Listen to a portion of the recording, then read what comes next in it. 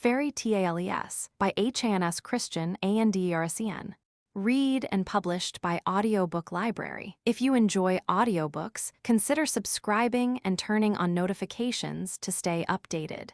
Feel free to like the video if you're enjoying it and share your thoughts or audiobook suggestions in the comments. A story in the garden, all the apple trees were in blossom.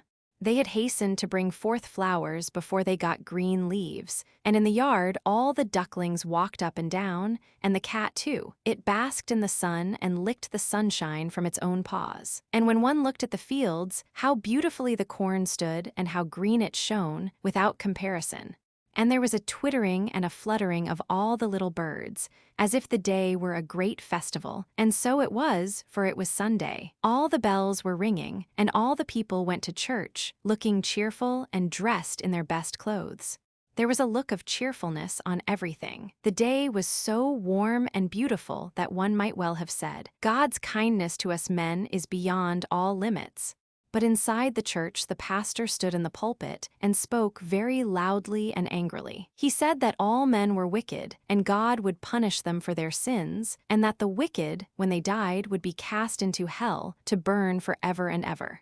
He spoke very excitedly, saying that their evil propensities would not be destroyed, nor would the fire be extinguished, and they should never find rest. That was terrible to hear, and he said it in such a tone of conviction. He described hell to them as a miserable hole where all the refuse of the world gathers. There was no air beside the hot burning sulfur flame, and there was no ground under their feet. They, the wicked ones, sank deeper and deeper, while eternal silence surrounded them. It was dreadful to hear all that, for the preacher spoke from his heart, and all the people in the church were terrified. Meanwhile, the birds sang merrily outside, and the sun was shining so beautifully warm, it seemed as though every little flower said, "God, thy kindness towards us all is without limits." Indeed, outside it was not at all like the pastor's sermon. The same evening, upon going to bed, the pastor noticed his wife sitting there quiet and pensive. "What is the matter with you?" he asked her. "Well, the matter with me is," she said, "that I cannot collect my thoughts and am unable to grasp the meaning of what you said today in church, that there are so many wicked people, and that they should burn eternally. Alas! Eternally? How long? I am only a woman and a sinner before God, but I should not have the heart to let even the worst sinner burn forever, and how could our Lord to do so, who is so infinitely good, and who knows how the wickedness comes from without and within? No, I am unable to imagine that, although you say so." It was autumn, the trees dropped their leaves, the earnest and severe pastor sat at the bedside of a dying person. A pious, faithful soul closed her eyes forever. She was the pastor's wife. "If anyone shall find rest in the grave and mercy, before our Lord you shall certainly do so," said the pastor.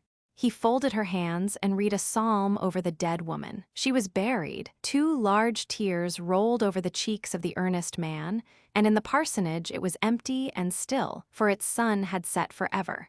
She had gone home. It was night. A cold wind swept over the pastor's head. He opened his eyes, and it seemed to him as if the moon was shining into his room. It was not so, however. There was a being standing before his bed and looking like the ghost of his deceased wife. She fixed her eyes upon him with such a kind and sad expression, just as if she wished to say something to him. The pastor raised himself in bed and stretched his arms towards her, saying, "Not even you can find eternal rest. You suffer, you best and most pious woman." The dead woman nodded her head as if to say, "Yes," and put her hand on her breast. "And can I not obtain rest in the grave for you?" "Yes," was the answer. "And how?" "Give me one hair, only one single hair, from the head of the sinner for whom the fire shall never be extinguished, of the sinner whom God will condemn to eternal punishment in hell." "Yes, one ought to be able to redeem you so easily, you pure, pious woman," he said. "Follow me," said the dead woman. "It is thus granted to us. By my side you will be able to fly wherever your thoughts wish to go. Invisible to men, we shall penetrate into their most secret chambers, but with sure hand you must find out him who is destined to eternal torture, and before the cock crows he must be found. as quickly as if carried by the winged thoughts they were in the great city, and from the walls the names of the deadly sins shone in flaming letters: pride, avarice, drunkenness, wantonness, in short, the whole seven-colored bow of sin. Yes, therein, as I believed, as I knew it, said the pastor, are living those who are abandoned to the eternal fire. And they were standing before the magnificently illuminated gate. The broad steps were adorned with carpets and flowers, and dance music was sounding through the festive halls. A footman dressed in silk and velvet stood with a large silver-mounted rod near the entrance. "Our ball can compare favorably with the king's," he said, and turned with contempt towards the gazing crowd in the street. What he thought was sufficiently expressed in his features and movements. "Miserable beggars, who are looking in, you are nothing in comparison to me." "Pride," said the dead woman, "do you see him?" The footman asked the pastor. "He is but a poor fool, and not doomed to be tortured eternally by fire, only a fool." It sounded through the whole house of Pride. They were all fools there. Then they flew within the four naked walls of the miser. Lean as a skeleton, trembling with cold and hunger, the old man was clinging with all his thoughts to his money. They saw him jump up feverishly from his miserable couch and take a loose stone out of the wall. There lay gold coins in an old stocking. They saw him anxiously feeling over an old ragged coat in which pieces of gold were sewn, and his clammy fingers trembled. "He is ill." That is madness, a joyless madness, besieged by fear and dreadful dreams. They quickly went away and came before the beds of the criminals. These unfortunate people slept side by side, in long rows. Like a ferocious animal, one of them rose out of his sleep and uttered a horrible cry, and gave his comrade a violent dig in the ribs with his pointed elbow, and this one turned round in his sleep. "Be quiet, monster, sleep. This happens every night." "Every night," repeated the other. "Yes, every night he comes and tortures me. In my violence, I have done this and that. I was born with an evil mind, which has brought me hither for the second time, but if I have done wrong, I suffer punishment for it. One thing, however, I have not yet confessed. When I came out a little while ago, and passed by the yard of my former master, evil thoughts rose within me when I remembered this and that. I struck a match a little bit on the wall. Probably it came a little too close to the thatched roof. All burnt down, a great heat rose, such as sometimes overcomes me. I myself helped to rescue cattle and things. Nothing alive burnt, except a flight of pigeons which flew into the fire and the yard dog of which I had not thought. One could hear him howl out of the fire, and this howling I still hear when I wish to sleep. And when I have fallen asleep, the great rough dog comes and places himself upon me, and howls, presses, and tortures me. Now listen to what I tell you. You can snore, you are snoring the whole night, and I hardly a quarter of an hour, and the blood rose to the head of the excited criminal. He threw himself upon his comrade, and beat him with his clenched fist in the face. "Wicked Mats has become mad again," they said amongst themselves. The other criminals seized him, wrestled with him, and bent him double, so that his head rested between his knees, and they tied him, so that the blood almost came out of his eyes and out of all his pores. "You are killing the unfortunate man," said the pastor, and as he stretched out his hand to protect him who already suffered too much, the scene changed. They flew through rich halls and wretched hovels. Wantonness and envy, all the deadly sins, passed before them. An angel of justice read their crimes and their defense. The latter was not a brilliant one, but it was read before God, who reads the heart, who knows everything, the wickedness that comes from within and from without, who is mercy and love personified. The pastor's hand trembled. He dared not stretch it out. He did not venture to pull a hair out of the sinner's head. And tears gushed from his eyes like a stream of mercy and love, the cooling waters of which extinguished the eternal fire of hell.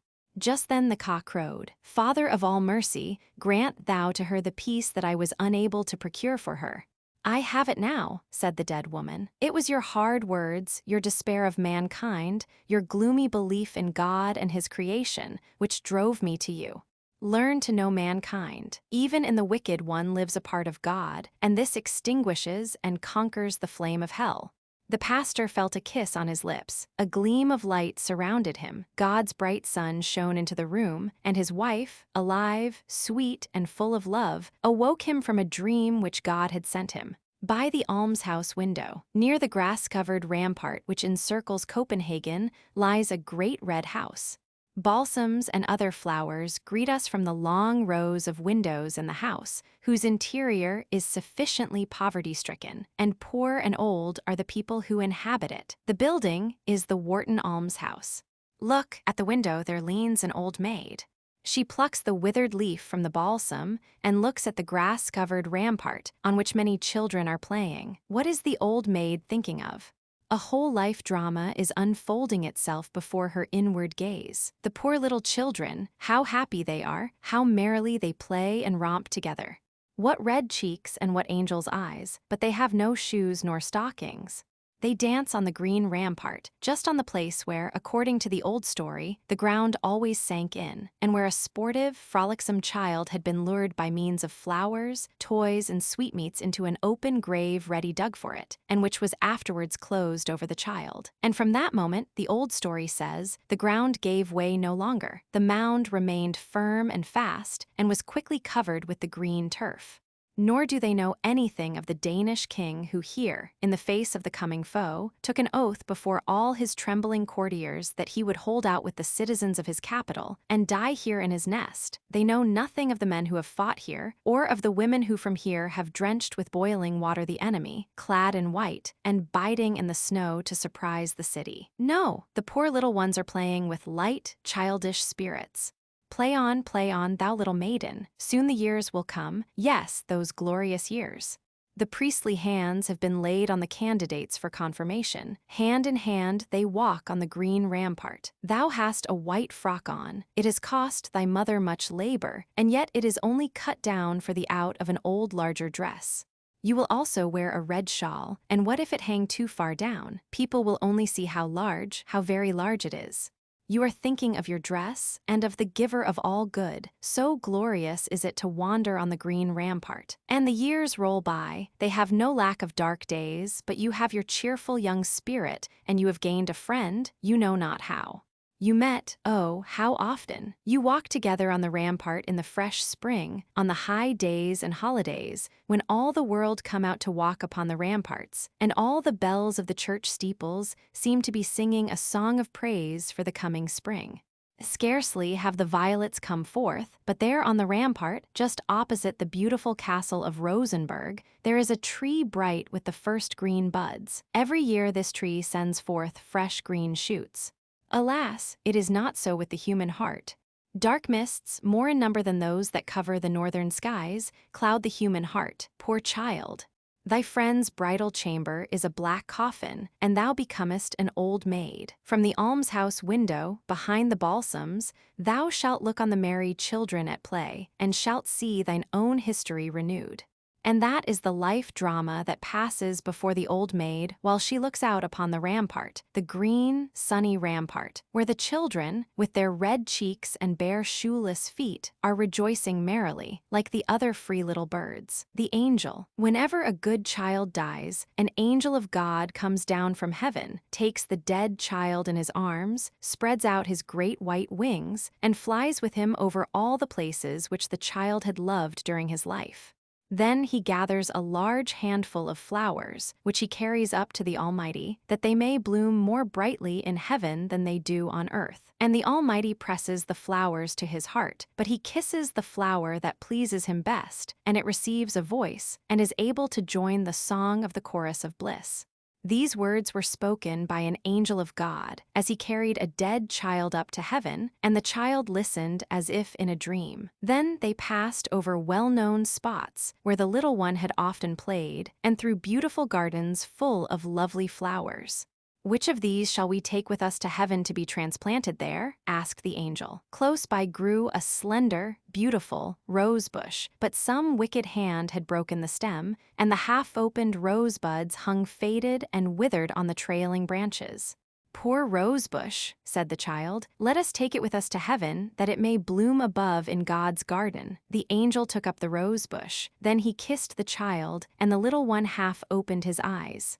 The angel gathered also some beautiful flowers, as well as a few humble buttercups and heartsease. "Now we have flowers enough," said the child, but the angel only nodded. He did not fly upward to heaven. It was night and quite still in the great town. Here they remained, and the angel hovered over a small, narrow street, in which lay a large heap of straw, ashes, and sweepings from the houses of people who had removed.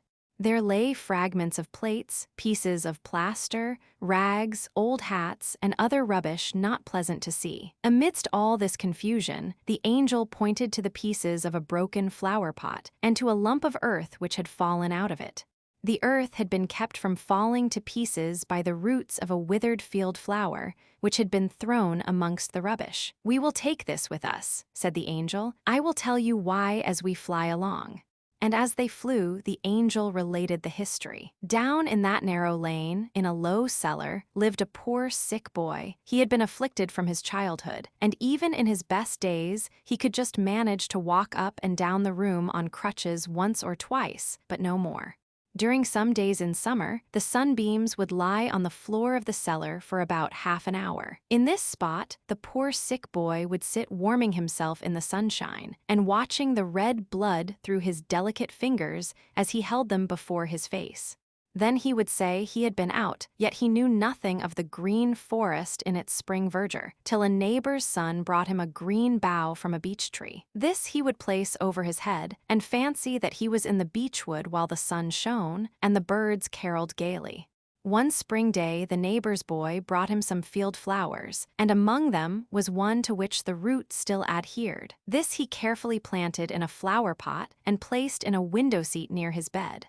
And the flower had been planted by a fortunate hand, for it grew, put forth fresh shoots, and blossomed every year. It became a splendid flower garden to the sick boy and his little treasure upon earth.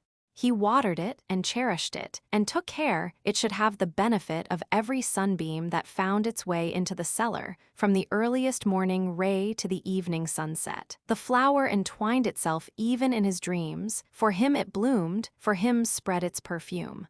And it gladdened his eyes, and to the flower he turned, even in death when the Lord called him. He has been 1 year with God.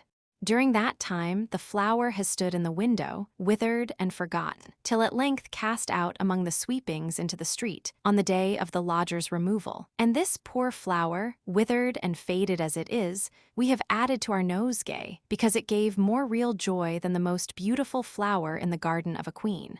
"But how do you know all this?" asked the child whom the angel was carrying to heaven. "I know it," said the angel, "because I myself was the poor sick boy who walked upon crutches, and I know my own flower well." Then the child opened his eyes and looked into the glorious, happy face of the angel, and at the same moment they found themselves in that heavenly home where all is happiness and joy. And God pressed the dead child to his heart, and wings were given him so that he could fly with the angel hand in hand. Then the Almighty pressed all the flowers to his heart, but he kissed the withered field flower, and it received a voice. Then it joined in the song of the angels, who surrounded the throne, some near, and others in a distant circle, but all equally happy. They all joined in the chorus of praise, both great and small, the good, happy child, and the poor field flower, that once lay withered and cast away on a heap of rubbish in a narrow, dark street. Anne Lisbeth. Anne Lisbeth was a beautiful young woman with a red and white complexion, glittering white teeth, and clear, soft eyes, and her footstep was light in the dance, but her mind was lighter still.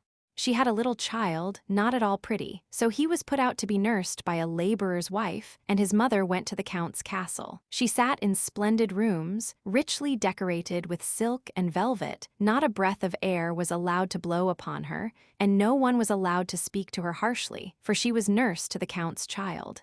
He was fair and delicate as a prince, and beautiful as an angel, and how she loved this child. Her own boy was provided for by being at the laborers, where the mouth watered more frequently than the pot boiled, and where in general no one was at home to take care of the child.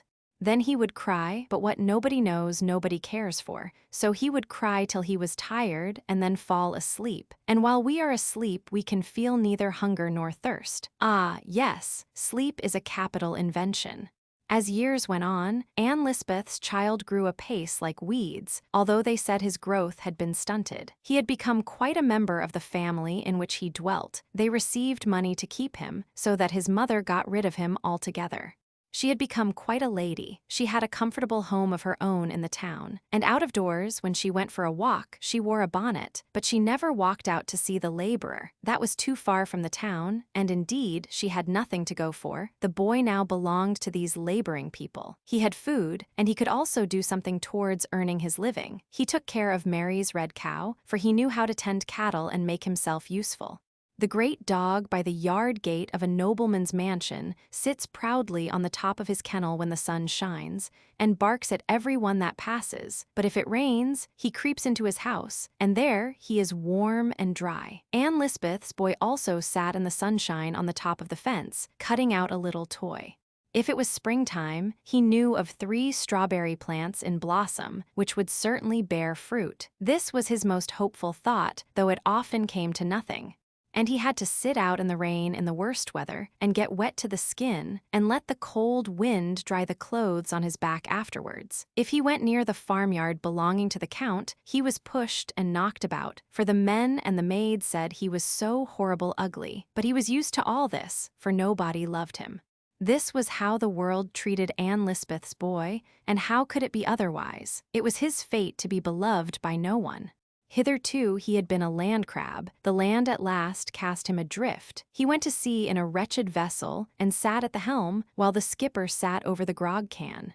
He was dirty and ugly, half frozen and half starved. He always looked as if he never had enough to eat, which was really the case. Late in the autumn, when the weather was rough, windy, and wet, and the cold penetrated through the thickest clothing, especially at sea, a wretched boat went out to sea with only 2 men on board, or, more correctly, a man and a half, for it was the skipper and his boy. There had only been a kind of twilight all day, and it soon grew quite dark and so bitterly cold that the skipper took a dram to warm him. The bottle was old, and the glass too. It was perfect in the upper part, but the foot was broken off, and it had therefore been fixed upon a little carved block of wood painted blue. A dram is a great comfort, and 2 are better still, thought the skipper, while the boy sat at the helm, which he held fast in his hard-seamed hands. He was ugly, and his hair was matted, and he looked crippled and stunted. They called him the field laborer's boy, though in the church register he was entered as Anne Lisbeth's son. The wind cut through the rigging, and the boat cut through the sea. The sails, filled by the wind, swelled out and carried them along in wild career. It was wet and rough above and below, and might still be worse. Hold, what is that? What has struck the boat? Was it a waterspout, or a heavy sea rolling suddenly upon them? Heaven help us, cried the boy at the helm, as the boat heeled over and lay on its beam ends. It had struck on a rock, which rose from the depths of the sea, and sank at once, like an old shoe in a puddle. It sank at once with mouse and man, as the saying is. There might have been mice on board, but only 1 man and a half, the skipper and the laborer's boy. No one saw it but the skimming seagulls and the fishes beneath the water, and even they did not see it properly, for they darted back with terror as the boat filled with water and sank. There it lay, scarcely a fathom below the surface, and those 2 were provided for, buried, and forgotten. The glass with the foot of blue wood was the only thing that did not sink, for the wood floated, and the glass drifted away to be cast upon the shore and broken. Where and when is indeed of no consequence. It had served its purpose, and it had been loved, which Anne Lisbeth's boy had not been. But in heaven no soul will be able to say, never loved. Anne Lisbeth had now lived in the town many years. She was called Madame, and felt dignified in consequence. She remembered the old, noble days in which she had driven in the carriage, and had associated with countess and baroness. Her beautiful, noble child had been a dear angel, and possessed the kindest heart. He had loved her so much, and she had loved him in return. They had kissed and loved each other, and the boy had been her joy, her second life. Now he was 14 years of age, tall, handsome, and clever. She had not seen him since she carried him in her arms, neither had she been for years to the Count's palace. It was quite a journey thither from the town. I must make one effort to go, said Anne Lisbeth, to see my darling, the Count's sweet child, and press him to my heart. Certainly he must long to see me, too, the young count. No doubt he thinks of me and loves me, as in those days when he would fling his angel arms round my neck and lisp, Anne Liz. It was music to my ears. Yes, I must make an effort to see him again. She drove across the country in a grazier's cart, and then got out and continued her journey on foot, and thus reached the count's castle. It was as great and magnificent as it had always been, and the garden looked the same as ever. All the servants were strangers to her. Not one of them knew Anne Lisbeth, nor of what consequence she had once been there. But she felt sure the countess would soon let them know it, and her darling boy, too. How she longed to see him. Now that Anne Lisbeth was at her journey's end, she was kept waiting a long time, and for those who wait, time passes slowly. But before the great people went in to dinner, she was called in and spoken to very graciously. She was to go in again after dinner, and then she would see her sweet boy once more. How tall and slender and thin he had grown, but the eyes and the sweet angel mouth were still beautiful. He looked at her, but he did not speak. He certainly did not know who she was. He turned round and was going away, but she seized his hand and pressed it to her lips. "Well, well," he said, and with that he walked out of the room. He who filled her every thought, he whom she loved best, and who was her whole earthly pride. Anne Lisbeth went forth from the castle into the public road, feeling mournful and sad. He whom she had nursed day and night, and even now carried about in her dreams, had been cold and strange, and had not a word or thought respecting her. A great black raven darted down in front of her on the high road, and croaked dismally. "Ah," said she, "what bird of ill omen art thou?" Presently she passed the laborer's hut. His wife stood at the door, and the two women spoke to each other. "You look well," said the woman. "You're fat and plump, you are well off." "Oh, yes," answered Anne Lisbeth. "The boat went down with them," continued the woman. "Hans, the skipper, and the boy were both drowned, so there's an end of them. I always thought the boy would be able to help me with a few dollars." "He'll never cost you anything more, Anne Lisbeth." "So they were drowned," repeated Anne Lisbeth, but she said no more, and the subject was dropped. She felt very low-spirited, because her count child had shown no inclination to speak to her who loved him so well, and who had traveled so far to see him. The journey had cost money too, and she had derived no great pleasure from it. Still she said not a word of all this. She could not relieve her heart by telling the laborer's wife, lest the latter should think she did not enjoy her former position at the castle. Then the raven flew over her, screaming again as he flew. "The black wretch," said Anne Lisbeth. "He will end by frightening me today." She had brought coffee and chicory with her, for she thought it would be a charity to the poor woman to give them to her to boil a cup of coffee, and then she would take a cup herself. The woman prepared the coffee, and in the meantime Anne Lisbeth seated her in a chair and fell asleep. Then she dreamed of something which she had never dreamed before. Singularly enough, she dreamed of her own child, who had wept and hungered in the laborer's hut, and had been knocked about in heat and in cold, and who was now lying in the depths of the sea, in a spot only known by God.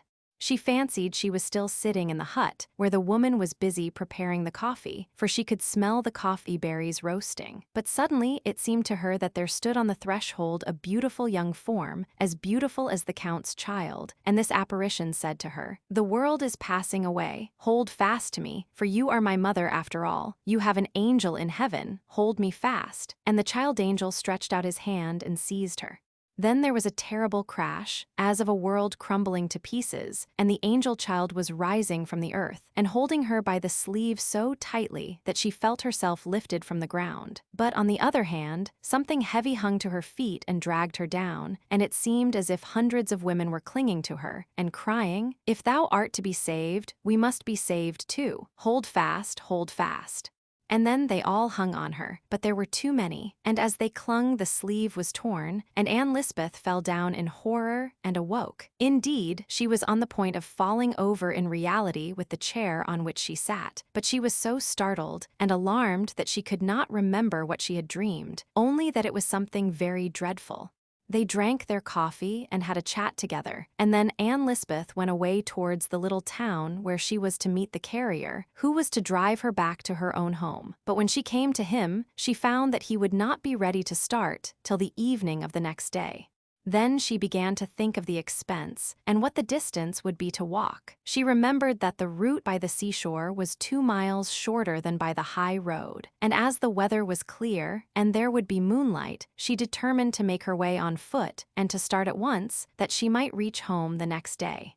The sun had set, and the evening bells sounded through the air from the tower of the village church. But to her it was not the bells, but the cry of the frogs in the marshes. Then they ceased, and all around became still. Not a bird could be heard, they were all at rest. Even the owl had not left her hiding place. Deep silence reigned on the margin of the wood by the seashore.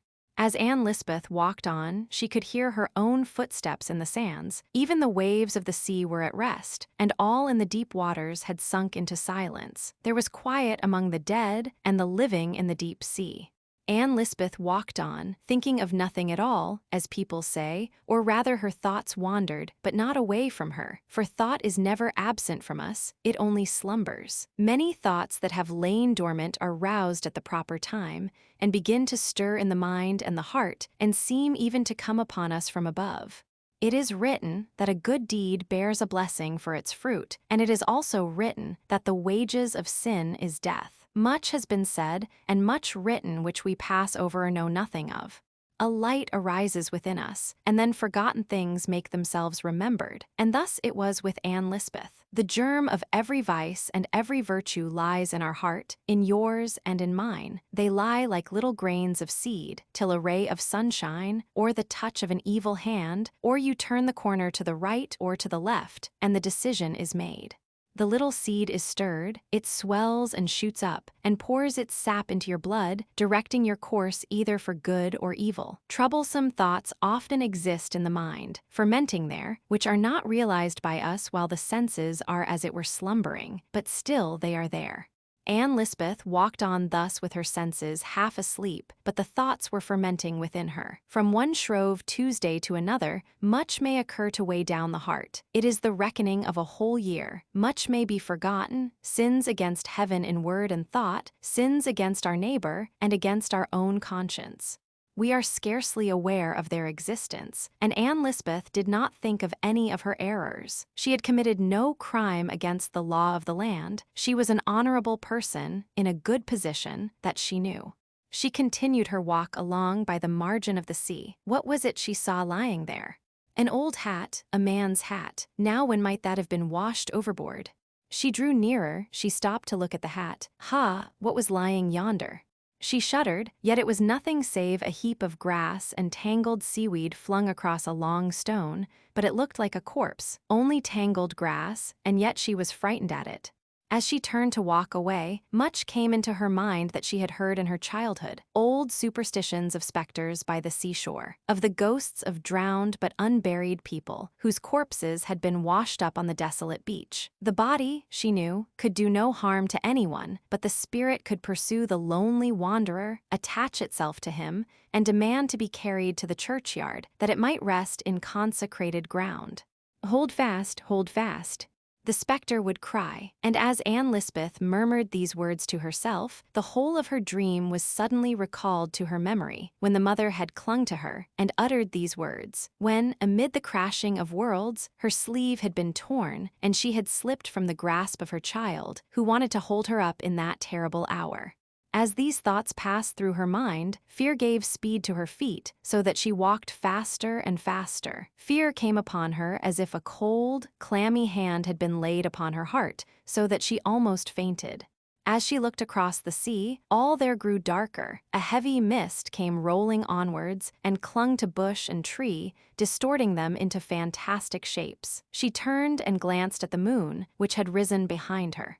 It looked like a pale, rayless surface, and a deadly weight seemed to hang upon her limbs. Hold, thought she, and then she turned round a second time to look at the moon.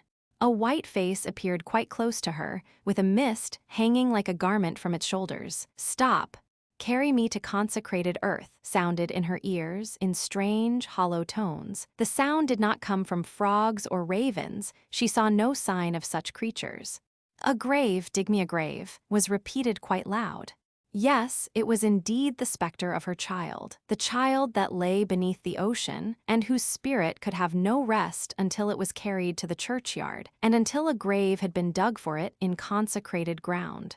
She would go there at once, and there she would dig. She turned in the direction of the church, and the weight on her heart seemed to grow lighter, and even to vanish altogether. But when she turned to go home by the shortest way, it returned. "Stop, stop," and the words came quite clear, though they were like the croak of a frog or the wail of a bird.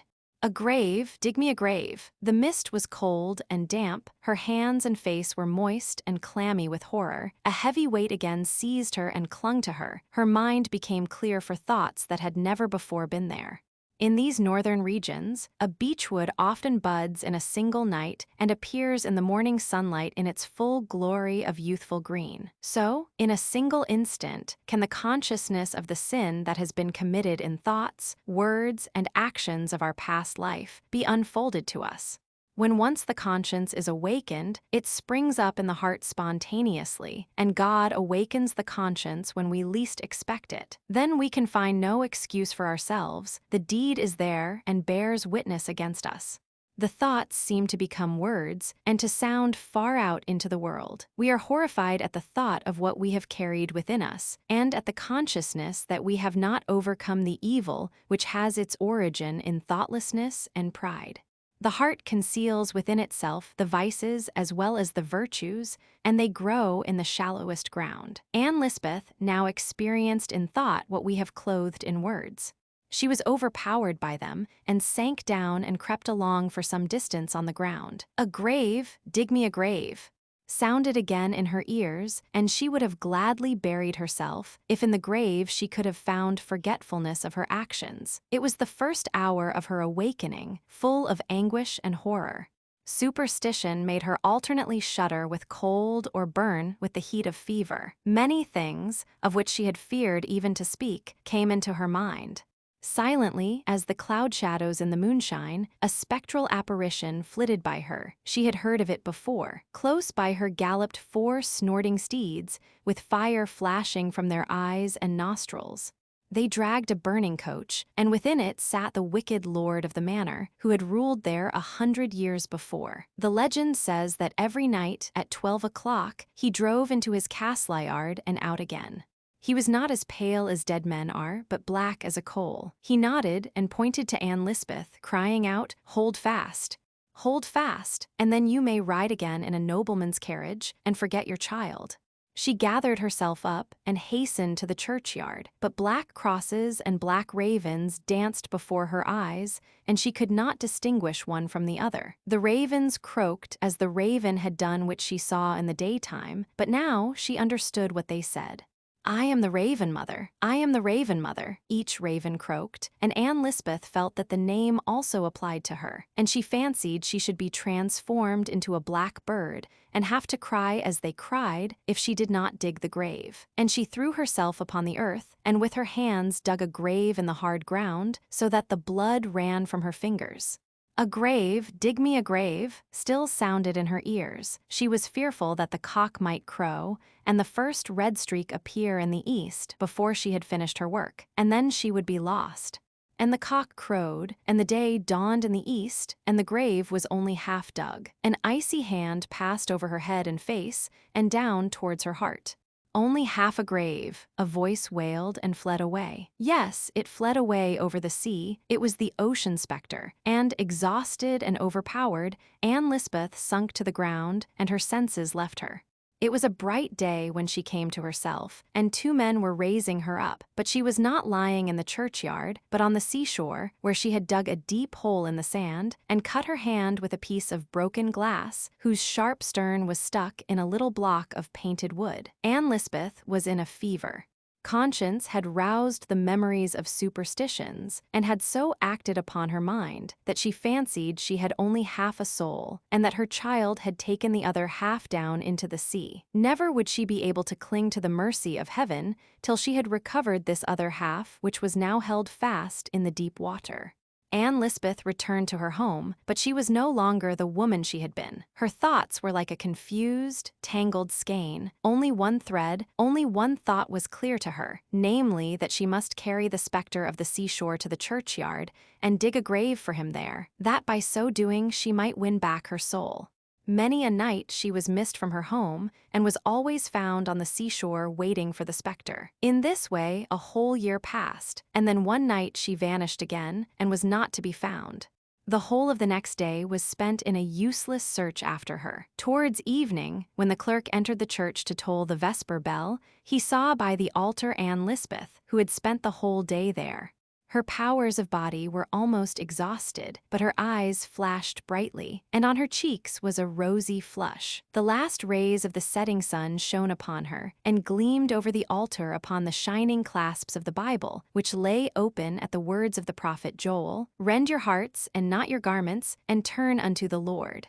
That was just a chance, people said, but do things happen by chance? In the face of Anne Lisbeth, lighted up by the evening sun, could be seen peace and rest. She said she was happy now, for she had conquered. The specter of the shore, her own child, had come to her the night before, and had said to her, "Thou hast dug me only half a grave, but thou hast now, for a year and a day, buried me altogether in thy heart, and it is there a mother can best hide her child." And then he gave her back her lost soul and brought her into the church. "Now I am in the house of God," she said, "and in that house we are happy." When the sun set, Anne Lisbeth's soul had risen to that region where there is no more pain, and Anne Lisbeth's troubles were at an end. The conceited apple branch, it was the month of May. The wind still blew cold, but from bush and tree, field and flower came the welcome sound, "Spring is come." Wildflowers in profusion covered the hedges. Under the little apple tree, Spring seemed busy, and told his tale from one of the branches which hung fresh and blooming, and covered with delicate pink blossoms that were just ready to open. The branch well knew how beautiful it was. This knowledge exists as much in the leaf as in the blood. I was therefore not surprised when a nobleman's carriage, in which sat the young countess, stopped in the road just by. She said that an apple branch was a most lovely object, and an emblem of spring in its most charming aspect. Then the branch was broken off for her, and she held it in her delicate hand, and sheltered it with her silk parasol.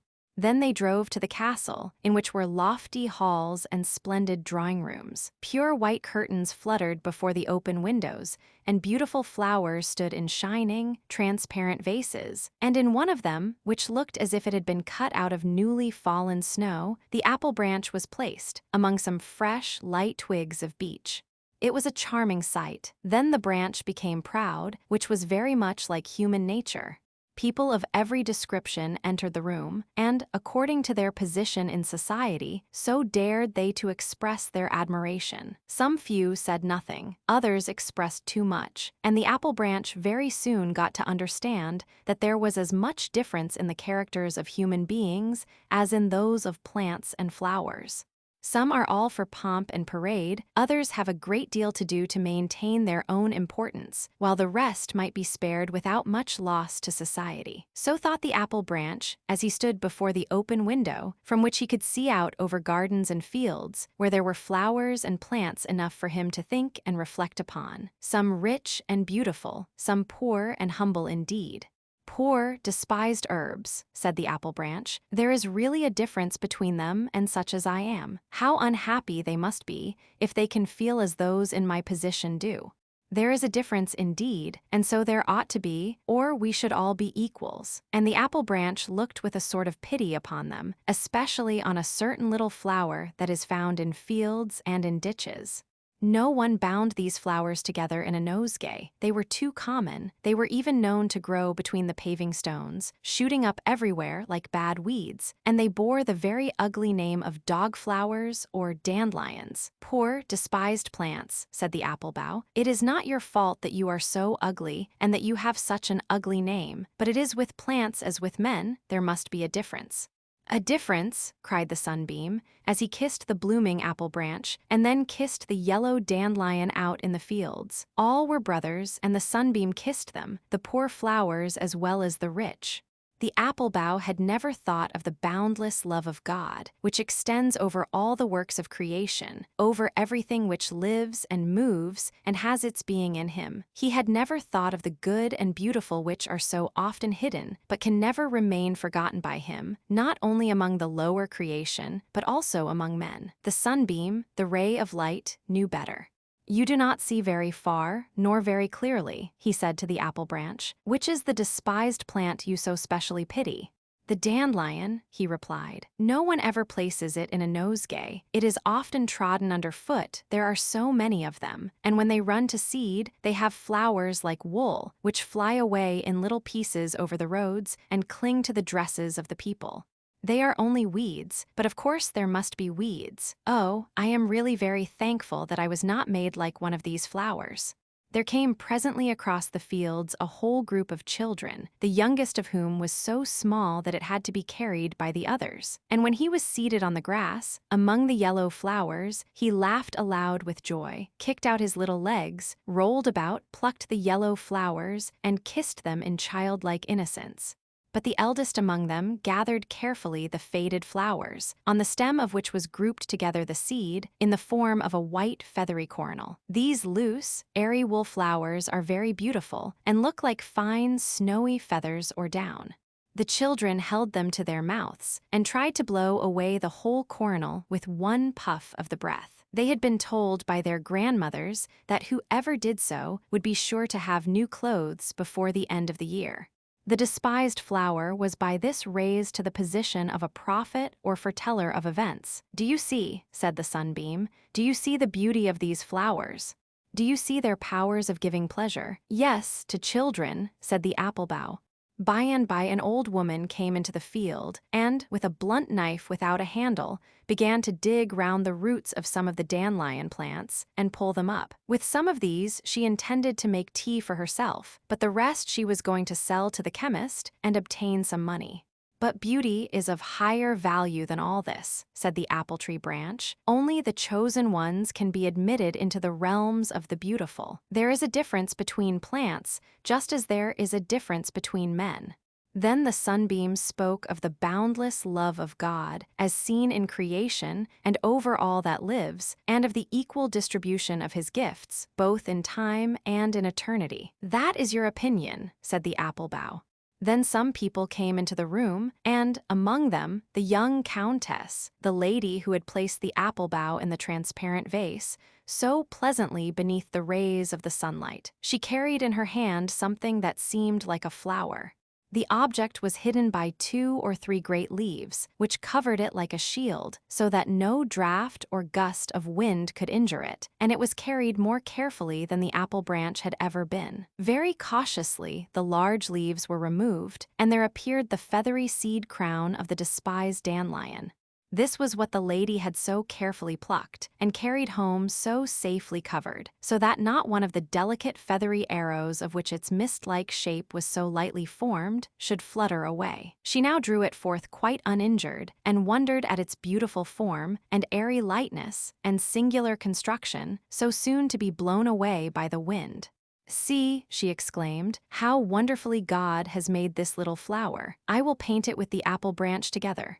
Everyone admires the beauty of the apple bough, but this humble flower has been endowed by heaven with another kind of loveliness, and although they differ in appearance, both are the children of the realms of beauty. Then the sunbeam kissed the lowly flower, and he kissed the blooming apple branch, upon whose leaves appeared a rosy blush. Beauty of form and beauty of mind. There was once a sculptor named Alfred, who, having won the large gold medal and obtained a traveling scholarship, went to Italy and then came back to his native land. He was young at that time. Indeed, he is young still, although he is 10 years older than he was then. On his return, he went to visit one of the little towns in the island of Zealand. The whole town knew who the stranger was, and one of the richest men in the place gave a party in his honor, and all who were of any consequence, or who possessed some property, were invited. It was quite an event, and all the town knew of it, so that it was not necessary to announce it by beat of drum. Apprentice boys, children of the poor, and even the poor people themselves stood before the house, watching the lighted windows, and the watchman might easily fancy he was giving a party also. There were so many people in the streets. There was quite an air of festivity about it, and the house was full of it, for Mr. Alfred, the sculptor, was there. He talked and told anecdotes, and everyone listened to him with pleasure, not unmingled with awe, but none felt so much respect for him as did the elderly widow of a naval officer. She seemed, so far as Mr. Alfred was concerned, to be like a piece of fresh blotting paper that absorbed all he said and asked for more. She was very appreciative and incredibly ignorant, a kind of female Gaspar Hauser. "I should like to see Rome," she said. "It must be a lovely city, or so many foreigners would not be constantly arriving there. Now, do give me a description of Rome. How does the city look when you enter in at the gate?" "I cannot very well describe it," said the sculptor, "but you enter on a large open space, in the center of which stands an obelisk, which is 1,000 years old." "An organist!" exclaimed the lady, who had never heard the word obelisk. Several of the guests could scarcely forbear laughing, and the sculptor would have had some difficulty in keeping his countenance, but the smile on his lips faded away, for he caught sight of a pair of dark blue eyes close by the side of the inquisitive lady. They belonged to her daughter, and surely no one who had such a daughter could be silly. The mother was like a fountain of questions, and the daughter, who listened but never spoke, might have passed for the beautiful maid of the fountain. How charming she was! She was a study for the sculptor to contemplate, but not to converse with, for she did not speak, or, at least, very seldom. "Has the Pope a great family?" inquired the lady. The young man answered considerately, as if the question had been a different one. "No, he does not come from a great family." "That is not what I asked," persisted the widow. "I mean, has he a wife and children?" "The Pope is not allowed to marry," replied the gentleman. "I don't like that," was the lady's remark. She certainly might have asked more sensible questions, but if she had not been allowed to say just what she liked, would her daughter have been there, leaning so gracefully on her shoulder and looking straight before her, with a smile that was almost mournful on her face? "Beautiful Italy," sighed some of the guests. "Oh, to travel there!" exclaimed others. "Charming, charming," echoed from every voice. "I may perhaps win $100,000 in the lottery," said the naval officer's widow. "And if I do, we will travel, I and my daughter. And you, Mr. Alfred, must be our guide. We can all three travel together with one or two more of our good friends." And she nodded in such a friendly way at the company that each imagined himself to be the favored person who was to accompany them to Italy. "Yes, we must go," she continued, "but not to those parts where there are robbers. We will keep to Rome. In the public roads one is always safe." The daughter sighed very gently, and how much there may be in a sigh, or attributed to it, the young man attributed a great deal of meaning to this sigh. Those deep blue eyes, which had been lit up this evening in honor of him, must conceal treasures, treasures of heart and mind, richer than all the glories of Rome. And so when he left the party that night, he had lost it completely to the young lady. The house of the naval officer's widow was the one most constantly visited by Mr. Alfred, the sculptor. It was soon understood that his visits were not intended for that lady, though they were the persons who kept up the conversation. He came for the sake of the daughter. They called her Kayla. Her name was really Karen Maelna, and these two names had been contracted into the one name Kayla. She was really beautiful, but some said she was rather dull and slept late of a morning. "She has been accustomed to that," her mother said. "She is a beauty, and they are always easily tired. She does sleep rather late, but that makes her eyes so clear." What power seemed to lie in the depths of those dark eyes? The young man felt the truth of the proverb, "Still waters run deep," and his heart had sunk into their depths. He often talked of his adventures, and the mamma was as simple and eager in her questions as on the first evening they met. It was a pleasure to hear Alfred describe anything. He showed them colored plates of Naples and spoke of excursions to Mount Vesuvius and the eruptions of fire from it. The naval officer's widow had never heard of them before. "Good heavens!" she exclaimed. So that is a burning mountain, but is it not very dangerous to the people who live near it? Whole cities have been destroyed, he replied. For instance, Herculaneum and Pompeii. Oh, the poor people, and you saw all that with your own eyes. No, I did not see any of the eruptions which are represented in those pictures, but I will show you a sketch of my own, which represents an eruption I once saw. He placed a pencil sketch on the table, and Mamma, who had been overpowered with the appearance of the colored plates, threw a glance at the pale drawing and cried in astonishment, "What, did you see it throw up white fire?" For a moment, Alfred's respect for Kayla's mama underwent a sudden shock and lessened considerably, but dazzled by the light which surrounded Kayla, he soon found it quite natural that the old lady should have no eye for color. After all, it was of very little consequence, for Kayla's mama had the best of all possessions, namely, Kayla herself.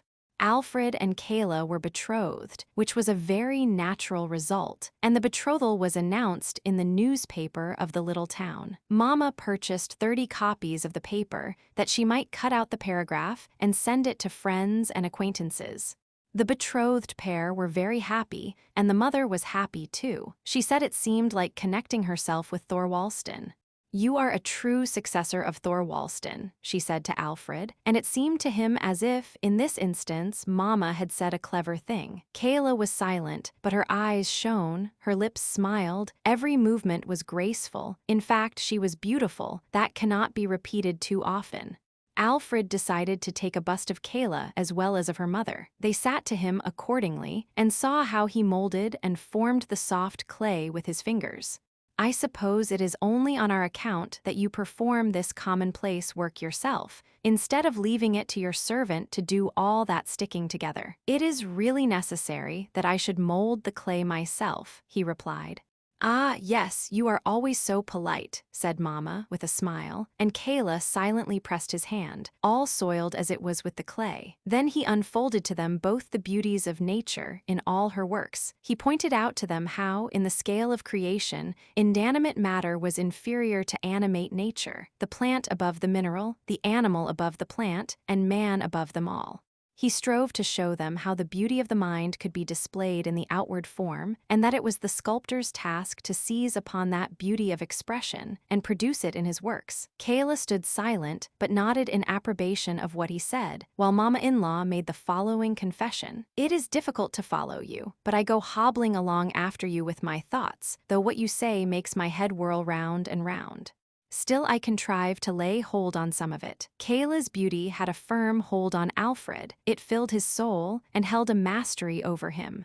Beauty beamed from Kayla's every feature, glittered in her eyes, lurked in the corners of her mouth, and pervaded every movement of her agile fingers. Alfred, the sculptor, saw this. He spoke only to her, thought only of her, and the two became one, and so it may be said she spoke much, for he was always talking to her, and he and she were one. Such was the betrothal, and then came the wedding, with bridesmaids and wedding presents, all duly mentioned in the wedding speech. Mama-in-law had set up Thorwaldsen's bust at the end of the table, attired in a dressing gown. It was her fancy that he should be a guest. Songs were sung and cheers given, for it was a gay wedding and they were a handsome pair. "Pygmalion loved his Galatea," said one of the songs. "Ah, that is some of your mythologies," said Mama-in-law. Next day the youthful pair started for Copenhagen, where they were to live. Mama-in-law accompanied them to attend to the coursework, as she always called the domestic arrangements. Kayla looked like a doll in a doll's house, for everything was bright and new and so fine. There they sat, all three, and as for Alfred, a proverb may describe his position. He looked like a swan amongst the geese. The magic of form had enchanted him. He had looked at the casket without caring to inquire what it contained, and that omission often brings the greatest unhappiness into married life. The casket may be injured, the gilding may fall off, and then the purchaser regrets his bargain. In a large party, it is very disagreeable to find a button giving way, with no studs at hand to fall back upon. But it is worse still in a large company to be conscious that your wife and mother-in-law are talking nonsense, and that you cannot depend upon yourself to produce a little ready wit to carry off the stupidity of the whole affair. The young married pair often sat together hand in hand. He would talk, but she could only now and then let fall a word in the same melodious voice, the same bell-like tones. It was a mental relief when Sophie, one of her friends, came to pay them a visit. Sophie was not pretty. She was, however, quite free from any physical deformity, although Kayla used to say she was a little crooked, but no eye, save an intimate acquaintance, would have noticed it. She was a very sensible girl, yet it never occurred to her that she might be a dangerous person in such a house. Her appearance created a new atmosphere in the doll's house, and air was really required. They all owned that. They felt the want of a change of air, and consequently the young couple and their mother traveled to Italy. "Thank heaven we are at home again within our own four walls," said Mama-in-law and daughter both, on their return after a year's absence. "There is no real pleasure in traveling," said Mama. "To tell the truth, it's very wearisome. I beg pardon for saying so. I was soon very tired of it, although I had my children with me, and besides, it's very expensive work traveling, very expensive. And all those galleries one is expected to see, and the quantity of things you are obliged to run after. It must be done, for very shame. You are sure to be asked when you come back if you have seen everything, and will most likely be told that you've omitted to see what was best worth seeing of all. I got tired at last of those endless Madonnas. I began to think I was turning into a Madonna myself. And then the living, Mama," said Kayla. "Yes, indeed," she replied. "No such a thing as a respectable meat soup. Their cookery is miserable stuff." The journey had also tired Kayla, but she was always fatigued. That was the worst of it. So they sent for Sophie, and she was taken into the house to reside with them, and her presence there was a great advantage. Mama-in-law acknowledged that Sophie was not only a clever housewife, but well-informed and accomplished, though that could hardly be expected in a person of her limited means.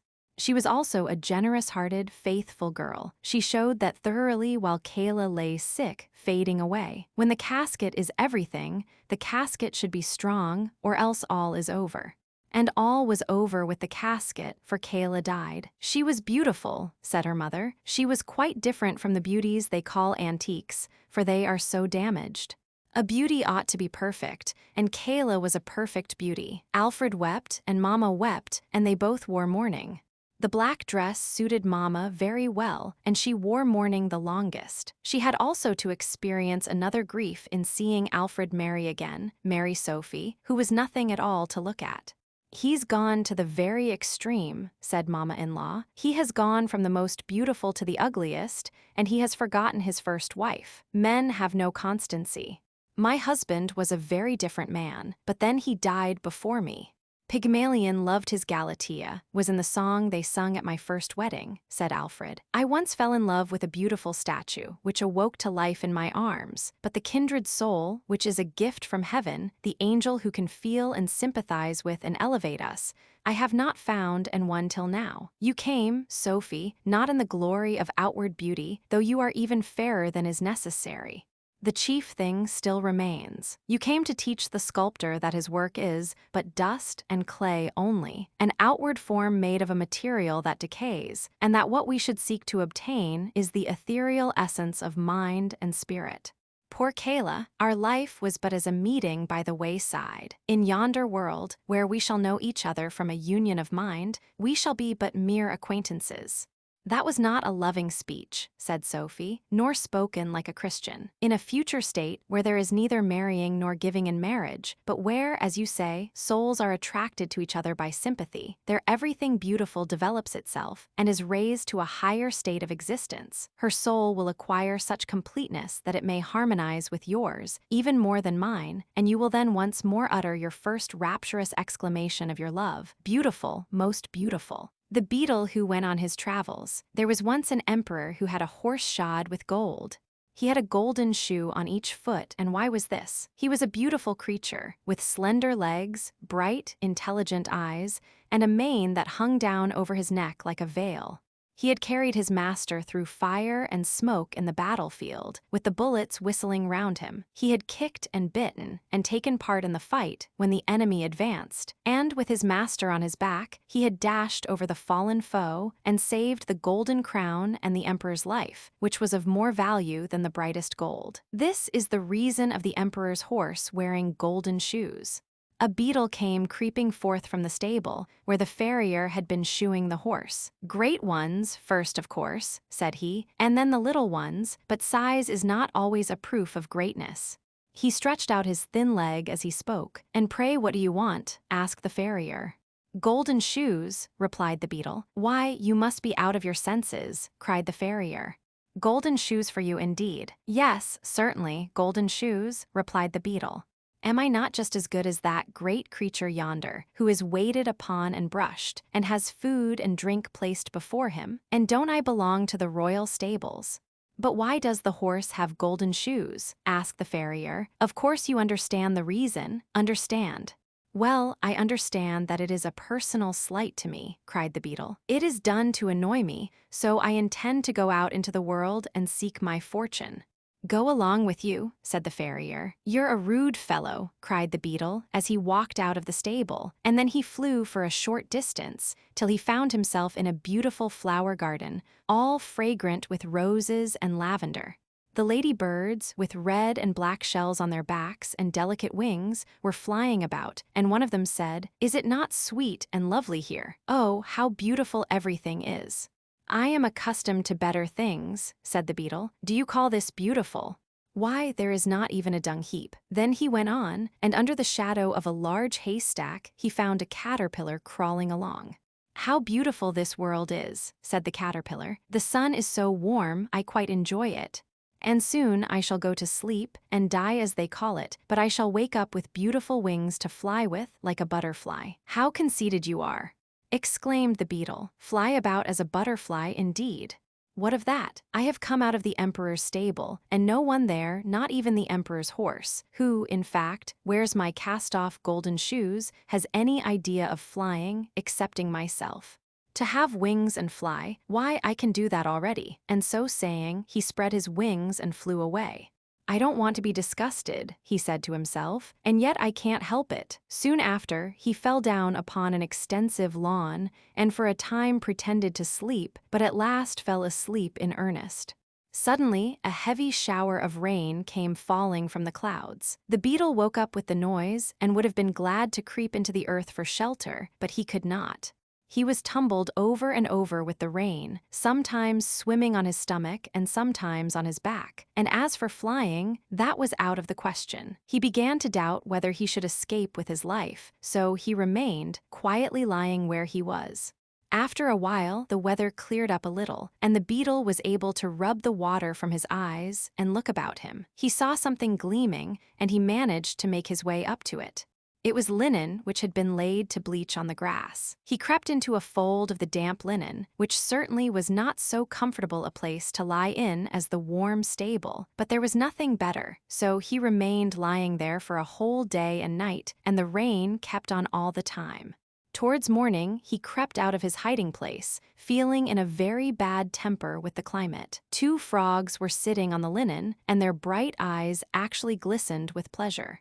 "Wonderful weather this," cried one of them, "and so refreshing. This linen holds the water together so beautifully that my hind legs quiver as if I were going to swim." "I should like to know," said another, "if the swallow who flies so far in her many journeys to foreign lands ever met with a better climate than this. What delicious moisture! It is as pleasant as lying in a wet ditch. I am sure anyone who does not enjoy this has no love for his fatherland." "Have you ever been in the emperor's stable?" asked the beetle. "There the moisture is warm and refreshing. That's the climate for me, but I could not take it with me on my travels. Is there not even a dunghill here in this garden, where a person of rank like myself could take up his abode and feel at home?" But the frogs either did not or would not understand him.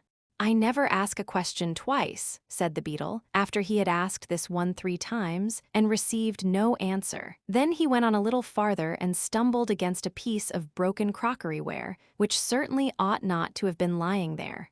But as it was there, it formed a good shelter against wind and weather to several families of earwigs who dwelt in it. Their requirements were not many, they were very sociable, and full of affection for their children, so much so that each mother considered her own child the most beautiful and clever of them all. "Our dear son has engaged himself," said one mother. "Dear innocent boy, his greatest ambition is that he may one day creep into a clergyman's ear. That is a very artless and lovable wish, and being engaged will keep him steady." "What happiness for a mother! Our son," said another, "had scarcely crept out of the egg when he was off on his travels. He is all life and spirits. I expect he will wear out his horns with running. How charming this is for a mother, is it not, Mr. Beetle?" For she knew the stranger by his horny coat. "You are both quite right," said he, so they begged him to walk in, that is to come as far as he could under the broken piece of earthenware. "Now you shall also see my little earwigs," said a third and a fourth mother. "They are lovely little things and highly amusing. They are never ill-behaved, except when they are uncomfortable in their inside, which unfortunately often happens at their age." Thus each mother spoke of her baby, and their babies talked after their own fashion, and made use of the little nippers they have in their tails to nip the beard of the beetle. "They are always busy about something, the little rogues," said the mother, beaming with maternal pride. But the beetle felt it a bore, and he therefore inquired the way to the nearest dung heap. "That is quite out in the great world on the other side of the ditch," answered an earwig. "I hope none of my children will ever go so far, it would be the death of me. But I shall try to get so far," said the beetle, and he walked off without taking any formal leave, which is considered a polite thing to do. When he arrived at the ditch, he met several friends, all them beetles. "We live here," they said, "and we are very comfortable. May we ask you to step down into this rich mud? You must be fatigued after your journey." "Certainly," said the beetle. "I shall be most happy. I have been exposed to the rain, and have had to lie upon linen, and cleanliness is a thing that greatly exhausts me. I have also pains in one of my wings from standing in the draught under a piece of broken crockery. It is really quite refreshing to be with one's own kindred again." "Perhaps you came from a dung heap," observed the oldest of them. "No, indeed, I came from a much grander place," replied the beetle. "I came from the emperor's stable, where I was born, with golden shoes on my feet. I am traveling on a secret embassy, but you must not ask me any questions, for I cannot betray my secret." Then the beetle stepped down into the rich mud, where sat 3 young lady beetles, who tittered because they did not know what to say. "None of them are engaged yet," said their mother, and the beetle maidens tittered again, this time quite in confusion. "I have never seen greater beauties, even in the royal stables," exclaimed the beetle, who was now resting himself. "Don't spoil my girls," said the mother, "and don't talk to them, pray, unless you have serious intentions." But of course the beetle's intentions were serious, and after a while our friend was engaged.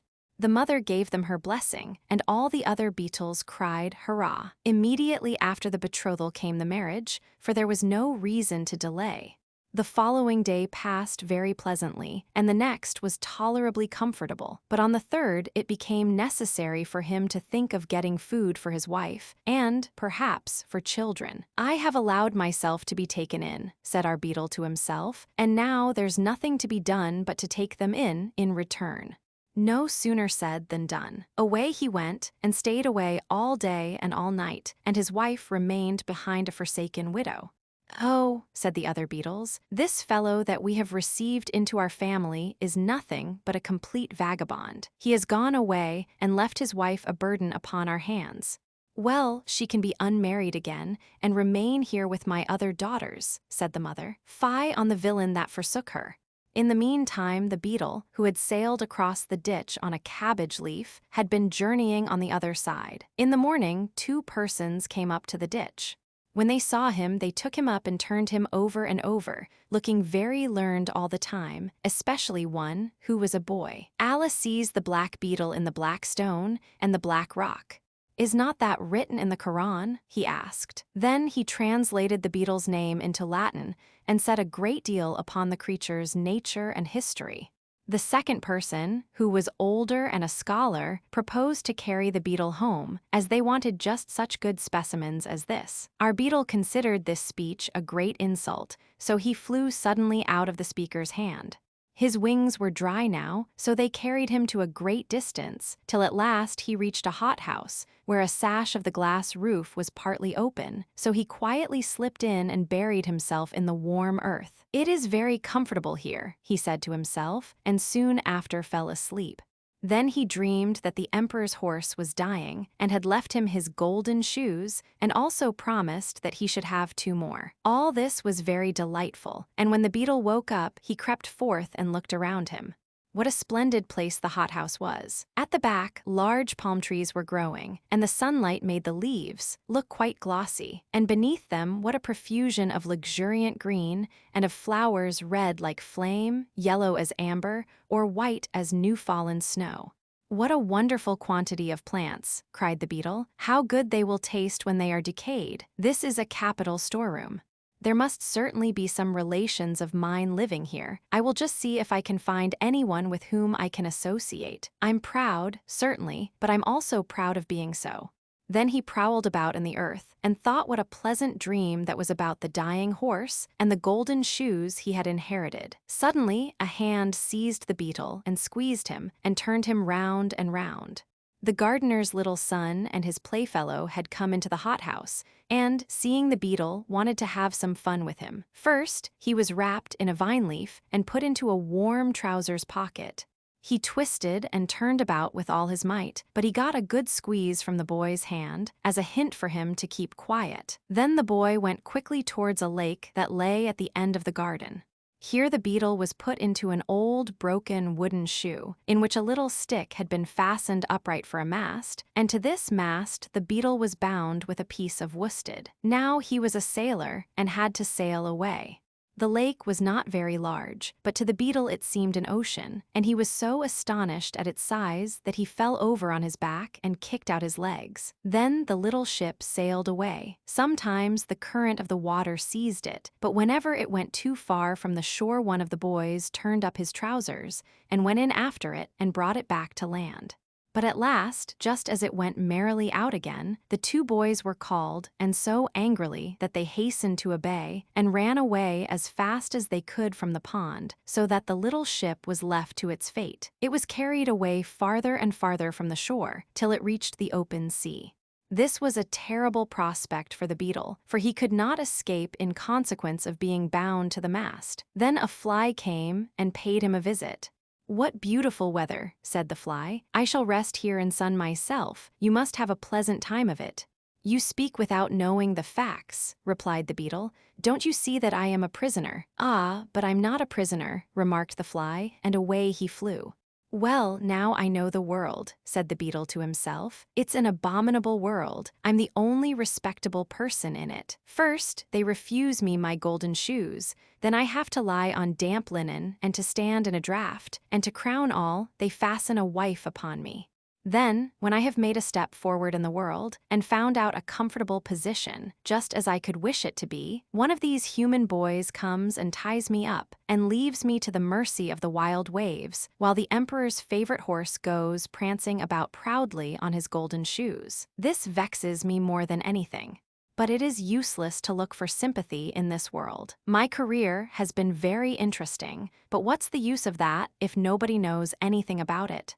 The world does not deserve to be made acquainted with my adventures, for it ought to have given me golden shoes when the emperor's horse was shod, and I stretched out my feet to be shod, too. If I had received golden shoes, I should have been an ornament to the stable. Now I am lost to the stable and to the world. It is all over with me, but all was not yet over. A boat, in which were a few young girls, came rowing up. "Look, yonder is an old wooden shoe sailing along," said one of the younger girls.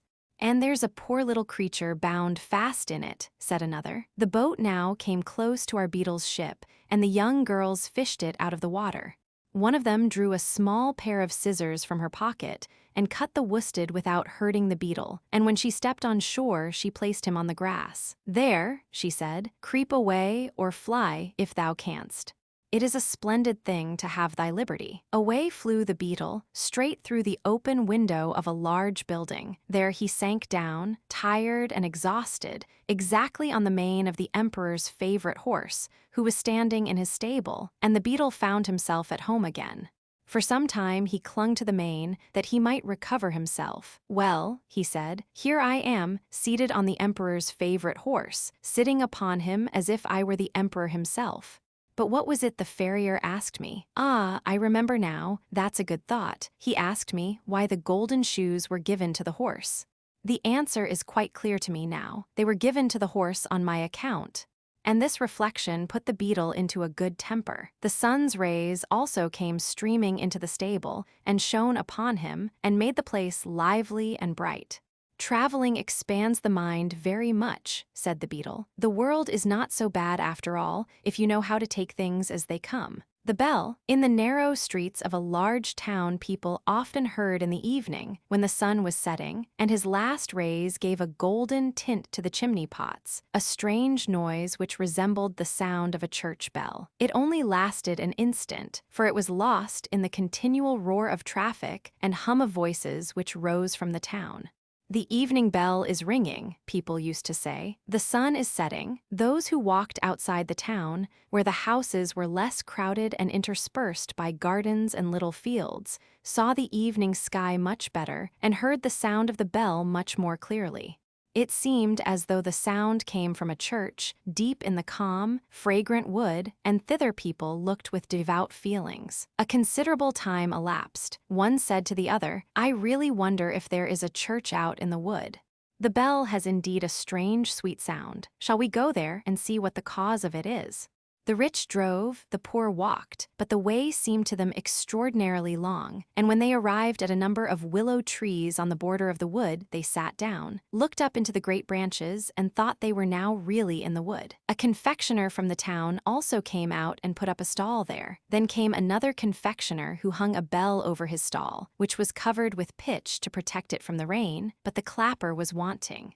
When people came home, they used to say that it had been very romantic, and that really means something else than merely taking tea. 3 persons declared that they had gone as far as the end of the wood. They had always heard the strange sound, but there it seemed to them as if it came from the town.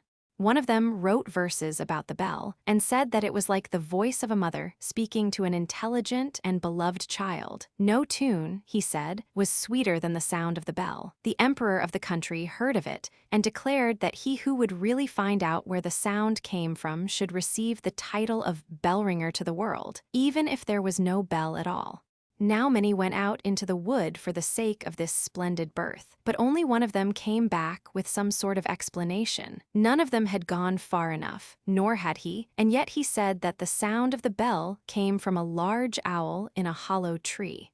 It was a wisdom owl, which continually knocked its head against the tree, but he was unable to say with certainty whether its head or the hollow trunk of the tree was the cause of the noise. He was appointed bellringer to the world, and wrote every year a short dissertation on the owl, but by this means people did not become any wiser than they had been before.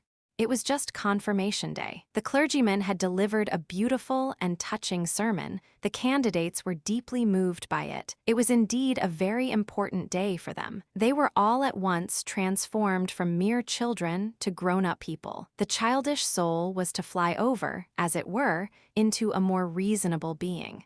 The sun shone most brightly, and the sound of the great unknown bell was heard more distinctly than ever. They had a mind to go thither, all except 3. One of them wished to go home and try on her ball dress, for this very dress and the ball were the cause of her being confirmed this time, otherwise she would not have been allowed to go. The second, a poor boy, had borrowed a coat and a pair of boots from the son of his landlord to be confirmed in, and he had to return them at a certain time. The third said that he never went into strange places if his parents were not with him. He had always been a good child and wished to remain so, even after being confirmed, and they ought not to tease him for this. They, however, did it all the same. These 3, therefore, did not go. The others went on. The sun was shining, the birds were singing, and the confirmed children sang too, holding each other by the hand, for they had no position yet, and they were all equal in the eyes of God. Two of the smallest soon became tired and returned to the town. Two little girls sat down and made garlands of flowers. They, therefore, did not go on.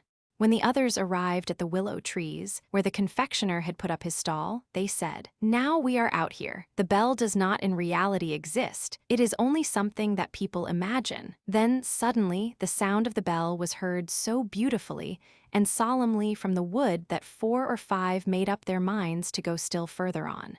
The wood was very thickly grown. It was difficult to advance. Wood lilies and anemones grew almost too high. Flowering convolvuli and brambles were hanging like garlands from tree to tree, while the nightingales were singing and the sunbeams played. That was very beautiful, but the way was unfit for the girls. They would have torn their dresses. Large rocks, covered with moss of various hues, were lying about. The fresh spring water rippled forth with a peculiar sound. "I don't think that can be the bell," said one of the confirmed children, and then he lay down and listened.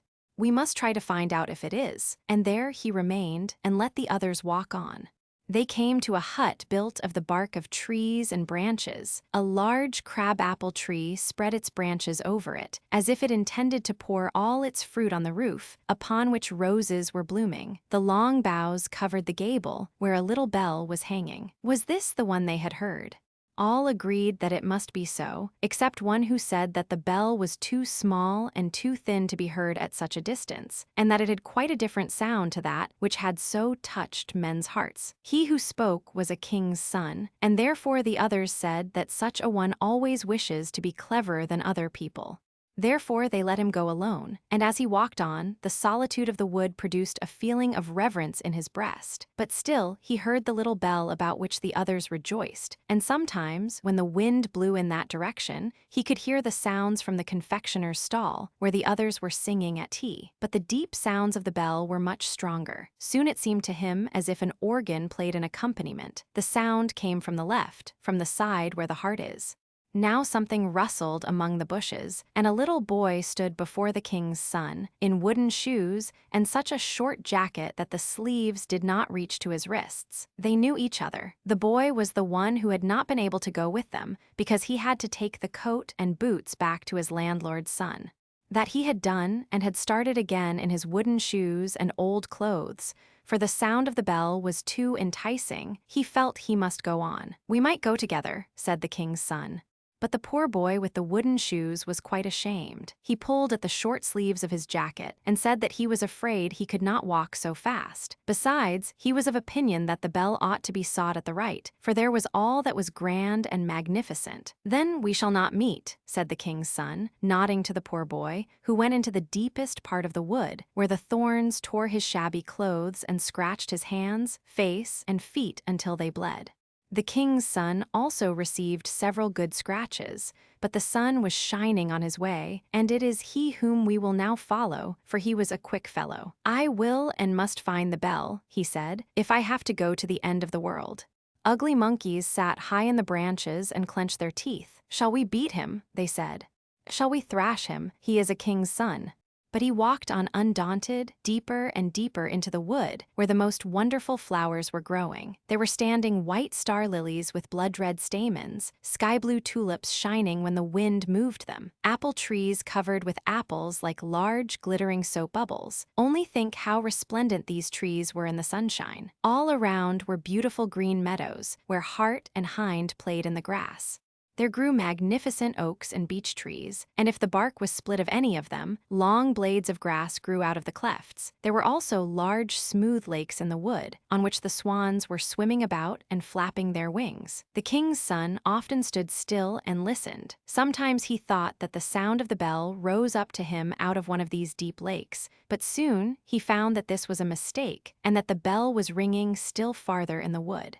Then the sun set, the clouds were as red as fire. It became quiet in the wood. He sank down on his knees, sang an evening hymn, and said, "I shall never find what I am looking for. Now the sun is setting, and the night, the dark night, is approaching." Yet I may perhaps see the round sun once more before he disappears beneath the horizon. I will climb up these rocks. They are as high as the highest trees." And then, taking hold of the creepers and roots, he climbed up on the wet stones, where water snakes were wriggling and the toads, as it were, barked at him. He reached the top before the sun, seen from such a height, had quite set. Oh, what a splendor! The sea, the great majestic sea, which was rolling its long waves against the shore, stretched out before him, and the sun was standing like a large, bright altar, and there where sea and heaven met, all melted together in the most glowing colors. The wood was singing, and his heart too.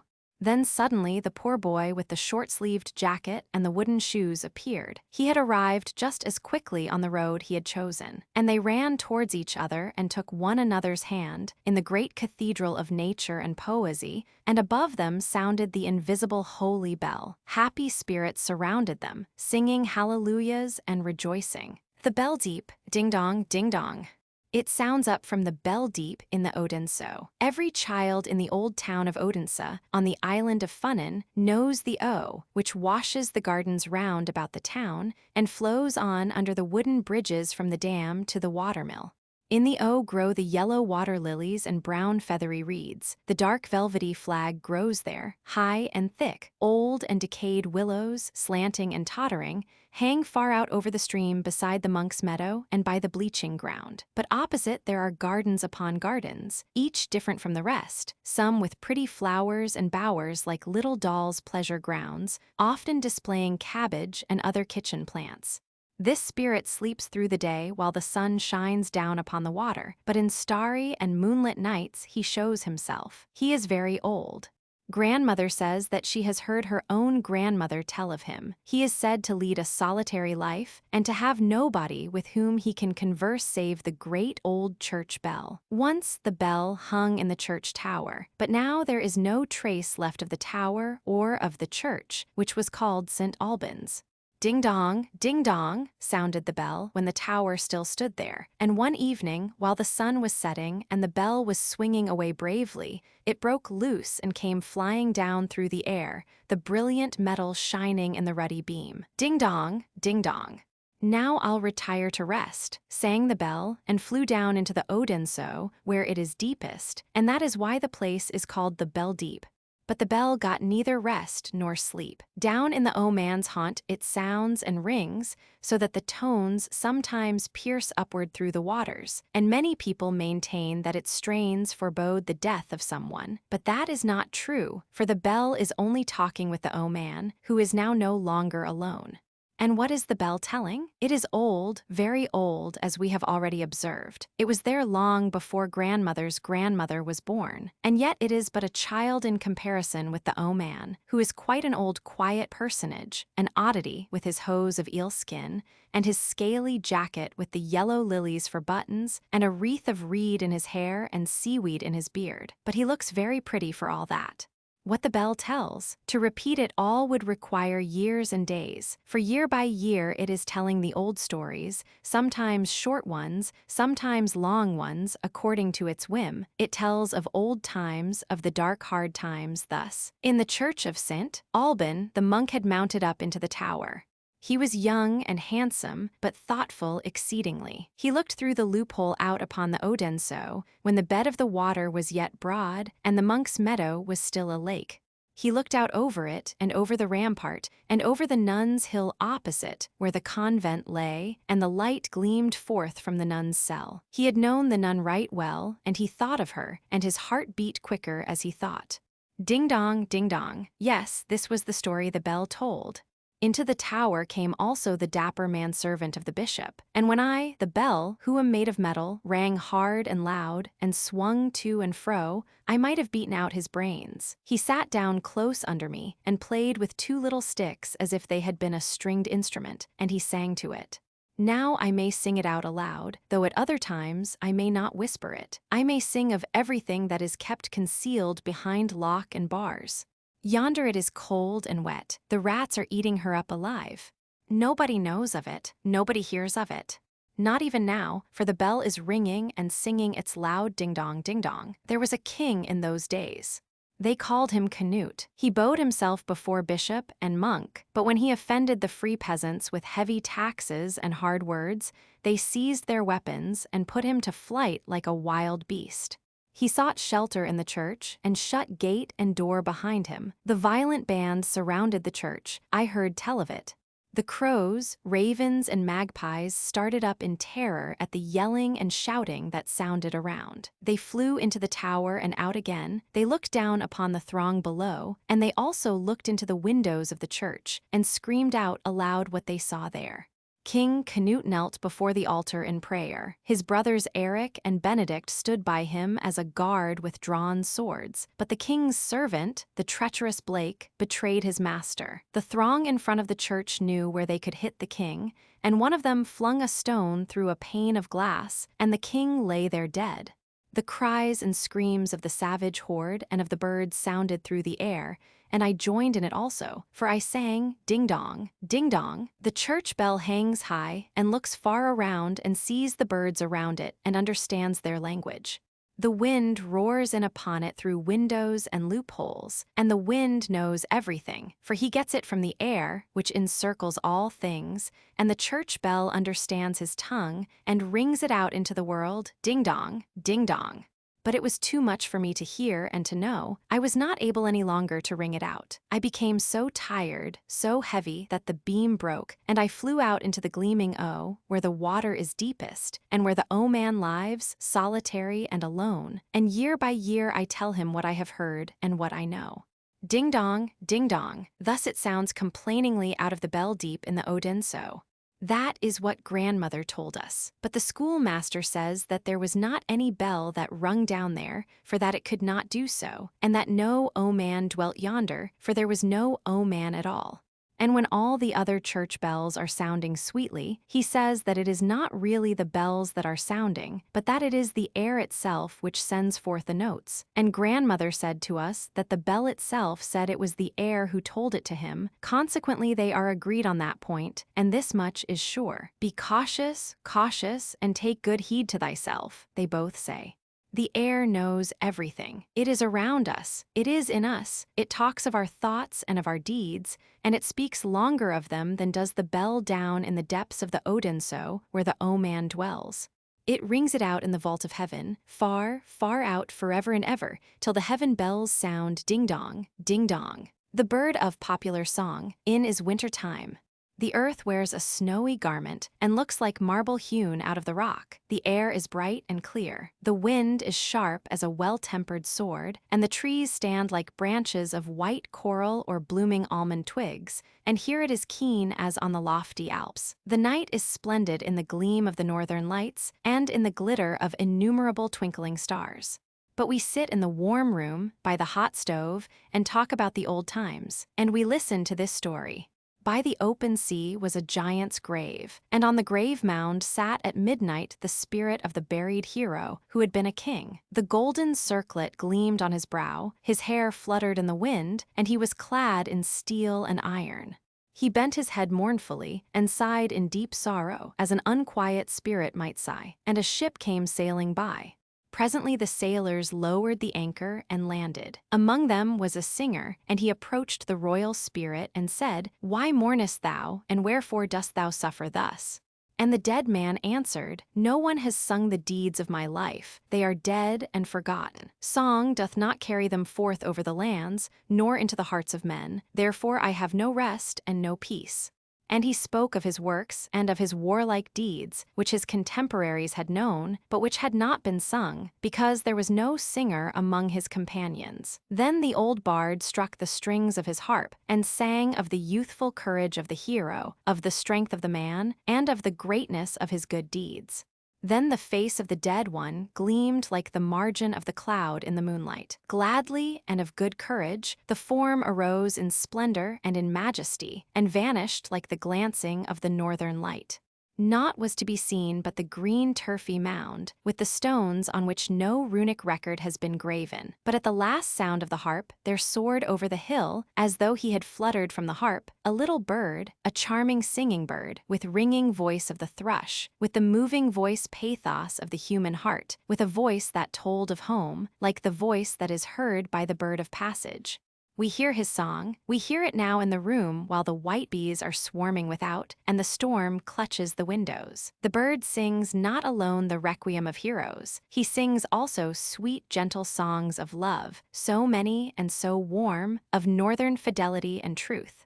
He has stories in words and in tones. He has proverbs and snatches of proverbs, songs which, like runes laid under a dead man's tongue, force him to speak, and thus popular song tells of the land of his birth. In the old heathen days, in the times of the Vikings, the popular speech was enshrined in the harp of the bard. In the days of knightly castles, when the strongest fist held the scales of justice, when only might was right, and a peasant and a dog were of equal importance, where did the bird of song find shelter and protection? Neither violence nor stupidity gave him a thought. But in the gabled window of the knightly castle, the lady of the castle sat with the parchment roll before her, and wrote down the old recollections in song and legend, while near her stood the old woman from the wood, and the traveling peddler who went wandering through the country. As these told their tales, there fluttered around them, with twittering and song, the bird of popular song, who never dies so long as the earth has a hill upon which his foot may rest. And now he looks in upon us and sings. Without are the night and the snow storm. He lays the runes beneath our tongues, and we know the land of our home. Heaven speaks to us in our native tongue, in the voice of the bird of popular song. The old remembrances awake, the faded colors glow with a fresh luster, and story and song pour us a blessed draught which lifts up our minds and our thoughts, so that the evening becomes as a Christmas festival. The snowflakes chase each other, the ice cracks, the storm rules without, for he has the might, he is Lord, but not the Lord of all. It is winter time. The wind is sharp as a two-edged sword. The snowflakes chase each other. It seems as though it had been snowing for days and weeks, and the snow lies like a great mountain over the whole town, like a heavy dream of the winter night. Everything on the earth is hidden away. Only the golden cross of the church, the symbol of faith, arises over the snow grave and gleams in the blue air and in the bright sunshine. And over the buried town fly the birds of heaven, the small and the great. They twitter and they sing as best they may, each bird with his beak. First comes the band of sparrows. They pipe at every trifle in the streets and lanes, in the nests and the houses. They have stories to tell about the front buildings and the back buildings. We know the buried town, they say. Everything living in it is peep, peep, peep. The black ravens and crows flew on over the white snow. Grub, grub. They cried, there's something to be got down there, something to swallow, and that's most important. That's the opinion of most of them down there, and the opinion is goo-goo-gooed. The wild swans come flying on whirring pinions, and sing of the noble and the great that will still sprout in the hearts of men, down in the town which is resting beneath its snowy veil. No death is there, life reigns yonder. We hear it on the notes that swell onward like the tones of the church organ, which sees us like sounds from the elf hill, like the songs of Ossian, like the rushing swoop of the wandering spirit's wings. What harmony! That harmony speaks to our hearts and lifts up our souls. It is the bird of popular song whom we hear. And at this moment, the warm breath of heaven blows down from the sky. There are gaps in the snowy mountains. The sun shines into the clefts. Spring is coming, the birds are returning, and new races are coming with the same home sounds in their hearts.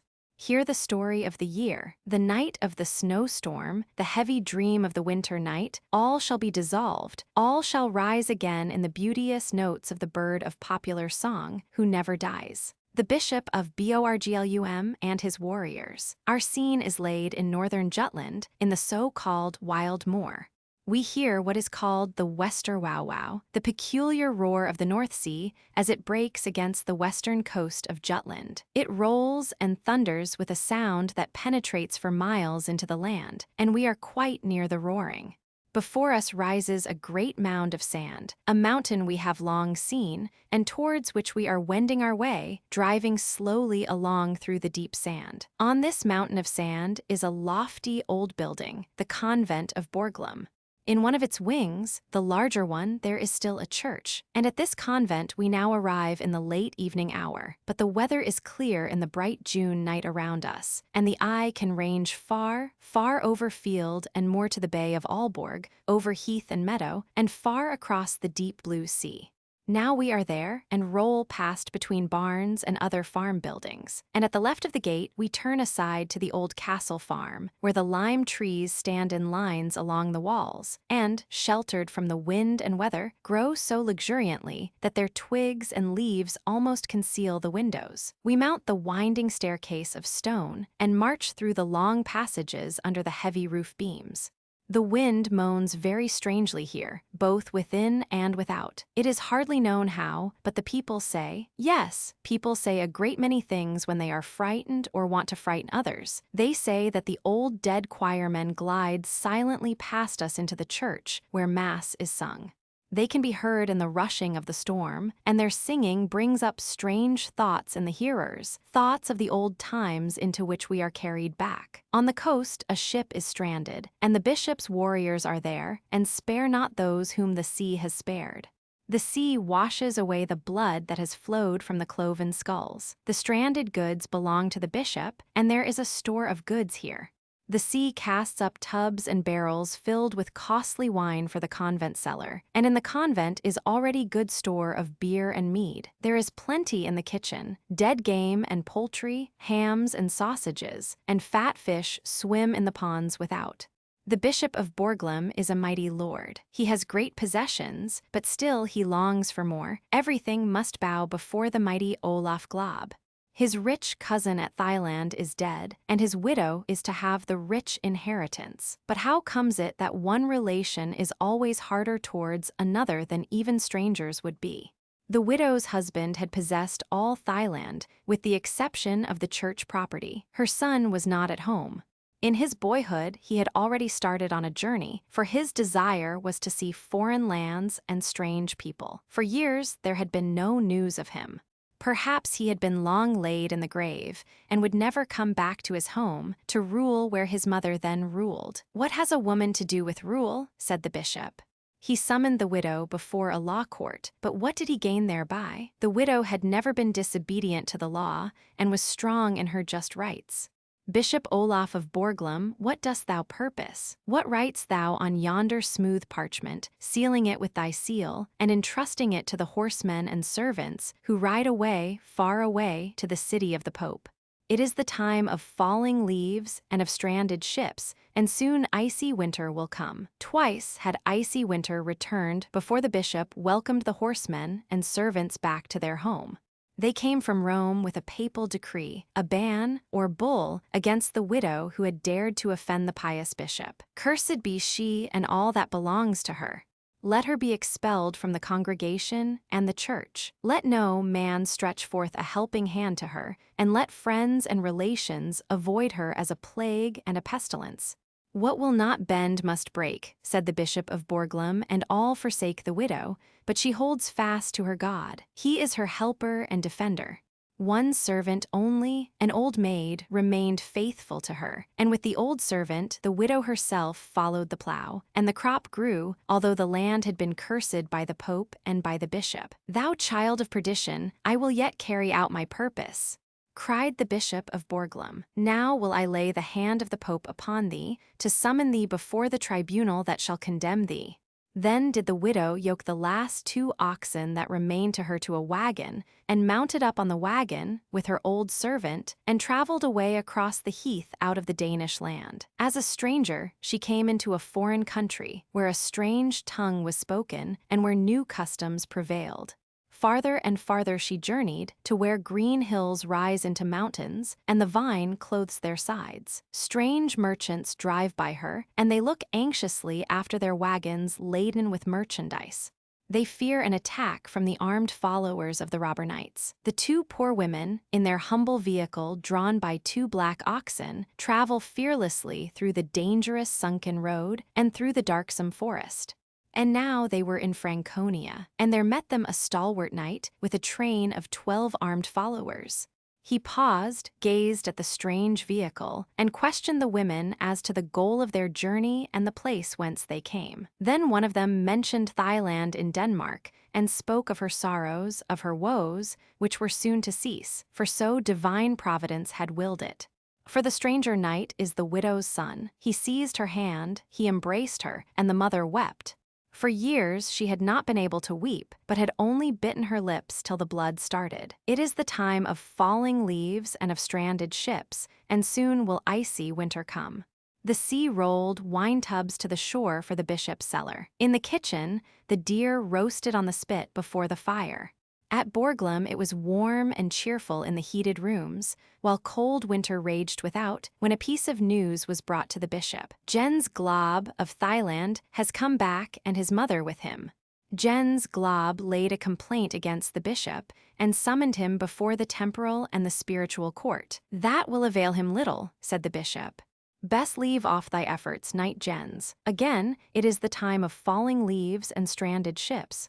Icy winter comes again, and the white bees are swarming and sting the traveler's face till they melt. Keen weather today, say the people as they step in." Jens Glob stands so deeply wrapped in thought that he singes the skirt of his wide garment. "Thou Borglum bishop," he exclaims, "I shall subdue thee after all. Under the shield of the Pope, the law cannot reach thee, but Jens Glob shall reach thee." Then he writes a letter to his brother-in-law, Olaf Hayes, in Salingland, and prays that night to meet him on Christmas Eve, at Mass, in the church at Widburg. The bishop himself is to read the Mass, and consequently will journey from Borglum to Thailand, and this is known to Jens Glob. Moorland and meadow are covered with ice and snow. The marsh will bear horse and rider, the bishop with his priests and armed men. They ride the shortest way, through the waving reeds, where the wind moans sadly. "Blow thy brazen trumpet, thou trumpeter clad in fox skin, it sounds merrily in the clear air." So they ride on over heath and moorland, over what is the garden of Fata Morgana in the hot summer, though now icy, like all the country, towards the church of Widburg. The wind is blowing his trumpet too, blowing it harder and harder. He blows up a storm, a terrible storm, that increases more and more. Towards the church they ride, as fast as they may through the storm. The church stands firm, but the storm careers on over field and moorland, over land and sea. Borglum's bishop reaches the church, but Olaf Hayes will scarce do so, however hard he may ride. He journeys with his warriors on the farther side of the bay, in order that he may help Jens Glob, now that the bishop is to be summoned before the judgment seat of the highest. The church is the judgment hall, the altar is the council table. The lights burn clear in the heavy brass candelabra. The storm reads out the accusation and the sentence, roaming in the air over moor and heath, and over the rolling waters. No ferry boat can sail over the bay in such weather as this. Olaf Hayes makes halt at Oddesord. There he dismisses his warriors, presents them with their horses and harness, and gives them leave to ride home and greet his wife. He intends to risk his life alone in the roaring waters, but they are to bear witness for him that it is not his fault if Jens Glob stands without reinforcement in the church at Widburg. The faithful warriors will not leave him, but follow him out into the deep waters. 10 of them are carried away, but Olaf Hayes and 2 of the youngest men reach the farther side. They have still 4 miles to ride. It is past midnight. It is Christmas. The wind has abated. The church is lighted up. The gleaming radiance shines through the window frames and pours out over meadow and heath. The Mass has long been finished, silence reigns in the church, and the wax is heard dropping from the candles to the stone pavement. And now Olaf Hayes arrives. In the forecourt Jens Glob greets him kindly and says, "I have just made an agreement with the bishop." "Sayest thou so?" replied Olaf Hayes. "Then neither thou nor the bishop shall quit this church alive." and the sword leaps from the scabbard, and Olaf Hayes deals a blow that makes the panel of the church door, which Jens Glob hastily closes between them, fly in fragments. Hold, brother. First hear what the agreement was that I made. I have slain the bishop and his warriors and priests. They will have no word more to say in the matter, nor will I speak again of all the wrong that my mother has endured. The long wicks of the altar lights glimmer red, but there is a redder gleam upon the pavement, where the bishop lies with cloven skull and his dead warriors around him, in the quiet of the holy Christmas night. And 4 days afterwards, the bells toll for a funeral in the convent of Borglum. The murdered bishop and the slain warriors and priests are displayed under a black canopy, surrounded by candelabra decked with crape. There lies the dead man, in the black cloak wrought with silver, the crozier in the powerless hand that was once so mighty. The incense rises in clouds, and the monks chant the funeral hymn. It sounds like a wail. It sounds like a sentence of wrath and condemnation that must be heard far over the land, carried by the wind, sung by the wind, the wail that sometimes is silent but never dies. Forever again it rises in song, singing even into our own time this legend of the Bishop of Borglum and his hard nephew. It is heard in the dark night by the frightened husbandman, driving by in the heavy sandy road past the convent of Borglum.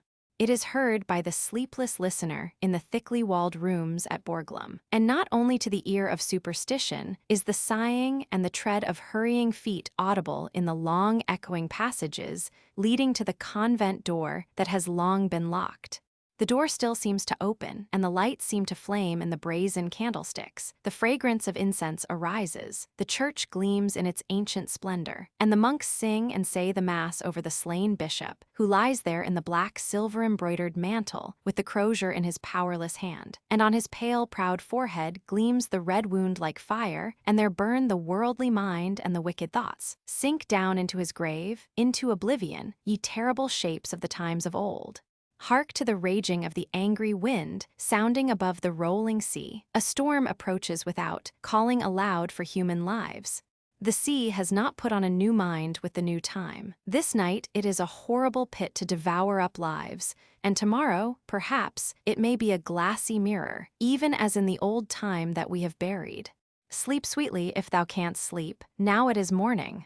The new time flings sunshine into the room. The wind still keeps up mightily.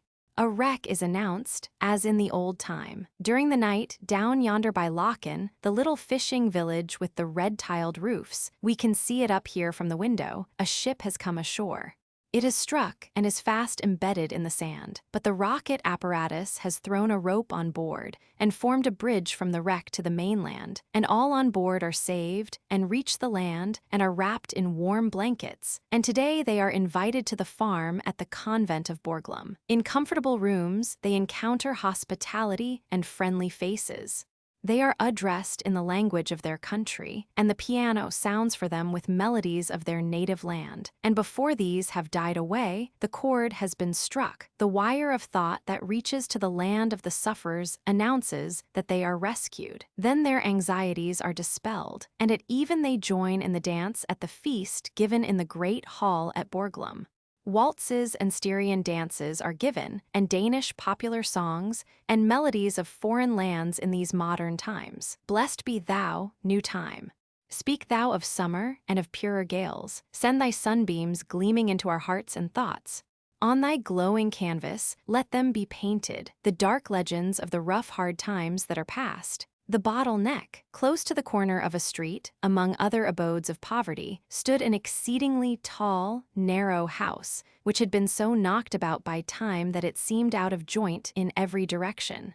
This house was inhabited by poor people, but the deepest poverty was apparent in the garret lodging in the gable. In front of the little window, an old bent birdcage hung in the sunshine, which had not even a proper water glass, but instead of it the broken neck of a bottle, turned upside down, and a cork stuck in to make it hold the water with which it was filled.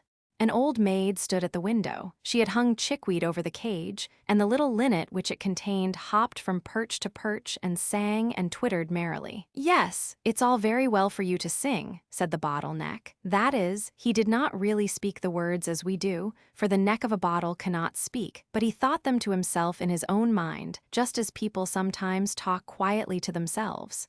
"Yes, you may sing very well, you have all your limbs uninjured. You should feel what it is like to lose your body, and only have a neck and a mouth left, with a cork stuck in it, as I have. You wouldn't sing then, I know. After all, it is just as well that there are some who can be happy.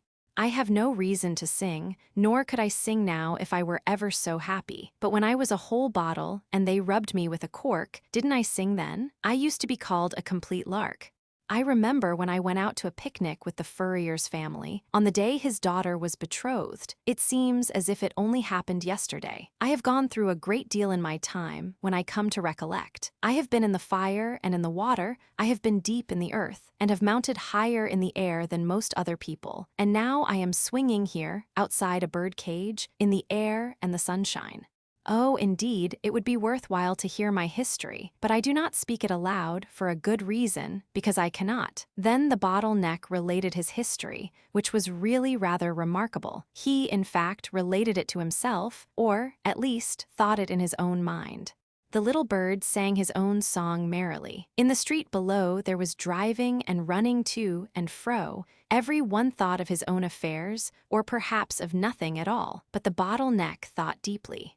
He had been placed in a row, with a whole regiment of his brothers and sisters all brought out of the same furnace. Some of them had certainly been blown into champagne bottles, and others into beer bottles, which made a little difference between them. In the world, it often happens that a beer bottle may contain the most precious wine, and a champagne bottle be filled with blacking, but even in decay it may always be seen whether a man has been well born. Nobility remains noble, as a champagne bottle remains the same, even with blacking in its interior. When the bottles were packed, our bottle was packed amongst them. It little expected then to finish its career as a bottle neck, or to be used as a water glass to a bird's cage, which is, after all, a place of honor, for it is to be of some use in the world. The bottle did not behold the light of day again until it was unpacked with the rest in the wine merchant's cellar, and, for the first time, rinsed with water, which caused some very curious sensations. There it lay empty and without a cork, and it had a peculiar feeling, as if it wanted something it knew not what. At last it was filled with rich and costly wine, a cork was placed in it and sealed down. Then it was labeled first quality, as if it had carried off the first prize at an examination. Besides, the wine and the bottle were both good, and while we are young is the time for poetry. There were sounds of song within the bottle, of things it could not understand, of green sunny mountains, where the vines grow and where the merry vine dressers laugh, sing, and are merry. Ah, how beautiful is life! All these tones of joy and song in the bottle were like the working of a young poet's brain, who often knows not the meaning of the tones which are sounding within him. One morning, the bottle found a purchaser in the furrier's apprentice, who was told to bring one of the best bottles of wine. It was placed in the provision basket with ham and cheese and sausages. The sweetest fresh butter and the finest bread were put into the basket by the furrier's daughter herself, for she packed it. She was young and pretty, her brown eyes laughed, and a smile lingered round her mouth as sweet as that in her eyes. She had delicate hands, beautifully white, and her neck was whiter still. It could easily be seen that she was a very lovely girl, and as yet she was not engaged. The provision basket lay in the lap of the young girl as the family drove out to the forest, and the neck of the bottle peeped out from between the folds of the white napkin. There was the red wax on the cork, and the bottle looked straight at the young girl's face, and also at the face of the young sailor who sat near her. He was a young friend, the son of a portrait painter. He had lately passed his examination with honor as mate, and the next morning he was to sail in his ship to a distant coast. There had been a great deal of talk on this subject while the basket was being packed, and during this conversation, the eyes and the mouth of the furrier's daughter did not wear a very joyful expression. The young people wandered away into the green wood and talked together. What did they talk about? The bottle could not say, for he was in the provision basket. It remained there a long time, but when at last it was brought forth it appeared as if something pleasant had happened, for everyone was laughing. The furrier's daughter laughed too, but she said very little, and her cheeks were like 2 roses. Then her father took the bottle and the corkscrew into his hands. What a strange sensation it was to have the cork drawn for the first time. The bottle could never after that forget the performance of that moment. Indeed, there was quite a convulsion within him as the cork flew out, and a gurgling sound as the wine was poured forth into the glasses. "Long life to the betrothed," cried the papa, and every glass was emptied to the dregs, while the young sailor kissed his beautiful bride. "Happiness and blessing to you both," said the old people father and mother, and the young man filled the glasses again. "Safe return and a wedding this day next year," he cried, and when the glasses were empty he took the bottle, raised it on high and said, "Thou hast been present here on the happiest day of my life. Thou shalt never be used by others." So saying, he hurled it high in the air. The furrier's daughter thought she should never see it again, but she was mistaken. It fell among the rushes on the borders of a little woodland lake. The bottle neck remembered well how long it lay there unseen. "I gave them wine, and they gave me muddy water," he had said to himself, but I suppose it was all well meant. He could no longer see the betrothed couple, nor the cheerful old people, but for a long time he could hear them rejoicing and singing. At length there came by 2 peasant boys, who peeped in among the reeds and spied out the bottle. Then they took it up and carried it home with them, so that once more it was provided for. At home in their wooden cottage, these boys had an elder brother, a sailor, who was about to start on a long voyage. He had been there the day before to say farewell, and his mother was now very busy packing up various things for him to take with him on his voyage. In the evening, his father was going to carry the parcel to the town to see his son once more and take him a farewell greeting from his mother. A small bottle had already been filled with herb tea, mixed with brandy, and wrapped in a parcel. But when the boys came in, they brought with them a larger and stronger bottle, which they had found. This bottle would hold so much more than the little one, and they all said the brandy would be so good for complaints of the stomach, especially as it was mixed with medical herbs. The liquid which they now poured into the bottle was not like the red wine with which it had once been filled. These were bitter drops, but they are of great use sometimes for the stomach. The new large bottle was to go, not the little one. So the bottle once more started on its travels. It was taken on board, for Peter Jensen was one of the crew, the very same ship in which the young mate was to sail.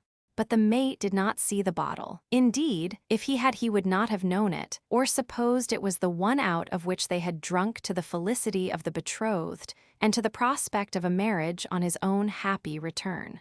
Those were happy days, and the bottle would sing when rubbed with a cork, and it was called a great lark, Peter Jensen's lark. Long days and months rolled by, during which the bottle stood empty in a corner, when a storm arose, whether on the passage out or home it could not tell, for it had never been ashore. It was a terrible storm. Great waves arose, darkly heaving and tossing the vessel to and fro. The main mast was split asunder, the ship sprang a leak, and the pumps became useless, while all around was black as night. At the last moment, when the ship was sinking, the young mate wrote on a piece of paper, "We are going down. God's will be done." Then he wrote the name of his betrothed, his own name, and that of the ship. Then he put the leaf in an empty bottle that happened to be at hand, corked it down tightly, and threw it into the foaming sea. He knew not that it was the very same bottle from which the goblet of joy and hope had once been filled for him, and now it was tossing on the waves with his last greeting and a message from the dead. The ship sank, and the crew sank with her, but the bottle flew on like a bird, for it bore within it a loving letter from a loving heart. And as the sun rose and set, the bottle felt as at the time of its first existence, when in the heated glowing stove it had a longing to fly away. It outlived the storms and the calm, it struck against no rocks, was not devoured by sharks, but drifted on for more than a year, sometimes towards the north, sometimes towards the south, just as the current carried it. It was in all other ways its own master, but even of that one may get tired. The written leaf, the last farewell of the bridegroom to his bride, would only bring sorrow when once it reached her hands. But where were those hands, so soft and delicate, which had once spread the tablecloth on the fresh grass in the green wood on the day of her betrothal? Ah, yes, where was the furrier's daughter? And where was the land which might lie nearest to her home? The bottle knew not. It traveled onward, and at last all this wandering about became wearisome. At all events, it was not its usual occupation. But it had to travel, till at length it reached land, a foreign country. Not a word spoken in this country could the bottle understand. It was a language it had never before heard, and it is a great loss not to be able to understand a language. The bottle was fished out of the water and examined on all sides. The little letter contained within it was discovered, taken out, and turned and twisted in every direction, but the people could not understand what was written upon it. They could be quite sure that the bottle had been thrown overboard from a vessel, and that something about it was written on this paper. But what was written? That was the question. So the paper was put back into the bottle, and then both were put away in a large cupboard of one of the great houses of the town. Whenever any strangers arrived, the paper was taken out and turned over and over, so that the address, which was only written in pencil, became almost illegible, and at last no one could distinguish any letters on it at all. For a whole year the bottle remained standing in the cupboard, and then it was taken up to the loft, where it soon became covered with dust and cobwebs. Ah, how often then it thought of those better days, of the times when in the fresh, green wood it had poured forth rich wine, or, while rocked by the swelling waves, it had carried in its bosom a secret, a letter, a last parting sigh. For full 20 years it stood in the loft, and it might have stayed there longer, but that the house was going to be rebuilt. The bottle was discovered when the roof was taken off. They talked about it, but the bottle did not understand what they said. A language is not to be learnt by living in a loft, even for 20 years. If I had been downstairs in the room, thought the bottle, I might have learnt it. It was now washed and rinsed, which process was really quite necessary, and afterwards it looked clean and transparent and felt young again in its old age. But the paper which it had carried so faithfully was destroyed in the washing. They filled the bottle with seeds, though it scarcely knew what had been placed in it. Then they corked it down tightly and carefully wrapped it up. There not even the light of a torch or lantern could reach it, much less the brightness of the sun or moon. And yet, thought the bottle, men go on a journey that they may see as much as possible, and I can see nothing. However, it did something quite as important. It traveled to the place of its destination and was unpacked. What trouble they have taken with that bottle over yonder, said one, and very likely it is broken after all. But the bottle was not broken, and, better still, it understood every word that was said. This language it had heard at the furnaces and at the wine merchants. In the forest and on the ship, it was the only good old language it could understand. It had returned home, and the language was as a welcome greeting. For very joy, it felt ready to jump out of people's hands, and scarcely noticed that its cork had been drawn, and its contents emptied out, till it found itself carried to a cellar, to be left there and forgotten. There's no place like home, even if it's a cellar. It never occurred to him to think that he might lie there for years. He felt so comfortable. For many long years he remained in the cellar, till at last some people came to carry away the bottles, and ours amongst the number. Out in the garden there was a great festival. Brilliant lamps hung in festoons from tree to tree, and paper lanterns, through which the light shone till they looked like transparent tulips. It was a beautiful evening, and the weather mild and clear. The stars twinkled, and the new moon, in the form of a crescent, was surrounded by the shadowy disk of the whole moon, and looked like a gray globe with a golden rim. It was a beautiful sight for those who had good eyes.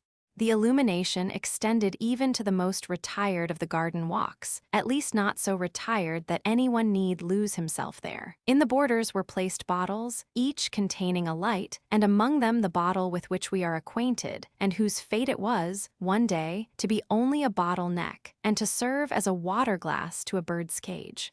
Everything here appeared lovely to our bottle, for it was again in the green wood, amid joy and feasting. Again it heard music and song, and the noise and murmur of a crowd, especially in that part of the garden where the lamps blazed, and the paper lanterns displayed their brilliant colors. It stood in a distant walk certainly, but a place pleasant for contemplation, and it carried a light, and was at once useful and ornamental. In such an hour it is easy to forget that one has spent 20 years in a loft, and a good thing it is to be able to do so. Close before the bottle passed a single pair, like the bridal pair, the mate and the furrier's daughter, who had so long ago wandered in the wood. It seemed to the bottle as if he were living that time over again. Not only the guests but other people were walking in the garden, who were allowed to witness the splendor and the festivities. Among the latter came an old maid who seemed to be quite alone in the world. She was thinking, like the bottle, of the green wood and of a young betrothed pair who were closely connected with herself. She was thinking of that hour, the happiest of her life, in which she had taken part, when she had herself been one of that betrothed pair. Such hours are never to be forgotten, let a maiden be as old as she may. But she did not recognize the bottle, neither did the bottle notice the old maid. And so we often pass each other in the world when we meet, as did these two, even while together in the same town. The bottle was taken from the garden, and again sent to a wine merchant, where it was once more filled with wine, and sold to an aeronaut, who was to make an ascent in his balloon on the following Sunday. A great crowd assembled to witness the sight, military music had been engaged, and many other preparations made. The bottle saw it all from the basket, in which he lay close to a live rabbit. The rabbit was quite excited because he knew that he was to be taken up and let down again in a parachute. The bottle, however, knew nothing of the up or the down. He saw only that the balloon was swelling larger and larger till it could swell no more, and began to rise and be restless. Then the ropes which held it were cut through, and the aerial ship rose in the air with the aeronaut and the basket containing the bottle and the rabbit, while the music sounded, and all the people shouted hurrah. This is a wonderful journey up into the air, thought the bottle. It is a new way of sailing, and here, at least, there is no fear of striking against anything. Thousands of people gazed at the balloon, and the old maid who was in the garden saw it also, for she stood at the open window of the garret, by which hung the cage containing the linnet, who then had no water glass, but was obliged to be contented with an old cup. In the windowsill stood a myrtle in a pot, and this had been pushed a little on one side, that it might not fall out, for the old maid was leaning out of the window, that she might see. And she did see distinctly the aeronaut in the balloon, and how he let down the rabbit in the parachute, and then drank to the health of all the spectators in the wine from the bottle. After doing this, he hurled it high into the air. How little she thought that this was the very same bottle which her friend had thrown aloft in her honor, on that happy day of rejoicing, in the green wood, in her youthful days.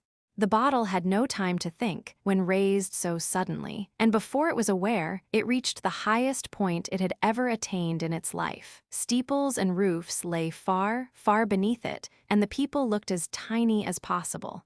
Then it began to descend much more rapidly than the rabbit had done, made somersaults in the air, and felt itself quite young and unfettered, although it was half full of wine. But this did not last long. What a journey it was! All the people could see the bottle, for the sun shone upon it. The balloon was already far away, and very soon the bottle was far away also, for it fell upon a roof and broke in pieces. But the pieces had got such an impetus in them that they could not stop themselves. They went jumping and rolling about, till at last they fell into the courtyard, and were broken into still smaller pieces. Only the neck of the bottle managed to keep whole, and it was broken off as clean as if it had been cut with a diamond. "That would make a capital bird's glass," said one of the cellarmen, but none of them had either a bird or a cage, and it was not to be expected they would provide one just because they had found a bottle neck that could be used as a glass. But the old maid who lived in the garret had a bird, and it really might be useful to her. So the bottle neck was provided with a cork and taken up to her, and, as it often happens in life, the part that had been uppermost was now turned downwards, and it was filled with fresh water. Then they hung it in the cage of the little bird, who sang and twittered more merrily than ever.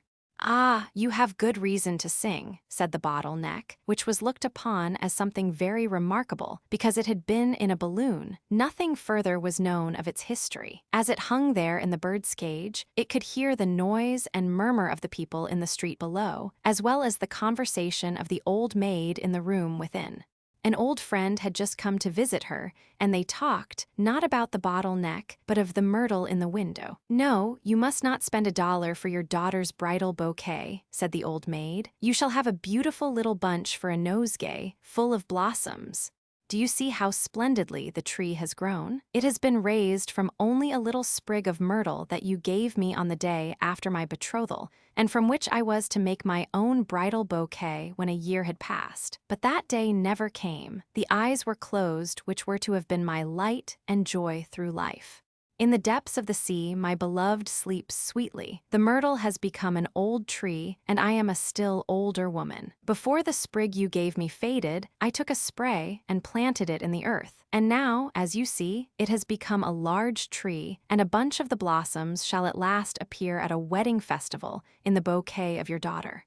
There were tears in the eyes of the old maid as she spoke of the beloved of her youth and of their betrothal in the wood. Many thoughts came into her mind, but the thought never came that quite close to her, in that very window, was a remembrance of those olden times, the neck of the bottle which had, as it were, shouted for joy when the cork flew out with a bang on the betrothal day. But the bottleneck did not recognize the old maid. He had not been listening to what she had related, perhaps because he was thinking so much about her. The buckwheat. Very often, after a violent thunderstorm, a field of buckwheat appears blackened and singed, as if a flame of fire had passed over it. The country people say that this appearance is caused by lightning, but I will tell you what the sparrow says, and the sparrow heard it from an old willow tree which grew near a field of buckwheat, and is there still. It is a large, venerable tree, though a little crippled by age. The trunk has been split, and out of the crevice grass and brambles grow. The tree bends forward slightly, and the branches hang quite down to the ground, just like green hair. Corn grows in the surrounding fields, not only rye and barley, but oats-pretty oats that, when ripe, look like a number of little golden canary birds sitting on a bough. The corn has a smiling look, and the heaviest and richest ears bend their heads low as if in pious humility. Once there was also a field of buckwheat, and this field was exactly opposite to old willow tree. The buckwheat did not bend like the other grain, but erected its head proudly and stiffly on the stem.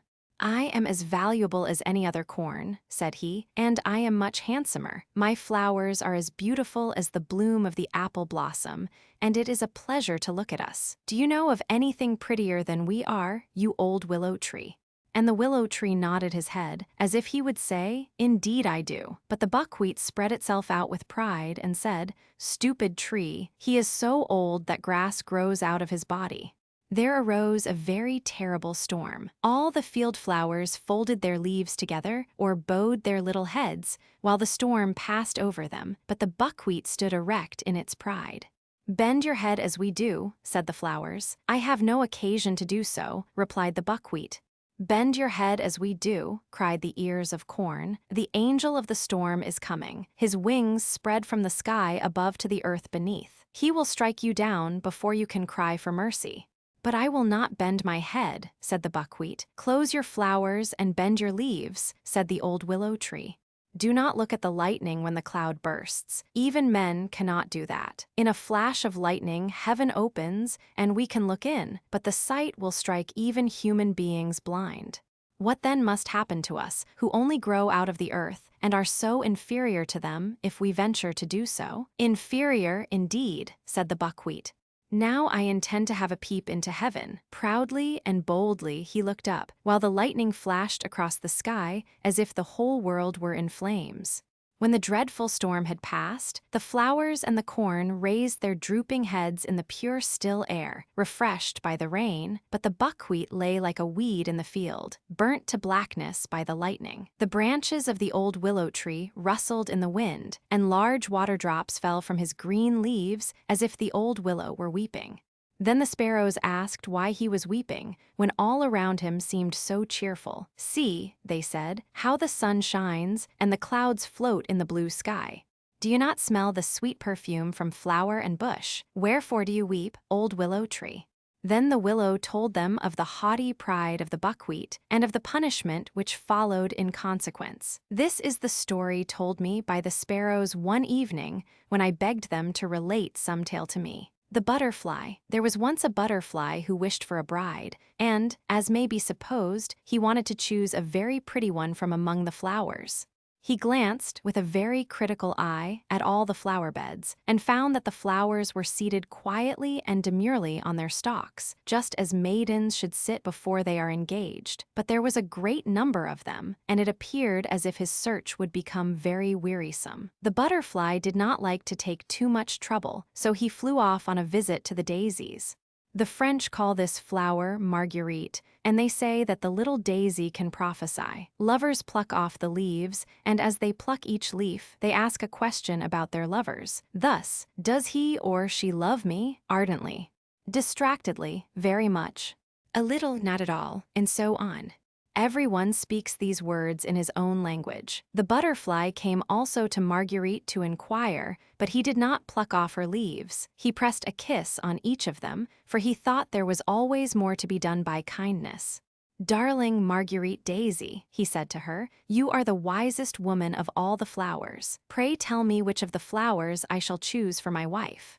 Which will be my bride? When I know, I will fly directly to her and propose."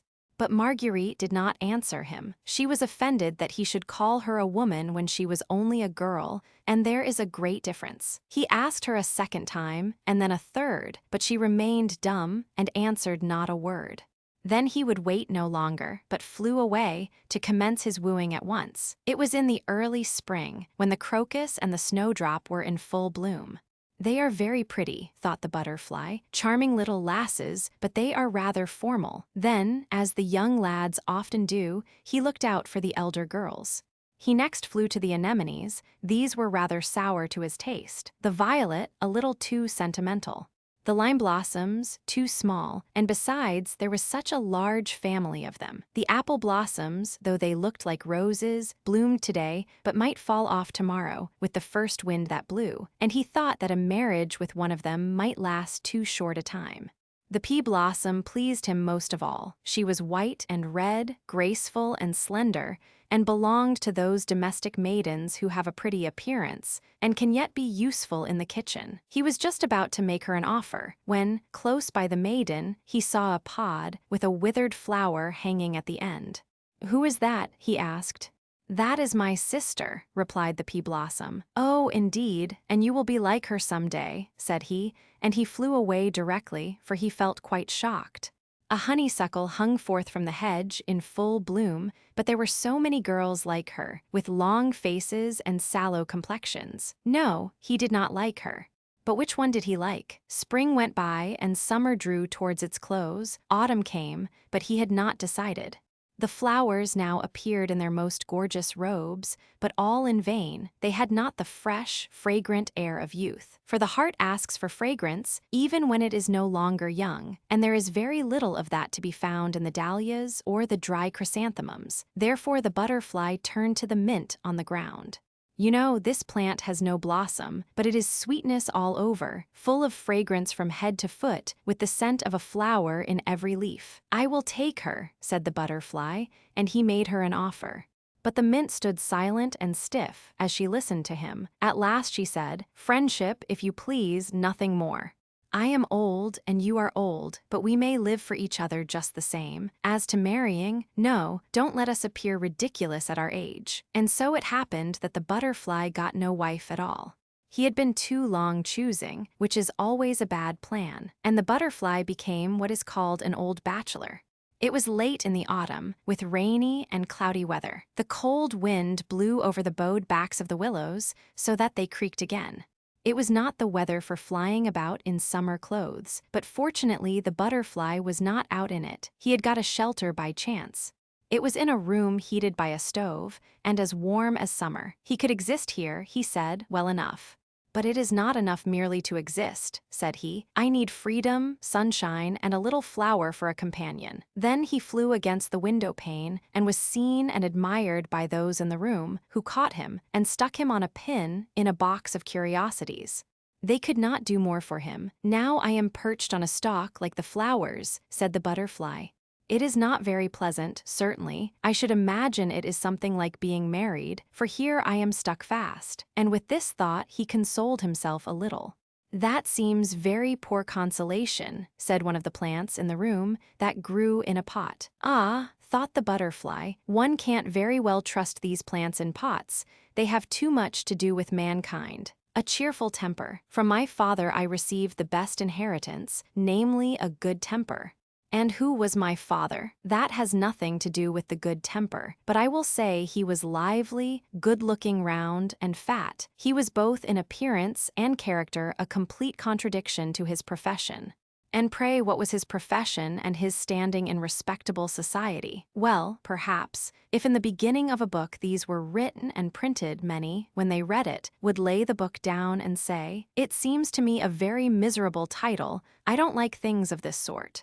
And yet my father was not a skin dresser nor an executioner. On the contrary, his employment placed him at the head of the grandest people of the town, and it was his place by right. He had to precede the bishop and even the princes of the blood. He always went first. He was a hearse driver.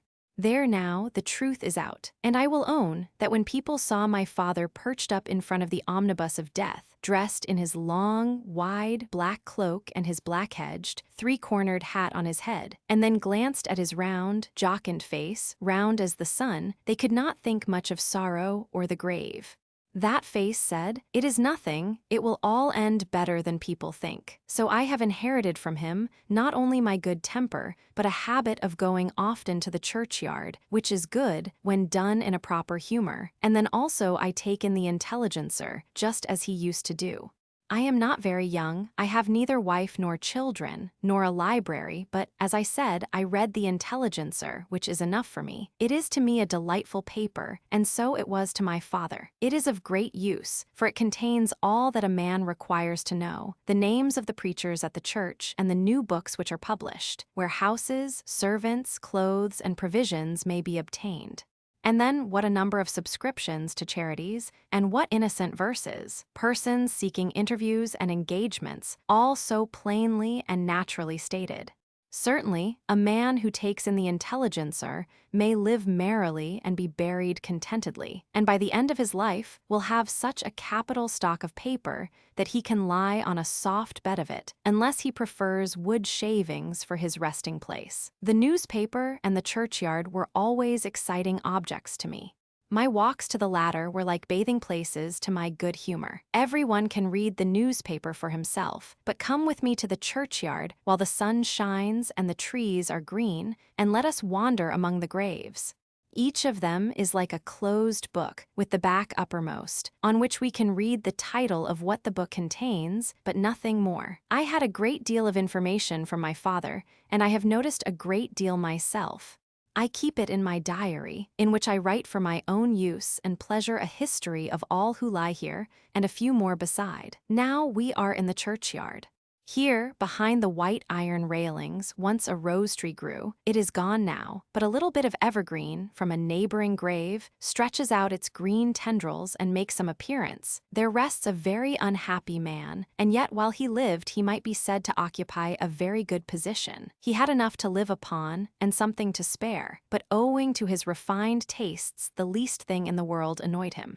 If he went to a theater of an evening, instead of enjoying himself, he would be quite annoyed if the machinist had put too strong a light into one side of the moon, or if the representations of the sky hung over the scenes when they ought to have hung behind them, or if a palm tree was introduced into a scene representing the zoological gardens of Berlin, or a cactus in a view of Tyrol, or a beech tree in the north of Norway. As if these things were of any consequence. Why did he not leave them alone, who would trouble themselves about such trifles? Especially at a comedy, where everyone is expected to be amused. Then sometimes the public applauded too much or too little to please him. "They are like wet wood," he would say, looking round to see what sort of people were present. "This evening, nothing fires them." Then he would vex and fret himself because they did not laugh at the right time, or because they laughed in the wrong places. And so he fretted and worried himself till at last the unhappy man fretted himself into the grave. Here rests a happy man, that is to say, a man of high birth and position, which was very lucky for him, otherwise he would have been scarcely worth notice. It is beautiful to observe how wisely nature orders these things. He walked about in a coat embroidered all over, and in the drawing-rooms of society looked just like one of those rich pearl-embroidered bell-pulls, which are only made for show, and behind them always hangs a good thick cord for use. This man also had a stout, useful substitute behind him, who did duty for him and performed all his dirty work. And there are still, even now, these serviceable cords behind other embroidered bell ropes. It is all so wisely arranged that a man may well be in a good humor. Here rests, it makes one feel mournful to think of him, but here rests a man who, during 67 years, was never remembered to have said a good thing. He lived only in the hope of having a good idea. At last, he felt convinced, in his own mind, that he really had one, and was so delighted that he positively died of joy at the thought of having at last caught an idea. Nobody got anything by it. Indeed, no one even heard what the good thing was. The woman who lies here was so remarkably stingy that during her life she would get up in the night and mew that her neighbors might think she kept a cat. What a miser she was! Here rests a young lady, of a good family, who would always make her voice heard in society, and when she sang, "Mi manca la voce," it was the only true thing she ever said in her life. Here lies a maiden of another description. She was engaged to be married, but her story is one of everyday life. We will leave her to rest in the grave. Here rests a widow who, with music in her tongue, carried gall in her heart. She used to go round among the families near and search out their faults, upon which she preyed with all the envy and malice of her nature. This is a family grave. The members of this family held so firmly together in their opinions that they would believe in no other. If the newspapers, or even the whole world, said of a certain subject, "It is so-and-so," and a little schoolboy declared he had learned quite differently, they would take his assertion as the only true one because he belonged to the family. And it is well known that if the yardcock belonging to this family happened to crow at midnight, they would declare it was morning, although the watchman and all the clocks in the town were proclaiming the hour of 12 at night. The great poet Goethe concludes his Faust with the words, "May be continued, so might our wanderings in the churchyard be continued. I come here often, and if any of my friends, or those who are not my friends, are too much for me, I go out and choose a plot of ground in which to bury him or her. Then I bury them, as it were. There they lie, dead and powerless, till they come back new and better characters. Their lives and their deeds, looked at after my own fashion, I write down in my diary, as everyone ought to do. Then, if any of our friends act absurdly, no one need to be vexed about it. Let them bury the offenders out of sight and keep their good temper. They can also read the Intelligencer, which is a paper written by the people, with their hands guided. When the time comes for the history of my life to be bound by the grave, then they will write upon it as my epitaph, "The man with a cheerful temper." And this is my story. The child in the grave. It was a very sad day, and every heart in the house felt the deepest grief. For the youngest child, a boy of 4 years old, the joy and hope of his parents, was dead. 2 daughters, the elder of whom was going to be confirmed, still remained. They were both good, charming girls, but the lost child always seems the dearest. And when it is youngest and a son, it makes the trial still more heavy. The sisters mourned as young hearts can mourn, and were especially grieved at the sight of their parents' sorrow. The father's heart was bowed down, but the mother sunk completely under the deep grief. Day and night she had attended to the sick child, nursing and carrying it in her bosom as a part of herself. She could not realize the fact that the child was dead and must be laid in a coffin to rest in the ground. She thought God could not take her darling little one from her, and when it did happen, notwithstanding her hopes and her belief, and there could be no more doubt on the subject, she said in her feverish agony, "God does not know it." He has hard-hearted ministering spirits on earth, who do according to their own will and heed not a mother's prayers. Thus, in her great grief, she fell away from her faith in God, and dark thoughts arose in her mind respecting death and a future state. She tried to believe that man was but dust, and that with his life all existence ended. But these doubts were no support to her, nothing on which she could rest, and she sunk into the fathomless depths of despair. In her darkest hours, she ceased to weep, and thought not of the young daughters who were still left to her. The tears of her husband fell on her forehead, but she took no notice of him. Her thoughts were with her dead child. Her whole existence seemed wrapped up in the remembrances of the little one and of every innocent word it had uttered. The day of the little child's funeral came. For nights previously the mother had not slept, but in the morning twilight of this day she sunk from weariness into a deep sleep. In the meantime the coffin was carried into a distant room, and there nailed down, that she might not hear the blows of the hammer. When she awoke and wanted to see her child, the husband, with tears, said, "We have closed the coffin. It was necessary to do so. When God is so hard to me, how can I expect men to be better?" She said with groans and tears. The coffin was carried to the grave, and the disconsolate mother sat with her young daughters. She looked at them, but she saw them not, for her thoughts were far away from the domestic hearth. She gave herself up to her grief, and it tossed her to and fro, as the sea tosses a ship without compass or rudder. So the day of the funeral passed away, and similar days followed, of dark, wearisome pain. With tearful eyes and mournful glances, the sorrowing daughters and the afflicted husband looked upon her who would not hear their words of comfort. And indeed, what comforting words could they speak when they were themselves so full of grief? It seemed as if she would never again know sleep, and yet it would have been her best friend, one who would have strengthened her body and poured peace into her soul. They at last persuaded her to lie down, and then she would lie as still as if she slept. One night, when her husband listened, as he often did, to her breathing, he quite believed that she had at length found rest and relief in sleep. He folded his arms and prayed, and soon sunk himself into healthful sleep. Therefore he did not notice that his wife arose, threw on her clothes, and glided silently from the house, to go where her thoughts constantly lingered, to the grave of her child.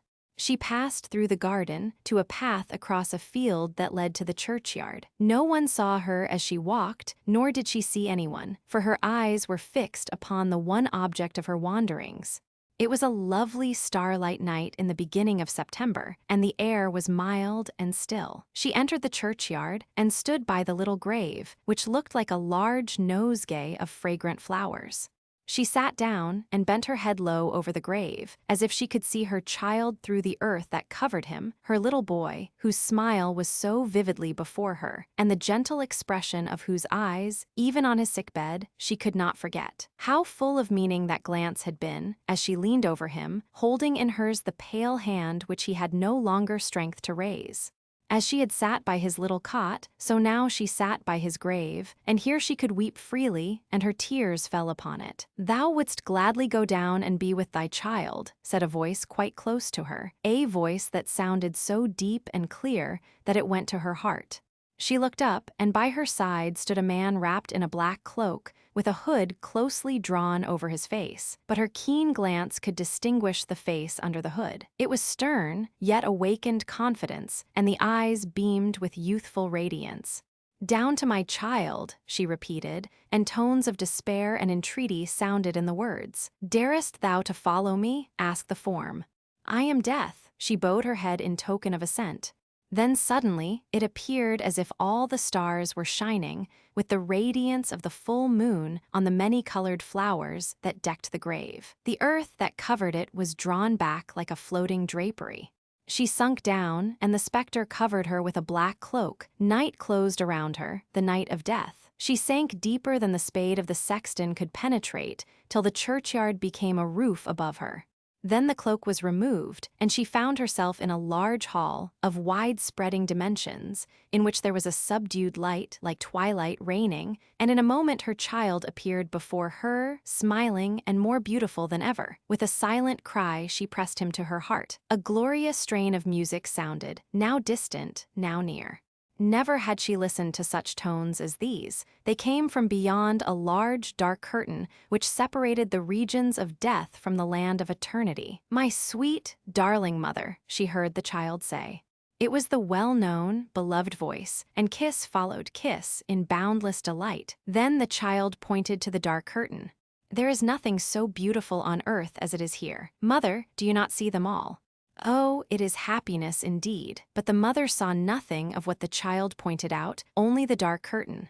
She looked with earthly eyes and could not see as the child saw, he whom God has called to be with himself. She could hear the sounds of music, but she heard not the words, the word in which she was to trust. "I can fly now, mother," said the child. "I can fly with other happy children into the presence of the Almighty. I would fain fly away now, but if you weep for me as you are weeping now, you may never see me again. And yet I would go so gladly. May I not fly away? And you will come to me soon, will you not, dear mother? Oh, stay, stay," implored the mother. "Only one moment more, only once more, that I may look upon thee and kiss thee and press thee to my heart." Then she kissed and fondled her child. Suddenly her name was called from above. What could it mean? Her name uttered in a plaintive voice. "Hearest thou?" said the child. "It is my father who calls thee." And in a few moments deep sighs were heard, as of children weeping. "They are my sisters," said the child. "Mother, surely you have not forgotten them." And then she remembered those she left behind, and a great terror came over her. She looked around her at the dark night. Dim forms flitted by. She seemed to recognize some of them, as they floated through the regions of death towards the dark curtain, where they vanished. Would her husband and her daughters flit past? No, their sighs and lamentations still sounded from above, and she had nearly forgotten them for the sake of him who was dead. "Mother, now the bells of heaven are ringing," said the child. "Mother, the sun is going to rise." An overpowering light streamed in upon her, the child had vanished, and she was being borne upwards. All around her became cold. She lifted her head and saw that she was lying in the churchyard on the grave of her child. The Lord, in a dream, had been a guide to her feet and a light to her spirit. She bowed her knees and prayed for forgiveness. She had wished to keep back a soul from its immortal flight. She had forgotten her duties towards the living who were left her. And when she had offered this prayer, her heart felt lighter. The sun burst forth. Over her head, a little bird caroled his song, and the church bells sounded for the early service. Everything around her seemed holy, and her heart was chastened. She acknowledged the goodness of God, she acknowledged the duties she had to perform, and eagerly she returned home. She bent over her husband, who still slept. Her warm, devoted kiss awakened him, and words of heartfelt love fell from the lips of both.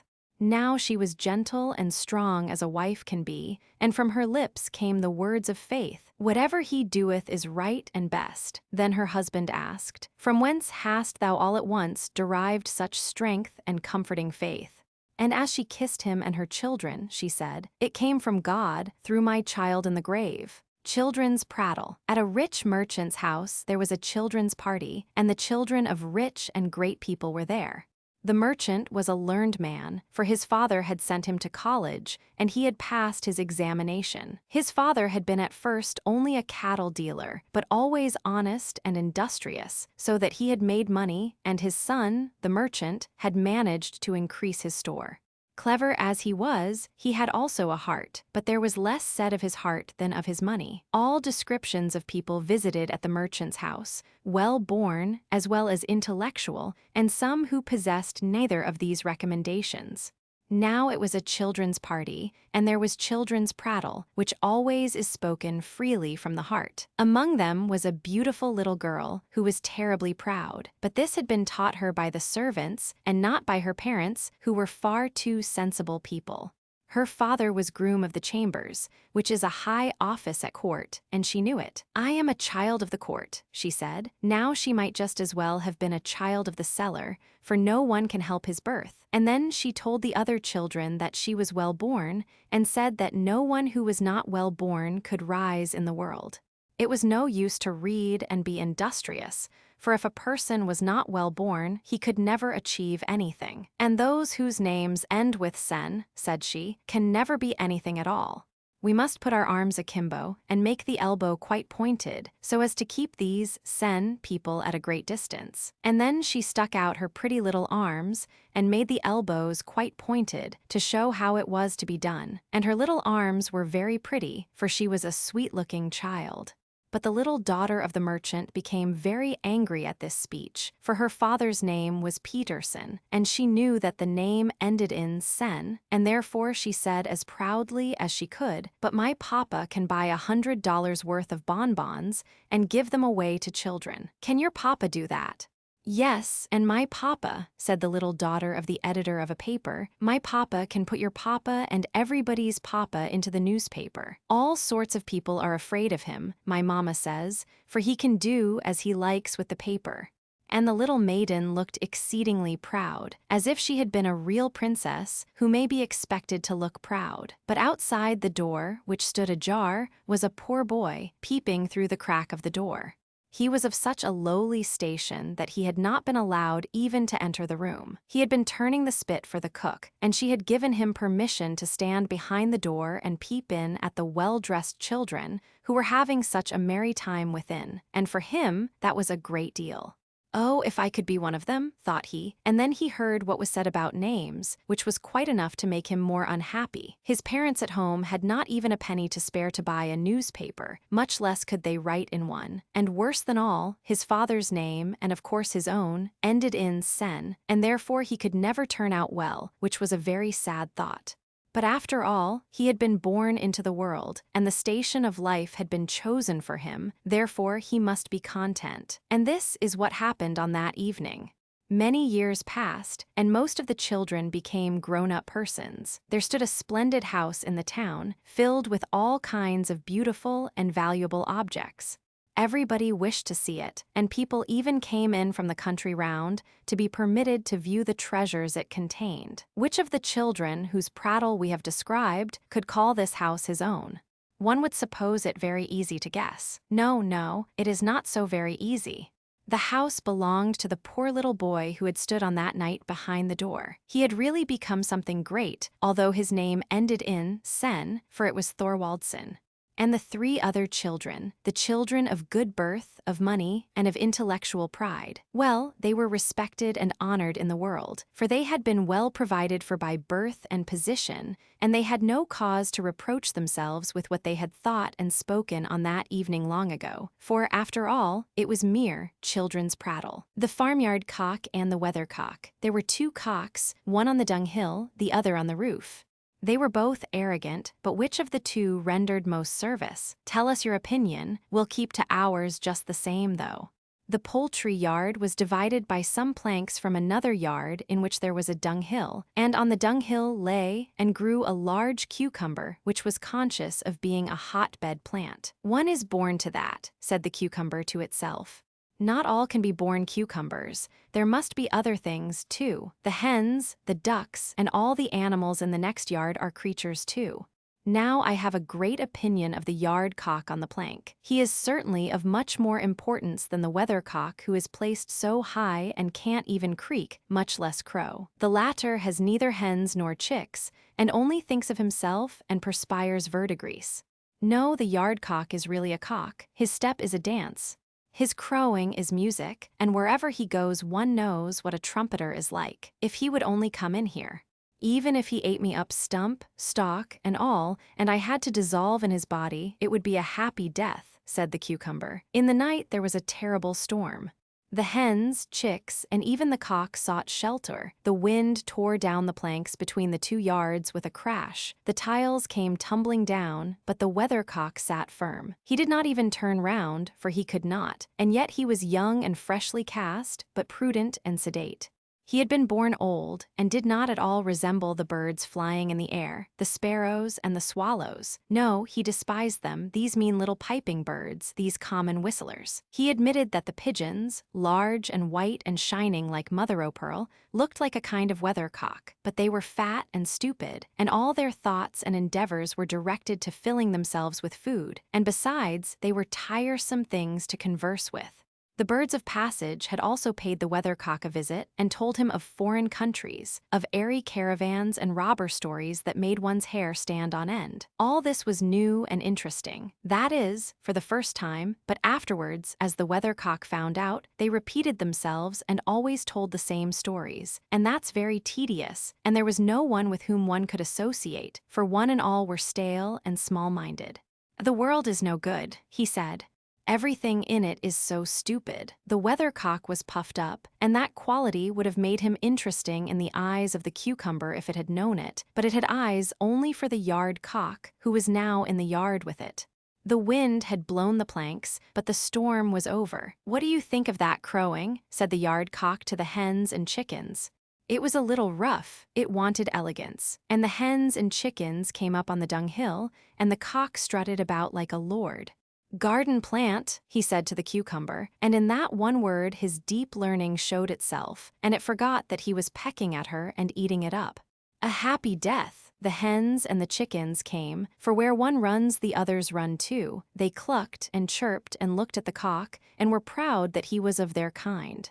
"Cock-a-doodle-doo," he crowed. "The chickens will grow up into great hens at once, if I cry it out in the poultry yard of the world." And hens and chicks clucked and chirped, and the cock announced a great piece of news. "A cock can lay an egg. And do you know what's in that egg? A basilisk. No one can stand the sight of such a thing. People know that, and now you know it too. You know what is in me, and what a champion of all cocks I am." With that the yard cock flapped his wings, made his comb swell up, and crowed again, and they all shuddered, the hens and the little chicks, but they were very proud that one of their number was such a champion of all cocks.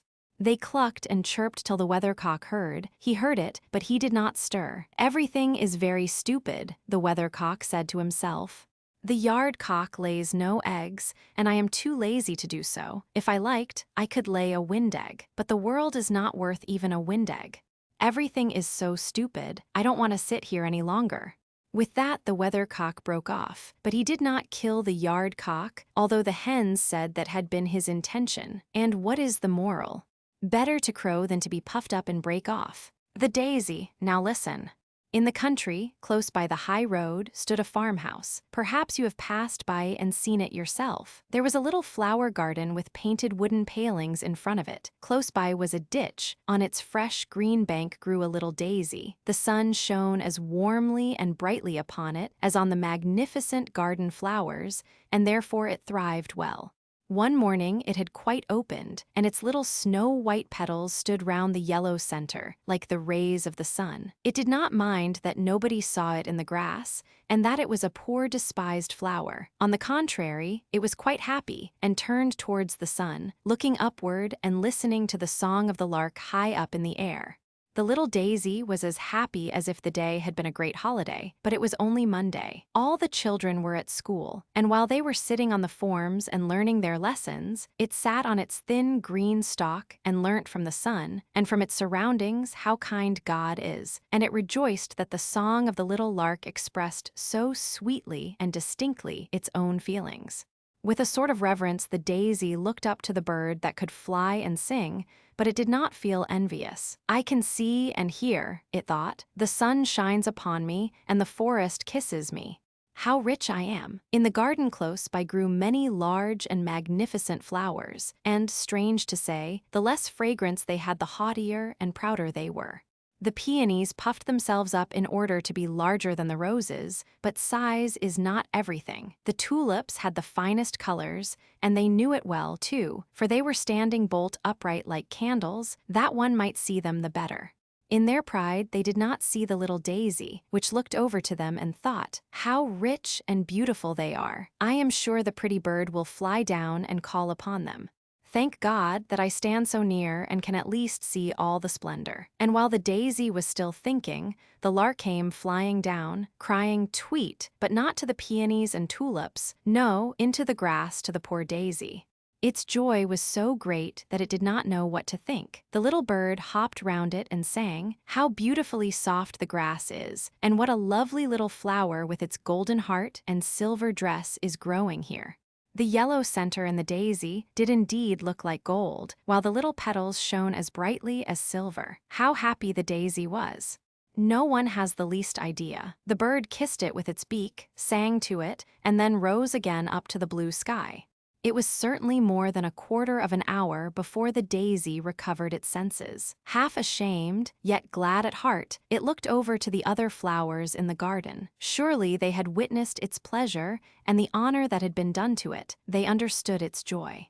But the tulips stood more stiffly than ever. Their faces were pointed and red because they were vexed. The peonies were sulky. It was well that they could not speak, otherwise they would have given the daisy a good lecture.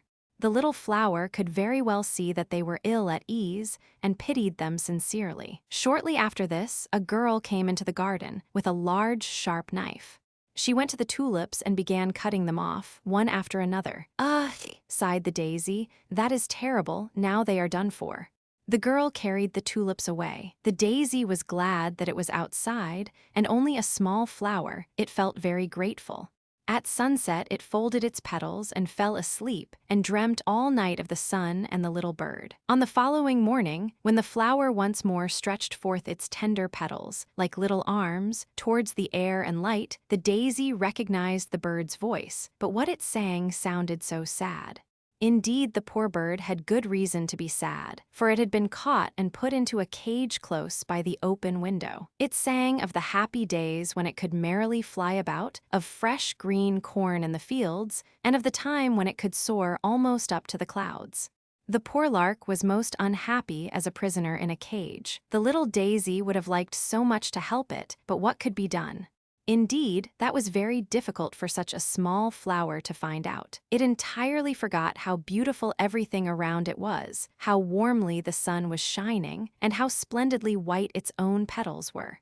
It could only think of the poor captive bird, for which it could do nothing. Then 2 little boys came out of the garden. One of them had a large, sharp knife, like that with which the girl had cut the tulips. They came straight towards the little daisy, which could not understand what they wanted. "Here is a fine piece of turf for the lark," said one of the boys, and began to cut out a square round the daisy so that it remained in the center of the grass. "Pluck the flower off," said the other boy, and the daisy trembled for fear, for to be pulled off meant death to it, and it wished so much to live, as it was to go with the square of turf into the poor captive lark's cage. "No, let it stay," said the other boy, "it looks so pretty." And so it stayed, and was brought into the lark's cage. The poor bird was lamenting its lost liberty, and beating its wings against the wires, and the little daisy could not speak or utter a consoling word, much as it would have liked to do so. So the forenoon passed. "I have no water," said the captive lark. "They have all gone out and forgotten to give me anything to drink. My throat is dry and burning. I feel as if I had fire and ice within me, and the air is so oppressive. Alas, I must die, and part with the warm sunshine, the fresh green meadows, and all the beauty that God has created." And it thrust its beak into the piece of grass to refresh itself a little. Then it noticed the little daisy and nodded to it and kissed it with its beak and said, "You must also fade in here, poor little flower. You and the piece of grass are all they have given me in exchange for the whole world, which I enjoyed outside. Each little blade of grass shall be a green tree for me, each of your white petals a fragrant flower. Alas, you only remind me of what I have lost." "I wish I could console the poor lark," thought the daisy. It could not move one of its leaves, but the fragrance of its delicate petals streamed forth and was much stronger than such flowers usually have. The bird noticed it, although it was dying with thirst, and in its pain tore up the green blades of grass, but did not touch the flower. The evening came, and nobody appeared to bring the poor bird a drop of water. It opened its beautiful wings and fluttered about in its anguish. A faint and mournful tweet, tweet, was all it could utter. Then it bent its little head towards the flower, and its heart broke for want and longing. The flower could not, as on the previous evening, fold up its petals and sleep. It dropped sorrowfully. The boys only came the next morning. When they saw the dead bird, they began to cry bitterly, dug a nice grave for it, and adorned it with flowers. The bird's body was placed in a pretty red box. They wished to bury it with royal honors. While it was alive and sang, they forgot it, and let it suffer want in the cage. Now they cried over it and covered it with flowers. The piece of turf, with the little daisy in it, was thrown out on the dusty highway. Nobody thought of the flower which had felt so much for the bird, and had so greatly desired to comfort it. The darning needle. There was once a darning needle who thought herself so fine that she fancied she must be fit for embroidery. "Hold me tight," she would say to the fingers when they took her up. "Don't let me fall. If you do, I shall never be found again. I am so very fine." "That is your opinion, is it?" said the fingers, as they seized her round the body. "See, I am coming with a train," said the darning needle, drawing a long thread after her, but there was no knot in the thread. The fingers then placed the point of the needle against the cook's slipper.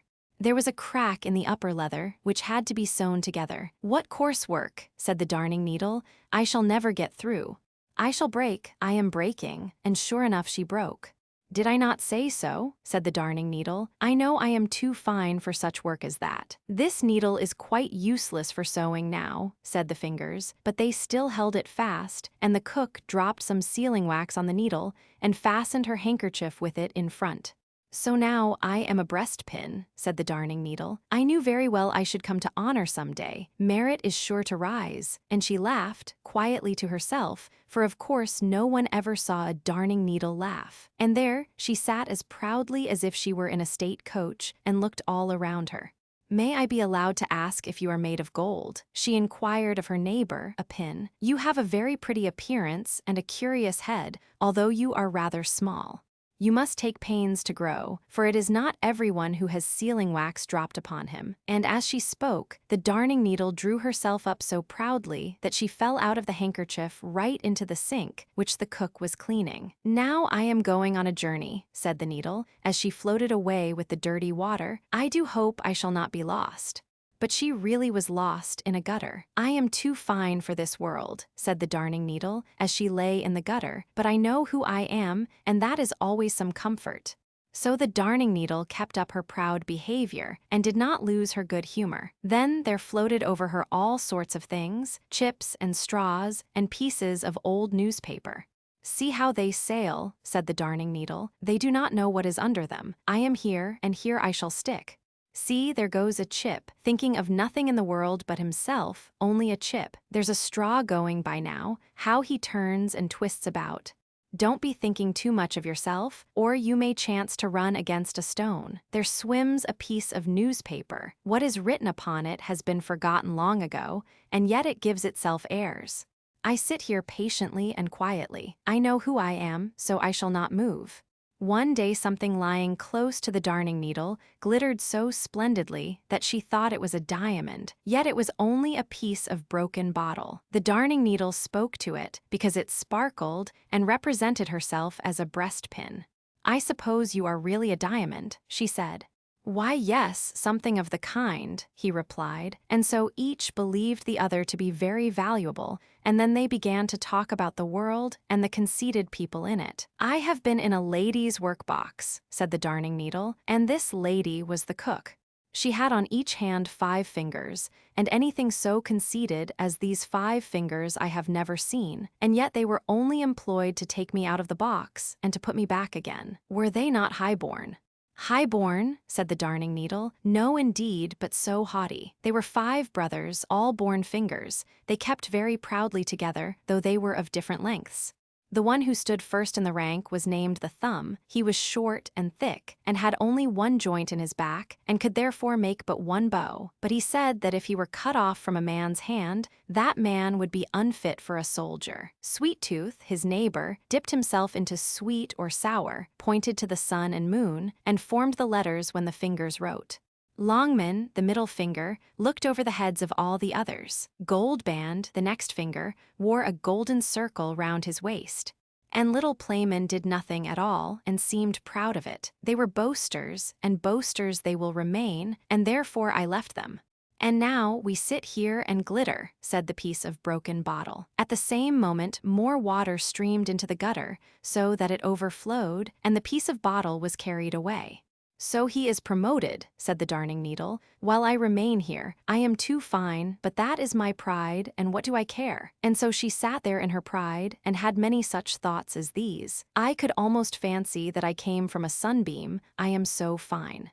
It seems as if the sunbeams were always looking for me under the water. Ah, I am so fine that even my mother cannot find me. Had I still my old eye, which was broken off, I believe I should weep. But no, I would not do that. It is not genteel to cry.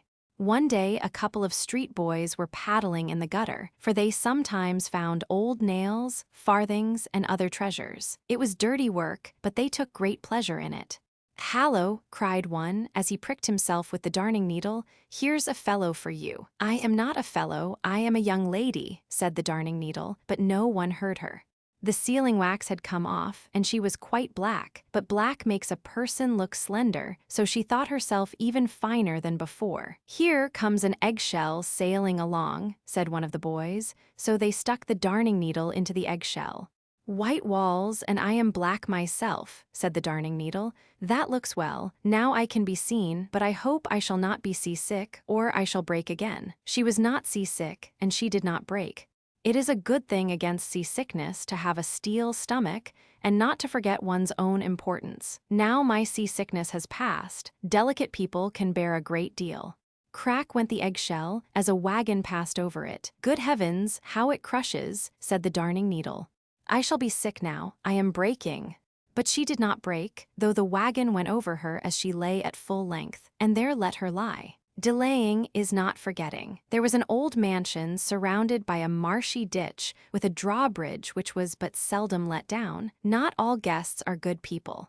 Under the roof were loopholes to shoot through, and to pour down boiling water or even molten lead on the enemy, should he approach. Inside the house the rooms were very high and had ceilings of beams, and that was very useful considering the great deal of smoke which rose up from the chimney fire where the large, damp logs of wood smoldered.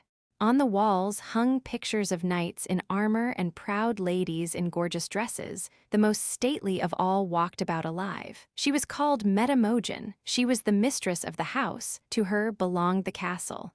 Towards the evening robbers came. They killed 3 of her people and also the yard dog, and attached Mrs. Meta to the kennel by the chain, while they themselves made good cheer in the hall and drank the wine and the good ale out of her cellar. Mrs. Meta was now on the chain, she could not even bark. But lo, the servant of one of the robbers secretly approached her. They must not see it, otherwise they would have killed him.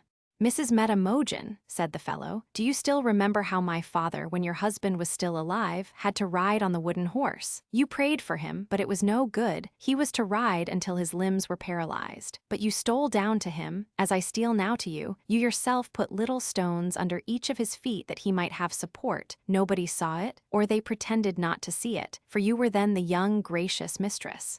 My father has told me this, and I have not forgotten it. Now I will free you, Mrs. Metamogin." Then they pulled the horses out of the stable and rode off in rain and wind to obtain the assistance of friends. Thus the small service done to the old man was richly rewarded, said Metamogin. "Delaying is not forgetting," said the fellow. "The robbers were hanged. There was an old mansion. It is still there. It did not belong to Mrs. Metamogin. It belonged to another old noble family. We are now in the present time. The sun is shining on the gilt knob of the tower. Little wooded islands lie like bouquets on the water, and wild swans are swimming round them. In the garden grow roses. The mistress of the house is herself the finest rose petal. She beams with joy, the joy of good deeds. However, not done in the wide world, but in her heart, and what is preserved there is not forgotten. Delaying is not forgetting. Now she goes from the mansion to a little peasant hut in the field. Therein lives a poor paralyzed girl. The window of her little room looks northward. The sun does not enter here. The girl can only see a small piece of field which is surrounded by a high fence. But today the sun shines here. The warm, beautiful sun of God is within the little room. It comes from the south through the new window, where formerly the wall was. The paralyzed girl sits in the warm sunshine and can see the wood and the lake. The world had become so large, so beautiful, and only through a single word from the kind mistress of the mansion. "The word was so easy, the deed so small," she said. "The joy it afforded me was infinitely great and sweet, and therefore she does many a good deed, thinks of all in the humble cottages and in the rich mansions, where there are also afflicted ones. It is concealed and hidden, but God does not forget it. Delayed is not forgotten." An old house stood there. It was in the large town with its busy traffic. There are rooms and halls in it, but we do not enter them. We remain in the kitchen, where it is warm and light, clean and tidy. The copper utensils are shining, the table as if polished with beeswax. The sink looks like a freshly scoured meat board.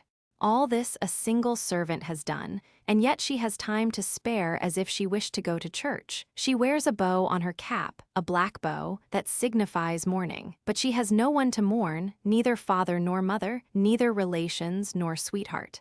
She is a poor girl. One day she was engaged to a poor fellow. They loved each other dearly. One day he came to her and said, "We both have nothing. The rich widow over the way in the basement has made advances to me. She will make me rich, but you are in my heart. What do you advise me to do?" "I advise you to do what you think will turn out to your happiness," said the girl. "Be kind and good to her, but remember this: from the hour we part we shall never see each other again." Years passed. Then one day she met the old friend and sweetheart in the street. He looked ill and miserable, and she could not help asking him, "How are you?" "Rich and prospering in every respect," he said. "The woman is brave and good, but you are in my heart. I have fought the battle, it will soon be ended. We shall not see each other again now until we meet before God." A week has passed. This morning his death was in the newspaper. That is the reason of the girl's mourning. Her old sweetheart is dead and has left a wife and 3 stepchildren, as the paper says. It sounds as if there is a crack, but the metal is pure. The black bow signifies mourning. The girl's face points to the same in a still higher degree. It is preserved in the heart and will never be forgotten. Delaying is not forgetting. These are 3 stories you see, 3 leaves on the same stalk. Do you wish for some more trefoil leaves? In the little heart book are many more of them. Delaying is not forgetting. The drop of water. Of course you know what is meant by a magnifying glass, one of those round spectacle glasses that make everything look 100 times bigger than it is. When anyone takes one of these and holds it to his eye and looks at a drop of water from the pond yonder, he sees above 1,000 wonderful creatures that are otherwise never discerned in the water. But there they are, and it is no delusion. It almost looks like a great plateful of spiders jumping about in a crowd. And how fierce they are. They tear off each other's legs and arms and bodies, before and behind, and yet they are merry and joyful in their way. Now, there once was an old man whom all the people called Cribble Crabble, for that was his name. He always wanted the best of everything, and when he could not manage it otherwise, he did it by magic. There he sat one day and held his magnifying glass to his eye and looked at a drop of water that had been taken out of a puddle by the ditch. But what a cribbling and crabbling was there! All the thousands of little creatures hopped and sprang and tugged at one another and ate each other up. "That is horrible," said old Cribble Crabble. "Can one not persuade them to live in peace and quietness, so that each one may mind his own business?" And he thought it over and over, but it would not do, and so he had recourse to magic. "I must give them color, that they may be seen more plainly," said he, and he poured something like a little drop of red wine into the drop of water, but it was witch's blood from the lobes of the ear, the finest kind, at 9d. a drop. And now the wonderful little creatures were pink all over. It looked like a whole town of naked wild men.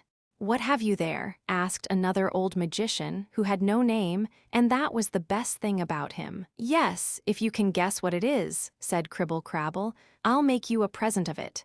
But it is not so easy to find out if one does not know. And the magician who had no name looked through the magnifying glass.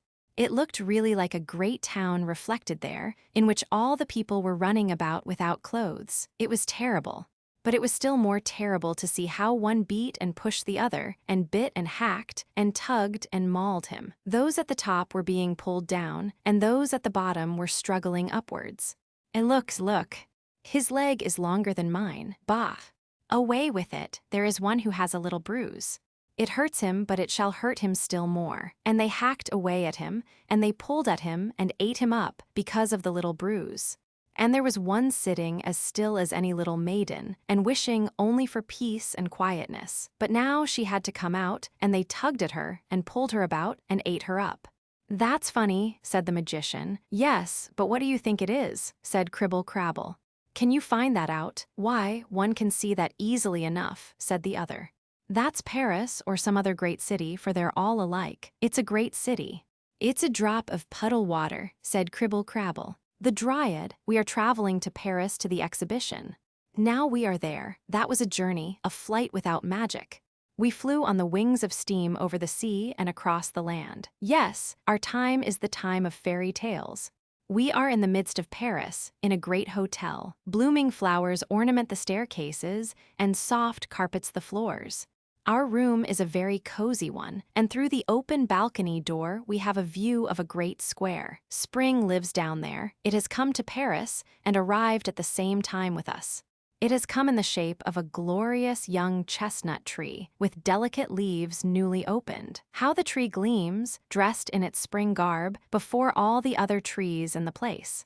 One of these latter had been struck out of the list of living trees. It lies on the ground with roots exposed. On the place where it stood, the young chestnut tree is to be planted and to flourish. It still stands towering aloft on the heavy wagon which has brought it this morning a distance of several miles to Paris. For years it had stood there, in the protection of a mighty oak tree, under which the old venerable clergyman had often sat, with children listening to his stories. The young chestnut tree had also listened to the stories, for the Dryad who lived in it was a child also. She remembered the time when the tree was so little that it only projected a short way above the grass and ferns around. These were as tall as they would ever be, but the tree grew every year and enjoyed the air and the sunshine and drank the dew and the rain. Several times it was also, as it must be, well shaken by the wind and the rain, for that is a part of education. The Dryad rejoiced in her life, and rejoiced in the sunshine, and the singing of the birds, but she was most rejoiced at human voices. She understood the language of men as well as she understood that of animals. Butterflies, cockchafers, dragonflies, everything that could fly came to pay a visit. They could all talk. They told of the village, of the vineyard, of the forest, of the old castle with its parks and canals and ponds. Down in the water dwelt also living beings, which, in their way, could fly under the water from one place to another, beings with knowledge and delineation. They said nothing at all, they were so clever. And the swallow who had dived told about the pretty little goldfish, of the thick turbot, the fat brill, and the old carp. The swallow could describe all that very well, but self is the man, she said. One ought to see these things oneself. But how was the Dryad ever to see such beings? She was obliged to be satisfied with being able to look over the beautiful country and see the busy industry of men. It was glorious, but most glorious of all when the old clergyman sat under the oak tree and talked of France, and of the great deeds of her sons and daughters, whose names will be mentioned with admiration through all time. Then the Dryad heard of the shepherd girl, Joan of Arc, and of Charlotte Corday. She heard about Henry IV and Napoleon I. She heard names whose echo sounds in the hearts of the people. The village children listened attentively, and the Dryad no less attentively. She became a school child with the rest. In the clouds that went sailing by she saw, picture by picture, everything that she heard talked about. The cloudy sky was her picture book. She felt so happy in beautiful France, the fruitful land of genius, with the crater of freedom. But in her heart the sting remained that the bird, that every animal that could fly, was much better off than she. Even the fly could look about more in the world, far beyond the Dryad's horizon. France was so great and so glorious, but she could only look across a little piece of it. The land stretched out, worldwide, with vineyards, forests, and great cities. Of all these Paris was the most splendid and the mightiest. The birds could get there, but she never. Among the village children was a little ragged, poor girl, but a pretty one to look at. She was always laughing or singing and twining red flowers in her black hair. "Don't go to Paris," the old clergyman warned her. "Poor child, if you go there it will be your ruin." But she went for all that. The Dryad often thought of her, for she had the same wish and felt the same longing for the great city. The Dryad's tree was bearing its first chestnut blossoms. The birds were twittering round them in the most beautiful sunshine. Then a stately carriage came rolling along that way, and in it sat a grand lady driving the spirited, light-footed horses. On the back seat, a little smart groom balanced himself. The dryad knew the lady, and the old clergyman knew her also. He shook his head gravely when he saw her and said, "So you went there after all, and it was your ruin, poor Mary." "That one poor," thought the dryad. "No, she wears a dress fit for a countess. She had become one in the city of magic changes. Oh, if I were only there, amid all the splendor and pomp. They shine up into the very clouds at night. When I look up, I can tell in what direction the town lies." Towards that direction the dryad looked every evening.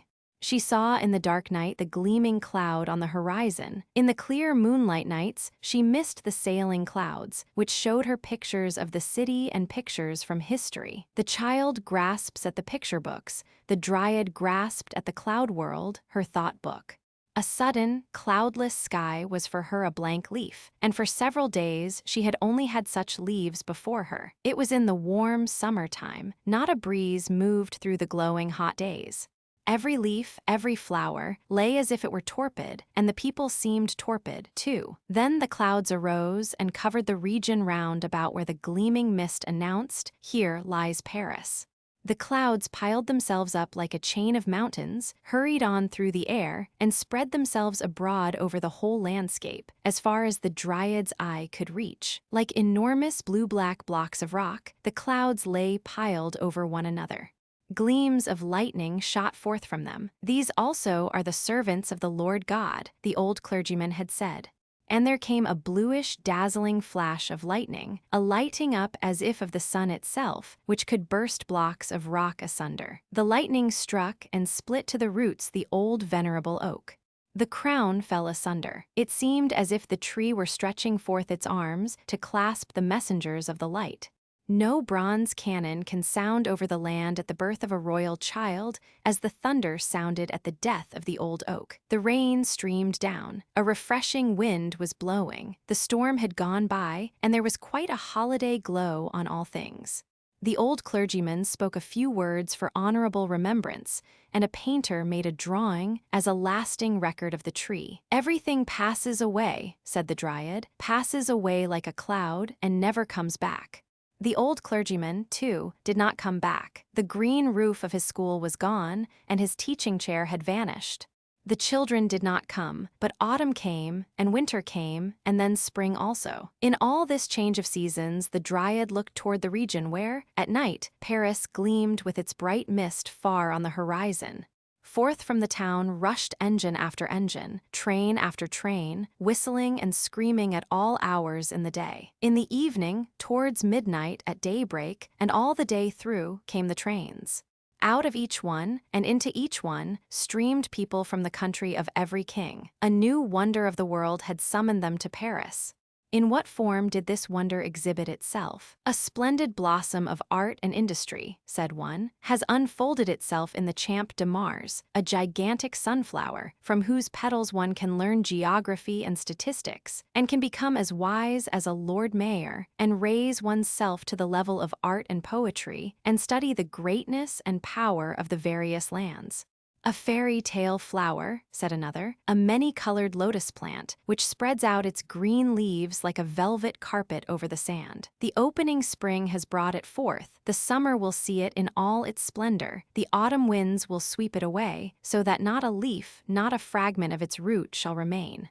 In front of the military school extends in time of peace the arena of war, a field without a blade of grass, a piece of sandy steppe, as if cut out of the desert of Africa, where Fata Morgana displays her wondrous airy castles and hanging gardens. In the Champ de Mars, however, these were to be seen more splendid, more wonderful than in the East, for human art had converted the airy deceptive scenes into reality. "The Aladdin's palace of the present has been built," it was said. "Day by day, hour by hour, it unfolds more of its wonderful splendor.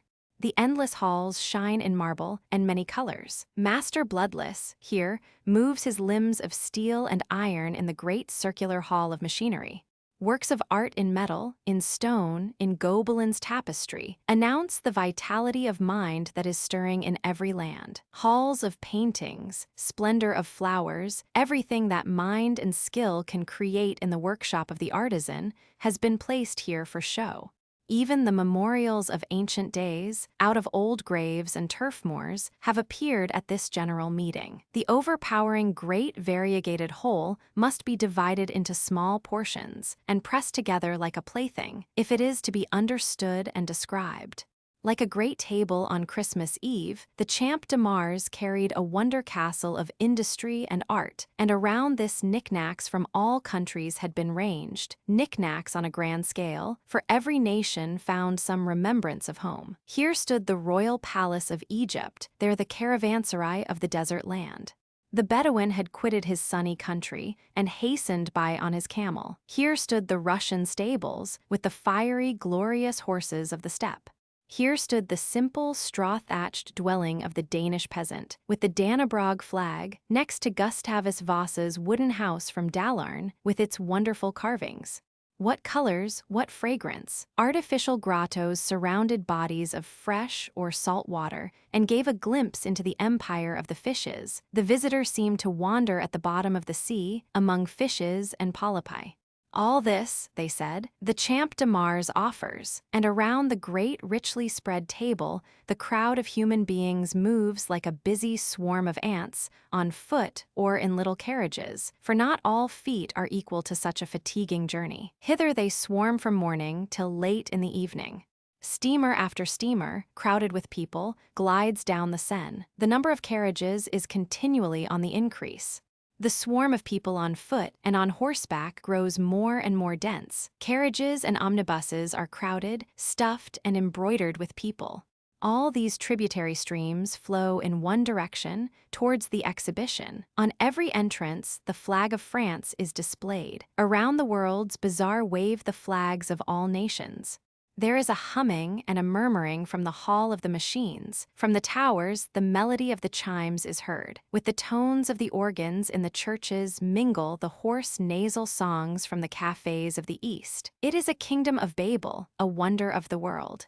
In very truth it was. That's what all the reports said, and who did not hear them? The Dryad knew everything that is told here of the new wonder in the city of cities. Fly away, ye birds.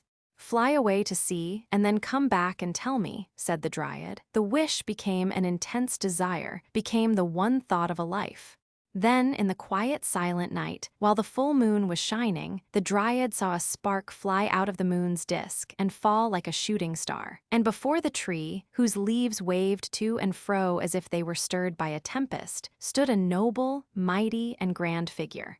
In tones that were at once rich and strong, like the trumpet of the Last Judgment bidding farewell to life and summoning to the great account, it said, "Thou shalt go to the city of magic. Thou shalt take root there, and enjoy the mighty rushing breezes, the air, and the sunshine there. But the time of thy life shall then be shortened. The line of years that awaited thee here amid the free nature shall shrink to but a small tale. Poor Dryad, it shall be thy destruction. Thy yearning and longing will increase, thy desire will grow more stormy, the tree itself will be as a prison to thee. Thou wilt quit thy cell and give up thy nature to fly out and mingle among men. Then the years that would have belonged to thee will be contracted to half the span of the ephemeral fly, that lives but a day. One night, and thy life taper shall be blown out. The leaves of the tree will wither and be blown away, to become green never again." Thus the words sounded, and the light vanished away, but not the longing of the Dryad. She trembled in the wild fever of expectation. "I shall go there." She cried, rejoicingly. Life is beginning and swells like a cloud. Nobody knows whither it is hastening. When the gray dawn arose and the moon turned pale and the clouds were tinted red, the wished-for hour struck. The words of promise were fulfilled. People appeared with spades and poles. They dug round the roots of the tree, deeper and deeper, and beneath it. A wagon was brought out, drawn by many horses, and the tree was lifted up, with its roots and the lumps of earth that adhered to them. Matting was placed around the roots, as though the tree had its feet in a warm bag. And now the tree was lifted on the wagon and secured with chains. The journey began, the journey to Paris. There the tree was to grow as an ornament to the city of French glory. The twigs and the leaves of the chestnut tree trembled in the first moments of its being moved, and the Dryad trembled in the pleasurable feeling of expectation. Away, away, it sounded in every beat of her pulse. Away, away, sounded in words that flew trembling along. The dryad forgot to bid farewell to the regions of home. She thought not of the waving grass and of the innocent daisies, which had looked up to her as to a great lady, a young princess playing at being a shepherdess out in the open air. The chestnut tree stood upon the wagon and nodded his branches. Whether this meant farewell or forward, the dryad knew not. She dreamed only of the marvelous new things that seemed yet so familiar and that were to unfold themselves before her. No child's heart rejoicing in innocence, no heart whose blood danced with passion, had set out on the journey to Paris more full of expectation than she. Her farewell sounded in the words, away. Away, the wheels turned, the distant approached, the present vanished. The region was changed, even as the clouds change. New vineyards, forests, villages, villas appeared, came nearer, vanished. The chestnut tree moved forward, and the dryad went with it. Steam engine after steam engine rushed past, sending up into the air vapory clouds that formed figures which told of Paris, whence they came, and whither the dryad was going. Everything around knew it, and must know whither she was bound. It seemed to her as if every tree she passed stretched out its leaves towards her, with the prayer, "Take me with you. Take me with you," for every tree enclosed a longing dryad. What changes during this flight? Houses seemed to be rising out of the earth, more and more, thicker and thicker. The chimneys rose like flower pots ranged side by side, or in rows one above the other, on the roofs. Great inscriptions in letters a yard long, and figures in various colors, covering the walls from cornice to basement, came brightly out. "Where does Paris begin, and when shall I be there?" asked the dryad. The crowd of people grew, the tumult and the bustle increased. Carriage followed upon carriage. People on foot and people on horseback were mingled together. All around were shops on shops, music and song, crying and talking. The dryad, in her tree, was now in the midst of Paris. The great heavy wagon all at once stopped on a little square planted with trees. The high houses around had all of them balconies to the windows, from which the inhabitants looked down upon the young, fresh chestnut tree, which was coming to be planted here as a substitute for the dead tree that lay stretched on the ground. The passers-by stood still and smiled in admiration of its pure vernal freshness. The older trees, whose buds were still closed, whispered with their waving branches, "Welcome, welcome!" The fountain, throwing its jet of water high up in the air to let it fall again in the wide stone basin, told the wind to sprinkle the newcomer with pearly drops, as if it wished to give him a refreshing draught to welcome him. The dryad felt how her tree was being lifted from the wagon to be placed in the spot where it was to stand. The roots were covered with earth, and fresh turf was laid on top. Blooming shrubs and flowers in pots were ranged around, and thus a little garden arose in the square. The tree that had been killed by the fumes of gas, the steam of kitchens, and the bad air of the city was put upon the wagon and driven away. The passers-by looked on. Children and old men sat upon the bench and looked at the green tree. And we who are telling this story stood upon a balcony and looked down upon the green spring sight that had been brought in from the fresh country air, and said what the old clergyman would have said, "Poor dryad, I am happy."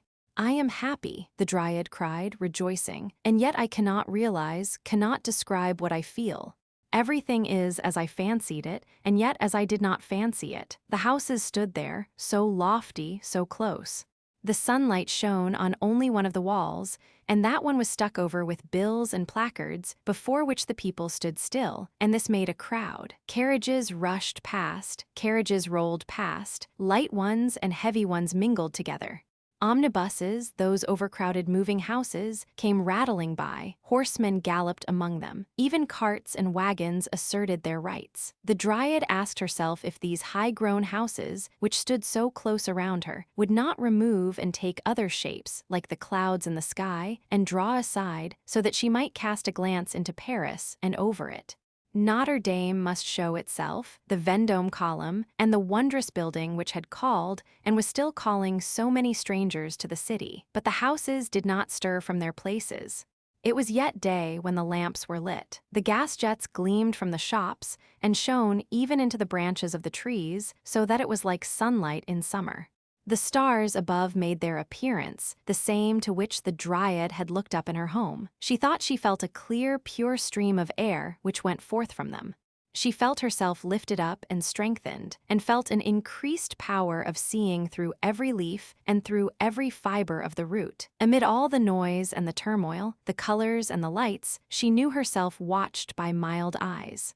From the side streets sounded the merry notes of fiddles and wind instruments. Up! To the dance, to jollity and pleasure. That was their invitation. Such music it was that horses, carriages, trees, and houses would have danced if they had known how. The charm of intoxicating delight filled the bosom of the Dryad. How glorious, how splendid it is! She cried rejoicingly, "Now I am in Paris." The next day that dawned, the next night that fell, offered the same spectacle, similar bustle, similar life, changing, indeed, yet always the same, and thus it went on through the sequence of days. Now I know every tree, every flower on the square here. I know every house, every balcony, every shop in this narrow cut-off corner, where I am denied the sight of this great mighty city. Where are the arches of triumph, the boulevards, the wondrous building of the world? I see nothing of all this. As if shut up in a cage, I stand among the high houses, which I now know by heart, with their inscriptions, signs, and placards, all the painted confectionery that is no longer to my taste. Where are all the things of which I heard, for which I longed, and for whose sake I wanted to come hither? What have I seized, found, won? I feel the same longing I felt before. I feel that there is a life I should wish to grasp and to experience. I must go out into the ranks of living men and mingle among them. I must fly about like a bird. I must see and feel and become human altogether. I must enjoy the one half-day, instead of vegetating for years in everyday sameness and weariness, in which I become ill and at last sink and disappear like the dew on the meadows. I will gleam like the cloud, gleam in the sunshine of life, look out over the whole like the cloud, and pass away like it, no one knoweth whither. Thus sighed the Dryad, and she prayed, "Take from me the years that were destined for me, and give me but half of the life of the ephemeral fly. Deliver me from my prison. Give me human life, human happiness, only a short span, only the one night if it cannot be otherwise, and then punish me for my wish to live, my longing for life. Strike me out of thy list. Let my shell, the fresh young tree, wither or be hewn down and burnt to ashes and scattered to all the winds." A rustling went through the leaves of the tree. There was a trembling in each of the leaves. It seemed as if fire streamed through it. A gust of wind shook its green crown, and from the midst of that crown a female figure came forth. In the same moment she was sitting beneath the brightly illuminated leafy branches, young and beautiful to behold, like poor Mary, to whom the clergyman had said, "The great city will be thy destruction." The Dryad sat at the foot of the tree, at her house door, which she had locked and whose key had thrown away. So young, so fair, the stars saw her and blinked at her. The gas lamps saw her and gleamed and beckoned to her. How delicate she was, and yet how blooming, a child and yet a grown maiden. Her dress was fine as silk, green as the freshly opened leaves on the crown of the tree. In her nut-brown hair clung a half-opened chestnut blossom. She looked like the goddess of spring. For one short minute she sat motionless, then she sprang up, and light as a gazelle, she hurried away. She ran and sprang like the reflection from the mirror that, carried by the sunshine, is cast, now here, now there. Could anyone have followed her with his eyes, he would have seen how marvelously her dress and her form changed, according to the nature of the house or the place whose light happened to shine upon her. She reached the boulevards. Here a sea of light streamed forth from the gas flames of the lamps, the shops, and the cafes. Here stood in a row young and slender trees, each of which concealed its Dryad and gave shade from the artificial sunlight.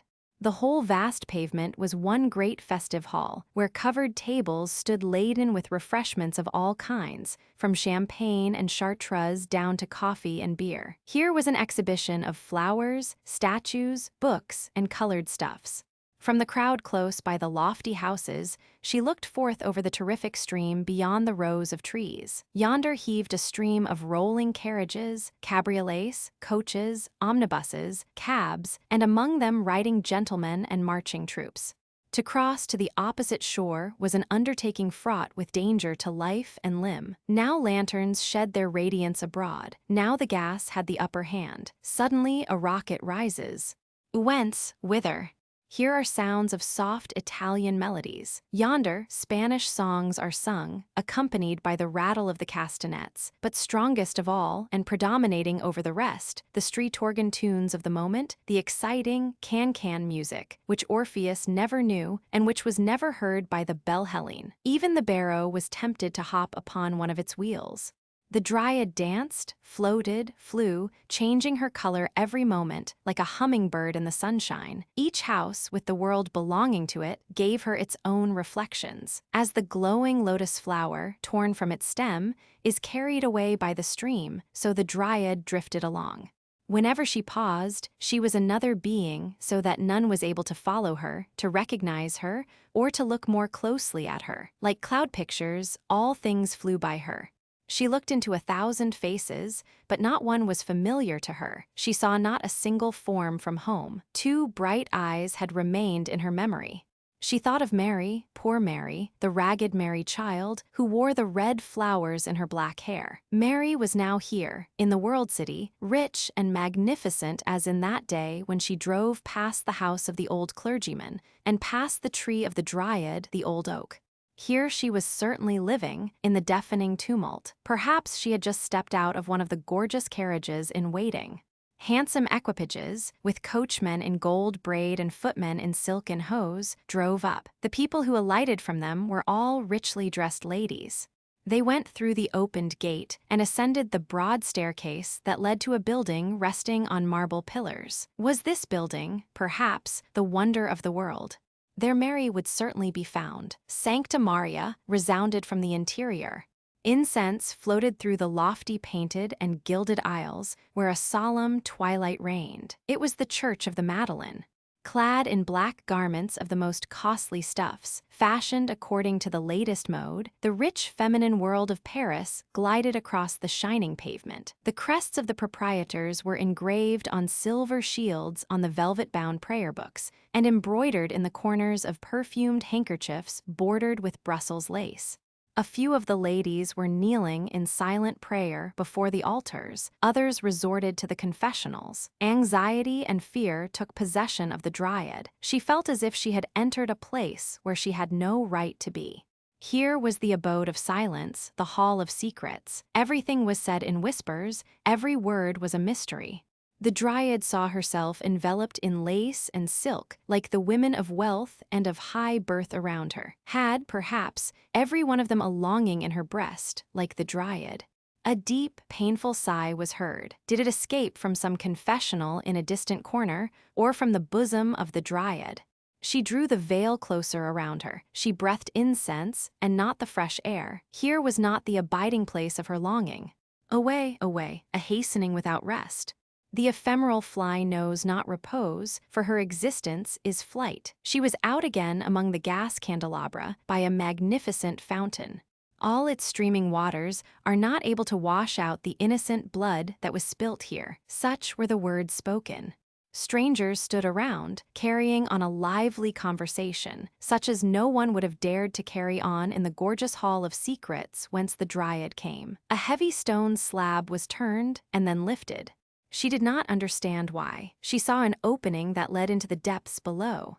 The strangers stepped down, leaving the starlit air and the cheerful life of the upper world behind them. "I am afraid," said one of the women who stood around, to her husband. "I cannot venture to go down, nor do I care for the wonders down yonder. You had better stay here with me." "Indeed, and travel home," said the man, "and quit Paris without having seen the most wonderful thing of all, the real wonder of the present period, created by the power and resolution of one man." "I will not go down for all that," was the reply. The wonder of the present time, it had been called. The Dryad had heard and had understood it. The goal of her ardent longing had thus been reached, and here was the entrance to it. Down into the depths below Paris, she had not thought of such a thing, but now she heard it said and saw the strangers descending and went after them. The staircase was of cast iron, spiral, broad, and easy. Below there burned a lamp, and farther down another. They stood in a labyrinth of endless halls and arched passages, all communicating with each other. All the streets and lanes of Paris were to be seen here again, as in a dim reflection. The names were painted up, and every house above had its number down here also, and struck its roots under the macadamized quays of a broad canal in which the muddy water flowed onward. Over it, the fresh streaming water was carried on arches, and quite at the top hung the tangled net of gas pipes and telegraph wires. In the distance, lamps gleamed, like a reflection from the world city above. Every now and then a dull rumbling was heard. This came from the heavy wagons rolling over the entrance bridges. Whither had the Dryad come? You have, no doubt, heard of the catacombs. Now they are vanishing points in that new underground world, that wonder of the present day, the sewers of Paris. The Dryad was there, and not in the world's exhibition in the Champ de Mars. She heard exclamations of wonder and admiration. From here go forth health and life for thousands upon thousands up yonder. Our time is the time of progress, with its manifold blessings. Such was the opinion and the speech of men, but not of those creatures who had been born here, and who built and dwelt here, of the rats, namely, who were squeaking to one another in the clefts of a crumbling wall, quite plainly, and in a way the Dryad understood well. A fine magnificence, truly, all made up of gas and petroleum. I can't eat such stuff as that. Everything here is so fine and bright now that one's ashamed of oneself without exactly knowing why. Ah, if we only lived in the days of tallow candles, and it does not lie so very far behind us. That was a romantic time, as one may say. What are you talking of there? Asked the Dryad. I have never seen you before. What is it you are talking about? Of the glorious days that are gone, said the rat, of the happy time of our great-grandfathers and great-grandmothers. Then it was a great thing to get down here. That was a rat's nest quite different from Paris. Mother Plague used to live here then. She killed people, but never rats. Robbers and smugglers could breathe freely here. Here was the meeting place of the most interesting personages, whom one now only gets to see in the theaters where they act melodrama, up above. The time of romance is gone even in our rat's nest, and here also fresh air and petroleum have broken in. Thus squeaked the rat. He squeaked in honor of the old time when Mother Plague was still alive. A carriage stopped, a kind of open omnibus, drawn by swift horses. The company mounted and drove away along the Boulevard de Sebastopol, that is to say, the underground boulevard, over which the well-known crowded street of that name extended. The carriage disappeared in the twilight. The Dryad disappeared, lifted to the cheerful freshness above. Here, and not below in the vaulted passages, filled with heavy air, the wonder work must be found which she was to seek in her short lifetime. It must gleam brighter than all the gas flames, stronger than the moon that was just gliding past. Yes, certainly, she saw it yonder in the distance. It gleamed before her, and twinkled and glittered like the evening star in the sky. She saw a glittering portal open that led to a little garden where all was brightness and dance music. Colored lamps surrounded little lakes, in which were water plants of colored metal, from whose flowers jets of water spurted up. Beautiful weeping willows, real products of spring, hung their fresh branches over these lakes like a fresh, green, transparent, and yet screening veil. In the bushes burnt an open fire, throwing a red twilight over the quiet huts of branches, into which the sounds of music penetrated, an ear-tickling, intoxicating music that sent the blood coursing through the veins.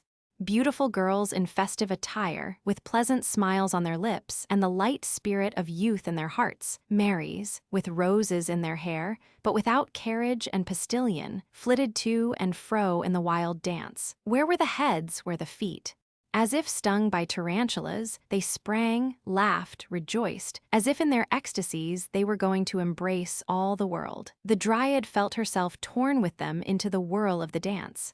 Round her delicate foot clung the silken boot, chestnut brown in color, like the ribbon that floated from her hair down upon her bare shoulders. The green silk dress waved in large folds, but did not entirely hide the pretty foot and ankle. Had she come to the enchanted garden of Armida? What was the name of the place? The name glittered in gas jets over the entrance. It was Mabel. The soaring upwards of rockets, the splashing of fountains, and the popping of champagne corks accompanied the wild bacchantic dance. Over the whole glided the moon through the air, clear, but with a somewhat crooked face.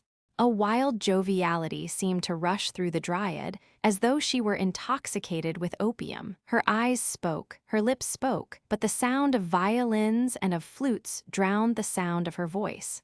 Her partner whispered words to her which she did not understand, nor do we understand them. He stretched out his arms to draw her to him, but he embraced only the empty air. The dryad had been carried away, like a rose leaf on the wind. Before her, she saw a flame in the air, a flashing light high up on a tower. The beacon light shone from the goal of her longing, shone from the red lighthouse tower of the Fata Morgana of the Champ de Mars. Thither she was carried by the wind. She circled round the tower. The workmen thought it was a butterfly that had come too early, and that now sank down dying. The moon shone bright. Gas lamps spread light around, through the halls, over the all-world's buildings scattered about, over the rose hills and the rocks produced by human ingenuity, from which waterfalls, driven by the power of Master Bloodless, fell down.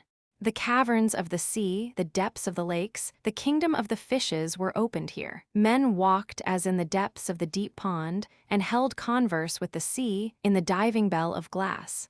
The water pressed against the strong glass walls above and on every side. The polypi, eel-like living creatures, had fastened themselves to the bottom and stretched out arms, fathoms long, for prey. A big turbot was making himself broad in front, quietly enough, but not without casting some suspicious glances aside. A crab clambered over him, looking like a gigantic spider, while the shrimps wandered about in restless haste, like the butterflies and moths of the sea.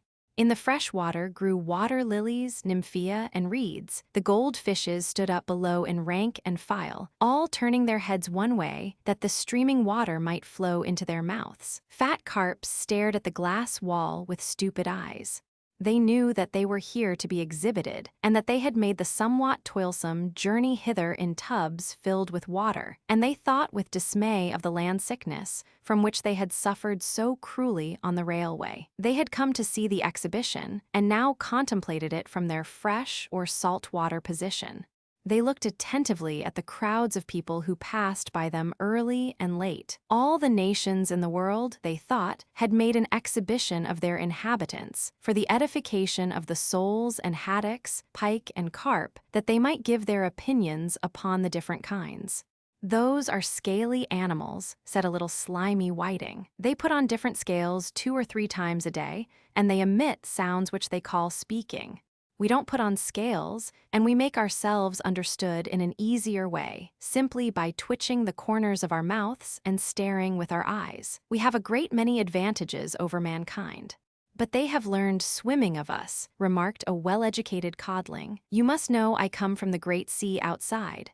In the hot time of the year, the people yonder go into the water. First they take off their scales, and then they swim. They have learnt from the frogs to kick out with their hind legs and row with their 4 paws.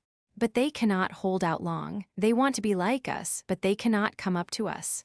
Poor people, and the fishes stared.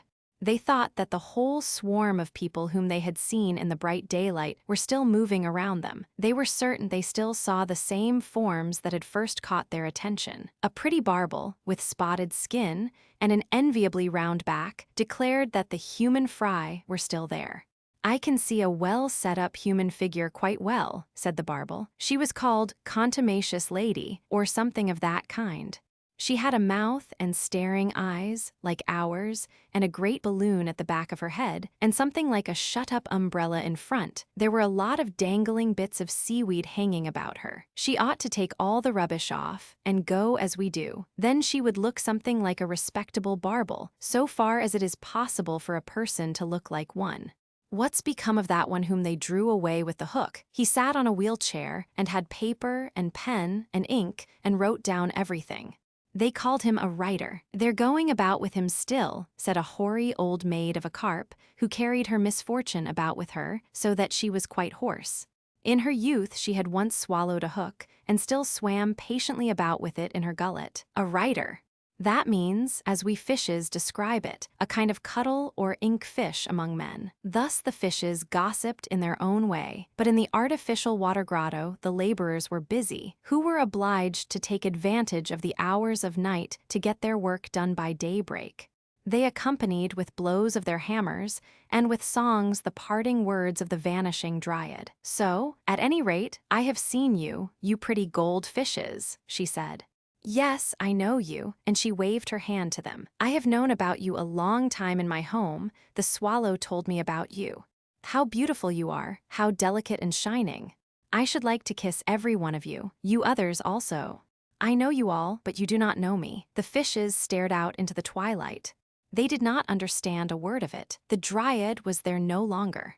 She had been a long time in the open air, where the different countries, the country of black bread, the codfish coast, the kingdom of Russia leather, and the banks of eau de cologne, and the gardens of rose oil, exhaled their perfumes from the world wonder flower. When, after a night at a ball, we drive home half asleep and half awake, the melodies still sound plainly in our ears. We hear them, and could sing them all from memory. When the eye of the murdered man closes, the picture of what it saw last clings to it for a time like a photographic picture. So it was likewise here. The bustling life of day had not yet disappeared in the quiet night. The dryad had seen it. She knew, thus it will be repeated tomorrow.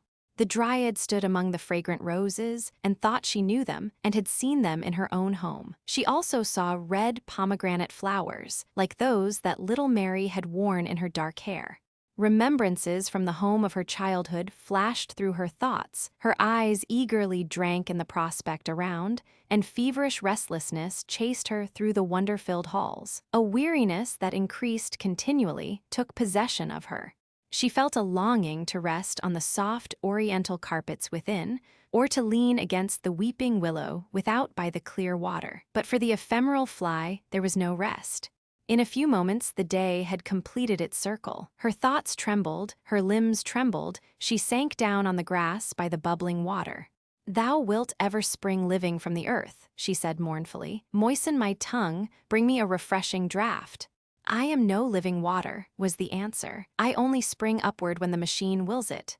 "Give me something of thy freshness, thou green grass," implored the dryad. "Give me one of thy fragrant flowers." "We must die if we are torn from our stalks," replied the flowers and the grass. "Give me a kiss, thou fresh stream of air, only a single life kiss." "Soon the sun will kiss the clouds red," answered the wind. "Then thou wilt be among the dead, blown away, as all the splendor here will be blown away before the year shall have ended. Then I can play again with the light, loose sand on the place here, and whirl the dust over the land and through the air. All is dust." The dryad felt a terror like a woman who has cut asunder her pulse artery in the bath, but is filled again with the love of life, even while she is bleeding to death. She raised herself, tottered forward a few steps, and sank down again at the entrance to a little church. The gate stood open, lights were burning upon the altar, and the organ sounded. What music! Such notes the dryad had never yet heard, and yet it seemed to her as if she recognized a number of well-known voices among them. They came deep from the heart of all creation. She thought she heard the stories of the old clergymen, of great deeds, and of the celebrated names, and of the gifts that the creatures of God must bestow upon posterity, if they would live on in the world. The tones of the organ swelled, and in their song there sounded these words: "Thy wishing and thy longing have torn thee, with thy roots, from the place which God appointed for thee. That was thy destruction, thou poor dryad." The notes became soft and gentle, and seemed to die away in a wail. In the sky the clouds showed themselves with a ruddy gleam. The wind sighed, "Pass away, ye dead." Now the sun is going to rise. The first ray fell on the dryad. Her form was irradiated in changing colors, like the soap bubble when it is bursting and becomes a drop of water, like a tear that falls and passes away like a vapor. Poor dryad! Only a dewdrop, only a tear, poured upon the earth and vanished away. Jack the Dullard, an old story told anew. Far in the interior of the country lay an old baronial hall, and in it lived an old proprietor who had 2 sons, which 2 young men thought themselves too clever by half. They wanted to go out and woo the king's daughter, for the maiden in question had publicly announced that she would choose for her husband that youth who could arrange his words best. So these 2 geniuses prepared themselves a full week for the wooing. This was the longest time that could be granted them, but it was enough, for they had had much preparatory information, and everybody knows how useful that is. One of them knew the whole Latin dictionary by heart, and 3 whole years of the daily paper of the little town into the bargain, and so well, indeed, that he could repeat it all either backwards or forwards, just as he chose. The other was deeply read in the corporation laws, and knew by heart what every corporation ought to know, and accordingly he thought he could talk of affairs of state, and put his spoke in the wheel in the council. And he knew one thing more: he could embroider suspenders with roses and other flowers, and with arabesques, for he was a tasty, light-fingered fellow. "I shall win the princess," so cried both of them. Therefore their old papa gave to each of them a handsome horse. The youth who knew the dictionary and newspaper by heart had a black horse, and he who knew all about the corporation laws received a milk-white steed. Then they rubbed the corners of their mouths with fish oil, so that they might become very smooth and glib. All the servants stood below in the courtyard and looked on while they mounted their horses, and just by chance the 3rd son came up. For the proprietor had really 3 sons, though nobody counted the 3rd with his brothers, because he was not so learned as they, and indeed he was generally known as Jack the Dullard. "Hallo," said Jack the Dullard, "where are you going? I declare you have put on your Sunday clothes. We're going to the king's court, as suitors to the king's daughter. Don't you know the announcement that has been made all through the country?" And they told him all about it. "My word, I'll be in it too," cried Jack the Dullard, and his 2 brothers burst out laughing at him and rode away. "Father dear," said Jack, "I must have a horse too. I do feel so desperately inclined to marry. If she accepts me, she accepts me, and if she won't have me, I'll have her, but she shall be mine." "Don't talk nonsense," replied the old gentleman. "You shall have no horse from me. You don't know how to speak. You can't arrange your words. Your brothers are very different fellows from you." "Well," quoth Jack the Dullard, "if I can't have a horse, I'll take the billy goat, who belongs to me, and he can carry me very well." And so said, so done. He mounted the billy goat, pressed his heels into its sides, and galloped down the high street like a hurricane. Hi, hoop! That was a ride. "Here I come," shouted Jack the Dullard, and he sang till his voice echoed far and wide. But his brothers rode slowly on in advance of him. They spoke not a word, for they were thinking about the fine extempore speeches they would have to bring out, and these had to be cleverly prepared beforehand. "Hallo," shouted Jack the Dullard, "here am I. Look what I have found on the high road." And he showed them what it was, and it was a dead crow. "Dullard," exclaimed the brothers, "what are you going to do with that?" "With the crow?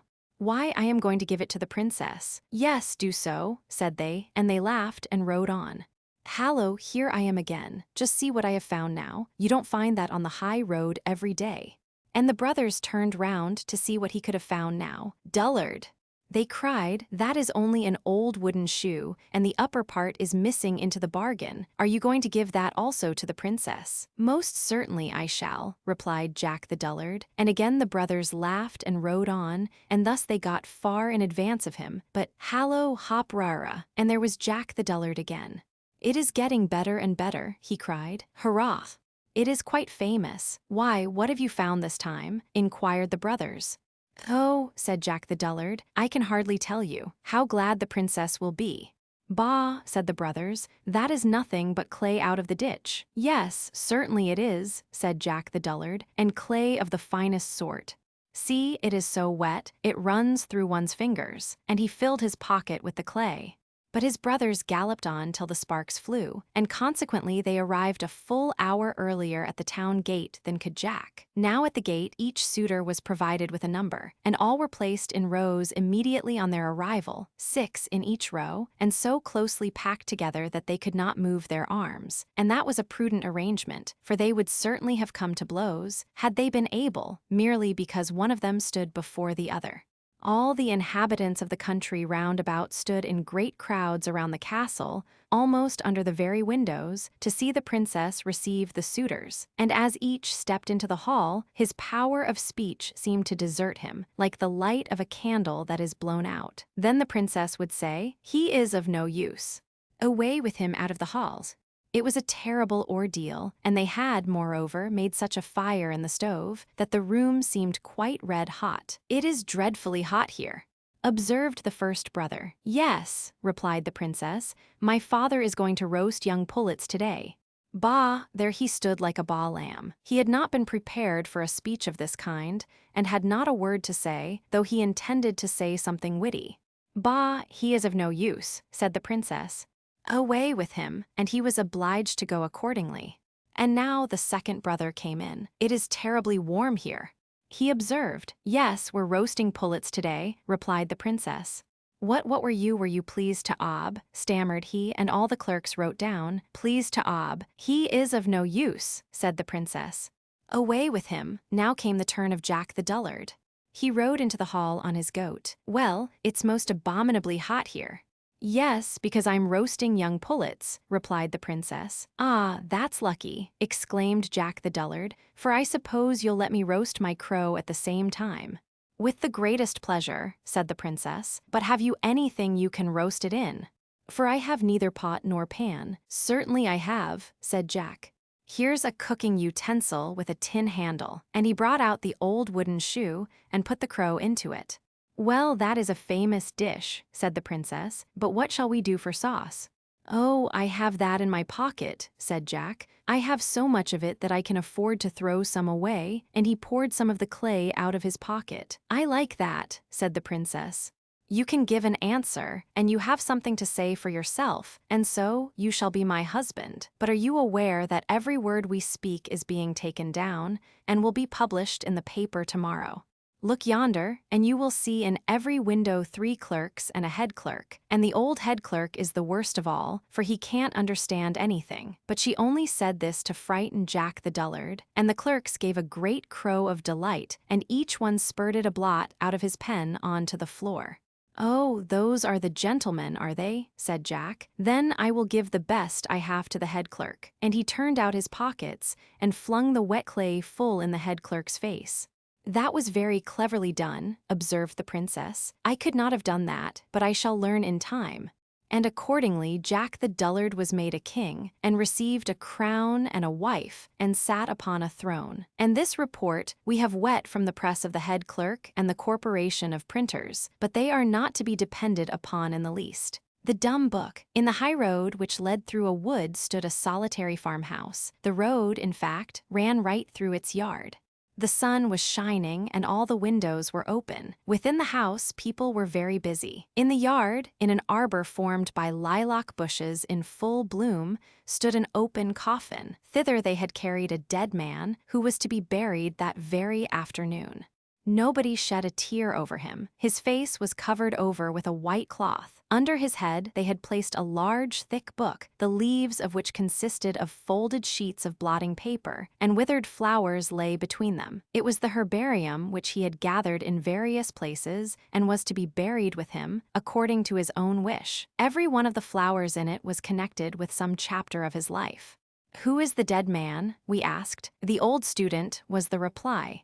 "They say that he was once an energetic young man, that he studied the dead languages, and sang and even composed many songs. Then something had happened to him, and in consequence of this he gave himself up to drink, body, and mind. When at last he had ruined his health, they brought him into the country, where someone paid for his board and residence. He was gentle as a child as long as the sullen mood did not come over him, but when it came he was fierce, became as strong as a giant, and ran about in the wood like a chased deer. But when we succeeded in bringing him home, and prevailed upon him to open the book with the dried-up plants in it, he would sometimes sit for a whole day looking at this or that plant, while frequently the tears rolled over his cheeks. God knows what was in his mind, but he requested us to put the book into his coffin, and now he lies there. In a little while the lid will be placed upon the coffin, and he will have sweet rest in the grave." The cloth which covered his face was lifted up. The dead man's face expressed peace. A sunbeam fell upon it. A swallow flew with the swiftness of an arrow into the arbor, turning in its flight, and twittered over the dead man's head. What a strange feeling it is, surely we all know it, to look through old letters of our young days. A different life rises up out of the past, as it were, with all its hopes and sorrows. How many of the people with whom in those days we used to be on intimate terms appear to us as if dead, and yet they are still alive, only we have not thought of them for such a long time, whom we imagined we should retain in our memories forever, and share every joy and sorrow with them. The withered oak leaf in the book here recalled the friend, the schoolfellow, who was to be his friend for life. He fixed the leaf to the student's cap in the green wood when they vowed eternal friendship. Where does he dwell now? The leaf is kept, but the friendship does no longer exist. Here is a foreign hothouse plant, too tender for the gardens of the north. It is almost as if its leaves still smelt sweet. She gave it to him out of her own garden, a nobleman's daughter. Here is a water lily that he had plucked himself and watered with salt tears, a lily of sweet water. And here is a nettle. What may its leaves tell us? What might he have thought when he plucked and kept it?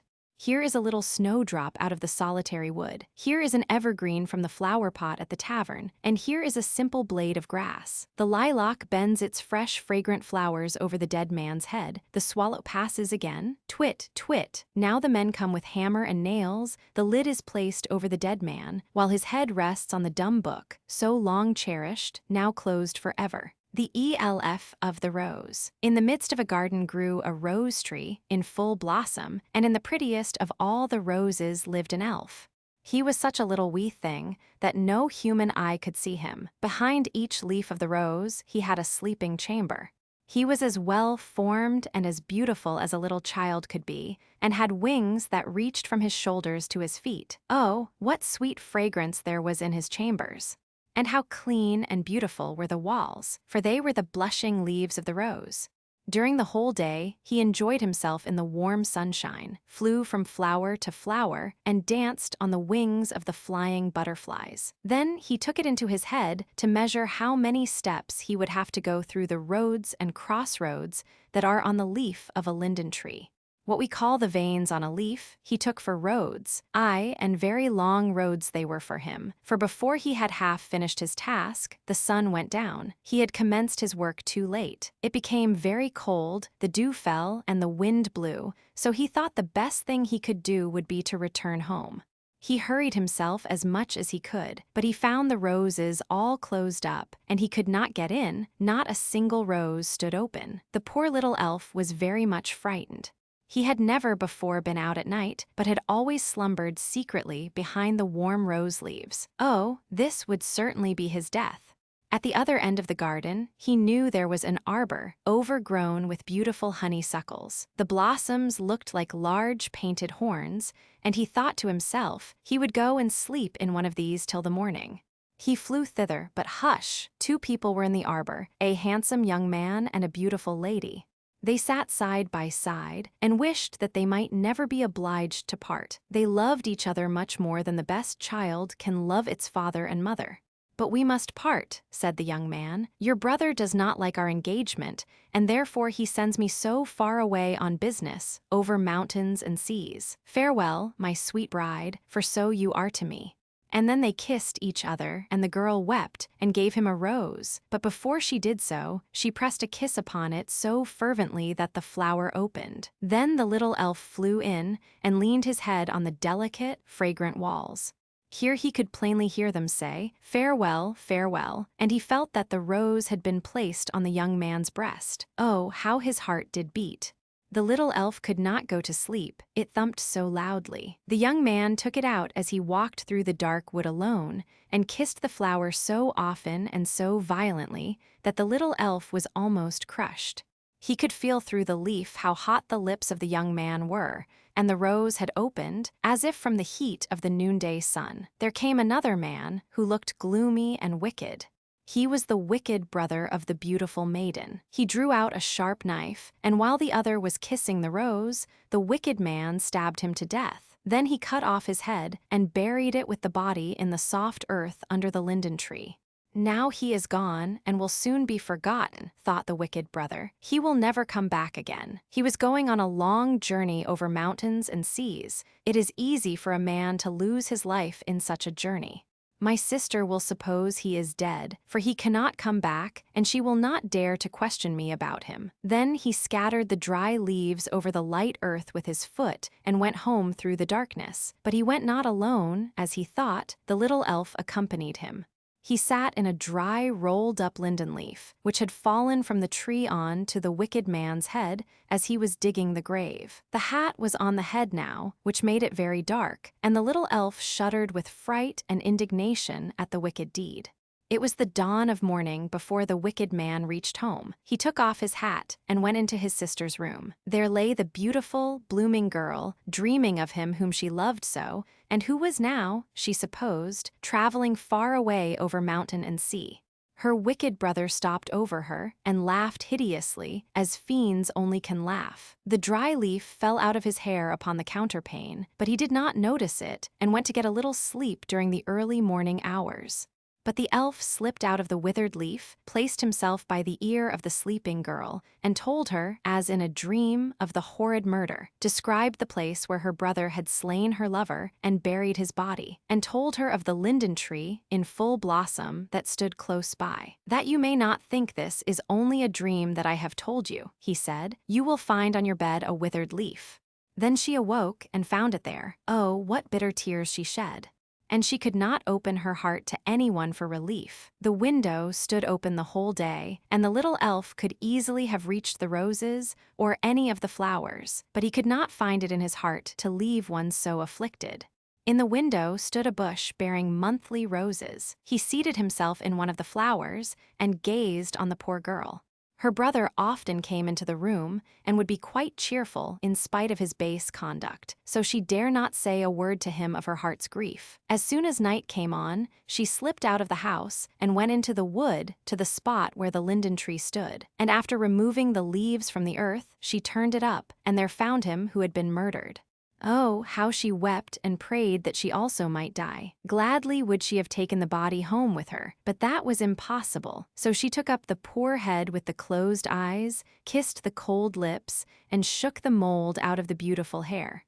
"I will keep this," said she, and as soon as she had covered the body again with the earth and leaves, she took the head and a little sprig of jasmine that bloomed in the wood near the spot where he was buried and carried them home with her. As soon as she was in her room, she took the largest flower pot she could find, and in this she placed the head of the dead man, covered it up with earth, and planted the twig of jasmine in it. "Farewell, farewell," whispered the little elf. He could not any longer endure to witness all this agony of grief. He therefore flew away to his own rose in the garden. But the rose was faded, only a few dry leaves still clung to the green hedge behind it. "Alas! How soon all that is good and beautiful passes away," sighed the elf. After a while he found another rose, which became his home, for among its delicate fragrant leaves he could dwell in safety. Every morning he flew to the window of the poor girl, and always found her weeping by the flower pot. The bitter tears fell upon the jasmine twig, and each day, as she became paler and paler, the sprig appeared to grow greener and fresher. One shoot after another sprouted forth, and little white buds blossomed, which the poor girl fondly kissed. But her wicked brother scolded her and asked her if she was going mad. He could not imagine why she was weeping over that flower pot, and it annoyed him. He did not know whose closed eyes were there, nor what red lips were fading beneath the earth. And one day she sat and leaned her head against the flower pot, and the little elf of the rose found her asleep. Then he seated himself by her ear, talked to her of that evening in the arbor, of the sweet perfume of the rose, and the loves of the elves.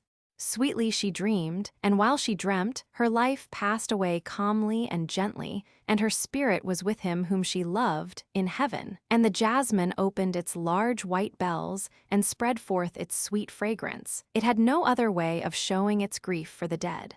But the wicked brother considered the beautiful blooming plant as his own property, left to him by his sister, and he placed it in his sleeping room, close by his bed, for it was very lovely in appearance, and the fragrance sweet and delightful. The little elf of the rose followed it, and flew from flower to flower, telling each little spirit that dwelt in them the story of the murdered young man, whose head now formed part of the earth beneath them, and of the wicked brother and the poor sister.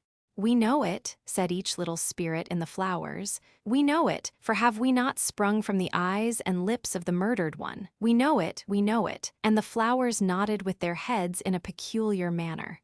The elf of the rose could not understand how they could rest so quietly in the matter, so he flew to the bees, who were gathering honey, and told them of the wicked brother. And the bees told it to their queen, who commanded that the next morning they should go and kill the murderer. But during the night, the first after the sister's death, while the brother was sleeping in his bed, close to where he had placed the fragrant jasmine, every flower cup opened, and invisibly the little spirits stole out, armed with poisonous spears. They placed themselves by the ear of the sleeper, told him dreadful dreams, and then flew across his lips, and pricked his tongue with their poisoned spears. "Now have we revenged the dead," said they, and flew back into the white bells of the jasmine flowers. When the morning came, and as soon as the window was opened, the rose elf, with the queen bee and the whole swarm of bees, rushed in to kill him. But he was already dead. People were standing round the bed and saying that the scent of the jasmine had killed him. Then the elf of the rose understood the revenge of the flowers, and explained it to the queen bee, and she, with the whole swarm, buzzed about the flower pot. The bees could not be driven away. Then a man took it up to remove it, and one of the bees stung him in the hand, so that he let the flower pot fall, and it was broken to pieces. Then everyone saw the whitened skull, and they knew the dead man in the bed was a murderer.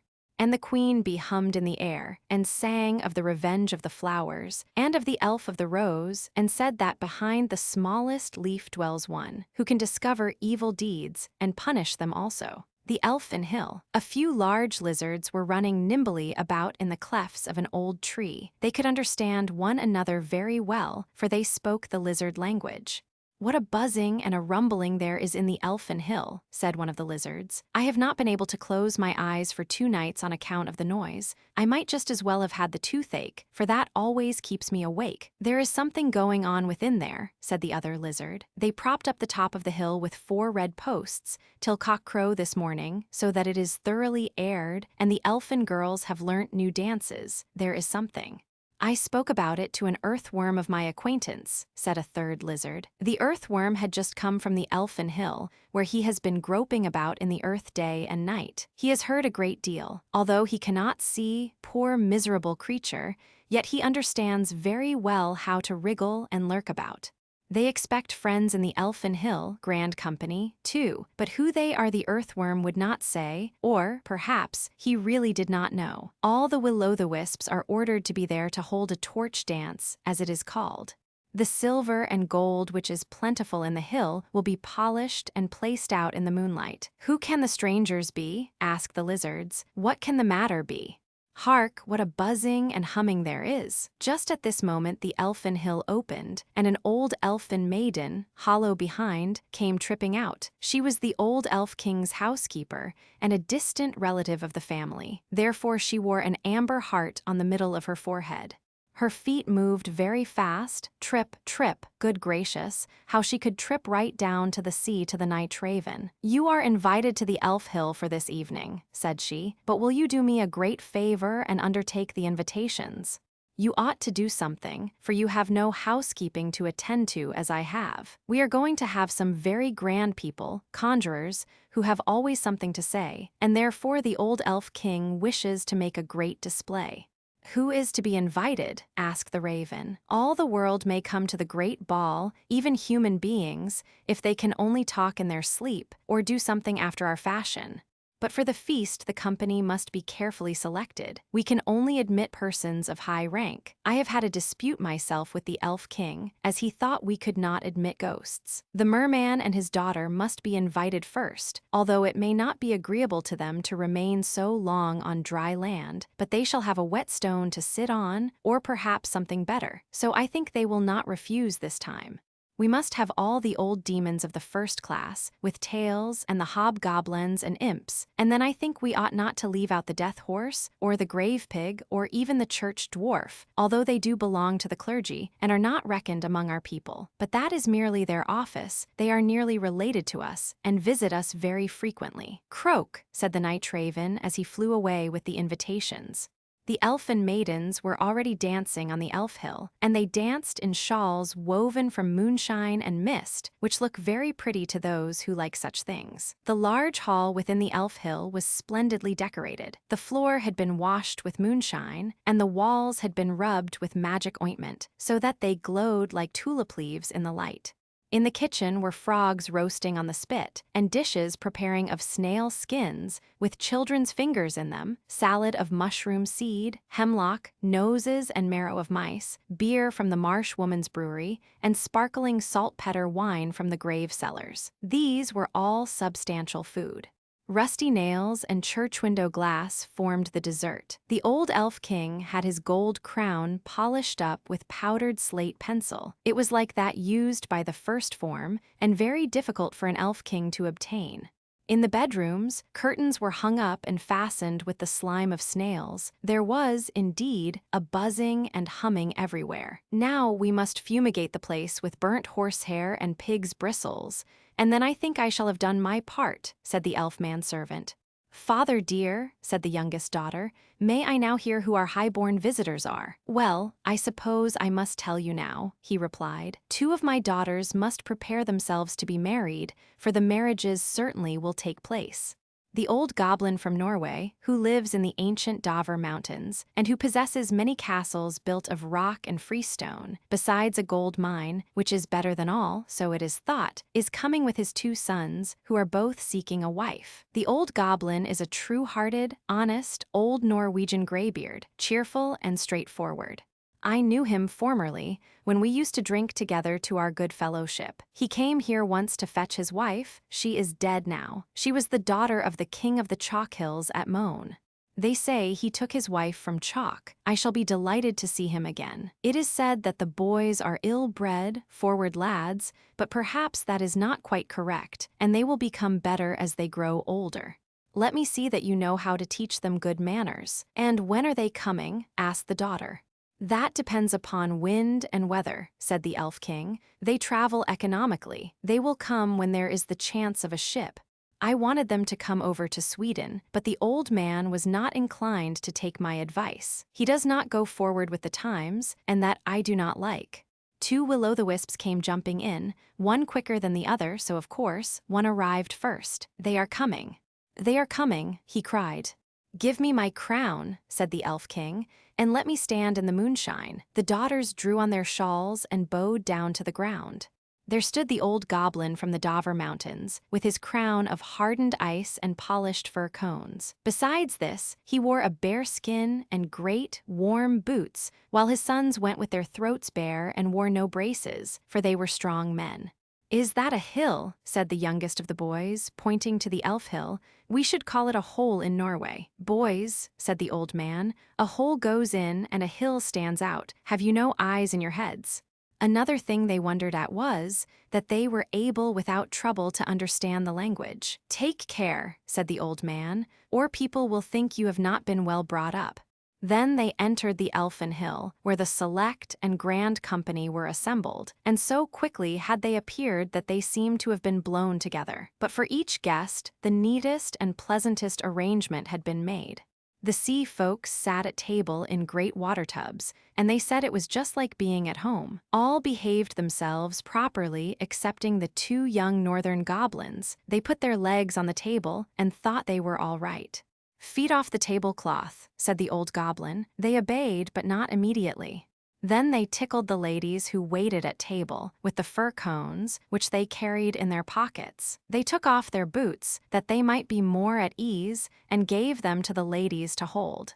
But their father, the old goblin, was very different. He talked pleasantly about the stately Norwegian rocks and told fine tales of the waterfalls which dashed over them with a clattering noise like thunder or the sound of an organ, spreading their white foam on every side. He told of the salmon that leaps in the rushing waters, while the water god plays on his golden harp. He spoke of the bright winter nights when the sledge bells are ringing and the boys run with burning torches across the smooth ice, which is so transparent that they can see the fishes dart forward beneath their feet. Then the elfin girls had to dance, first in the usual way, and then with stamping feet, which they performed very well, then followed the artistic and solo dance. Dear me, how they did throw their legs about! No one could tell where the dance begun, or where it ended, nor indeed which were legs and which were arms, for they were all flying about together, like the shavings in a saw pit. And then they spun round so quickly that the death horse and the grave pig became sick and giddy, and were obliged to leave the table. "Stop!" cried the old goblin. "Is that the only housekeeping they can perform? Can they do anything more than dance and throw about their legs and make a whirlwind?"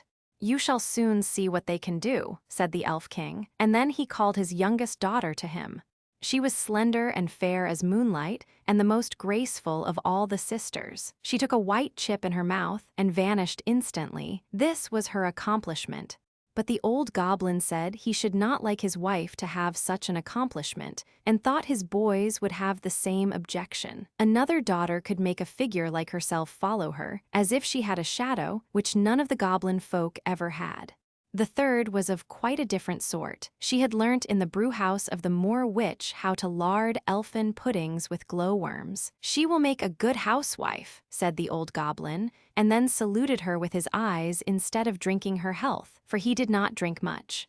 Now came the fourth daughter with a large harp to play upon, and when she struck the first chord, everyone lifted up the left leg, for the goblins are left-legged, and at the second chord they found they must all do just what she wanted. "That is a dangerous woman," said the old goblin, and the two sons walked out of the hill. They had had enough of it. "And what can the next daughter do?" asked the old goblin. "I have learnt everything that is Norwegian," said she, "and I will never marry unless I can go to Norway." Then her youngest sister whispered to the old goblin, "That is only because she has heard, in a Norwegian song, that when the world shall decay, the cliffs of Norway will remain standing like monuments, and she wants to get there, that she may be safe, for she is so afraid of sinking." "Ho, ho," said the old goblin, "is that what she means?" "Well, what can the seventh and last do?" "The sixth comes before the seventh," said the Elf King, for he could reckon, but the sixth would not come forward. "I can only tell people the truth," said she. "No one cares for me, nor troubles himself about me, and I have enough to do to sew my grave clothes." So the seventh and last came, and what could she do? Why, she could tell stories, as many as you liked, on any subject. "Here are my 5 fingers," said the old goblin. "Now tell me a story for each of them." So she took him by the wrist, and he laughed till he nearly choked. And when she came to the 4th finger, there was a gold ring on it, as if it knew there was to be a betrothal. Then the old goblin said, "Hold fast what you have. This hand is yours, for I will have you for a wife myself." Then the elfin girl said that the stories about the ring finger and little Peter Playman had not yet been told. "We will hear them in the winter," said the old goblin, "and also about the fir and the birch trees and the ghost stories and of the tingling frost. You shall tell your tales, for no one over there can do it so well, and we will sit in the stone rooms where the pine logs are burning and drink mead out of the golden drinking horn of the old Norwegian kings. The water god has given me 2, and when we sit there, Nix comes to pay us a visit, and will sing you all the songs of the mountain shepherdesses. How merry we shall be! The salmon will be leaping in the waterfalls, and dashing against the stone walls, but he will not be able to come in. It is indeed very pleasant to live in old Norway. But where are the lads? Where indeed were they? Why, running about the fields and blowing out the will-o'-the-wisps, who so good-naturedly came and brought their torches. What tricks have you been playing? Said the old goblin. I have taken a mother for you, and now you may take one of your aunts. But the youngsters said they would rather make a speech and drink to their good fellowship. They had no wish to marry. Then they made speeches and drank toasts and tipped their glasses to show that they were empty. Then they took off their coats and lay down on the table to sleep, for they made themselves quite at home. But the old goblin danced about the room with his young bride and exchanged boots with her, which is more fashionable than exchanging rings. "The cock is crowing," said the old elfin maiden who acted as housekeeper. "Now we must close the shutters that the sun may not scorch us." Then the hill closed up, but the lizards continued to run up and down the riven tree, and one said to the other, "Oh, how much I was pleased with the old goblin."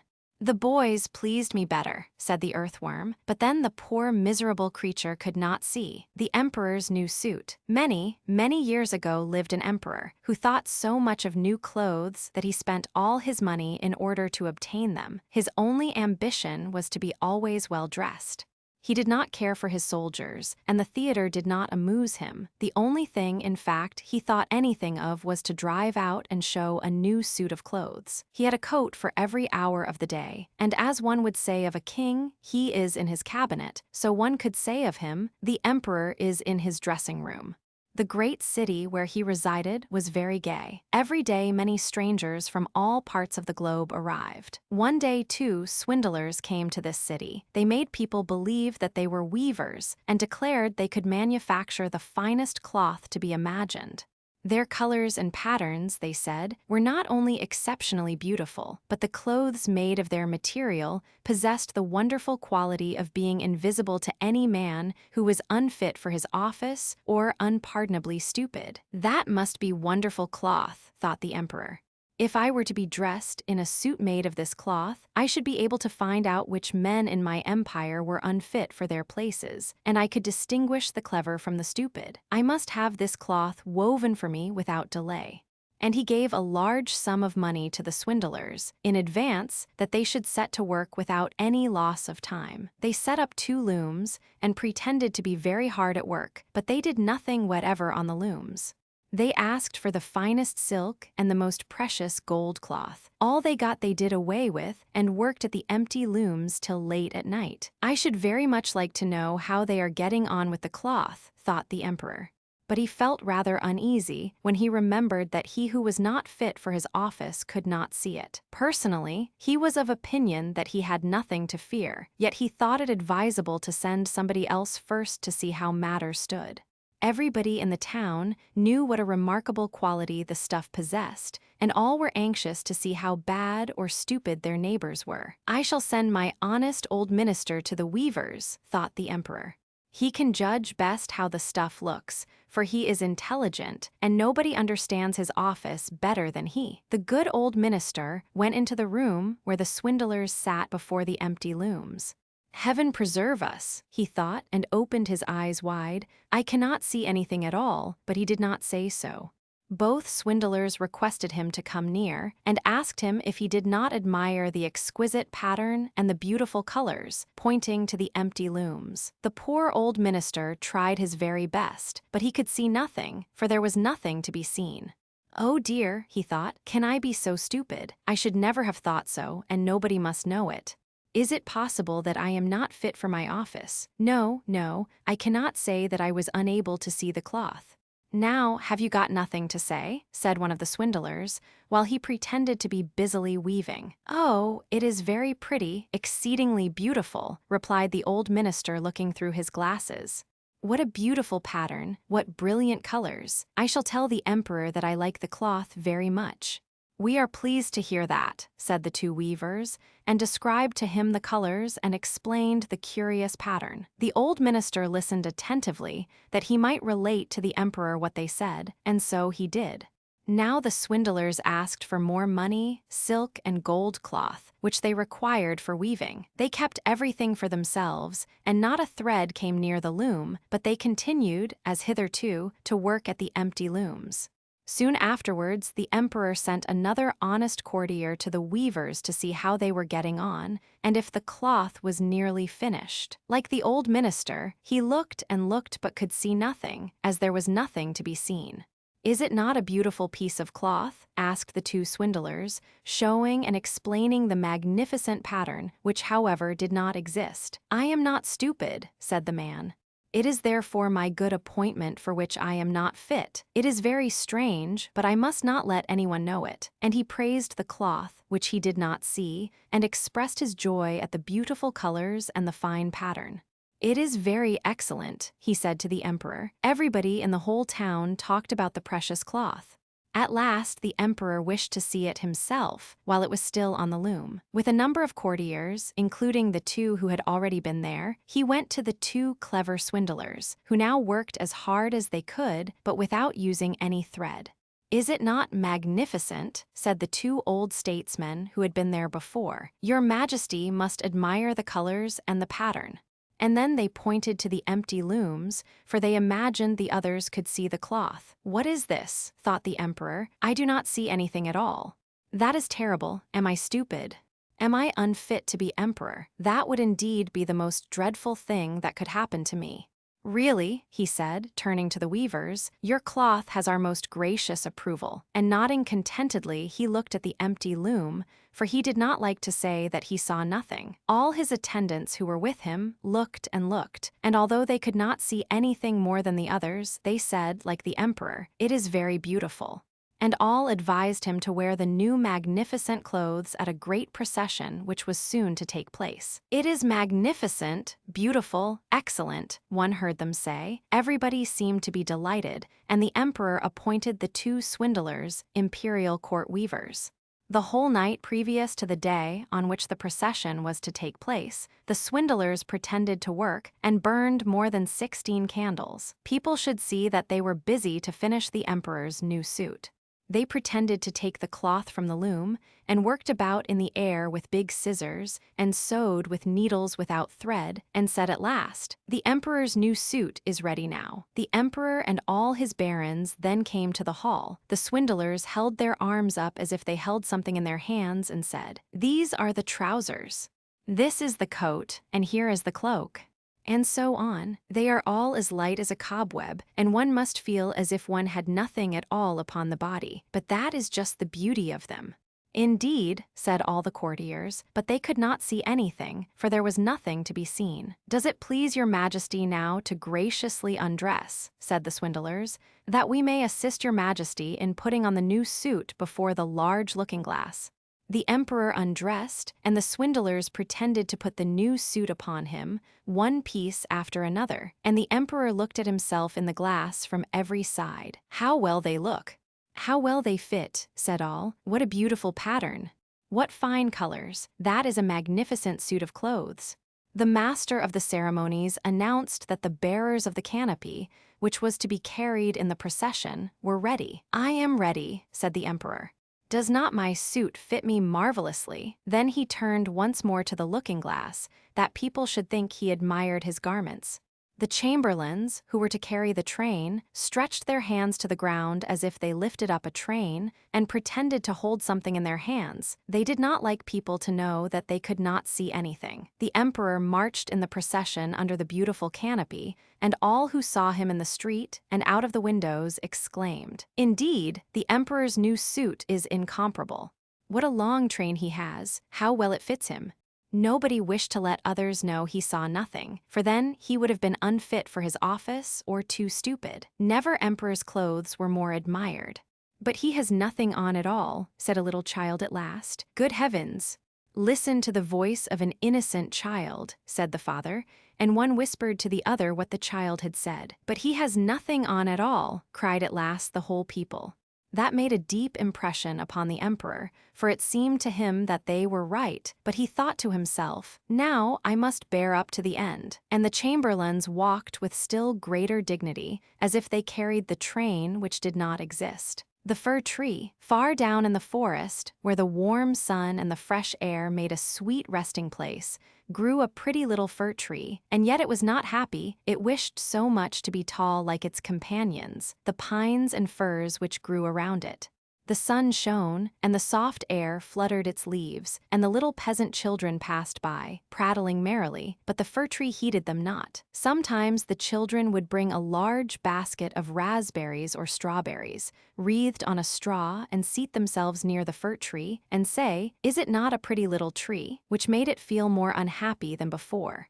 And yet all this while the tree grew a notch or joint taller every year. For by the number of joints in the stem of a fir tree we can discover its age. Still, as it grew, it complained, "Oh, how I wish I were as tall as the other trees, then I would spread out my branches on every side, and my top would overlook the wide world. I should have the birds building their nests on my boughs, and when the wind blew, I should bow with stately dignity like my tall companions." The tree was so discontented that it took no pleasure in the warm sunshine, the birds, or the rosy clouds that floated over it morning and evening. Sometimes, in winter, when the snow lay white and glittering on the ground, a hare would come springing along and jump right over the little tree, and then how mortified it would feel. 2 winters passed, and when the third arrived, the tree had grown so tall that the hare was obliged to run round it. Yet it remained unsatisfied, and would exclaim, "Oh, if I could but keep on growing tall and old!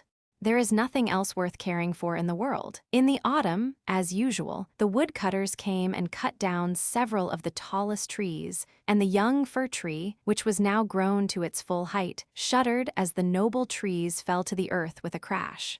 After the branches were lopped off, the trunks looked so slender and bare that they could scarcely be recognized. Then they were placed upon wagons and drawn by horses out of the forest. Where were they going? What would become of them? The young fir tree wished very much to know, so in the spring, when the swallows and the storks came, it asked, "Do you know where those trees were taken? Did you meet them?" The swallows knew nothing, but the stork, after a little reflection, nodded his head and said, "Yes, I think I do. I met several new ships when I flew from Egypt, and they had fine masts that smelt like fir. I think these must have been the trees. I assure you they were stately, very stately." "Oh, how I wish I were tall enough to go on the sea," said the fir tree. "What is the sea, and what does it look like? It would take too much time to explain," said the stork, flying quickly away. "Rejoice in thy youth," said the sunbeam. "Rejoice in thy fresh growth and the young life that is in thee." And the wind kissed the tree, and the dew watered it with tears, but the fir tree regarded them not.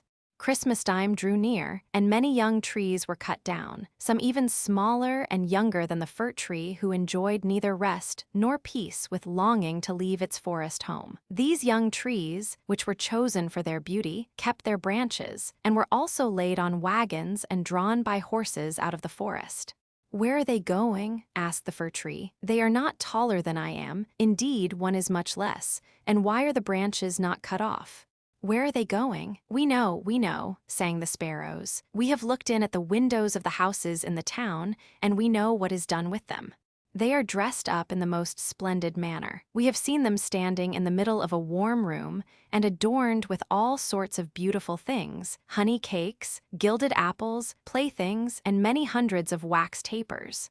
"And then," asked the fir tree, trembling through all its branches, "and then what happens?" "We did not see any more," said the sparrows, "but this was enough for us." "I wonder whether anything so brilliant will ever happen to me," thought the fir tree. "It would be much better than crossing the sea. I long for it almost with pain. Oh, when will Christmas be here? I am now as tall and well grown as those which were taken away last year. Oh, that I were now laid on the wagon, or standing in the warm room with all that brightness and splendor around me. Something better and more beautiful is to come after, or the trees would not be so decked out. Yes, what follows will be grander and more splendid. What can it be? I am weary with longings. I scarcely know how I feel. Rejoice with us," said the air and the sunlight. "Enjoy thine own bright life in the fresh air." But the tree would not rejoice, though it grew taller every day, and, winter and summer, its dark green foliage might be seen in the forest, while passers-by would say, "What a beautiful tree."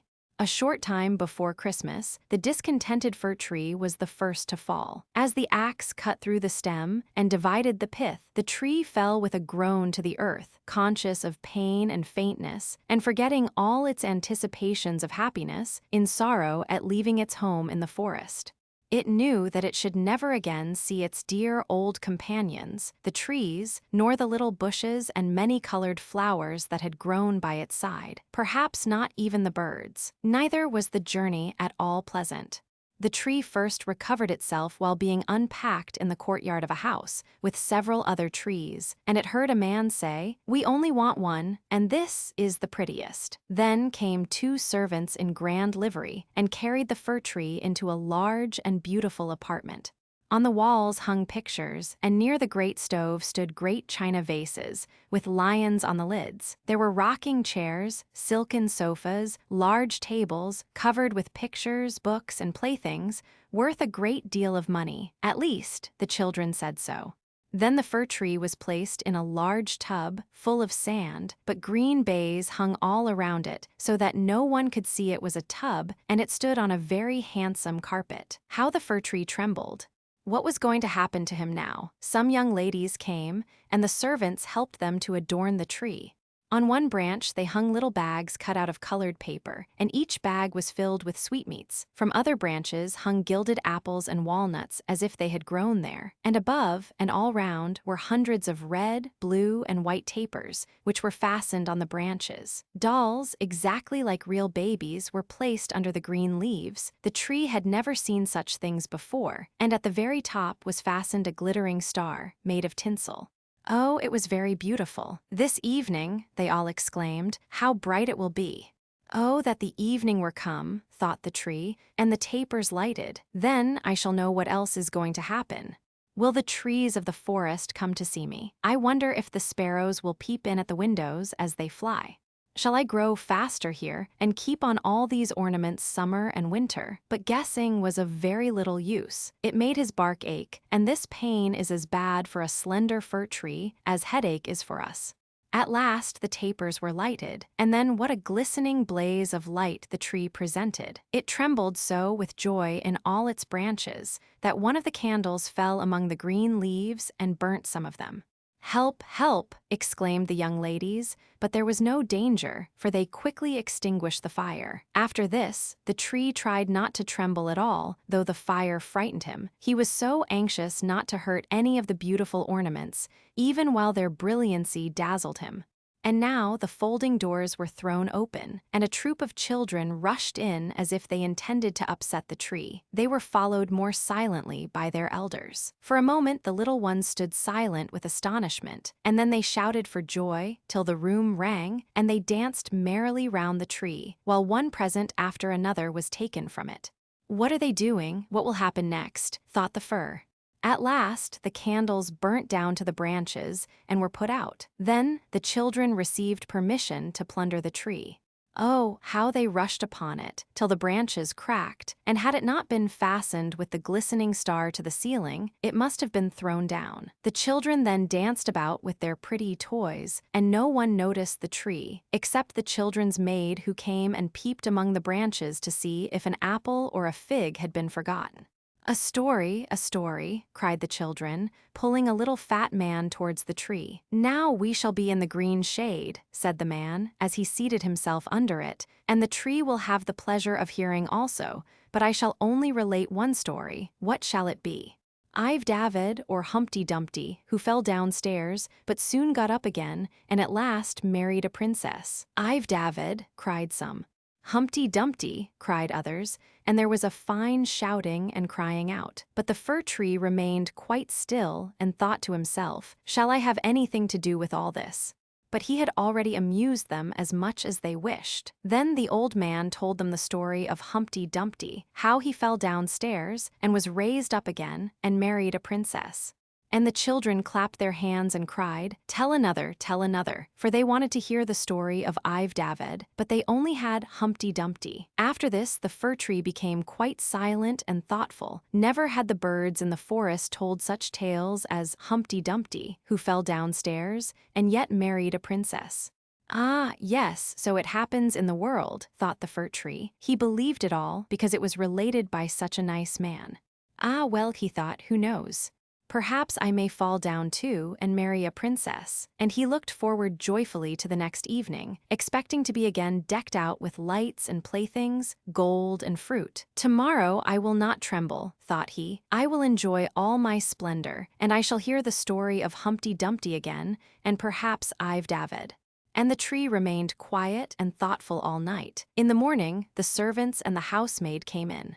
Now, thought the fir, all my splendor is going to begin again. But they dragged him out of the room and upstairs to the garret, and threw him on the floor in a dark corner where no daylight shone, and there they left him. What does this mean? Thought the tree. What am I to do here? I can hear nothing in a place like this. And he had time enough to think, for days and nights passed and no one came near him, and when at last somebody did come, it was only to put away large boxes in a corner. So the tree was completely hidden from sight as if it had never existed. It is winter now, thought the tree. The ground is hard and covered with snow, so that people cannot plant me. I shall be sheltered here, I dare say, until spring comes. How thoughtful and kind everybody is to me. Still, I wish this place were not so dark, as well as lonely, with not even a little hare to look at. How pleasant it was out in the forest while the snow lay on the ground, when the hare would run by, yes, and jump over me too, although I did not like it then. Oh, it is terrible lonely here. Squeak, squeak, said a little mouse, creeping cautiously towards the tree. Then came another, and they both sniffed at the fir tree and crept between the branches. Oh, it is very cold, said the little mouse, or else we should be so comfortable here, shouldn't we, you old fir tree?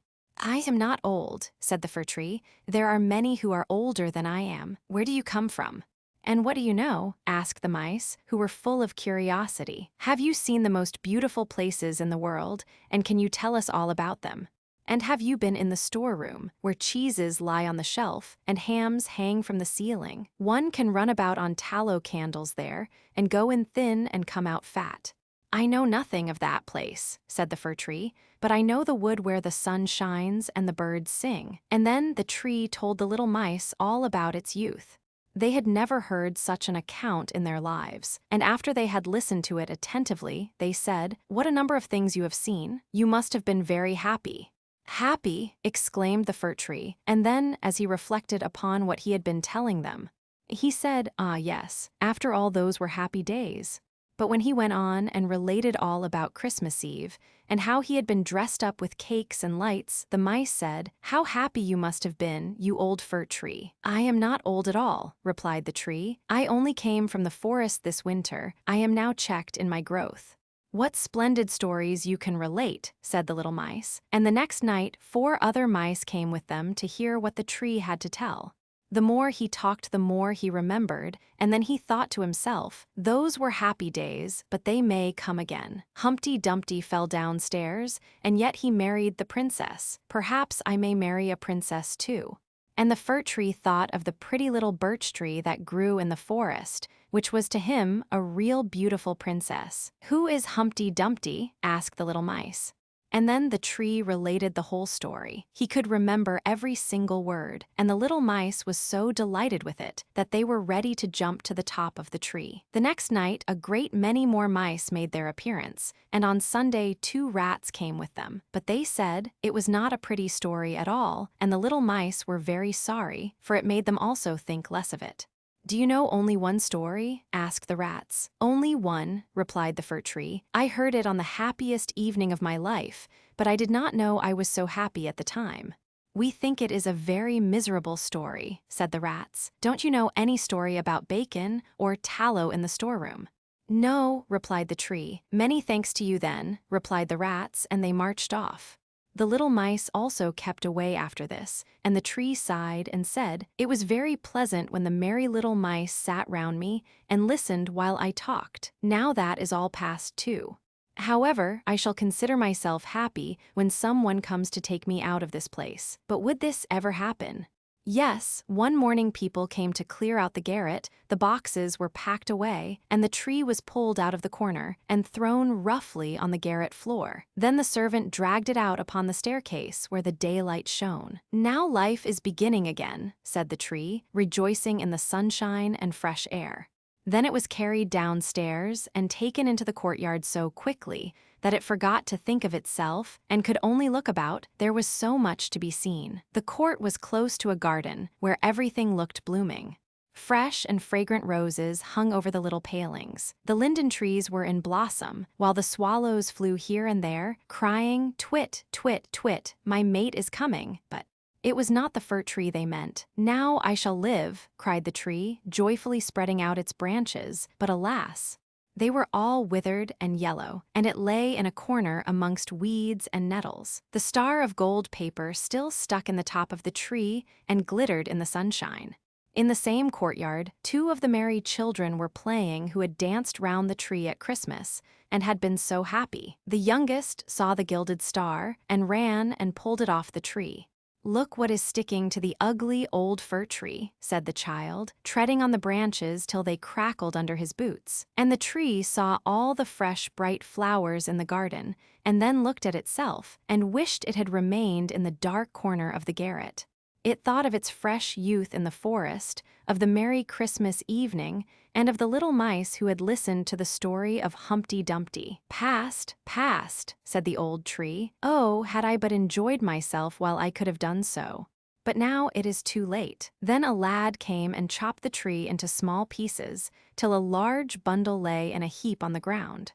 The pieces were placed in a fire under the copper, and they quickly blazed up brightly, while the tree sighed so deeply that each sigh was like a pistol shot. Then the children, who were at play, came and seated themselves in front of the fire, and looked at it and cried, "Pop, pop." But at each pop, which was a deep sigh, the tree was thinking of a summer day in the forest, and of Christmas evening, and of Humpty Dumpty, the only story it had ever heard or knew how to relate, till at last it was consumed. The boys still played in the garden, and the youngest wore the golden star on his breast, with which the tree had been adorned during the happiest evening of its existence. Now all was past. The tree's life was past, and the story also, for all stories must come to an end at last. The flax was in full bloom. It had pretty little blue flowers as delicate as the wings of a moth, or even more so. The sun shone, and the showers watered it, and this was just as good for the flax as it is for little children to be washed and then kissed by their mother. They look much prettier for it, and so did the flax. "People say that I look exceedingly well," said the flax, "and that I am so fine and long that I shall make a beautiful piece of linen. How fortunate I am! It makes me so happy. It is such a pleasant thing to know that something can be made of me. How the sunshine cheers me, and how sweet and refreshing is the rain. My happiness overpowers me. No one in the world can feel happier than I am." "Ah, yes, no doubt," said the fern, "but you do not know the world yet as well as I do, for my sticks are knotty." And then it sung quite mournfully, "Snip, snap, snurr, bassler, the song is ended." "No, it is not ended," said the flax. "Tomorrow the sun will shine or the rain descend. I feel that I am growing. I feel that I am in full blossom. I am the happiest of all creatures." Well, one day some people came who took hold of the flax and pulled it up by the roots. This was painful. Then it was laid in water as if they intended to drown it, and after that placed near a fire as if it were to be roasted. All this was very shocking.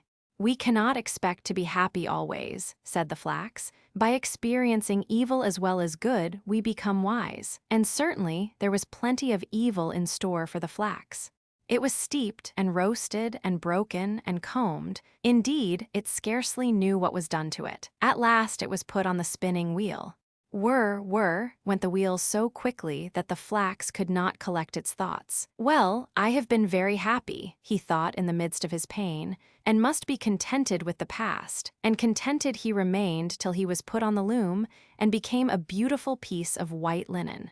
All the flax, even to the last stalk, was used in making this one piece. Well, this is quite wonderful. I could not have believed that I should be so favored by fortune. The fern was not wrong with its song of snip, snap, snurr, bassler, but the song is not ended yet, I am sure. It is only just beginning.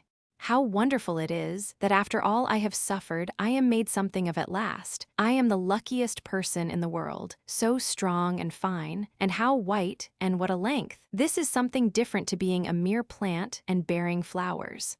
Then I had no attention, nor any water unless it rained. Now I am watched and taken care of. Every morning the maid turns me over, and I have a shower bath from the watering pot every evening. Yes, and the clergyman's wife noticed me, and said I was the best piece of linen in the whole parish. I cannot be happier than I am now. After some time, the linen was taken into the house, placed under the scissors, and cut and torn into pieces, and then pricked with needles. This certainly was not pleasant, but at last it was made into 12 garments of that kind which people do not like to name, and yet everybody should wear one. "See now, then," said the flax, "I have become something of importance. This was my destiny. It is quite a blessing. Now I shall be of some use in the world, as everyone ought to be. It is the only way to be happy. I am now divided into 12 pieces, and yet we are all one and the same in the whole dozen. It is most extraordinary good fortune." Years passed away, and at last the linen was so worn it could scarcely hold together. "It must end very soon," said the pieces to each other. "We would gladly have held together a little longer, but it is useless to expect impossibilities." And at length they fell into rags and tatters, and thought it was all over with them, for they were torn to shreds, and steeped in water, and made into a pulp, and dried, and they knew not what besides, till all at once they found themselves beautiful white paper. "Well, now, this is a surprise, a glorious surprise, too," said the paper. "I am now finer than ever, and I shall be written upon, and who can tell what fine things I may have written upon me? This is wonderful luck," and sure enough the most beautiful stories and poetry were written upon it, and only once was there a blot, which was very fortunate. Then people heard the stories and poetry read, and it made them wiser and better, for all that was written had a good and sensible meaning, and a great blessing was contained in the words on this paper. "I never imagined anything like this," said the paper, "when I was only a little blue flower, growing in the fields. How could I fancy that I should ever be the means of bringing knowledge and joy to man? I cannot understand it myself, and yet it is really so. Heaven knows that I have done nothing myself, but what I was obliged to do with my weak powers for my own preservation, and yet I have been promoted from one joy and honor to another. Each time I think that the song is ended, and then something higher and better begins for me. I suppose now I shall be sent on my travels about the world, so that people may read me. It cannot be otherwise. Indeed, it is more than probable, for I have more splendid thoughts written upon me than I had pretty flowers in olden times. I am happier than ever." But the paper did not go on its travels. It was sent to the printer, and all the words written upon it were set up in type to make a book, or rather, many hundreds of books, for so many more persons could derive pleasure and profit from a printed book than from the written paper, and if the paper had been sent around the world, it would have been worn out before it had got half through its journey. "This is certainly the wisest plan," said the written paper. "I really did not think of that. I shall remain at home and be held in honor like some old grandfather, as I really am to all these new books. They will do some good. I could not have wandered about as they do. Yet he who wrote all this has looked at me, as every word flowed from his pen upon my surface. I am the most honored of all." Then the paper was tied in a bundle with other papers, and thrown into a tub that stood in the wash-house. "After work, it is well to rest," said the paper, "and a very good opportunity to collect one's thoughts. Now I am able, for the first time, to think of my real condition, and to know one's self is true progress. What will be done with me now, I wonder? No doubt I shall still go forward. I have always progressed hitherto, as I know quite well. Now it happened one day that all the paper in the tub was taken out and laid on the hearth to be burnt. People said it could not be sold at the shop to wrap up butter and sugar because it had been written upon. The children in the house stood round the stove, for they wanted to see the paper burn because it flamed up so prettily, and afterwards, among the ashes, so many red sparks could be seen running one after the other, here and there, as quick as the wind. They called it seeing the children come out of school, and the last spark was the schoolmaster. They often thought the last spark had come, and one would cry, "There goes the schoolmaster," but the next moment another spark would appear, shining so beautifully. How they would like to know where the sparks all went to. Perhaps we shall find out some day, but we don't know now. The whole bundle of paper had been placed on the fire, and was soon alight. "Ah!" cried the paper, as it burst into a bright flame. "Ah!" It was certainly not very pleasant to be burning, but when the whole was wrapped in flames, the flames mounted up into the air, higher than the flax had ever been able to raise its little blue flower, and they glistened as the white linen never could have glistened. All the written letters became quite red in a moment, and all the words and thoughts turned to fire. "Now I am mounting straight up to the sun," said a voice in the flames, and it was as if 1,000 voices echoed the words, and the flames darted up through the chimney and went out at the top. Then a number of tiny beings, as many in number as the flowers on the flax had been, and invisible to mortal eyes, floated above them. They were even lighter and more delicate than the flowers from which they were born, and as the flames were extinguished, and nothing remained of the paper but black ashes, these little beings danced upon it, and whenever they touched it, bright red sparks appeared. "The children are all out of school, and the schoolmaster was the last of all," said the children. It was good fun, and they sang over the dead ashes. Snip, snap, snurr, basslure, the song is ended. But the little invisible beings said, "The song is never ended, the most beautiful is yet to come." But the children could neither hear nor understand this, nor should they, for children must not know everything. The flying trunk. There was once a merchant who was so rich that he could have paved the whole street with gold, and would even then have had enough for a small alley. But he did not do so. He knew the value of money better than to use it in this way. So clever was he that every shilling he put out brought him a crown, and so he continued till he died. His son inherited his wealth, and he lived a merry life with it. He went to a masquerade every night, made kites out of 5-pound notes, and threw pieces of gold into the sea instead of stones, making ducks and drakes of them. In this manner he soon lost all his money. At last he had nothing left but a pair of slippers, an old dressing gown, and 4 shillings. And now all his friends deserted him, they could not walk with him in the streets. But one of them, who was very good-natured, sent him an old trunk with this message: "Pack up." "Yes," he said, "it is all very well to say, 'pack up,' but he had nothing left to pack up, therefore he seated himself in the trunk. It was a very wonderful trunk. No sooner did anyone press on the lock than the trunk could fly. He shut the lid and pressed the lock, when away flew the trunk up the chimney with the merchant's son in it, right up into the clouds. Whenever the bottom of the trunk cracked, he was in a great fright, for if the trunk fell to pieces, he would have made a tremendous somerset over the trees. However, he got safely in his trunk to the land of Turkey. He hid the trunk in the wood under some dry leaves, and then went into the town. He could sew this very well, for the Turks always go about dressed in dressing gowns and slippers, as he was himself.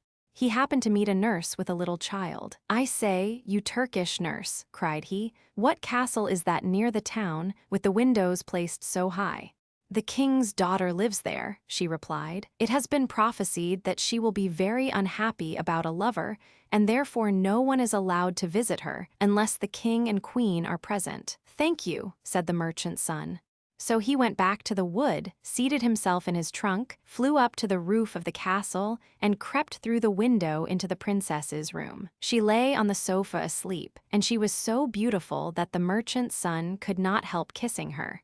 Then she awoke and was very much frightened, but he told her he was a Turkish angel, who had come down through the air to see her, which pleased her very much. He sat down by her side and talked to her. He said her eyes were like beautiful dark lakes, in which the thoughts swam about like little mermaids, and he told her that her forehead was a snowy mountain, which contained splendid halls full of pictures.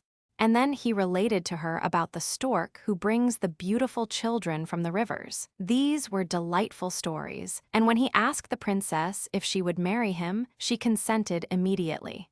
"But you must come on Saturday," she said, "for then the king and queen will take tea with me. They will be very proud when they find that I am going to marry a Turkish angel. But you must think of some very pretty stories to tell them, for my parents like to hear stories better than anything. My mother prefers one that is deep and moral, but my father likes something funny to make him laugh." "Very well," he replied. "I shall bring you no other marriage portion than a story," and so they parted.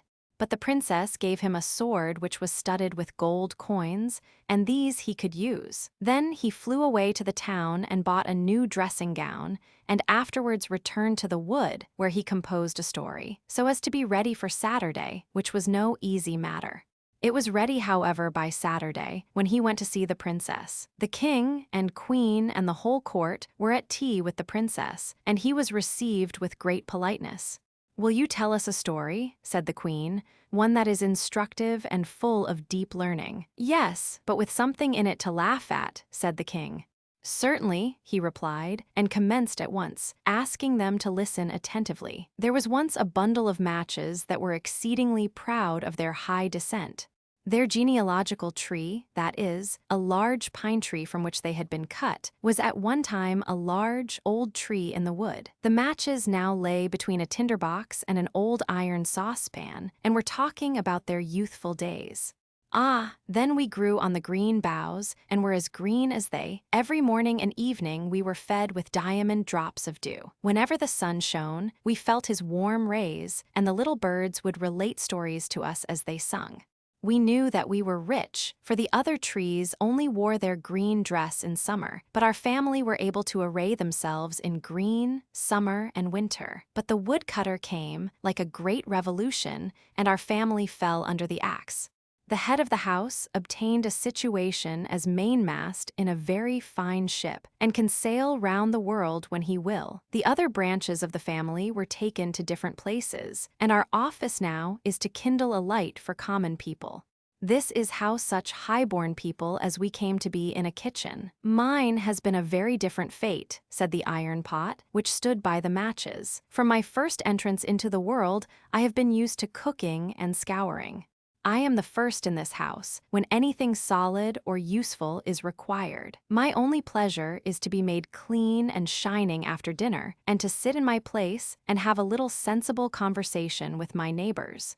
All of us, excepting the water bucket, which is sometimes taken into the courtyard, live here together within these four walls. We get our news from the market basket, but he sometimes tells us very unpleasant things about the people and the government. Yes, and one day an old pot was so alarmed that he fell down and was broken to pieces. He was a liberal, I can tell you." "You are talking too much," said the tinderbox, and the steel struck against the flint till some sparks flew out, crying, "We want a merry evening, don't we?" "Yes, of course," said the matches. "Let us talk about those who are the highest born." "No, I don't like to be always talking of what we are," remarked the saucepan. "Let us think of some other amusement. I will begin. We will tell something that has happened to ourselves. That will be very easy and interesting as well. On the Baltic Sea, near the Danish shore." "What a pretty commencement," said the plates. "We shall all like that story, I am sure." "Yes. Well, in my youth I lived in a quiet family where the furniture was polished, the floors scoured, and clean curtains put up every fortnight." "What an interesting way you have of relating a story," said the carpet broom. "It is easy to perceive that you have been a great deal in women's society. There is something so pure runs through what you say." "That is quite true," said the water bucket, and he made a spring with joy and splashed some water on the floor. Then the saucepan went on with his story, and the end was as good as the beginning. The plates rattled with pleasure, and the carpet broom brought some green parsley out of the dust hole and crowned the saucepan, for he knew it would vex the others, and he thought, "If I crown him today, he will crown me tomorrow." "Now, let us have a dance," said the fire tongs, and then how they danced and stuck up one leg in the air. The chair cushion in the corner burst with laughter when she saw it. "Shall I be crowned now?" asked the fire tongs, so the broom found another wreath for the tongs. They were only common people after all, thought the matches. The tea urn was now asked to sing, but she said she had a cold and could not sing without boiling heat. They all thought this was affectation, and because she did not wish to sing excepting in the parlor, went on the table with the grand people. In the window sat an old quill pen, with which the maid generally wrote. There was nothing remarkable about the pen, excepting that it had been dipped too deeply in the ink, but it was proud of that. "If the tea urn won't sing," said the pen, "she can leave it alone. There is a nightingale in a cage who can sing. She has not been taught much, certainly, but we need not say anything this evening about that." "I think it highly improper," said the tea kettle, who was kitchen singer and half-brother to the tea urn, "that a rich foreign bird should be listened to here. Is it patriotic? Let the market basket decide what is right." "I certainly am vexed," said the basket, "inwardly vexed, more than anyone can imagine. Are we spending the evening properly? Would it not be more sensible to put the house in order? If each were in his own place, I would lead a game. This would be quite another thing." "Let us act a play," said they all. At the same moment the door opened and the maid came in. Then not one stirred, they all remained quite still. Yet, at the same time, there was not a single pot amongst them who had not a high opinion of himself, and of what he could do if he chose. Yes, if we had chosen, they each thought, we might have spent a very pleasant evening. The maid took the matches and lighted them. Dear me, how they sputtered and blazed up. Now then, they thought, every one will see that we are the first. How we shine, what a light we give. Even while they spoke their light went out. What a capital story, said the queen. I feel as if I were really in the kitchen and could see the matches. Yes, you shall marry our daughter. Certainly, said the king, thou shalt have our daughter. The king said thou to him, because he was going to be one of the family. The wedding day was fixed, and on the evening before, the whole city was illuminated. Cakes and sweetmeats were thrown among the people. The street boys stood on tiptoe and shouted hurrah and whistled between their fingers. Altogether, it was a very splendid affair. I will give them another treat, said the merchant's son. So he went and bought rockets and crackers and all sorts of fireworks that could be thought of, packed them in his trunk, and flew up with it into the air.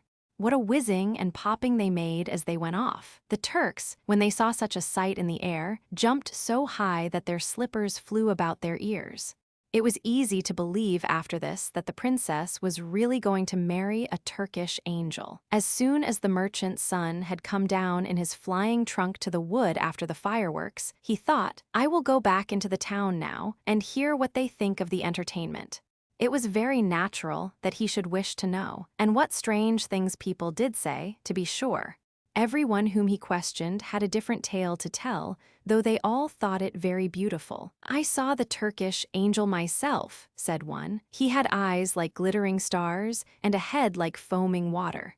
He flew in a mantle of fire, cried another, and lovely little cherubs peeped out from the folds. He heard many more fine things about himself, and that the next day he was to be married. After this, he went back to the forest to rest himself in his trunk. It had disappeared. A spark from the fireworks which remained had set it on fire. It was burnt to ashes, so the merchant's son could not fly any more, nor go to meet his bride. She stood all day on the roof waiting for him, and most likely she is waiting there still, while he wanders through the world telling fairy tales, but none of them so amusing as the one he related about the matches. The shepherd's story of the bond of friendship. The little dwelling in which we lived was of clay, but the doorposts were columns of fluted marble, found near the spot on which it stood. The roof sloped nearly to the ground. It was at this time dark, brown, and ugly, but had originally been formed of blooming olive and laurel branches brought from beyond the mountains. The house was situated in a narrow gorge, whose rocky walls rose to a perpendicular height, naked and black, while round their summits clouds often hung, looking like white living figures. Not a singing bird was ever heard there, neither did men dance to the sound of the pipe. The spot was one sacred to olden times. Even its name recalled a memory of the days when it was called Delphi. Then the summits of the dark, sacred mountains were covered with snow, and the highest, Mount Parnassus, glowed longest in the red evening light. The brook which rolled from it near our house was also sacred. How well I can remember every spot in that deep, sacred solitude. A fire had been kindled in the midst of the hut, and while the hot ashes lay there red and glowing, the bread was baked in them. At times the snow would be piled so high around our hut as almost to hide it, and then my mother appeared most cheerful. She would hold my head between her hands and sing the songs she never sang at other times, for the Turks, our masters, would not allow it. She sang, "On the summit of Mount Olympus, in a forest of dwarf firs, lay an old stag. His eyes were heavy with tears, and glittering with colors like dewdrops, and there came by a roebuck and said, What aileth thee, that thou weepest blue and red tears? And the stag answered, The Turk has come to our city. He has wild dogs for the chase, a goodly pack. I will drive them away across the islands, cried the young roebuck. I will drive them away across the islands into the deep sea. But before evening the roebuck was slain, and before night the hunted stag was dead. And when my mother sang thus, her eyes would become moist, and on the long eyelashes were tears, but she concealed them and watched the black bread baking in the ashes. Then I would clench my fist and cry, "We will kill these Turks," but she repeated the words of the song, "I will drive them across the islands to the deep sea." But before evening came, the roebuck was slain, and before the night the hunted stag was dead. We had been lonely in our hut for several days and nights when my father came home. I knew he would bring me some shells from the Gulf of Lepanto, or perhaps a knife with a shining blade. This time he brought, under his sheepskin cloak, a little child, a little half-naked girl. She was wrapped in a fur, but when this was taken off and she lay in my mother's lap, 3 silver coins were found fastened in her dark hair. They were all her possessions. My father told us that the child's parents had been killed by the Turks, and he talked so much about them that I dreamed of Turks all night. He himself had been wounded, and my mother bound up his arm. It was a deep wound, and the thick sheepskin cloak was stiff with congealed blood. The little maiden was to be my sister. How pretty and bright she looked. Even my mother's eyes were not more gentle than hers. Anastasia, as she was called, was to be my sister, because her father had been united to mine by an old custom, which we still follow. They had sworn brotherhood in their youth, and the most beautiful and virtuous maiden in the neighborhood was chosen to perform the act of consecration upon this bond of friendship. So now, this little girl was my sister. She sat in my lap, and I brought her flowers and feathers from the birds of the mountain. We drank together of the waters of Parnassus, and dwelt for many years beneath the laurel roof of the hut, while, winter after winter, my mother sang her song of the stag who shed red tears. But as yet I did not understand that the sorrows of my own countrymen were mirrored in those tears. One day there came to our hut Franks, men from a far country, whose dress was different to ours. They had tents and beds with them, carried by horses, and they were accompanied by more than 20 Turks, all armed with swords and muskets. These Franks were friends of the Pacha and had letters from him commanding an escort for them. They only came to see our mountain, to ascend Parnassus amid the snow and clouds, and to look at the strange black rocks which raised their steep sides near our hut. They could not find room in the hut, nor endure the smoke that rolled along the ceiling till it found its way out at the low door. So they pitched their tents on a small space outside our dwelling. Roasted lambs and birds were brought forth, and strong, sweet wine, of which the Turks are forbidden to partake. When they departed, I accompanied them for some distance, carrying my little sister Anastasia, wrapped in a goat skin, on my back. One of the Frankish gentlemen made me stand in front of a rock, and drew us both as we stood there, so that we looked like one creature. I did not think of it then, but Anastasia and I were really one. She was always sitting on my lap or riding in the goat skin on my back, and in my dreams she always appeared to me. 2 nights after this, other men, armed with knives and muskets, came into our tent. They were Albanians, brave men, my mother told me. They only stayed a short time. My sister Anastasia sat on the knee of one of them, and when they were gone, she had not 3, but 2 silver coins in her hair. One had disappeared. They wrapped tobacco in strips of paper and smoked it, and I remember they were uncertain as to the road they ought to take. But they were obliged to go at last, and my father went with them. Soon after, we heard the sound of firing.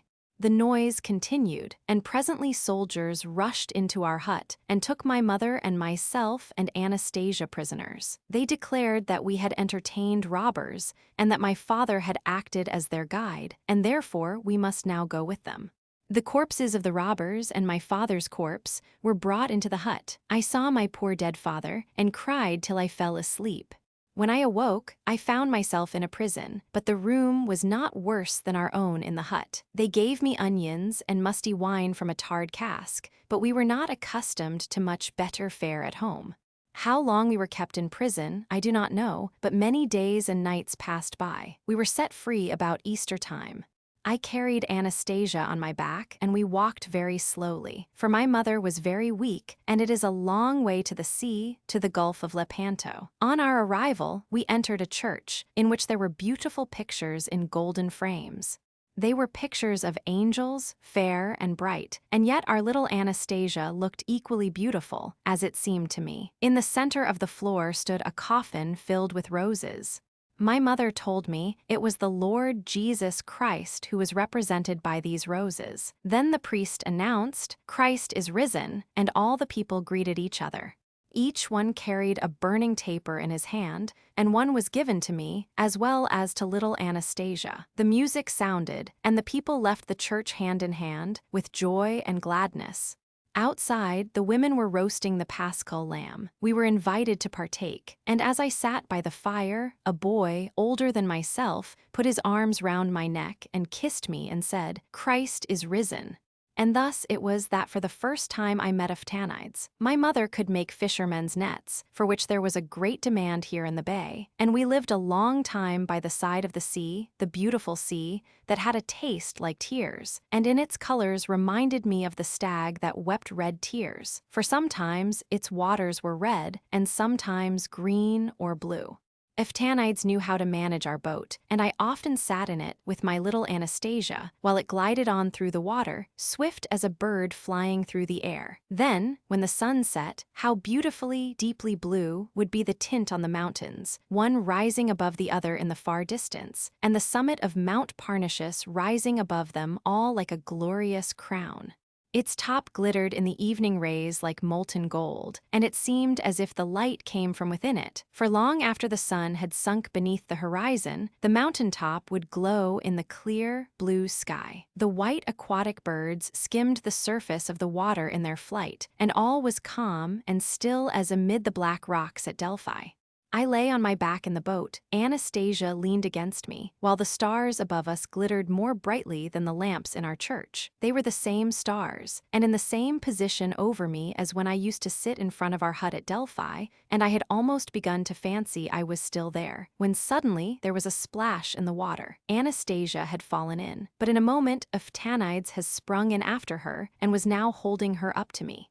We dried her clothes as well as we were able, and remained on the water till they were dry, for we did not wish it to be known what a fright we had had, nor the danger which our little adopted sister had incurred, in whose life Phtanides had now a part. The summer came, and the burning heat of the sun tinted the leaves of the trees with lines of gold.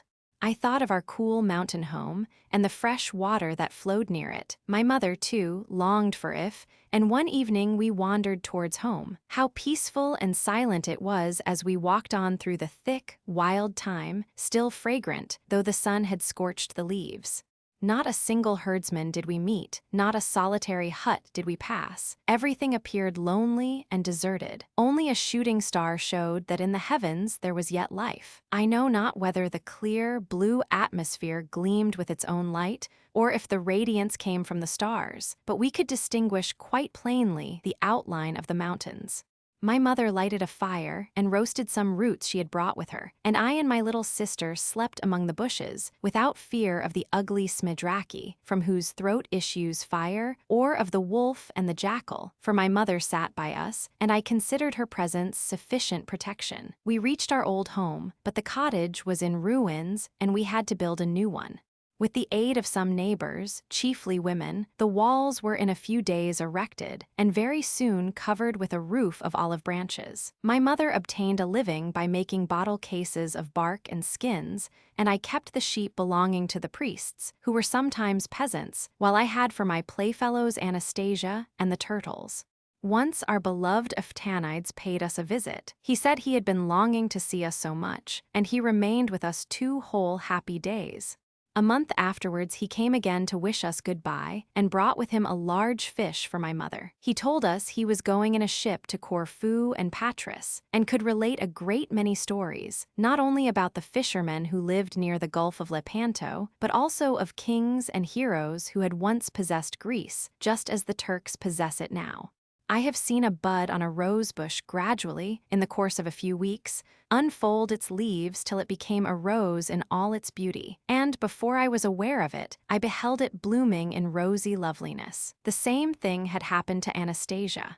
Unnoticed by me, she had gradually become a beautiful maiden, and I was now also a stout, strong youth. The wolf skins that covered the bed in which my mother and Anastasia slept had been taken from wolves which I had myself shot. Years had gone by when, one evening, Phtanides came in. He had grown tall and slender as a reed, with strong limbs and a dark, brown skin. He kissed us all and had so much to tell of what he had seen of the great ocean, of the fortifications at Malta, and of the marvelous sepulchres of Egypt that I looked up to him with a kind of veneration. His stories were as strange as the legends of the priests of olden times. "How much you know," I exclaimed, "and what wonders you can relate." "I think what you once told me, the finest of all," he replied. "You told me of a thing that has never been out of my thoughts, of the good old custom of the bond of friendship, a custom I should like to follow. Brother, let you and I go to church, as your father and Anastasia's father once did. Your sister Anastasia is the most beautiful and most innocent of maidens, and she shall consecrate the deed. No people have such grand old customs as we Greeks." Anastasia blushed like a young rose, and my mother kissed Phtanides. At about 2 miles from our cottage, where the earth on the hill is sheltered by a few scattered trees, stood the little church, with a silver lamp hanging before the altar. I put on my best clothes, and the white tunic fell in graceful folds over my hips. The red jacket fitted tight and close, the tassel on my fez cap was of silver, and in my girdle glittered a knife and my pistols. Phtanides was clad in the blue dress worn by the Greek sailors. On his breast hung a silver medal with the figure of the Virgin Mary, and his scarf was as costly as those worn by rich lords. Everyone could see that we were about to perform a solemn ceremony. When we entered the little, unpretending church, the evening sunlight streamed through the open door on the burning lamp and glittered on the golden picture frames. We knelt down together on the altar steps, and Anastasia drew near and stood beside us. A long, white garment fell in graceful folds over her delicate form, and on her white neck and bosom hung a chain entwined with old and new coins, forming a kind of collar. Her black hair was fastened into a knot and confined by a headdress formed of gold and silver coins which had been found in an ancient temple. No Greek girl had more beautiful ornaments than these. Her countenance glowed, and her eyes were like 2 stars. We all 3 offered a silent prayer, and then she said to us, "Will you be friends in life and in death?" "Yes," we replied. "Will you each remember to say, whatever may happen, my brother is a part of myself, his secret is my secret, my happiness is his, self-sacrifice, patience, everything belongs to me as they do to him." And we again answered, "Yes." Then she joined out hands and kissed us on the forehead, and we again prayed silently. After this, a priest came through a door near the altar and blessed us all 3. Then a song was sung by other holy men behind the altar screen, and the bond of eternal friendship was confirmed. When we arose, I saw my mother standing by the church door, weeping. How cheerful everything seemed now in our little cottage by the Delphian springs. On the evening before his departure, Phtanides sat thoughtfully beside me on the slopes of the mountain. His arm was flung around me, and mine was round his neck. We spoke of the sorrows of Greece and of the men of the country who could be trusted. Every thought of our souls lay clear before us. Presently I seized his hand. "Phtanides," I exclaimed, "there is one thing still that you must know, one thing that till now has been a secret between myself and heaven. My whole soul is filled with a love stronger than the love I bear to my mother and to thee." "And whom do you love?" asked Phtanides, and his face and neck grew red as fire. "I love Anastasia," I replied. Then his hand trembled in mine, and he became pale as a corpse. I saw it, I understood the cause, and I believe my hand trembled too. I bent towards him, I kissed his forehead and whispered, "I have never spoken of this to her, and perhaps she does not love me. Brother, think of this, I have seen her daily, she has grown up beside me and has become a part of my soul. And she shall be thine," he exclaimed, "thine. I may not wrong thee, nor will I do so. I also love her, but tomorrow I depart. In a year we will see each other again, but then you will be married. Shall it not be so? I have a little gold of my own, it shall be yours. You must and shall take it." We wandered silently homeward across the mountains. It was late in the evening when we reached my mother's door. Anastasia held the lamp as we entered. My mother was not there. She looked at Phtanides with a sweet but mournful expression on her face. "Tomorrow you are going to leave us," she said. "I am very sorry." "Sorry," he exclaimed, and his voice was troubled with a grief as deep as my own. I could not speak, but he seized her hand and said, "Our brother yonder loves you, and is he not dear to you? His very silence now proves his affection." Anastasia trembled and burst into tears. Then I saw no one, thought of none but her. I threw my arms round her and pressed my lips to hers. As she flung her arms round my neck, the lamp fell to the ground, and we were in darkness, dark as the heart of poor Eftanides.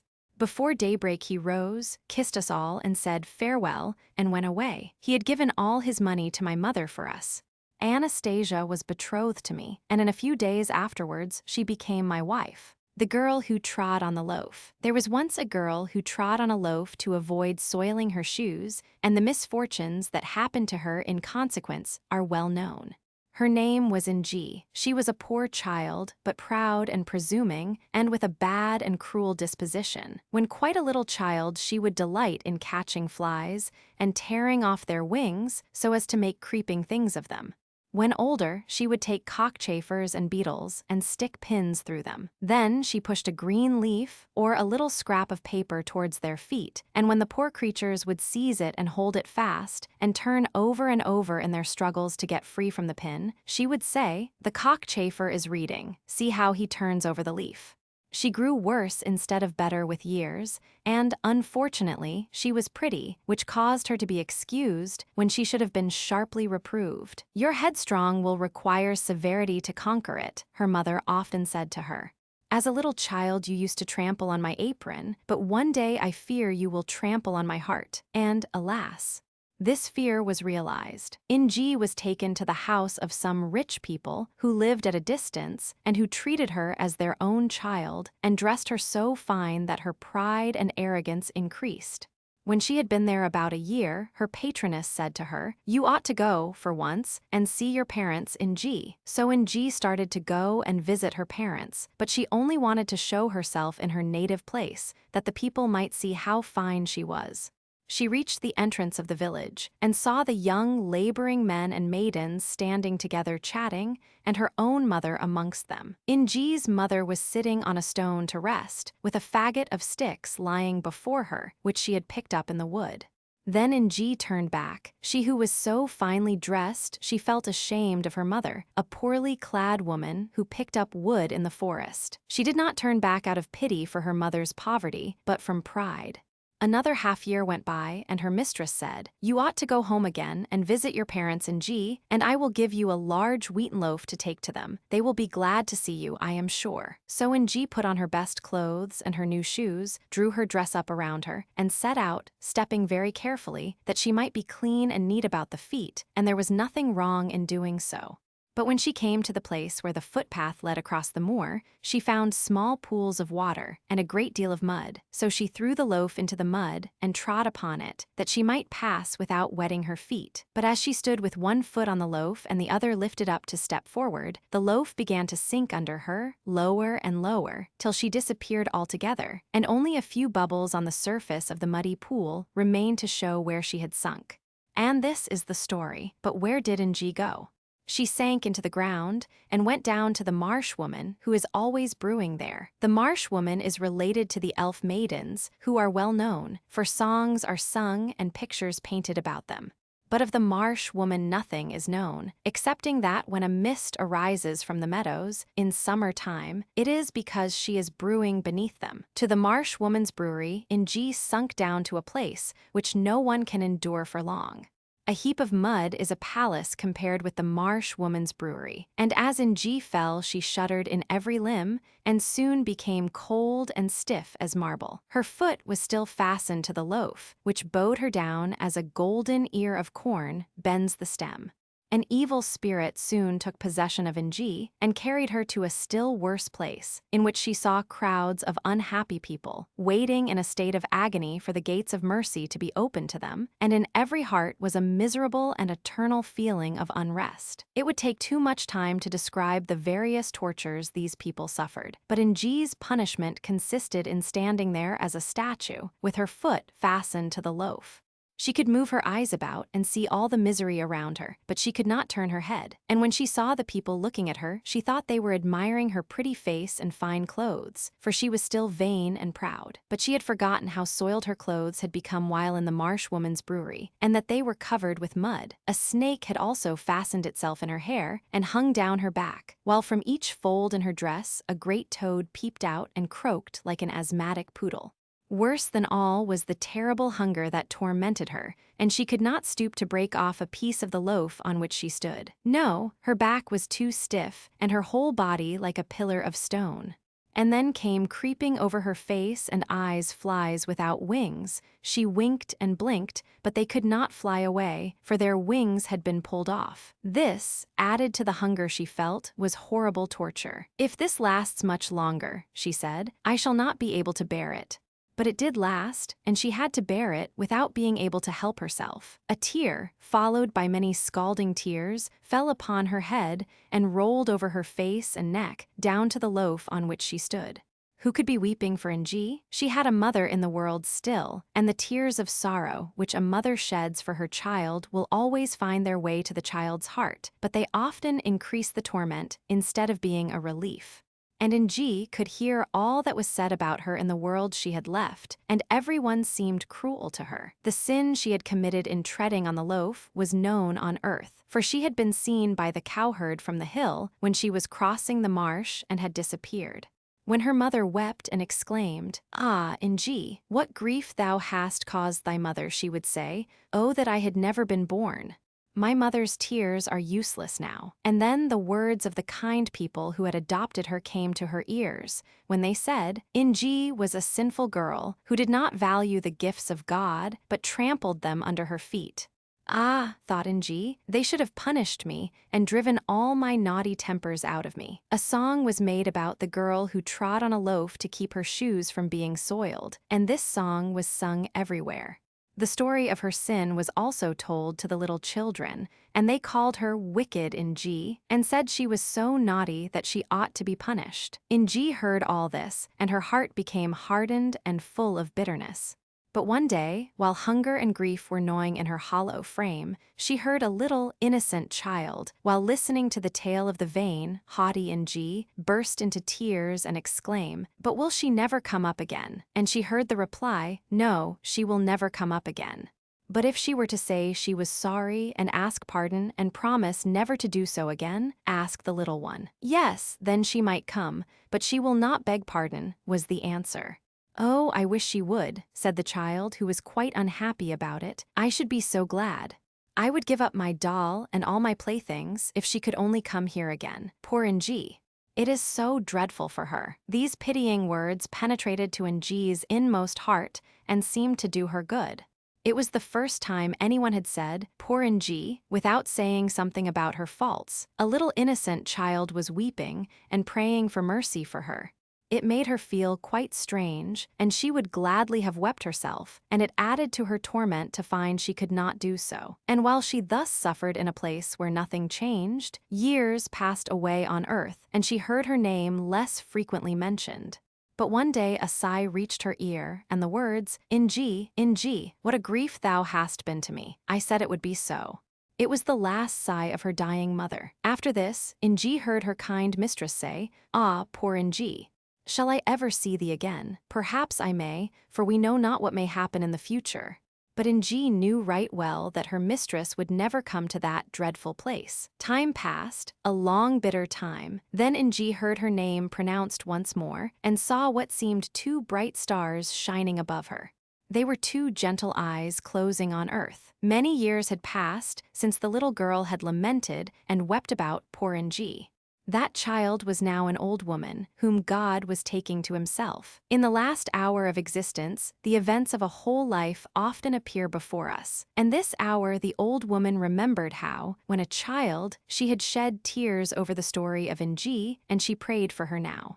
As the eyes of the old woman closed to earth, the eyes of the soul opened upon the hidden things of eternity, and then she, in whose last thoughts Ng had been so vividly present, saw how deeply the poor girl had sunk. She burst into tears at the sight, and in heaven, as she had done when a little child on earth, she wept and prayed for poor Ng. Her tears and her prayers echoed through the dark void that surrounded the tormented captive soul, and the unexpected mercy was obtained for it through an angel's tears. As in thought, Ng seemed to act over again every sin she had committed on earth. She trembled, and tears she had never yet been able to weep rushed to her eyes. It seemed impossible that the gates of mercy could ever be opened to her. But while she acknowledged this in deep penitence, a beam of radiant light shot suddenly into the depths upon her, more powerful than the sunbeam that dissolves the man of snow which the children have raised, more quickly than the snowflake melts and becomes a drop of water on the warm lips of a child, was the stony form of Ng changed, and as a little bird she soared, with the speed of lightning, upward to the world of mortals. A bird that felt timid and shy to all things around it, that seemed to shrink with shame from meeting any living creature, and hurriedly sought to conceal itself in a dark corner of an old ruined wall. There it sat cowering and unable to utter a sound, for it was voiceless. Yet how quickly the little bird discovered the beauty of everything around it. The sweet, fresh air, the soft radiance of the moon as its light spread over the earth, the fragrance which exhaled from bush and tree, made it feel happy as it sat there clothed in its fresh, bright plumage. All creation seemed to speak of beneficence and love. The bird wanted to give utterance to thoughts that stirred in his breast, as the cuckoo and the nightingale in the spring, but it could not. Yet in heaven can be heard the song of praise, even from a worm, and the notes trembling in the breast of the bird were as audible to heaven even as the psalms of David before they had fashioned themselves into words and song. Christmas time drew near, and a peasant who dwelt close by the old wall stuck up a pole with some ears of corn fastened to the top, that the birds of heaven might have feast and rejoice in the happy, blessed time. And on Christmas morning the sun arose and shone upon the ears of corn, which were quickly surrounded by a number of twittering birds. Then, from a hole in the wall, gushed forth in song the swelling thoughts of the bird, as he issued from his hiding place to perform his first good deed on earth. And in heaven it was well known who that bird was. The winter was very hard, the ponds were covered with ice, and there was very little food for either the beasts of the field or the birds of the air. Our little bird flew away into the public roads, and found here and there, in the ruts of the sledges, a grain of corn, and at the halting places some crumbs. Of these he ate only a few, but he called around him the other birds and the hungry sparrows, that they too might have food. He flew into the towns and looked about, and wherever a kind hand had strewed bread on the windowsill for the birds, he only ate a single crumb himself, and gave all the rest to the rest of the other birds.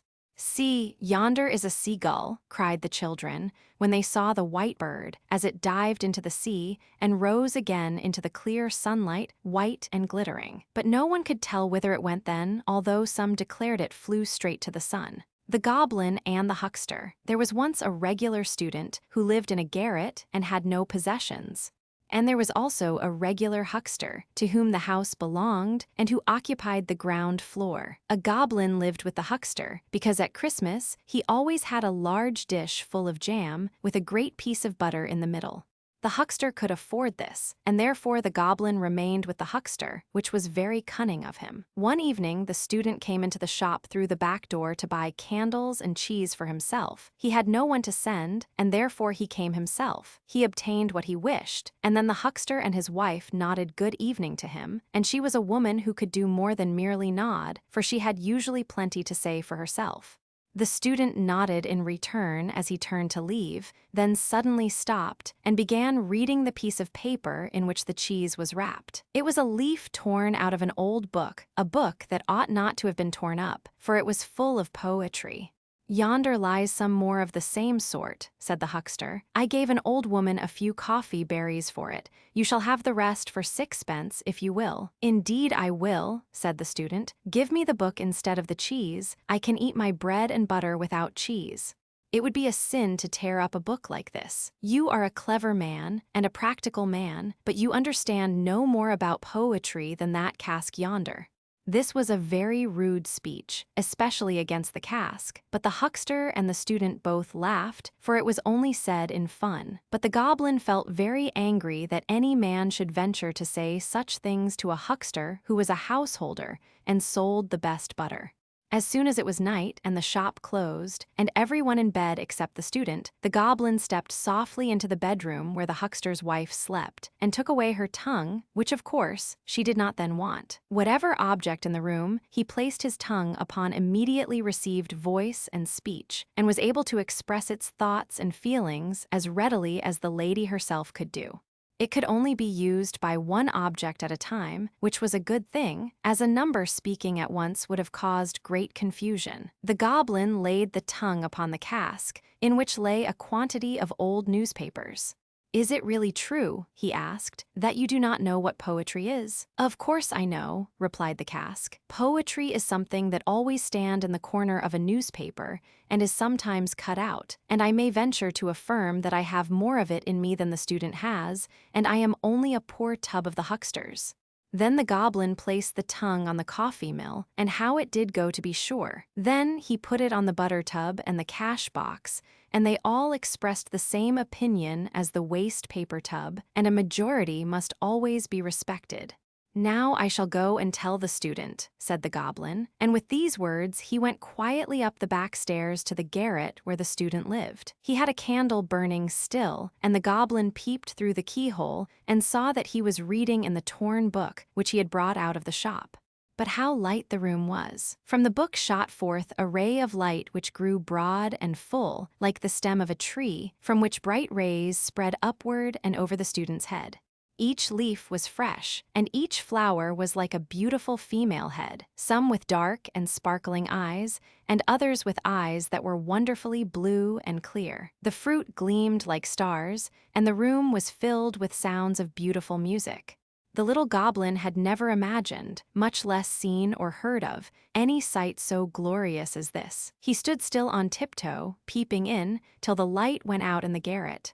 The student no doubt had blown out his candle and gone to bed, but the little goblin remained standing there nevertheless, and listening to the music which still sounded on, soft and beautiful, a sweet cradle song for the student who had lain down to rest. "This is a wonderful place," said the goblin. "I never expected such a thing. I should like to stay here with the student," and the little man thought it over, for he was a sensible little spirit. At last he sighed, "But the student has no jam." So he went downstairs again into the huckster's shop, and it was a good thing he got back when he did, for the cask had almost worn out the lady's tongue. He had given a description of all that he contained on one side, and was just about to turn himself over to the other side to describe what was there, when the goblin entered and restored the tongue to the lady. But after what he had seen, the goblin could no longer sit and listen quietly to the wisdom and understanding downstairs. So, as soon as the evening light glimmered in the garret, he took courage, for it seemed to him as if the rays of light were strong cables, drawing him up and obliging him to go and peep through the keyhole. And while there, a feeling of vastness came over him such as we experience by the ever-moving sea when the storm breaks forth, and it brought tears into his eyes. How wonderfully glorious it would be to sit with the student under such a tree, but that was out of the question. He must be content to look through the keyhole and be thankful for even that. There he stood on the old landing, with the autumn wind blowing down upon him through the trapdoor. It was very cold, but the little creature did not really feel it, till the light in the garret went out and the tones of music died away. Then how he shivered and crept downstairs again to his warm corner, where it felt home-like and comfortable. And when Christmas came again and brought the dish of jam and the great lump of butter, he liked the huckster best of all. Soon after, in the middle of the night, the goblin was awoke by a terrible noise and knocking against the window shutters and the house doors, and by the sound of the watchman's horn, for a great fire had broken out, and the whole street appeared full of flames. Was it in their house or a neighbor's? No one could tell, for terror had seized upon all. The huckster's wife was so bewildered that she took her gold ear-rings out of her ears and put them in her pocket, that she might save something at least. The huckster ran to get his business papers, and the servant resolved to save her blue silk mantle, which she had managed to buy. Each wished to keep the best things they had. The goblin had the same wish, for, with one spring, he was upstairs and in the student's room, whom he found standing by the open window and looking quite calmly at the fire, which was raging at the house of a neighbor opposite. The goblin caught up the wonderful book which lay on the table and popped it into his red cap, which he held tightly with both hands. The greatest treasure in the house was saved, and he ran away with it to the roof and seated himself on the chimney. The flames of the burning house opposite illuminated him as he sat, both hands pressed tightly over his cap, in which the treasure lay, and then he found out what feelings really reigned in his heart, and knew exactly which way they tended. And yet, when the fire was extinguished and the goblin again began to reflect, he hesitated and said at last, "I must divide myself between the two. I cannot quite give up the huckster because of the jam." And this is a representation of human nature. We are like the goblin, we all go to visit the huckster because of the jam. The golden treasure. The drummer's wife went into the church. She saw the new altar with the painted pictures and the carved angels. Those upon the canvas and in the glory over the altar were just as beautiful as the carved ones, and they were painted and gilt into the bargain. Their hair gleamed golden in the sunshine, lovely to behold, but the real sunshine was more beautiful still. It shone redder, clearer through the dark trees when the sun went down. It was lovely thus to look at the sunshine of heaven, and she looked at the red sun, and she thought about it so deeply, and thought of the little one whom the stork was to bring, and the wife of the drummer was very cheerful, and looked, and wished that the child might have a gleam of sunshine given to it, so that it might at least become like one of the shining angels over the altar.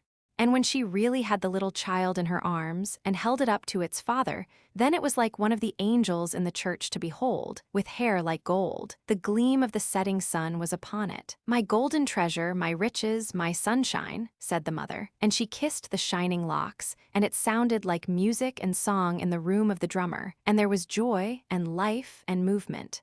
The drummer beat a roll of joy. And the drum said, the fire drum, that was beat when there was a fire in the town. Red hair. The little fellow has red hair. Believe the drum, and not what your mother says. Rub a dub, and the town repeated what the fire drum had said. The boy was taken to church, the boy was christened. There was nothing much to be said about his name, he was called Peter.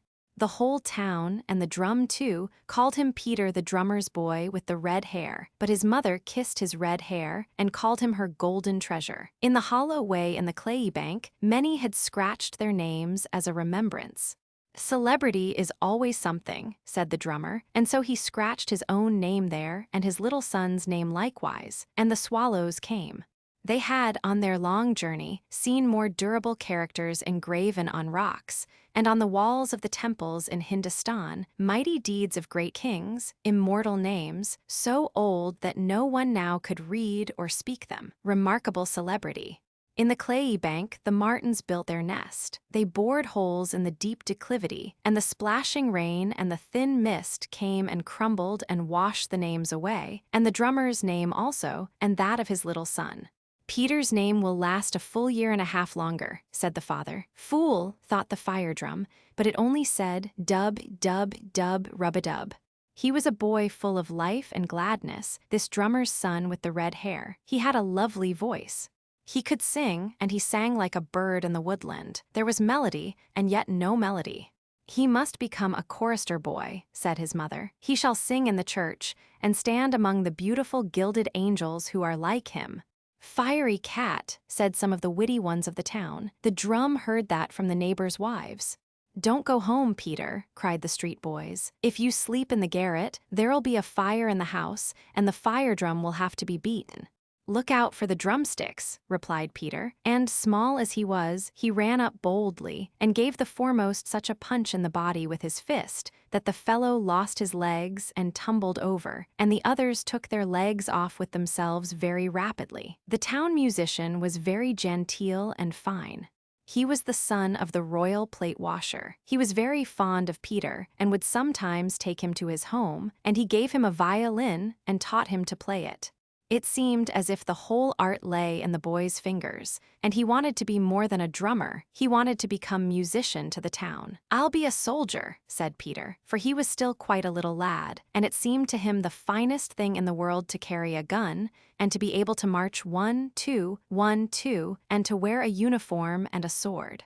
"Ah, you learn to long for the drum's skin, drum, dum, dum," said the drum. "Yes, if he could only march his way up to be a general." Observed his father, "But before he can do that, there must be war." "Heaven forbid," said his mother. "We have nothing to lose," remarked the father. "Yes, we have, my boy," she retorted. "But suppose he came back a general," said the father. "Without arms and legs," cried the mother. "No, I would rather keep my golden treasure with me." Drum, dum, dum. The fire drum and all the other drums were beating, for war had come. The soldiers all set out, and the son of the drummer followed them. Red head, golden treasure. The mother wept. The father in fancy saw him famous. The town musician was of opinion that he ought not to go to war, but should stay at home and learn music. "Red head," said the soldiers, and little Peter laughed. But when one of them sometimes said to another, "Foxy," he would bite his teeth together and look another way into the wide world. He did not care for the nickname. The boy was active, pleasant of speech, and good-humored. "That is the best canteen," said his old comrades. And many a night he had to sleep under the open sky, wet through with the driving rain or the falling mist, but his good humor never forsook him. The drumsticks sounded, rub-a-dub, all up, all up. Yes, he was certainly born to be a drummer. The day of battle dawned. The sun had not yet risen, but the morning was come. The air was cold, the battle was hot, there was mist in the air, but still more gunpowder smoke.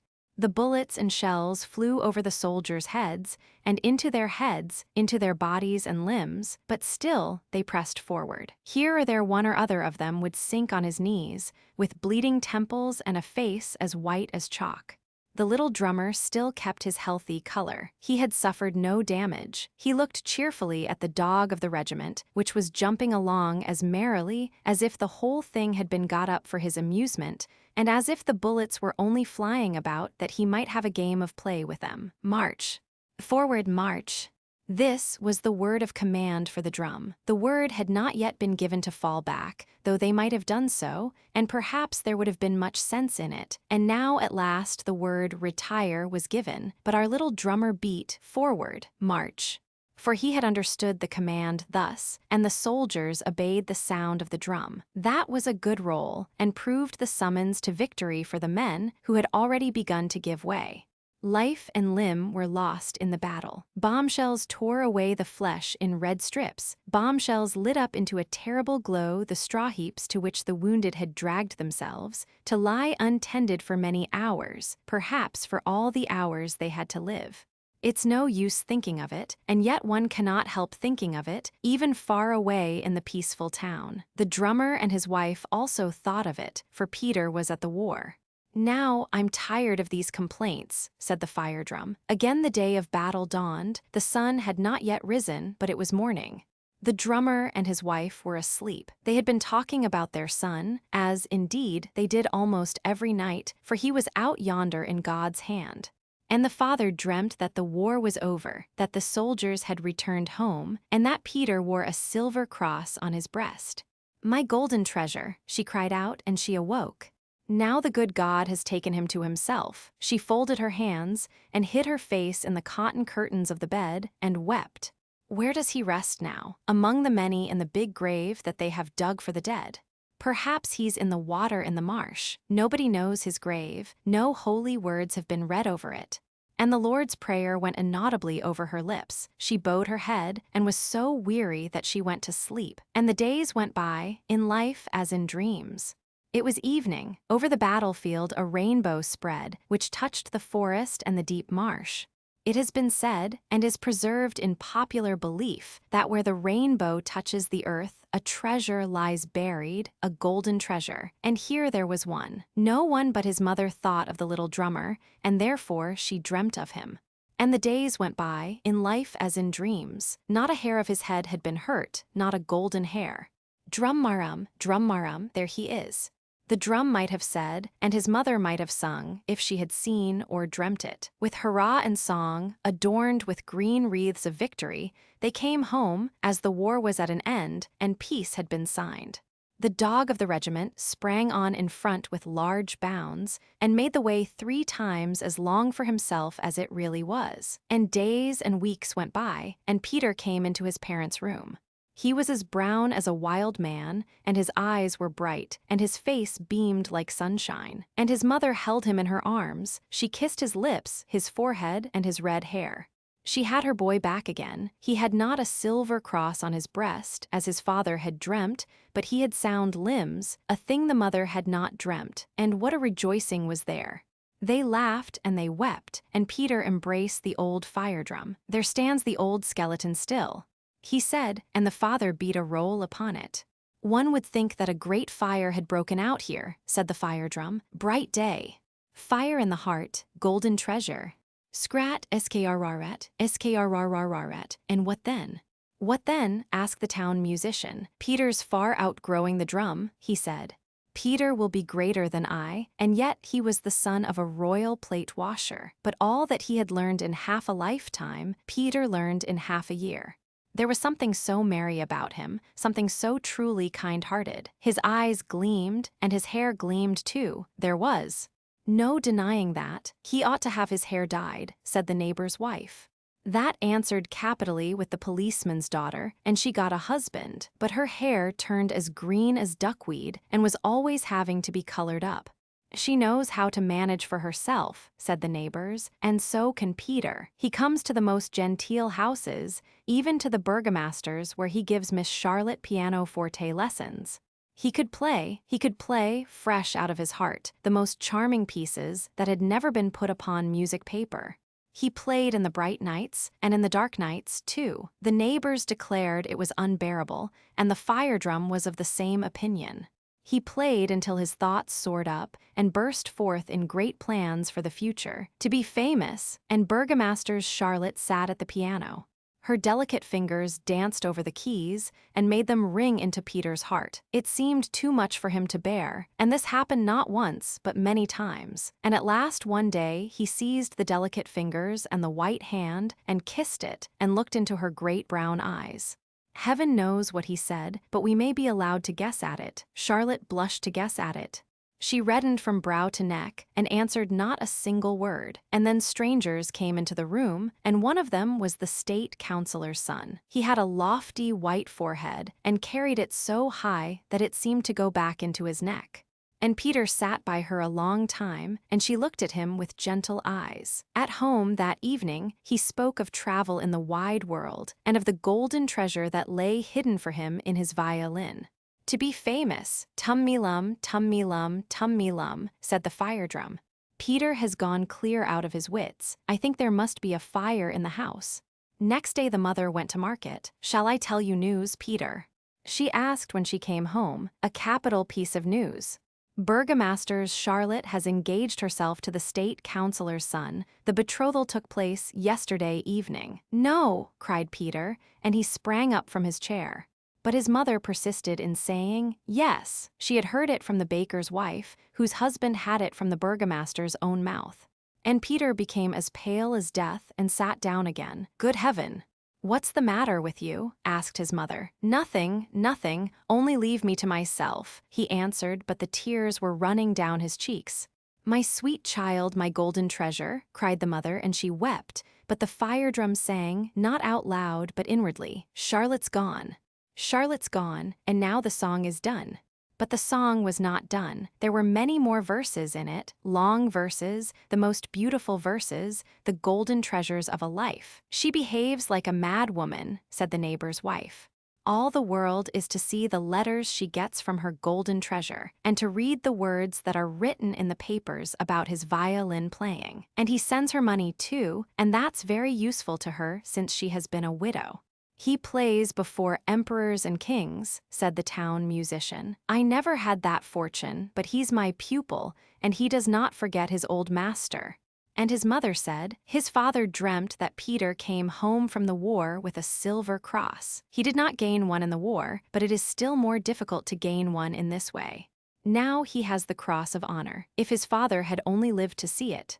He's grown famous, said the fire drum, and all his native town said the same thing, for the drummer's son, Peter with the red hair, Peter whom they had known as a little boy, running about in wooden shoes, and then as a drummer, playing for the dancers, was become famous. He played at our house before he played in the presence of kings, said the burgomaster's wife. At that time he was quite smitten with Charlotte. He was always of an aspiring turn. At that time he was saucy and an enthusiast. My husband laughed when he heard of the foolish affair, and now our Charlotte is a state councillor's wife. A golden treasure had been hidden in the heart and soul of the poor child, who had beaten the role as a drummer, a role of victory for those who had been ready to retreat. There was a golden treasure in his bosom, the power of sound. It burst forth on his violin as if the instrument had been a complete organ, and as if all the elves of a midsummer night were dancing across the strings. In its sounds were heard the piping of the thrush and the full clear note of the human voice. Therefore the sound brought rapture to every heart and carried his name triumphant through the land. That was a great firebrand, the firebrand of inspiration. And then he looks so splendid, said the young ladies and the old ladies too, and the oldest of all procured an album for famous locks of hair, wholly and solely that she might beg a lock of his rich splendid hair, that treasure, that golden treasure. And the son came into the poor room of the drummer, elegant as a prince, happier than a king. His eyes were as clear, and his face was as radiant as sunshine, and he held his mother in his arms, and she kissed his mouth, and wept as blissfully as anyone can weep for joy. And he nodded at every old piece of furniture in the room, at the cupboard with the teacups, and at the flower vase. Now I must do it. And he beat a thundering roll call on the instrument, and the drum felt so highly honored that the parchment burst with exultation. He has a splendid touch, said the drum. I've a remembrance of him now that will last. I expect that the same thing will happen to his mother, from pure joy over her golden treasure. And this is the story of the golden treasure. The GOLOSHES of fortune. A beginning in a house in Copenhagen, not far from the King's New Market, a very large party had assembled, the host and his family expecting, no doubt, to receive invitations in return. One half of the company were already seated at the card tables, the other half seemed to be waiting the result of their hostess's question. Well, how shall we amuse ourselves? Conversation followed, which, after a while, began to prove very entertaining. Among other subjects, it turned upon the events of the Middle Ages, which some persons maintained were more full of interest than our own times. Councillor Knapp defended this opinion so warmly that the lady of the house immediately went over to his side, and both exclaimed against Ersted's essays on ancient and modern times, in which the preference is given to our own. The councillor considered the times of the Danish king, Hans, as the noblest and happiest. The conversation on this topic was only interrupted for a moment by the arrival of a newspaper, which did not, however, contain much worth reading, and while it is still going on we will pay a visit to the anteroom, in which cloaks, sticks, and goloshes were carefully placed. Here sat two maidens, one young and the other old, as if they had come and were waiting to accompany their mistresses home. But on looking at them more closely, it could easily be seen that they were no common servants. Their shapes were too graceful, their complexions too delicate, and the cut of their dresses much too elegant. They were two fairies. The younger was not Fortune herself, but the chambermaid of one of Fortune's attendants, who carries about her more trifling gifts. The elder one, who was named Care, looked rather gloomy. She always goes about to perform her own business in person, for then she knows it is properly done. They were telling each other where they had been during the day. The messenger of Fortune had only transacted a few unimportant matters. For instance, she had preserved a new bonnet from a shower of rain, and obtained for an honest man a bow from a titled nobody, and so on. But she had something extraordinary to relate, after all. I must tell you, said she, that today is my birthday, and in honor of it I have been entrusted with a pair of goloshes to introduce amongst mankind. These goloshes have the property of making everyone who puts them on imagine himself in any place he wishes, or that he exists at any period. Every wish is fulfilled at the moment it is expressed, so that for once mankind have the chance of being happy. No, replied Care, you may depend upon it that whoever puts on those goloshes will be very unhappy, and bless the moment in which he can get rid of them. What are you thinking of? Replied the other. Now see, I will place them by the door. Someone will take them instead of his own, and he will be the happy man. This was the end of their conversation. What happened to the counselor? It was late when Counselor Nap, lost in thought about the times of King Hans, desired to return home, and fate so ordered it that he put on the galoshes of fortune instead of his own and walked out into the East Street. Through the magic power of the galoshes, he was at once carried back 300 years to the times of King Hans, for which he had been longing when he put them on. Therefore he immediately set his foot into the mud and mire of the street, which in those days possessed no pavement. "Why, this is horrible! How dreadfully dirty it is," said the counselor. "And the whole pavement has vanished, and the lamps are all out." The moon had not yet risen high enough to penetrate the thick, foggy air, and all the objects around him were confused together in the darkness. At the nearest corner, a lamp hung before a picture of the Madonna, but the light it gave was almost useless, for he only perceived it when he came quite close, and his eyes fell on the painted figures of the mother and child. "That is most likely a museum of art," thought he, "and they have forgotten to take down the sign." Two men in the dress of olden times passed by him. "What odd figures," thought he, "they must be returning from some masquerade." Suddenly he heard the sound of a drum and fifes, and then a blazing light from torches shone upon him. The counselor stared with astonishment as he beheld a most strange procession pass before him. First came a whole troop of drummers, beating their drums very cleverly. They were followed by life guards, with longbows and crossbows. The principal person in the procession was a clerical-looking gentleman. The astonished counselor asked what it all meant, and who the gentleman might be. "That is the Bishop of Zealand." "Good gracious," he exclaimed, "what in the world has happened to the bishop? What can he be thinking about?" Then he shook his head and said, "It cannot possibly be the bishop himself."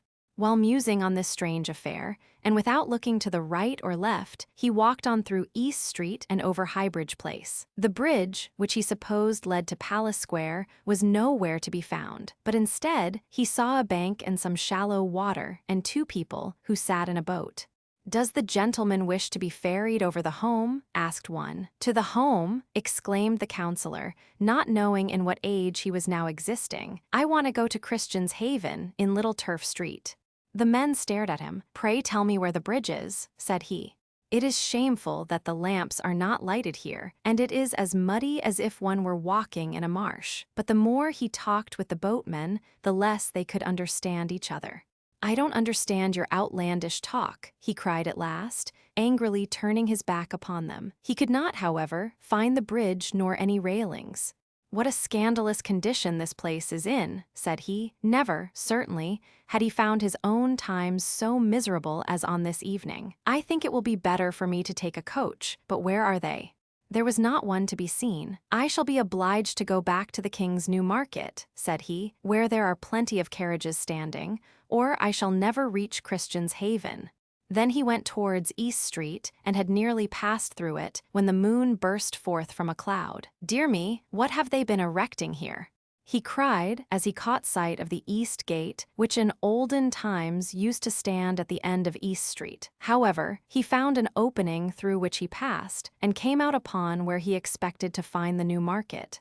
Nothing was to be seen but an open meadow, surrounded by a few bushes, through which ran a broad canal or stream. A few miserable-looking wooden booths, for the accommodation of Dutch watermen, stood on the opposite shore. "Either I behold a fata morgana, or I must be tipsy," groaned the counselor. "What can it be? What is the matter with me?" He turned back in the full conviction that he must be ill. In walking through the street this time, he examined the houses more closely. He found that most of them were built of lath and plaster, and many had only a thatched roof. "I am certainly all wrong," said he, with a sigh, "and yet I only drank 1 glass of punch. But I cannot bear even that, and it was very foolish to give us punch and hot salmon. I shall speak about it to our hostess, the agent's lady. Suppose I were to go back now and say how ill I fear it would look so ridiculous, and it is not very likely that I should find anyone up." Then he looked for the house, but it was not in existence. "This is really frightful. I cannot even recognize East Street. Not a shop to be seen, nothing but old, wretched, tumble-down houses, just as if I were at Roskilde or Ringstedt. Oh, I really must be ill." It is no use to stand upon ceremony. But where in the world is the agent's house? There is a house, but it is not his, and people still up in it I can hear. Oh dear. I certainly am very queer. As he reached the half-open door, he saw a light and went in. It was a tavern of the olden times, and seemed a kind of beer shop. The room had the appearance of a Dutch interior. A number of people, consisting of seamen, Copenhagen citizens, and a few scholars, sat in deep conversation over their mugs and took very little notice of the newcomer. "Pardon me," said the counselor, addressing the landlady, "I do not feel quite well, and I should be much obliged if you will send for a fly to take me to Christian's Haven." The woman stared at him and shook her head. Then she spoke to him in German. The counselor supposed from this that she did not understand Danish. He therefore repeated his request in German. This, as well as his singular dress, convinced the woman that he was a foreigner. She soon understood, however, that he did not find himself quite well, and therefore brought him a mug of water. It had something of the taste of seawater, certainly, although it had been drawn from the well outside. Then the counselor leaned his head on his hand, drew a deep breath, and pondered over all the strange things that had happened to him. "Is that today's number of the day?" he asked, quite mechanically, as he saw the woman putting by a large piece of paper. She did not understand what he meant, but she handed him the sheet. It was a woodcut, representing a meteor, which had appeared in the town of Cologne. "That is very old," said the counselor, becoming quite cheerful at the sight of this antique drawing. "Where did you get this singular sheet? It is very interesting, although the whole affair is a fable. Meteors are easily explained in these days. They are northern lights, which are often seen, and are no doubt caused by electricity." Those who sat near him, and heard what he said, looked at him in great astonishment, and one of them rose, took off his hat respectfully, and said in a very serious manner, "You must certainly be a very learned man, monsieur." "Oh no," replied the counselor, "I can only discourse on topics which everyone should understand." "Modestia is a beautiful virtue," said the man. "Moreover, I must add to your speech mihi secus weiter. Yet in this case I would suspend my judicium. May I ask to whom I have the pleasure of speaking?" "I am a bachelor of divinity," said the man. This answer satisfied the counselor. The title agreed with the dress. "This is surely," thought he, "an old village schoolmaster, a perfect original, such as one meets with sometimes even in Jutland." "This is not certainly a locus docendi," began the man. "Still, I must beg you to continue the conversation. You must be well read in ancient lore." "Oh yes," replied the counselor. "I am very fond of reading useful old books and modern ones as well, with the exception of everyday stories, of which we really have more than enough." "Everyday stories?" asked the bachelor. "Yes, I mean the new novels that we have at the present day." "Oh," replied the man with a smile, "and yet they are very witty, and are much read at court. The king likes especially the romance of Messrs. Iffen and Gaudian, which describes King Arthur and his knights of the Round Table. He has joked about it with the gentlemen of his court." "Well, I have certainly not read that," replied the counselor. "I suppose it is quite new, and published by Heiberg." "No," answered the man, "it is not by Heiberg. Godfried von Jamin brought it out." "Oh, is he the publisher?" "That is a very old name," said the counselor. "Was it not the name of the first publisher in Denmark?" "Yes, and he is our first printer and publisher now," replied the scholar. So far all had passed off very well, but now one of the citizens began to speak of a terrible pestilence which had been raging a few years before, meaning the plague of 1484. The counselor thought he referred to the cholera, and they could discuss this without finding out the mistake. The war in 1490 was spoken of as quite recent. The English pirates had taken some ships in the Channel in 1801, and the counselor, supposing they referred to these, agreed with them in finding fault with the English. The rest of the talk, however, was not so agreeable. Every moment one contradicted the other. The good bachelor appeared very ignorant, for the simplest remark of the counselor seemed to him either too bold or too fantastic. They stared at each other, and when it became worse the bachelor spoke in Latin, in the hope of being better understood, but it was all useless. "How are you now?" asked the landlady, pulling the counselor's sleeve. Then his recollection returned to him. In the course of conversation, he had forgotten all that had happened previously. "Goodness me, where am I?" said he. It bewildered him as he thought of it. "We will have some claret or mead or Bremen beer," said one of the guests. "Will you drink with us?" Two maids came in. One of them had a cap on her head of two colors. They poured out the wine, bowed their heads, and withdrew. The counselor felt a cold shiver run all over him. "What is this? What does it mean?" said he, but he was obliged to drink with them, for they overpowered the good man with their politeness. He became at last desperate, and when one of them said he was tipsy, he did not doubt the man's word in the least, only begged them to get a droshky, and then they thought he was speaking the Muscovite language. Never before had he been in such rough and vulgar company. "One might believe that the country was going back to heathenism," he observed. "This is the most terrible moment of my life." Just then it came into his mind that he would stoop under the table and so creep to the door. He tried it, but before he reached the entry, the rest discovered what he was about and seized him by the feet, when luckily for him, off came the galoshes, and with them vanished the whole enchantment. The counselor now saw quite plainly a lamp and a large building behind it. Everything looked familiar and beautiful. He was in East Street, as it now appears. He lay with his legs turned towards a porch, and just by him sat the watchman asleep. "Is it possible that I have been lying here in the street dreaming?" said he. "Yes, this is East Street. How beautifully bright and gay it looks. It is quite shocking that one glass of punch should have upset me like this." 2 minutes afterwards, he sat in a droshky, which was to drive him to Christian's Haven. He thought of all the terror and anxiety which he had undergone, and felt thankful from his heart for the reality and comfort of modern times, which, with all their errors, were far better than those in which he so lately found himself. The watchman's adventures. "Well, I declare, there lies a pair of galoshes," said the watchman. "No doubt they belong to the lieutenant who lives upstairs. They are lying just by his door." Gladly would the honest man have rung and given them in, for a light was still burning, but he did not wish to disturb the other people in the house, so he let them lie. "These things must keep the feet very warm," said he. "They are of such nice soft leather." Then he tried them on, and they fitted his feet exactly. "Now," said he, "how droll things are in this world.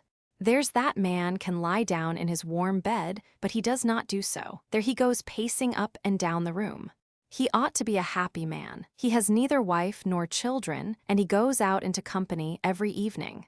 Oh, I wish I were he, then I should be a happy man." As he uttered this wish, the galoshes which he had put on took effect, and the watchman at once became the lieutenant. There he stood in his room, holding a little piece of pink paper between his fingers, on which was a poem written by the lieutenant himself. Who has not had, for once in his life, a moment of poetic inspiration? And at such a moment, if the thoughts are written down, they flow in poetry. The following verses were written on the pink paper. "Oh, were I rich! Oh, were I rich! How oft, in youth's bright hour, when youthful pleasures banish every care, I longed for riches but to gain a power, the sword and plume and uniform to wear. The riches and the honor came for me, yet still my greatest wealth was poverty. Ah, help and pity me. Once in my youthful hours, when gay and free, a maiden loved me, and her gentle kiss, rich in its tender love and purity, taught me, alas, too much of earthly bliss. Dear child!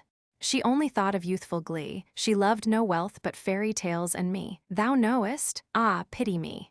Oh, were I rich! Again is all my prayer. That child is now a woman, fair and free, as good and beautiful as angels are. Oh, were I rich in lover's poetry, to tell my fairy tale, love's richest lore. But no, I must be silent, I am poor. Ah, wilt thou pity me? Oh, were I rich in truth and peace below, I need not then my poverty bewail. To thee I dedicate these lines of woe. Wilt thou not understand the mournful tale? A leaf on which my sorrows I relate, dark story of a darker night of fate. Ah, bless and pity me. Well, yes, people write poems when they are in love, but a wise man will not print them. A lieutenant in love and poor. This is a triangle, or more properly speaking, the half of the broken die of fortune. The lieutenant felt this very keenly, and therefore leaned his head against the window frame and sighed deeply. "The poor watchman in the street," said he, "is far happier than I am. He knows not what I call poverty. He has a home, a wife and children, who weep at his sorrow and rejoice at his joy. Oh, how much happier I should be could I change my being and position with him, and pass through life with his humble expectations and hopes. Yes, he is indeed happier than I am.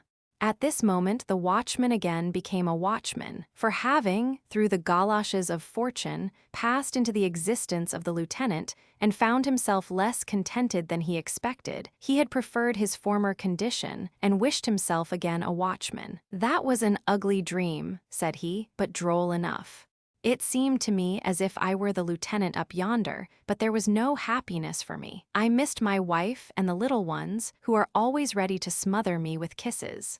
He sat down again and nodded, but he could not get the dream out of his thoughts, and he still had the galoshes on his feet. A falling star gleamed across the sky. "There goes one," cried he. "However, there are quite enough left. I should very much like to examine these a little nearer, especially the moon, for that could not slip away under one's hands. The student, for whom my wife washes, says that when we die we shall fly from one star to another. If that were true, it would be very delightful, but I don't believe it. I wish I could make a little spring up there now. I would willingly let my body lie here on the steps. There are certain things in the world which should be uttered very cautiously, doubly so when the speaker has on his feet the galoshes of fortune. Now we shall hear what happened to the watchman. Nearly everyone is acquainted with the great power of steam. We have proved it by the rapidity with which we can travel, both on a railroad or in a steamship across the sea. But this speed is like the movements of the sloth or the crawling march of the snail when compared to the swiftness with which light travels. Light flies 19 million times faster than the fleetest race horse, and electricity is more rapid still. The space between the heavenly bodies is, to thought, no farther than the distance which we may have to walk from one friend's house to another in the same town. Yet this electric shock obliges us to use our bodies here below, unless, like the watchman, we have on the galoshes of fortune. In a very few seconds the watchman had traveled more than 200,000 miles to the moon, which is formed of a lighter material than our earth, and may be said to be as soft as new fallen snow. He found himself on one of the circular range of mountains which we see represented in Dr. Madler's large map of the moon. The interior had the appearance of a large hollow, bowl-shaped, with a depth about half a mile from the brim. Within this hollow stood a large town. We may form some idea of its appearance by pouring the white of an egg into a glass of water. The materials of which it was built seemed just as soft, and pictured forth cloudy turrets and sail-like terraces, quite transparent and floating in the thin air. Our earth hung over his head like a great dark red ball. Presently he discovered a number of beings, which might certainly be called men, but were very different to ourselves. A more fantastical imagination than Herschel's must have discovered these. Had they been placed in groups and painted, it might have been said, "What beautiful foliage!"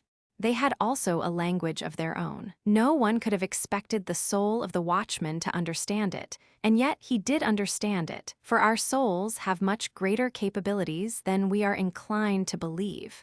Do we not, in our dreams, show a wonderful dramatic talent? Each of our acquaintance appears to us then in his own character, and with his own voice. No man could thus imitate them in his waking hours.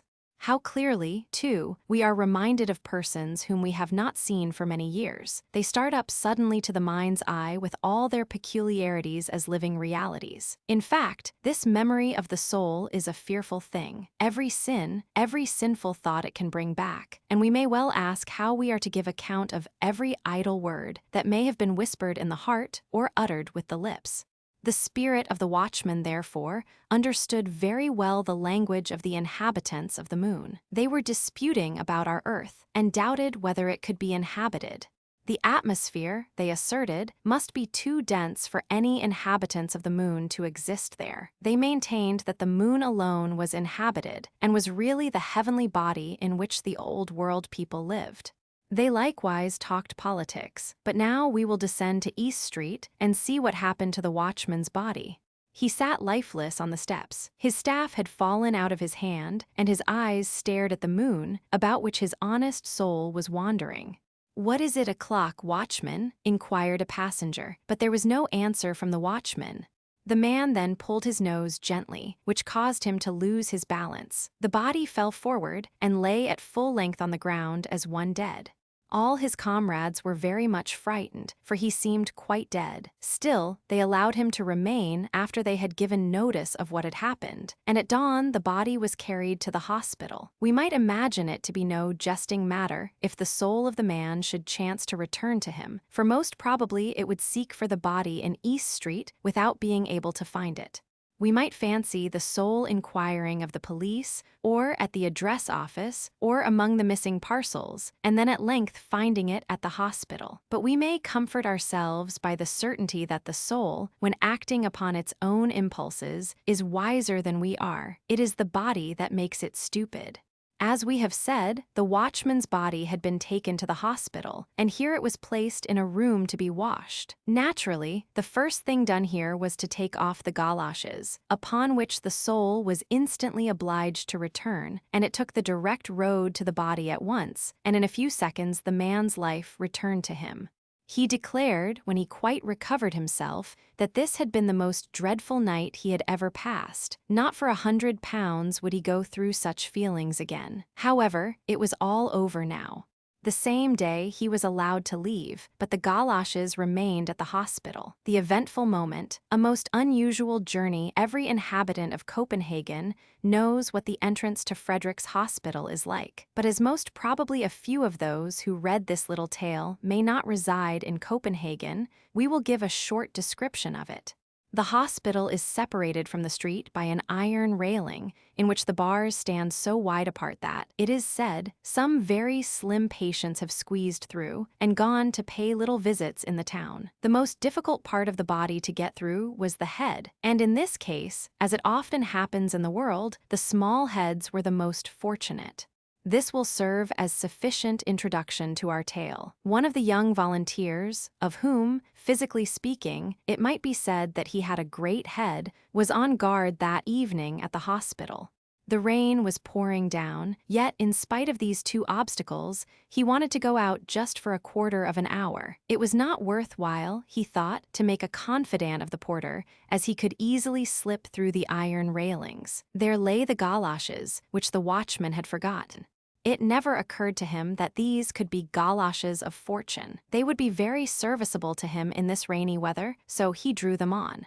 Now came the question whether he could squeeze through the palings. He certainly had never tried, so he stood looking at them. "I wish to goodness my head was through," said he, and instantly, though it was so thick and large, it slipped through quite easily.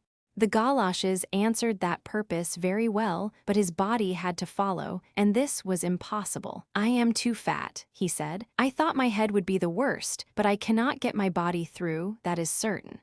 Then he tried to pull his head back again, but without success. He could move his neck about easily enough, and that was all. His first feeling was one of anger, and then his spirits sank below zero. The galoshes of fortune had placed him in this terrible position, and unfortunately it never occurred to him to wish himself free. No, instead of wishing he kept twisting about, yet did not stir from the spot. The rain poured, and not a creature could be seen in the street. The porter's bell he was unable to reach, and however was he to get loose? He foresaw that he should have to stay there till morning, and then they must send for a smith to file away the iron bars, and that would be a work of time. All the charity children would just be going to school, and all the sailors who inhabited that quarter of the town would be there to see him standing in the pillory. What a crowd there would be! "Ha!" he cried, "the blood is rushing to my head, and I shall go mad. I believe I am crazy already. Oh, I wish I were free, then all these sensations would pass off." This is just what he ought to have said at first. The moment he had expressed the thought his head was free. He started back, quite bewildered with the fright which the galoshes of fortune had caused him. But we must not suppose it was all over. No, indeed, there was worse to come yet. The night passed, and the whole of the following day, but no one sent for the galoshes. In the evening, a declamatory performance was to take place at the amateur theater in a distant street.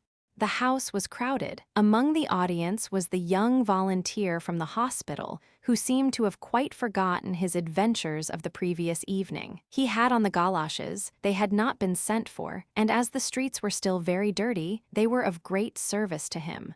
A new poem, entitled My Aunt's Spectacles, was being recited. It described these spectacles as possessing a wonderful power. If anyone put them on in a large assembly, the people appeared like cards, and the future events of ensuing years could be easily foretold by them. The idea struck him that he should very much like to have such a pair of spectacles, for, if used rightly, they would perhaps enable him to see into the hearts of people, which he thought would be more interesting than to know what was going to happen next year. For future events would be sure to show themselves, but the hearts of people never. There is another that is perhaps empty, and would be all the better for cleaning out. There may be some well stored with good articles.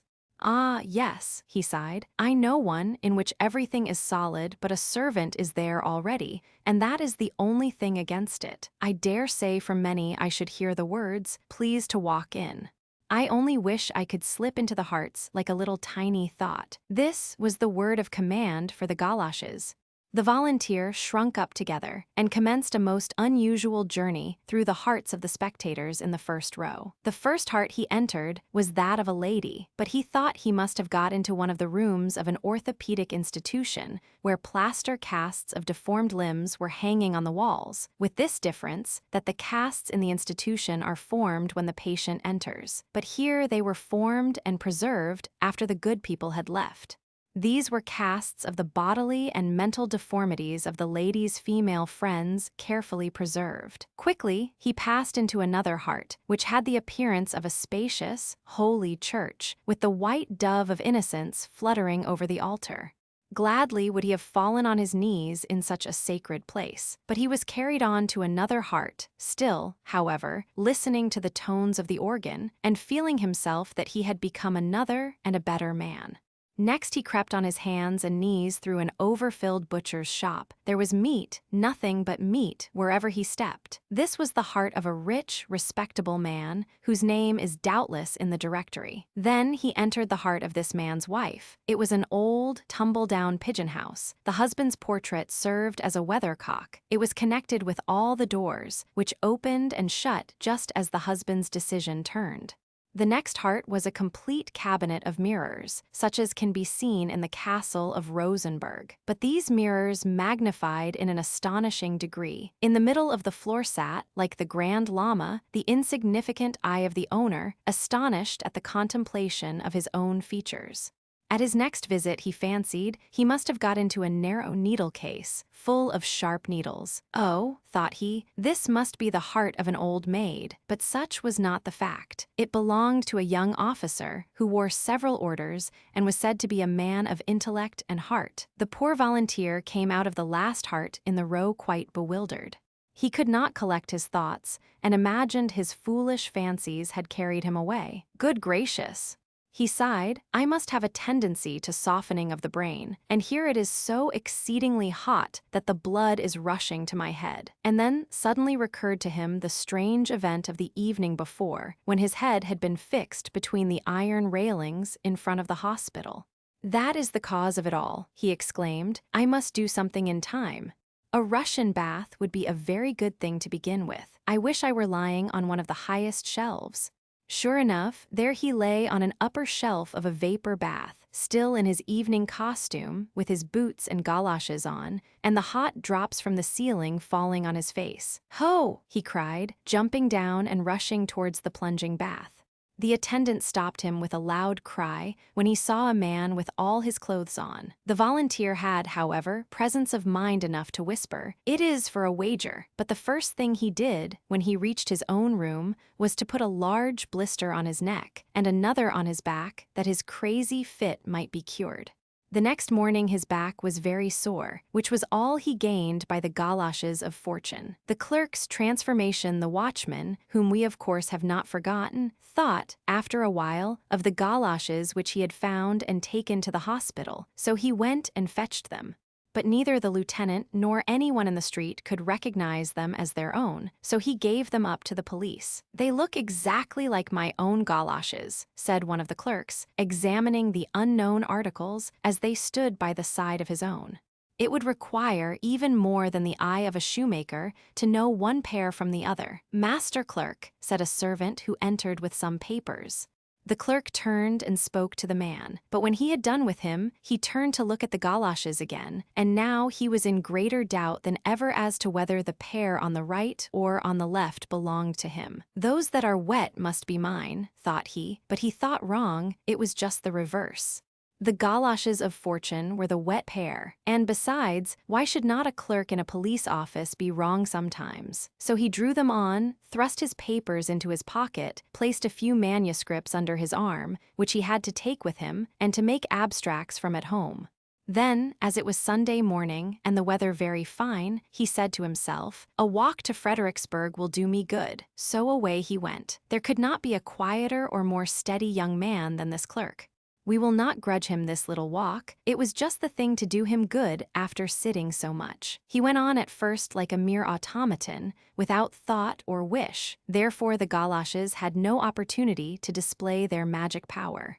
In the avenue, he met with an acquaintance, one of our young poets, who told him that he intended to start on the following day on a summer excursion. "Are you really going away so soon?" asked the clerk. "What a free, happy man you are. You can roam about where you will, while such as we are tied by the foot." "But it is fastened to the bread tree," replied the poet. "You need have no anxiety for the morrow, and when you are old there is a pension for you."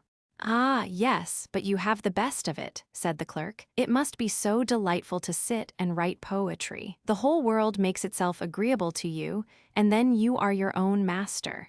You should try how you would like to listen to all the trivial things in a court of justice." The poet shook his head, so also did the clerk. Each retained his own opinion, and so they parted. "They are strange people, these poets," thought the clerk. "I should like to try what it is to have a poetic taste and to become a poet myself. I am sure I should not write such mournful verses as they do. This is a splendid spring day for a poet. The air is so remarkably clear, the clouds are so beautiful, and the green grass has such a sweet smell. For many years I have not felt as I do at this moment." We perceive, by these remarks, that he had already become a poet. By most poets what he had said would be considered commonplace, or, as the Germans call it, insipid. It is a foolish fancy to look upon poets as different to other men. There are many who are more the poets of nature than those who are professed poets. The difference is this: the poet's intellectual memory is better. He seizes upon an idea or a sentiment until he can embody it clearly and plainly in words, which the others cannot do. But the transition from a character of everyday life to one of a more gifted nature is a great transition, and so the clerk became aware of the change after a time. "What a delightful perfume," said he. "It reminds me of the violets at Aunt Laura's. Ah, that was when I was a little boy. Dear me, how long it seems since I thought of those days. She was a good old maiden lady. She lived yonder, behind the exchange. She always had a sprig or a few blossoms in water, let the winter be ever so severe. I could smell the violets, even while I was placing warm penny pieces against the frozen panes to make peepholes, and a pretty view it was on which I peeped. Out in the river lay the ships, ice-bound and forsaken by their crews. A screaming crow represented the only living creature on board. But when the breezes of spring came, everything started into life. Amidst shouting and cheers, the ships were tarred and rigged, and then they sailed to foreign lands. I remain here, and always shall remain, sitting at my post at the police office and letting others take passports to distant lands. Yes, this is my fate," and he sighed deeply. Suddenly he paused. "Good gracious, what has come over me? I never felt before as I do now. It must be the air of spring. It is overpowering, and yet it is delightful." He felt in his pockets for some of his papers. "These will give me something else to think of," said he. Casting his eyes on the first page of one, he read, "Mistress Sigbirth, an original tragedy in 5 acts. What is this? In my own handwriting, too, have I written this tragedy." He read again, "The Intrigue on the Promenade, or The Fast Day, a Vaudeville." However did I get all this? Someone must have put them into my pocket. And here is a letter. It was from the manager of a theater. The pieces were rejected, not at all in polite terms. Hem, said he, sitting down on a bench. His thoughts were very elastic, and his heart softened strangely. Involuntarily, he seized one of the nearest flowers. It was a little, simple daisy. All that botanists can say in many lectures was explained in a moment by this little flower. It spoke of the glory of its birth. It told of the strength of the sunlight, which had caused its delicate leaves to expand and given to it such sweet perfume. The struggles of life, which arouse sensations in the bosom, have their type in the tiny flowers. Air and light are the lovers of the flowers, but light is the favored one. Towards light it turns, and only when light vanishes does it fold its leaves together and sleep in the embraces of the air. It is light that adorns me, said the flower, but the air gives you the breath of life, whispered the poet. Just by him stood a boy, splashing with his stick in a marshy ditch. The water drops spurted up among the green twigs, and the clerk thought of the millions of animalculae which were thrown into the air with every drop of water, at a height which must be the same to them as it would be to us if we were hurled beyond the clouds. As the clerk thought of all these things, and became conscious of the great change in his own feelings, he smiled and said to himself, I must be asleep and dreaming. And yet, if so, how wonderful for a dream to be so natural and real, and to know at the same time too that it is but a dream. I hope I shall be able to remember it all when I wake tomorrow. My sensations seem most unaccountable. I have a clear perception of everything as if I were wide awake. I am quite sure if I recollect all this tomorrow, it will appear utterly ridiculous and absurd. I have had this happen to me before. It is with the clever or wonderful things we say or hear in dreams. As with the gold which comes from under the earth, it is rich and beautiful when we possess it, but when seen in a true light it is but as stones and withered leaves. Ah, he sighed mournfully, as he gazed at the birds singing merrily, or hopping from branch to branch, they are much better off than I. Flying is a glorious power. Happy is he who is born with wings. Yes, if I could change myself into anything, I would be a little lark. At the same moment, his coat tails and sleeves grew together and formed wings, his clothes changed to feathers, and his galoshes to claws. He felt what was taking place and laughed to himself. Well, now it is evident I must be dreaming, but I never had such a wild dream as this. And then he flew up into the green boughs and sang, but there was no poetry in the song, for his poetic nature had left him. The galoshes, like all persons who wish to do a thing thoroughly, could only attend to one thing at a time. He wished to be a poet, and he became one. Then he wanted to be a little bird, and in this change he lost the characteristics of the former one. Well, thought he, this is charming. By day I sit in a police office amongst the driest law papers, and at night I can dream that I am a lark flying about in the gardens of Fredericksburg. Really, a complete comedy could be written about it. Then he flew down into the grass, turned his head about in every direction, and tapped his beak on the bending blades of grass, which, in proportion to his size, seemed to him as long as the palm leaves in northern Africa. In another moment, all was darkness around him. It seemed as if something immense had been thrown over him. A sailor boy had flung his large cap over the bird, and a hand came underneath and caught the clerk by the back and wings so roughly that he squeaked, and then cried out in his alarm, "You impudent rascal, I am a clerk in the police office." But it only sounded to the boy like tweet, tweet, so he tapped the bird on the beak and walked away with him.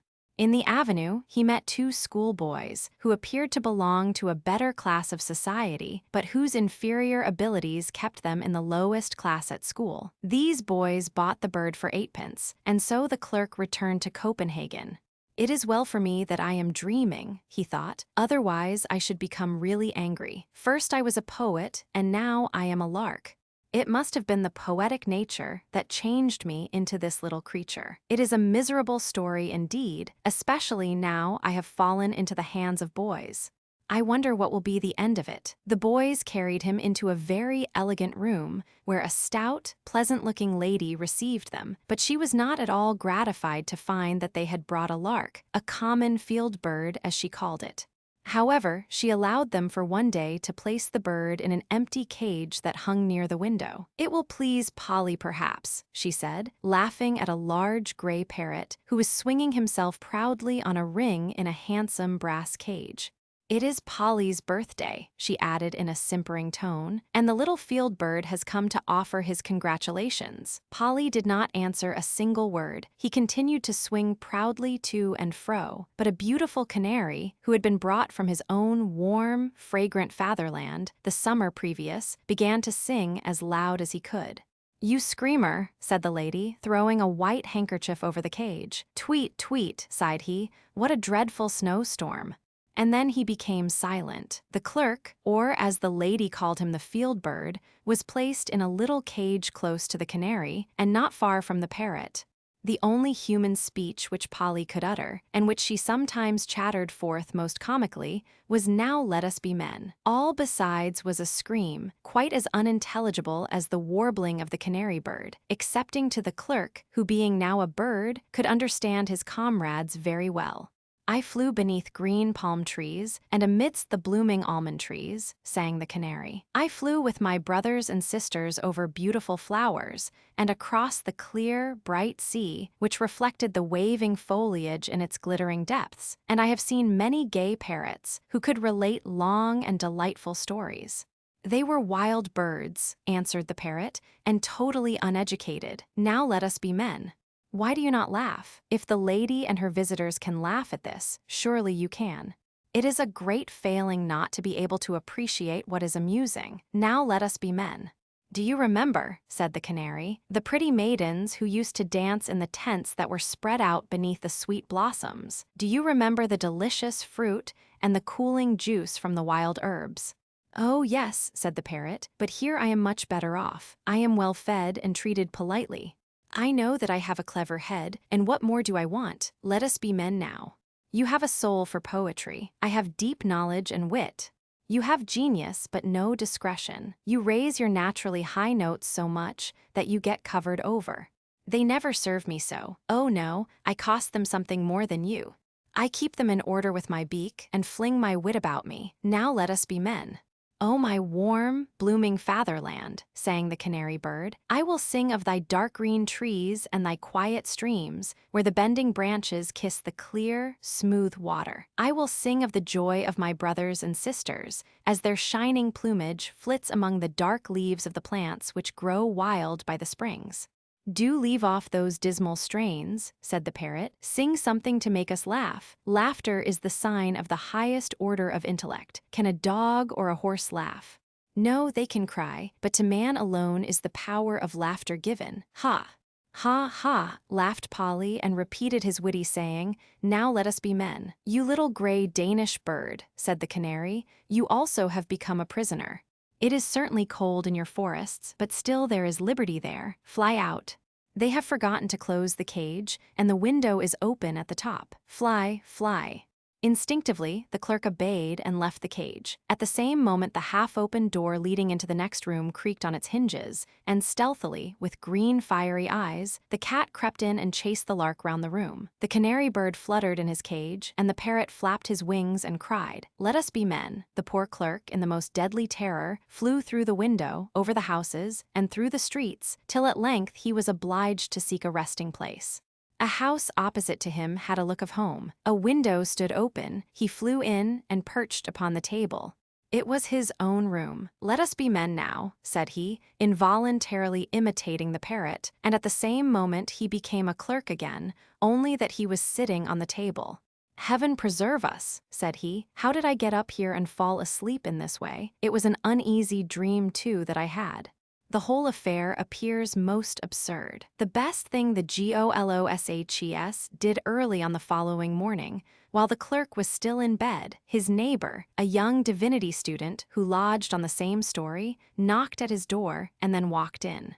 "Lend me your goloshes," said he. "It is so wet in the garden, but the sun is shining brightly. I should like to go out there and smoke my pipe."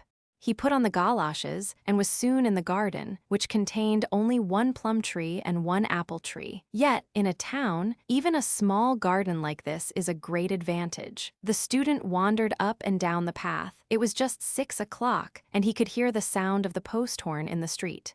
"Oh, to travel," cried he. "There is no greater happiness in the world. It is the height of my ambition. This restless feeling would be stilled if I could take a journey far away from this country. I should like to see beautiful Switzerland, to travel through Italy," and it was well for him that the galoshes acted immediately. Otherwise, he might have been carried too far for himself as well as for us. In a moment he found himself in Switzerland, closely packed with 8 others in the diligence. His head ached, his back was stiff, and the blood had ceased to circulate, so that his feet were swelled and pinched by his boots. He wavered in a condition between sleeping and waking. In his right-hand pocket, he had a letter of credit. In his left-hand pocket was his passport, and a few louis d'ors were sewn into a little leather bag which he carried in his breast pocket. Whenever he dozed, he dreamed that he had lost one or another of these possessions. Then he would awake with a start, and the first movements of his hand formed a triangle from his right-hand pocket to his breast, and from his breast to his left-hand pocket to feel whether they were all safe.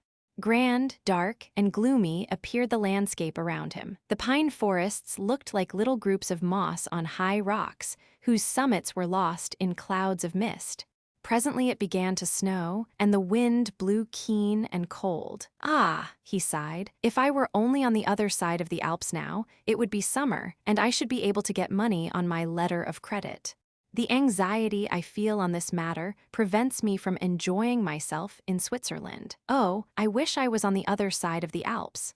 And there, in a moment, he found himself, far away in the midst of Italy, between Florence and Rome, where the lake Thrasymene glittered in the evening sunlight like a sheet of molten gold between the dark blue mountains. There, where Hannibal defeated Flaminius, the grapevines clung to each other with the friendly grasp of their green tendril fingers, while, by the wayside, lovely half-naked children were watching a herd of coal-black swine under the blossoms of fragrant laurel.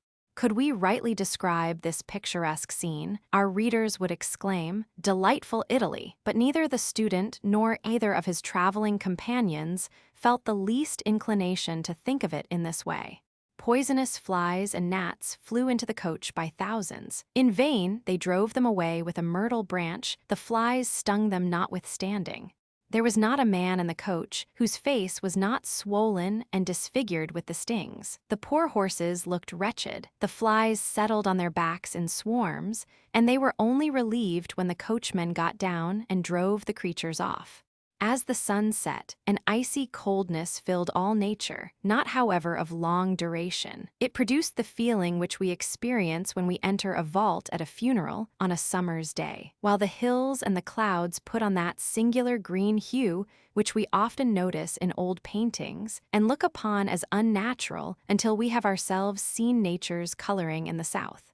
It was a glorious spectacle, but the stomachs of the travelers were empty, their bodies exhausted with fatigue, and all the longings of their heart turned towards a resting place for the night, but where to find one they knew not. All the eyes were too eagerly seeking for this resting place to notice the beauties of nature.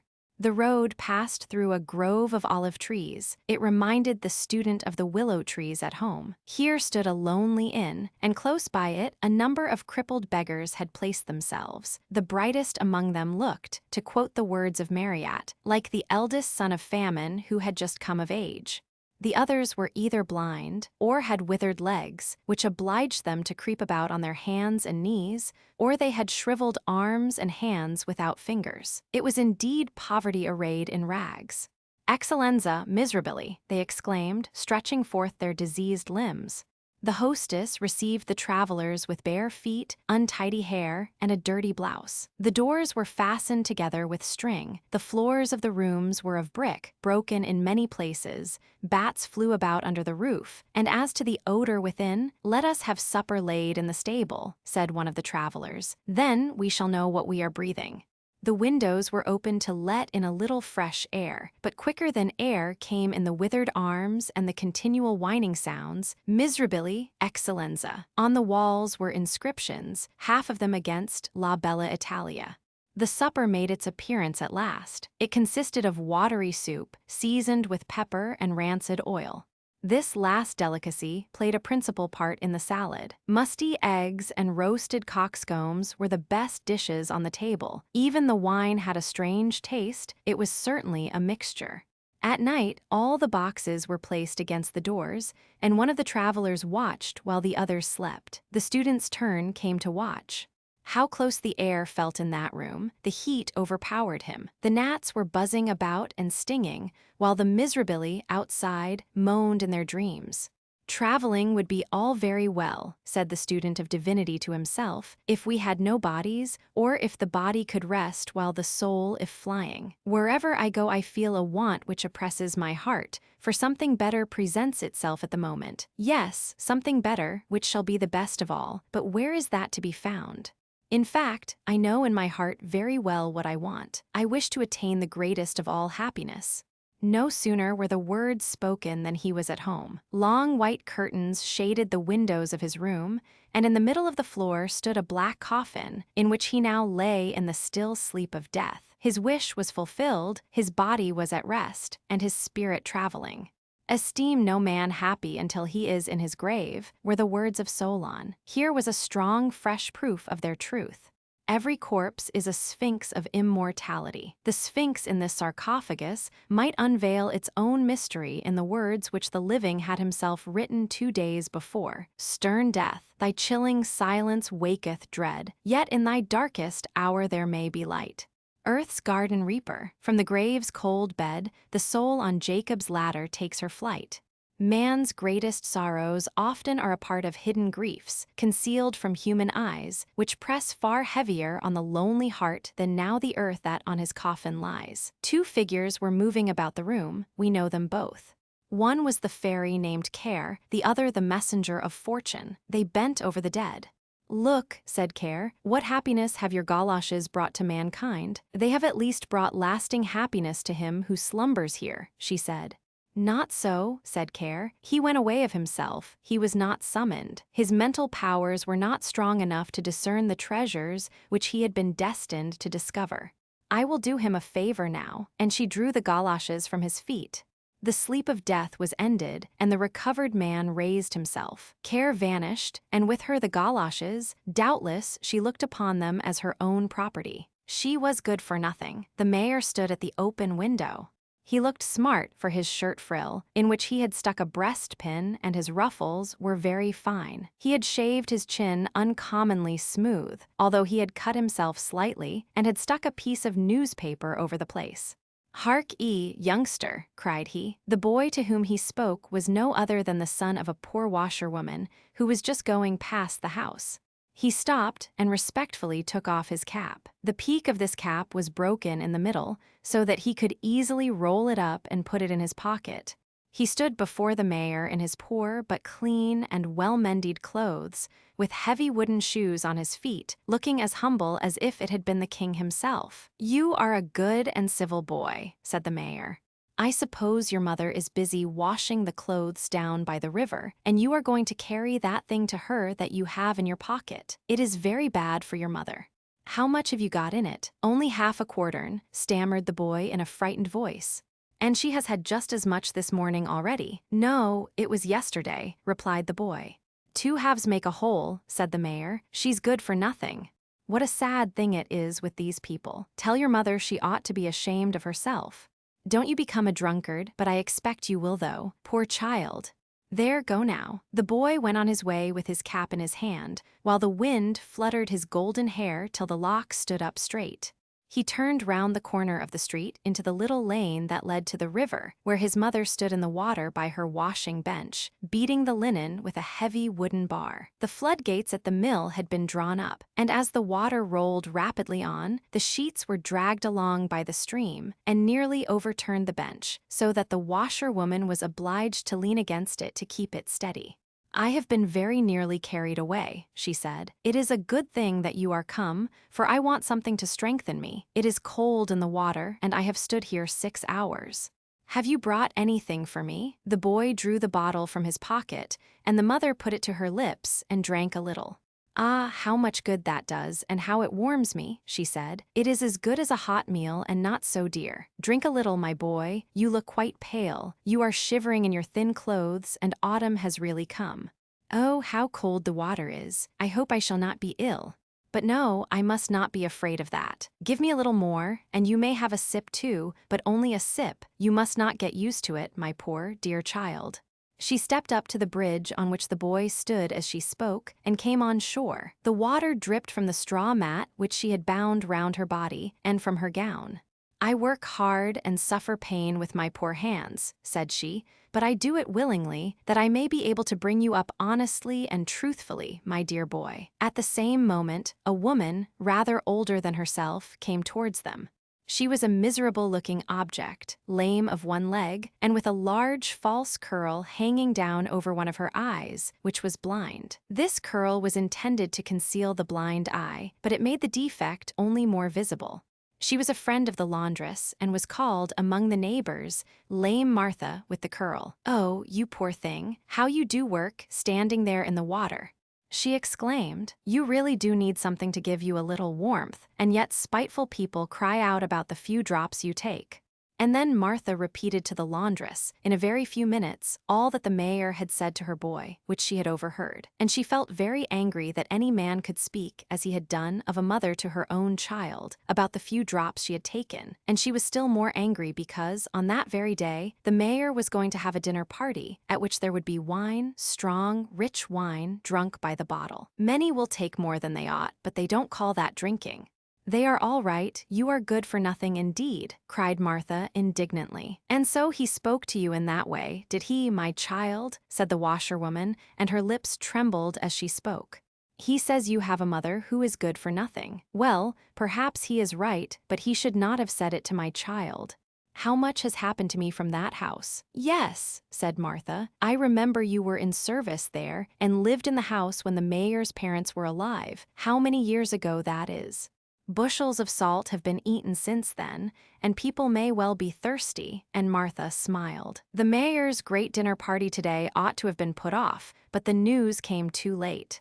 The footman told me the dinner was already cooked, when a letter came to say that the mayor's younger brother in Copenhagen is dead. Dead, cried the laundress, turning pale as death.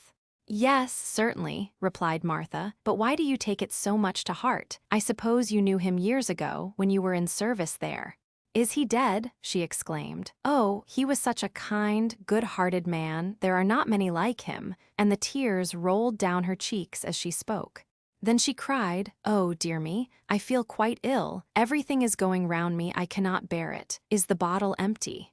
And she leaned against the plank. Dear me, you are ill indeed, said the other woman. Come, cheer up, perhaps it will pass off. No, indeed, I see you are really ill. The best thing for me to do is to lead you home. But my washing yonder, I will take care of that.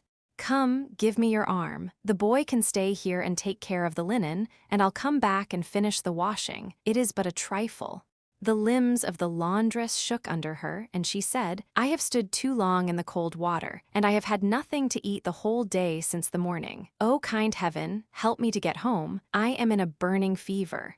Oh, my poor child, and she burst into tears. And he, poor boy, wept also, as he sat alone by the river, near to and watching the damp linen. The two women walked very slowly. The laundress slipped and tottered through the lane and round the corner into the street where the mayor lived. And just as she reached the front of his house, she sank down upon the pavement. Many persons came round her, and lame Martha ran into the house for help. The mayor and his guests came to the window. Oh, it is the laundress, said he. She has had a little drop too much. She is good for nothing. It is a sad thing for her pretty little son. I like the boy very well, but the mother is good for nothing. After a while the laundress recovered herself, and they led her to her poor dwelling and put her to bed. Kind Martha warmed a mug of beer for her, with butter and sugar. She considered this the best medicine, and then hastened to the river, washed and rinsed, badly enough to be sure, but she did her best. Then she drew the linen ashore, wet as it was, and laid it in a basket. Before evening, she was sitting in the poor little room with the laundress. The mayor's cook had given her some roasted potatoes and a beautiful piece of fat for the sick woman. Martha and the boy enjoyed these good things very much, but the sick woman could only say that the smell was very nourishing, she thought. By and by the boy was put to bed, in the same bed as the one in which his mother lay, but he slept at her feet, covered with an old quilt made of blue and white patchwork. The laundress felt a little better by this time. The warm beer had strengthened her, and the smell of the good food had been pleasant to her. "Many thanks, you good soul," she said to Martha. "Now the boy is asleep, I will tell you all. He is soon asleep. How gentle and sweet he looks as he lies there with his eyes closed. He does not know how his mother has suffered, and heaven grant he never may know it. I was in service at the councillor's, the father of the mayor, and it happened that the youngest of his sons, the student, came home. I was a young wild girl then, but honest, that I can declare in the sight of heaven. The student was merry and gay, brave and affectionate. Every drop of blood in him was good and honorable. A better man never lived on earth. He was the son of the house, and I was only a maid, but he loved me truly and honorably, and he told his mother of it. She was to him as an angel upon earth. She was so wise and loving. He went to travel, and before he started he placed a gold ring on my finger, and as soon as he was out of the house, my mistress sent for me. Gently and earnestly she drew me to her, and spake as if an angel were speaking. She showed me clearly, in spirit and in truth, the difference there was between him and me. "He is pleased now," she said, "with your pretty face, but good looks do not last long. You have not been educated like he has. You are not equals in mind and rank, and therein lies the misfortune. I esteem the poor," she added. "In the sight of God, they may occupy a higher place than many of the rich, but here upon earth we must beware of entering upon a false track, lest we are overturned in our plans, like a carriage that travels by a dangerous road. I know a worthy man, an artisan, who wishes to marry you. I mean Eric, the glove-maker. He is a widower without children and in a good position. Will you think it over?" Every word she said pierced my heart like a knife, but I knew she was right, and the thought pressed heavily upon me. I kissed her hand and wept bitter tears, and I wept still more when I went to my room and threw myself on the bed. I passed through a dreadful night. God knows what I suffered and how I struggled. The following Sunday, I went to the house of God to pray for light to direct my path. It seemed like a providence that as I stepped out of church Eric came towards me, and then there remained not a doubt in my mind. We were suited to each other in rank and circumstances. He was, even then, a man of good means. I went up to him and took his hand and said, "Do you still feel the same for me?" "Yes, ever and always," said he. "Will you, then, marry a maiden who honors and esteems you, although she cannot offer you her love?" "But that may come." "Yes, it will come," said he, and we joined our hands together, and I went home to my mistress. The gold ring which her son had given me I wore next to my heart. I could not place it on my finger during the daytime, but only in the evening when I went to bed. I kissed the ring till my lips almost bled, and then I gave it to my mistress, and told her that the banns were to be put up for me and the glove-maker the following week. Then my mistress threw her arms round me and kissed me. She did not say that I was good for nothing. Very likely I was better then than I am now, but the misfortunes of this world were unknown to me then. At Michaelmas we were married, and for the first year everything went well with us. We had a journeyman and an apprentice, and you were our servant, Martha. "Ah, yes, and you were a dear, good mistress," said Martha. "I shall never forget how kind you and your husband were to me." "Yes, those were happy years when you were with us, although we had no children at first. The student I never met again. Yet I saw him once, although he did not see me. He came to his mother's funeral. I saw him, looking pale as death and deeply troubled, standing at her grave, for she was his mother. Some time after, when his father died, he was in foreign lands and did not come home. I know that he never married. I believe he became a lawyer. He had forgotten me, and even had we met he would not have known me, for I have lost all my good looks, and perhaps that is all for the best."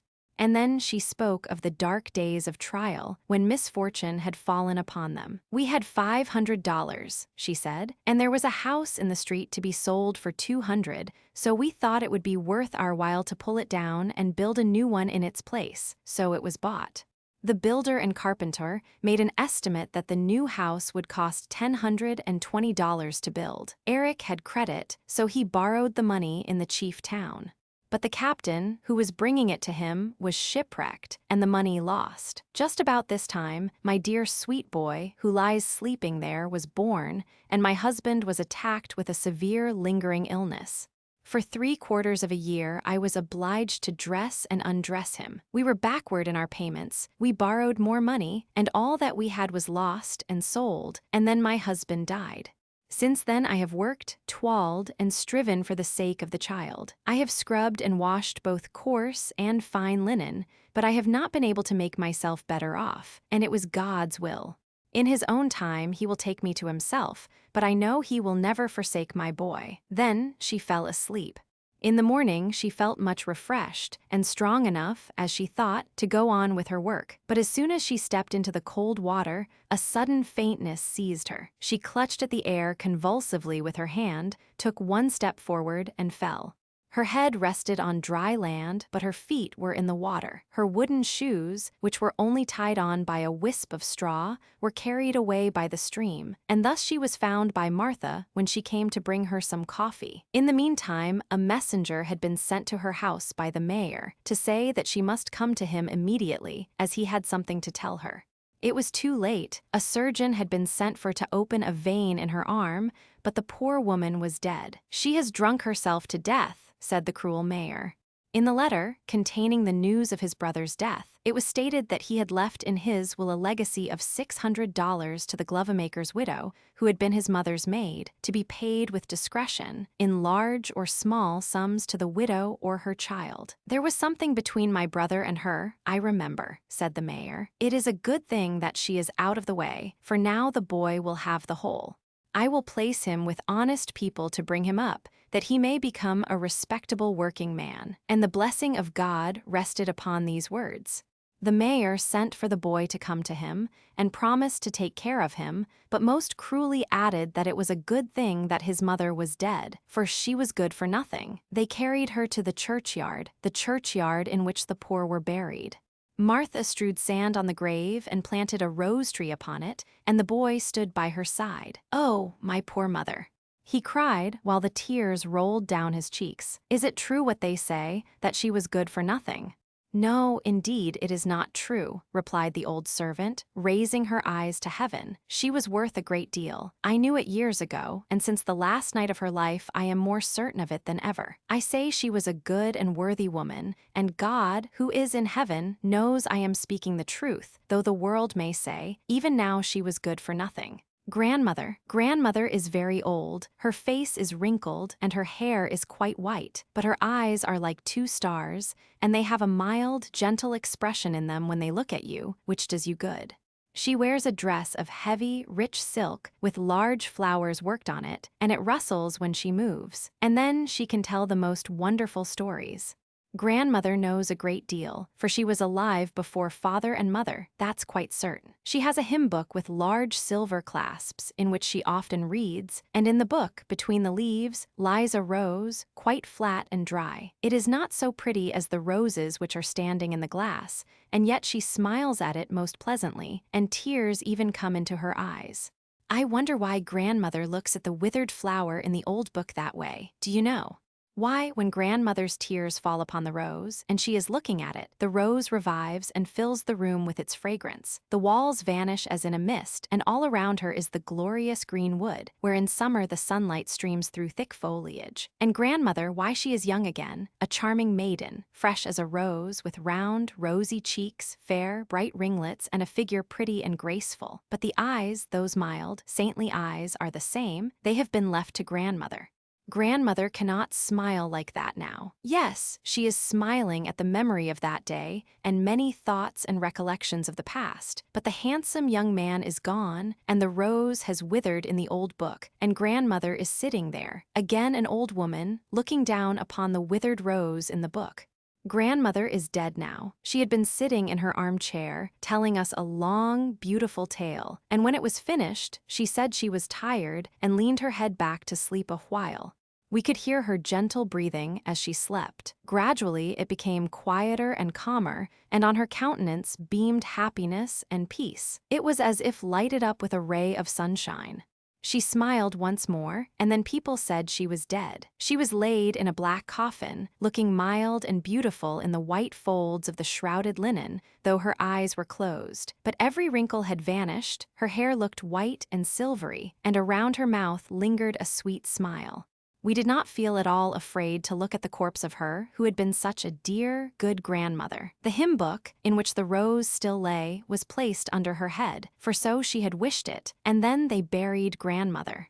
On the grave, close by the churchyard wall, they planted a rose tree. It was soon full of roses, and the nightingale sat among the flowers and sang over the grave. From the organ in the church sounded the music and the words of the beautiful psalms, which were written in the old book under the head of the dead one. The moon shone down upon the grave, but the dead was not there. Every child could go safely, even at night, and pluck a rose from the tree by the churchyard wall. The dead know more than we do who are living. They know what a terror would come upon us if such a strange thing were to happen, as the appearance of a dead person among us. They are better off than we are. The dead return no more.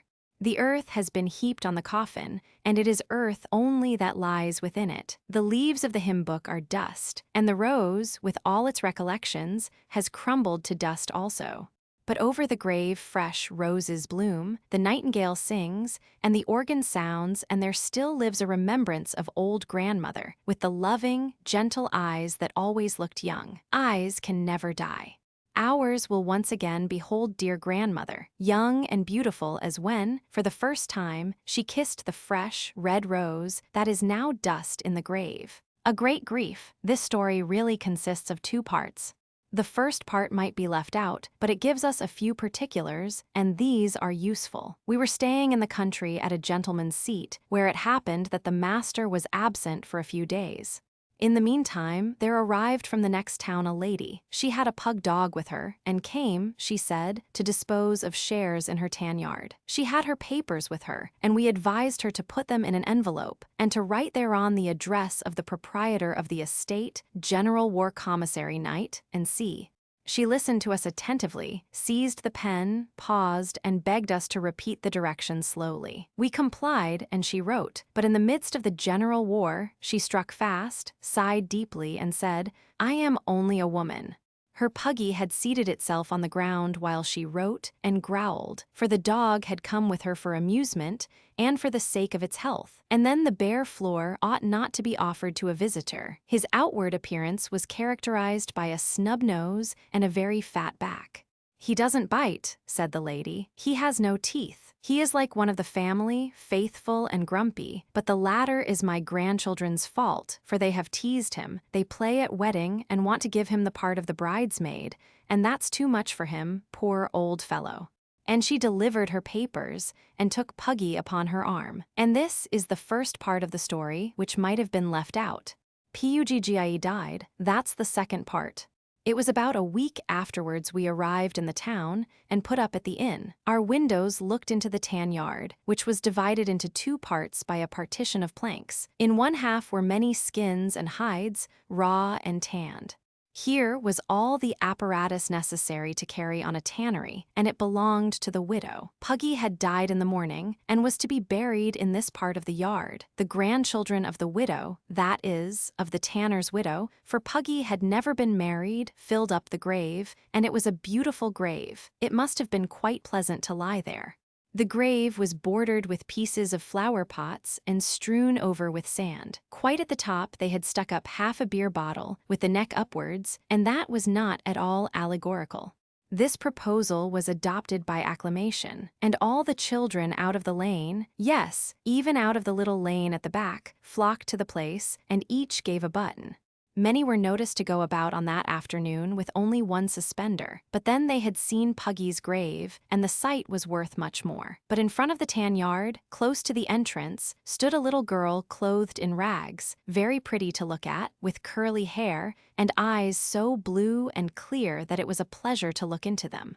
The child said not a word, nor did she cry, but each time the little door was opened, she gave a long, long look into the yard. She had not a button, that she knew right well, and therefore she remained standing sorrowfully outside, till all the others had seen the grave and had gone away. Then she sat down, held her little brown hands before her eyes, and burst into tears. This girl alone had not seen Puggy's grave.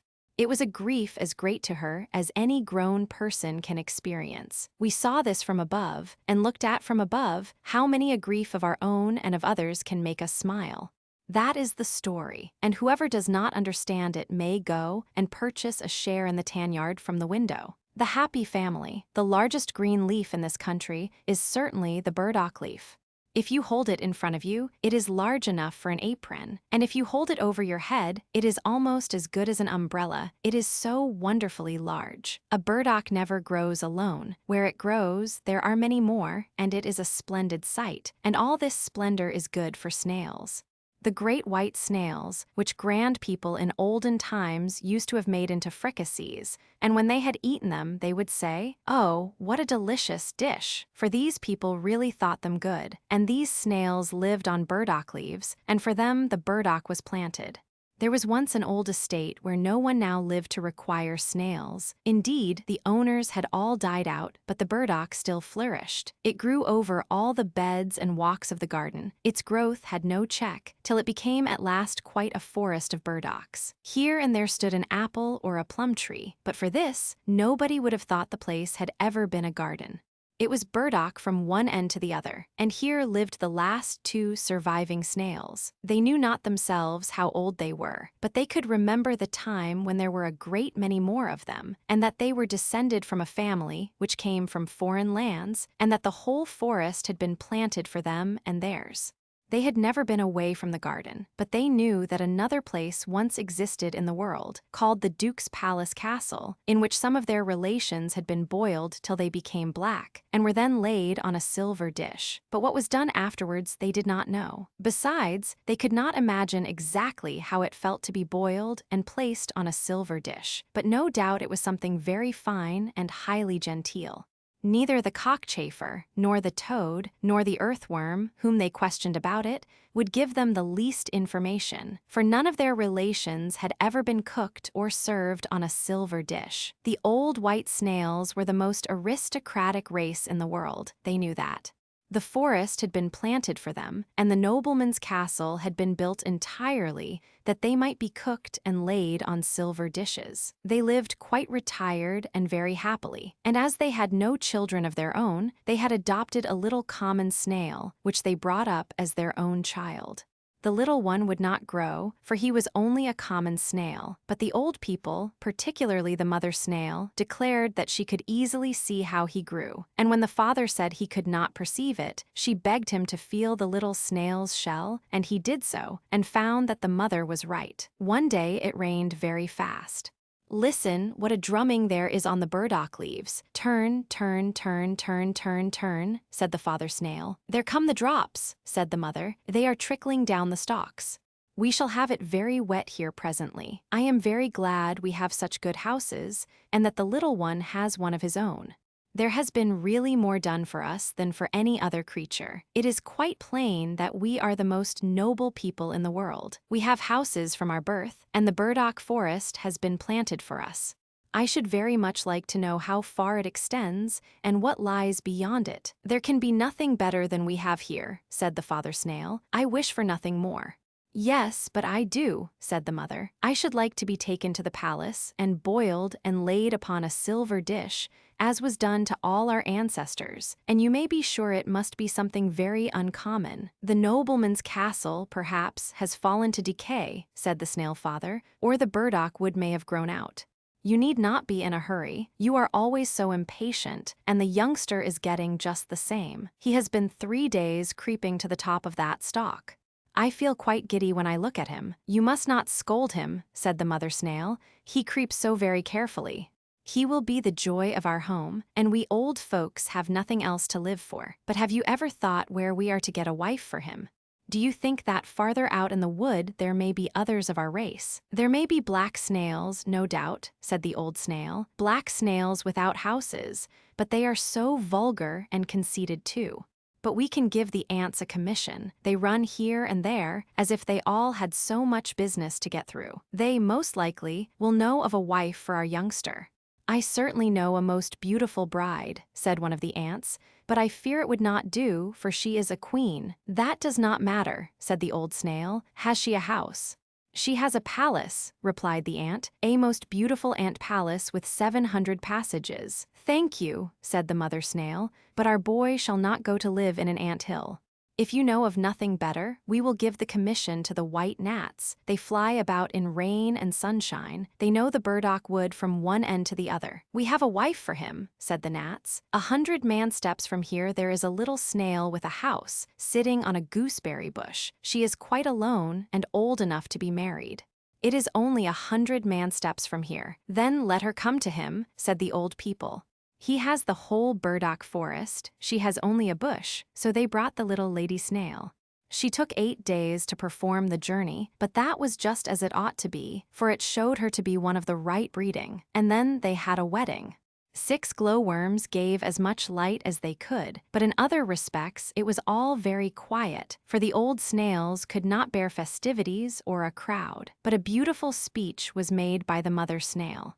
The father could not speak, he was too much overcome. Then they gave the whole burdock forest to the young snails as an inheritance, and repeated what they had so often said, that it was the finest place in the world, and that if they led upright and honorable lives and their family increased, they and their children might some day be taken to the nobleman's palace to be boiled black and laid on a silver dish.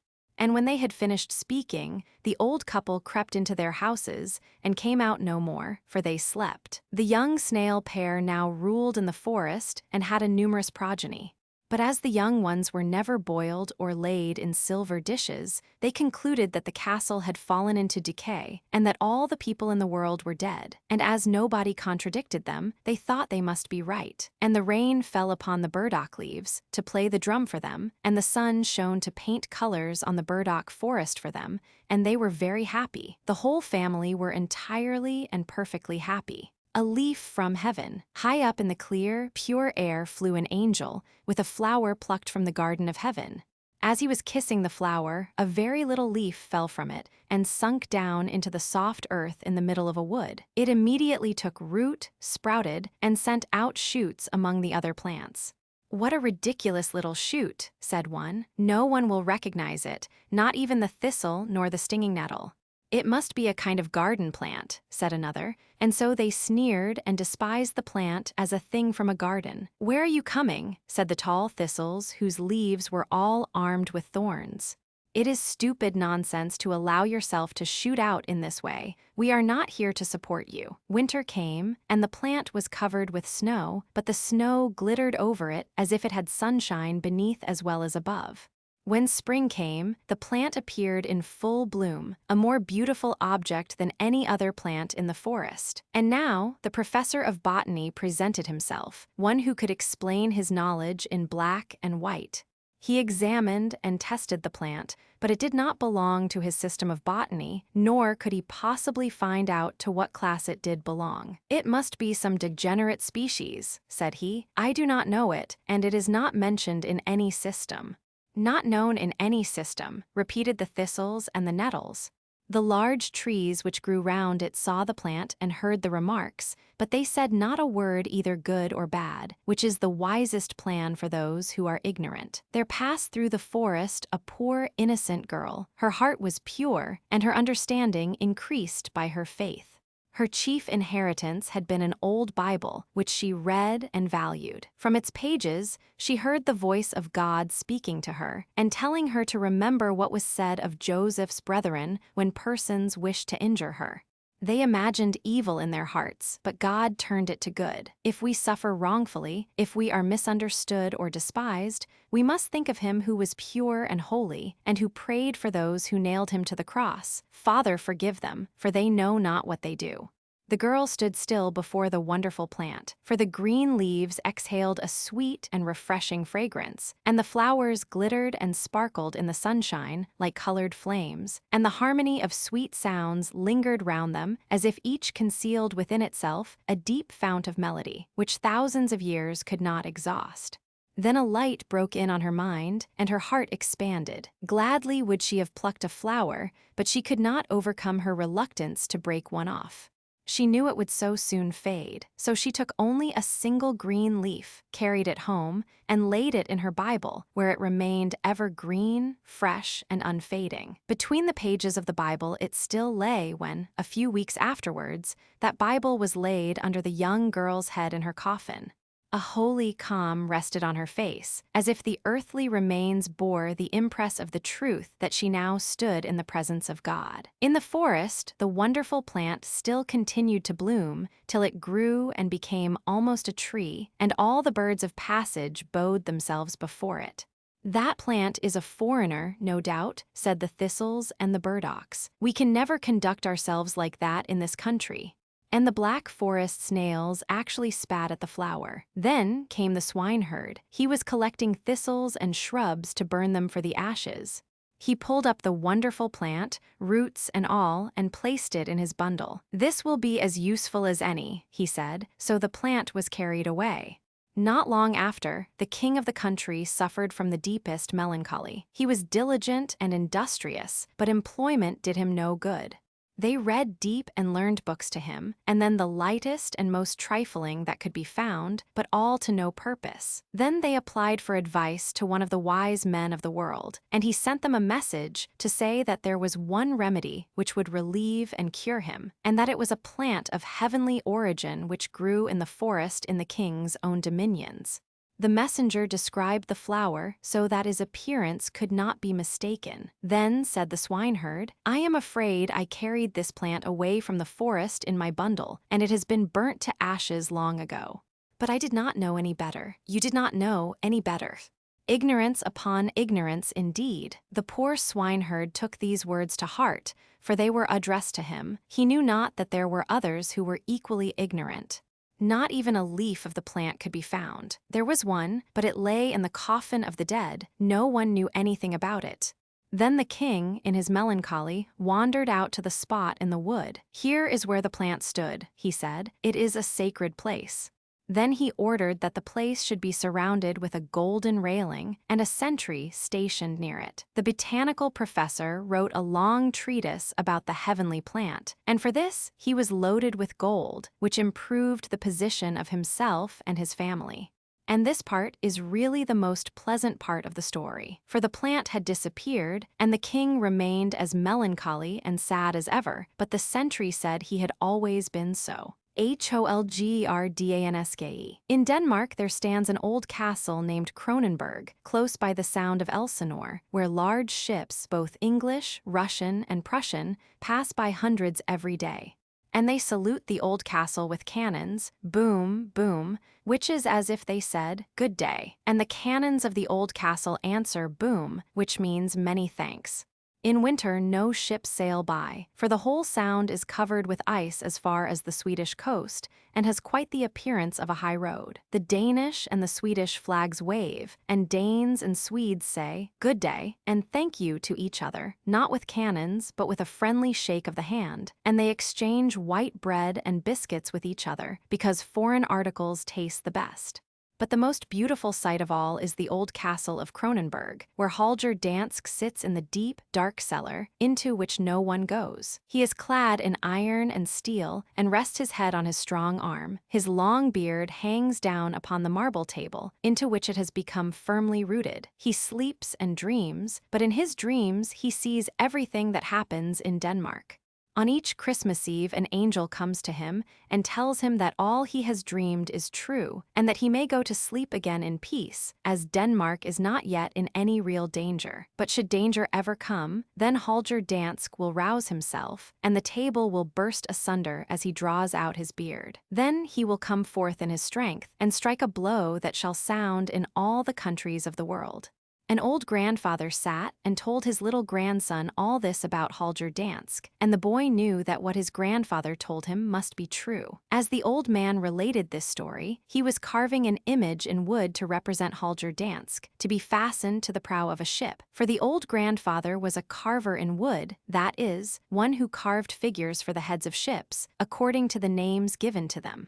And now he had carved Holger Dansk, who stood there erect and proud with his long beard, holding in one hand his broad battle-axe, while with the other he leaned on the Danish arms. But the old grandfather remained sitting at his work and carving away at the last part of it, which was the Danish arms. And when he had finished, he looked at the whole figure and thought of all he had heard and read, and what he had that evening related to his little grandson.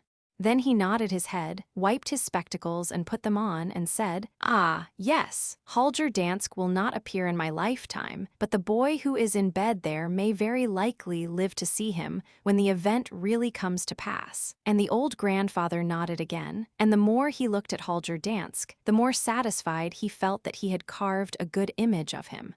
It seemed to glow with the color of life. The armor glittered like iron and steel. The hearts in the Danish arms grew more and more red, while the lions, with gold crowns on their heads, were leaping up.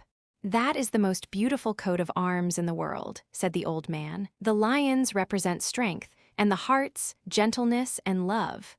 And as he gazed on the uppermost lion, he thought of King Canute, who chained great England to Denmark's throne, and he looked at the second lion and thought of Waldemar, who untied Denmark and conquered the Vandals. The third lion reminded him of Margaret, who united Denmark, Sweden, and Norway. But when he gazed at the red hearts, their colors glowed more deeply, even as flames, and his memory followed each in turn. The first led him to a dark, narrow prison, in which sat a prisoner, a beautiful woman, daughter of Christian IV, Elinor Ulfeld, and the flame became a rose on her bosom, and its blossoms were not more pure than the heart of this noblest and best of all Danish women. "Ah, yes, that is indeed a noble heart in the Danish arms," said the grandfather, and his spirit followed the second flame, which carried him out to sea, where cannons roared and the ships lay shrouded in smoke, and the flaming heart attached itself to the breast of H. Hvitfeldt in the form of the ribbon of an order, as he blew himself and his ship into the air in order to save the fleet. The flame was as a star on his breast, and added another heart to the Danish arms. And as the old grandfather's spirit followed the next hovering flame, he knew whither it would lead him. In a peasant woman's humble room stood Frederick VI, writing his name with chalk on the beam. The flame trembled on his breast and in his heart, and it was in the peasant's room that his heart became one for the Danish arms. The old grandfather wiped his eyes, for he had known King Frederick, with his silvery locks and his honest blue eyes, and had lived for him, and he folded his hands and remained for some time silent. Then his daughter came to him and said it was getting late, that he ought to rest for a while, and that the supper was on the table. "What you have been carving is very beautiful, grandfather," said she. "Holger Dansk and the old coat of arms, it seems to me as if I have seen the face somewhere." "No, that is impossible," replied the old grandfather, "but I have seen it, and I have tried to carve it in wood, as I have retained it in my memory. It was a long time ago, while the English fleet lay in the roads on the 2nd of April, when we showed that we were true ancient Danes. I was on board the Denmark, in Steen Bille's squadron. I had a man by my side whom even the cannon balls seemed to fear. He sung old songs in a merry voice, and fired and fought as if he were something more than a man. I still remember his face, but from whence he came, or whither he went, I know not. No one knows. I have often thought it might have been Holger Dansk himself, who had swam down to us from Kronenberg to help us in the hour of danger. That was my idea, and there stands his likeness." The wooden figure threw a gigantic shadow on the wall, and even on part of the ceiling. It seemed as if the real Holger Dansk stood behind it, for the shadow moved, but this was no doubt caused by the flame of the lamp not burning steadily. Then the daughter-in-law kissed the old grandfather and led him to a large armchair by the table, and she and her husband, who was the son of the old man and the father of the little boy who lay in bed, sat down to supper with him. He knew how to fight also, said the old man, for he lashed the follies and prejudices of people during his whole life. Then the grandfather nodded to a place above the looking-glass, where hung an almanac with a representation of the round tower upon it, and said Tycho Brahe was another of those who used a sword, but not one to cut into the flesh and bone, but to make the way of the stars of heaven clear and plain to be understood. And then he whose father belonged to my calling, yes, he, the son of the old image carver, he whom we ourselves have seen, with his silvery locks and his broad shoulders, whose name is known in all lands. Yes, he was a sculptor, while I am only a carver. Holger Dansk can appear in marble, so that people in all countries of the world may hear of the strength of Denmark. Now let us drink the health of Bertel. But the little boy in bed saw plainly the old castle of Kronenberg, and the sound of Elsinore and Holger Dansk, far down in the cellar, with his beard rooted to the table, and dreaming of everything that was passing above him. And Holger Dansk did dream of the little humble room in which the image carver sat. He heard all that had been said, and he nodded in his dream, saying, "Ah, yes, remember me, you Danish people, keep me in your memory, I will come to you in the hour of need." The bright morning light shone over Kronenberg, and the wind brought the sound of the hunting horn across from the neighboring shores. The ship sailed by and saluted the castle with the boom of the cannon, and Kronenberg returned the salute, boom, boom. But the roaring cannons did not awake Holger Dansk, for they meant only good morning and thank you. They must fire in another fashion before he awakes, but wake he will, for there is energy yet in Holger Dansk. I.B. and Little Christina. In the forest that extends from the banks of the Gudenau, in North Jutland, a long way into the country, and not far from the clear stream, rises a great ridge of land, which stretches through the wood like a wall. Westward of this ridge, and not far from the river, stands a farmhouse, surrounded by such poor land that the sandy soil shows itself between the scanty ears of rye and wheat which grow in it. Some years have passed since the people who lived here cultivated these fields. They kept 3 sheep, a pig, and 2 oxen. In fact, they maintained themselves very well. They had quite enough to live upon, as people generally have who are content with their lot. They even could have afforded to keep 2 horses, but it was a saying among the farmers in those parts, "The horse eats himself up," that is to say, he eats as much as he earns. Jep Jans cultivated his fields in summer, and in the winter he made wooden shoes. He also had an assistant, a lad who understood as well as he himself did how to make wooden shoes strong, but light and in the fashion. They carved shoes and spoons, which paid well. Therefore no one could justly call Jep Jans and his family poor people. Little Ib, a boy of 7 years old and the only child, would sit by, watching the workmen, or cutting a stick, and sometimes his finger instead of the stick. But one day Ib succeeded so well in his carving that he made 2 pieces of wood look really like 2 little wooden shoes, and he determined to give them as a present to little Christina. And who was little Christina? She was the boatman's daughter, graceful and delicate as the child of a gentleman. Had she been dressed differently, no one would have believed that she lived in a hut on the neighboring heath with her father.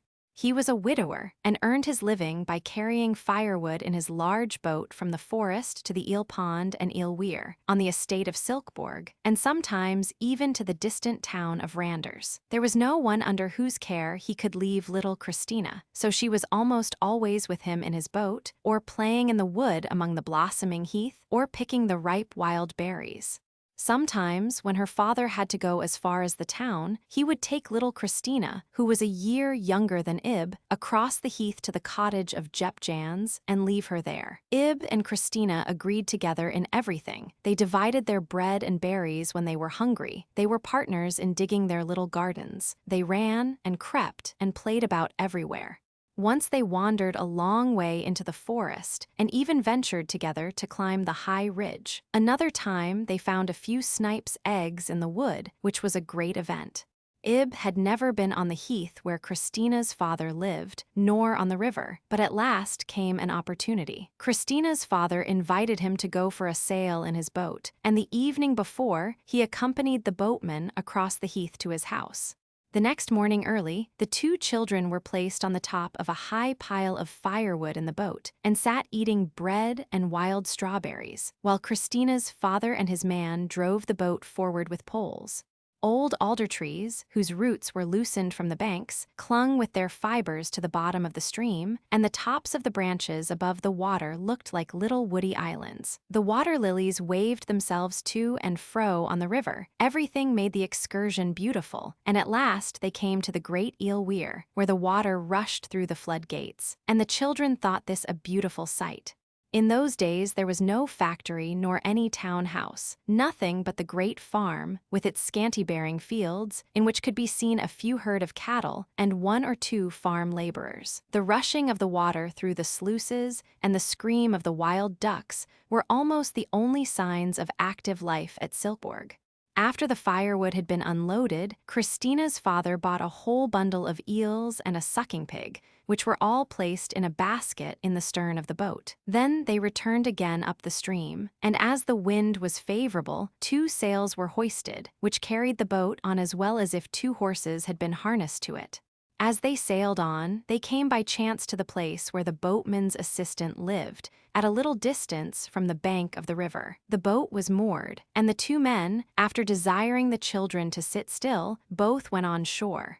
They obeyed this order for a very short time, and then forgot it altogether. First, they peeped into the basket containing the eels and the sucking pig. Then they must needs pull out the pig and take it in their hands and feel it and touch it. And as they both wanted to hold it at the same time, the consequence was that they let it fall into the water, and the pig sailed away with the stream. Here was a terrible disaster. Ib jumped ashore and ran a little distance from the boat.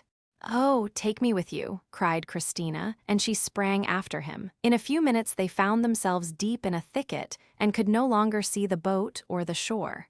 They ran on a little farther, and then Christina fell down and began to cry. Ib helped her up and said, "Never mind, follow me. Yonder is the house." But the house was not yonder, and they wandered still farther, over the dry, rustling leaves of the last year, and treading on fallen branches that crackled under their little feet. Then they heard a loud, piercing cry, and they stood still to listen.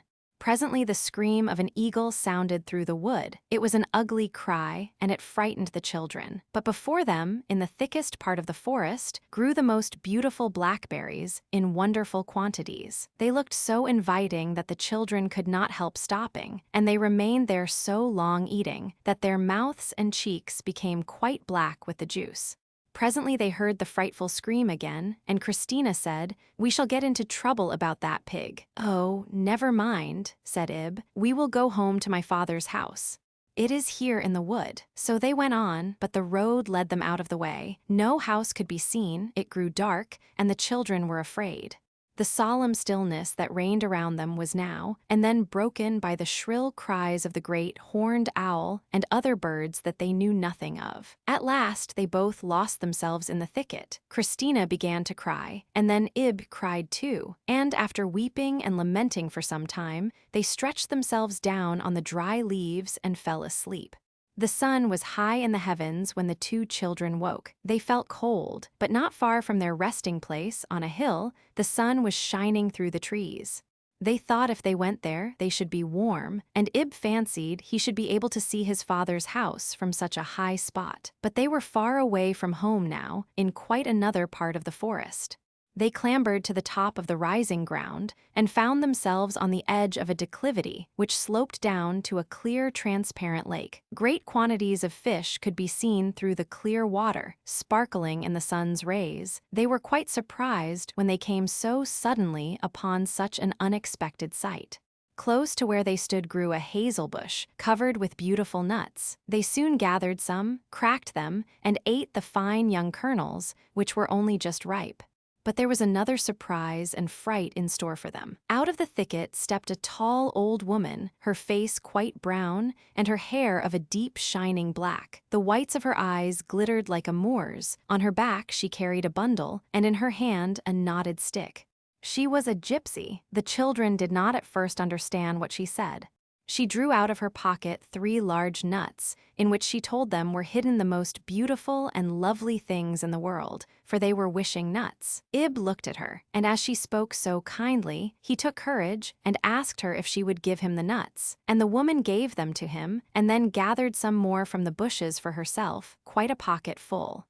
Ib and Christina looked at the wishing nuts with wide open eyes. "Is there in this nut a carriage with a pair of horses?" asked Ib.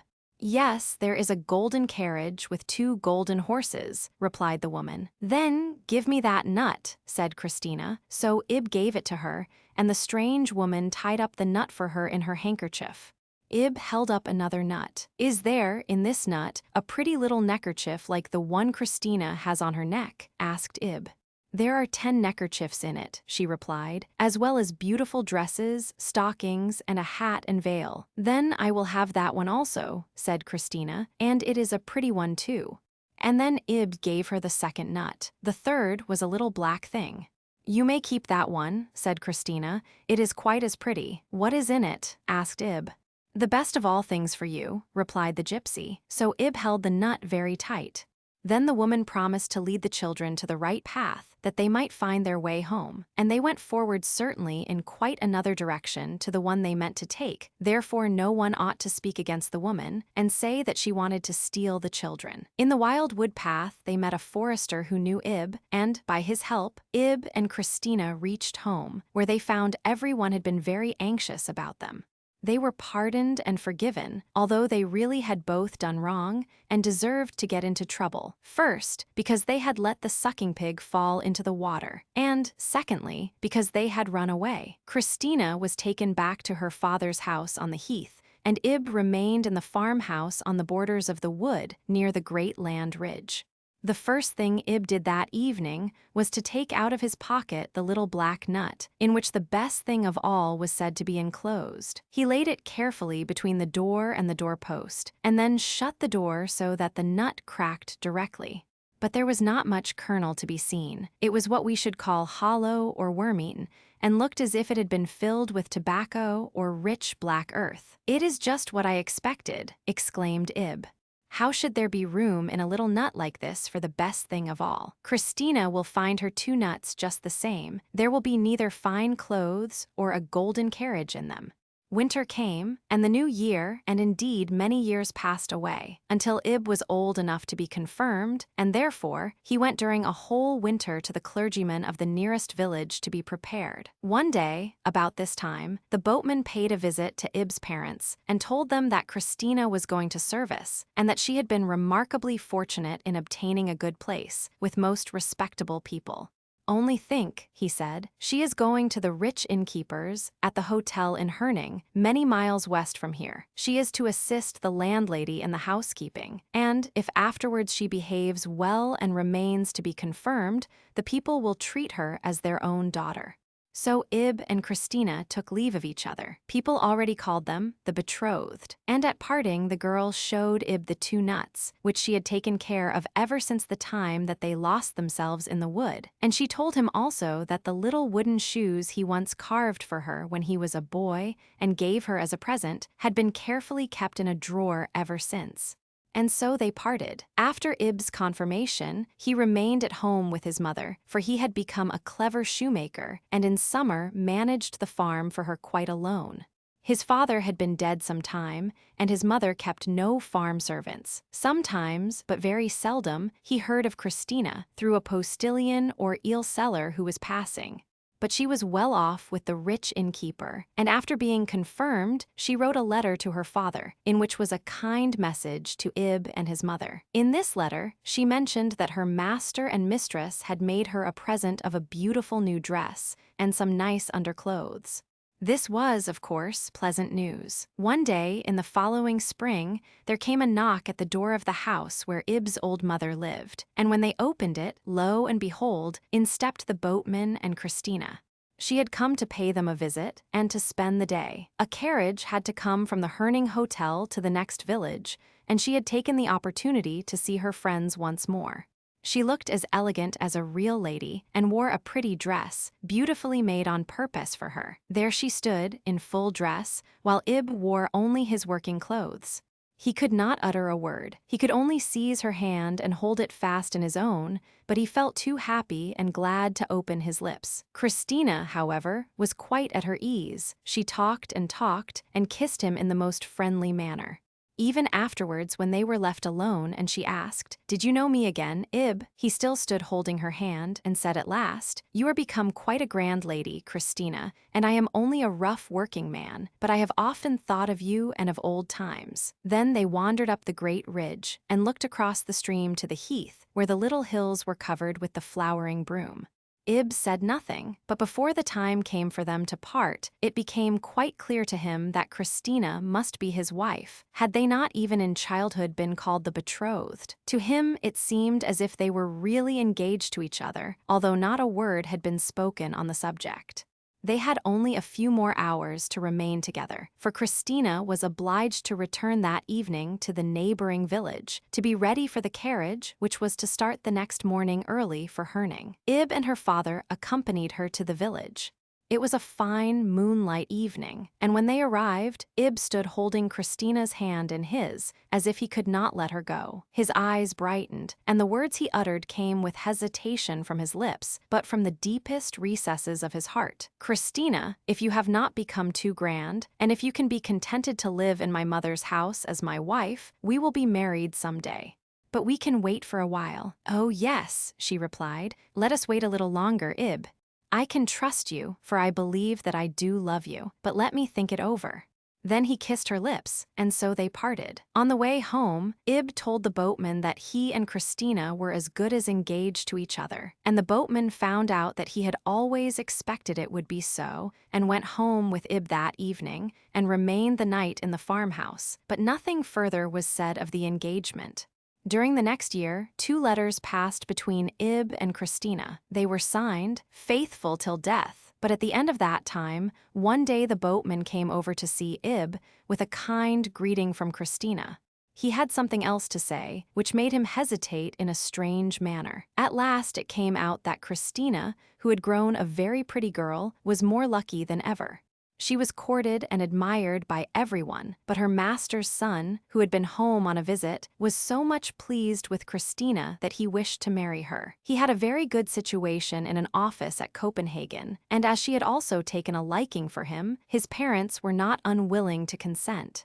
But Christina, in her heart, often thought of Ib and knew how much he thought of her, so she felt inclined to refuse this good fortune, added the boatman. At first Ib said not a word, but he became as white as the wall and shook his head gently, and then he spoke. Christina must not refuse this good fortune. "Then will you write a few words to her?" said the boatman. Ib sat down to write, but he could not get on at all. The words were not what he wished to say, so he tore up the page. The following morning, however, a letter lay ready to be sent to Christina, and the following is what he wrote. "The letter written by you to your father I have read, and see from it that you are prosperous in everything, and that still better fortune is in store for you. Ask your own heart, Christina, and think over carefully what awaits you if you take me for your husband, for I possess very little in the world. Do not think of me or of my position, think only of your own welfare. You are bound to me by no promises, and if in your heart you have given me one, I release you from it. May every blessing and happiness be poured out upon you, Christina. Heaven will give me the heart's consolation. Ever your sincere friend, I.B." This letter was sent, and Christina received it in due time. In the course of the following November, her banns were published in the church on the heath, and also in Copenhagen, where the bridegroom lived. She was taken to Copenhagen under the protection of her future mother-in-law, because the bridegroom could not spare time from his numerous occupations for a journey so far into Jutland. On the journey, Christina met her father at one of the villages through which they passed, and here he took leave of her.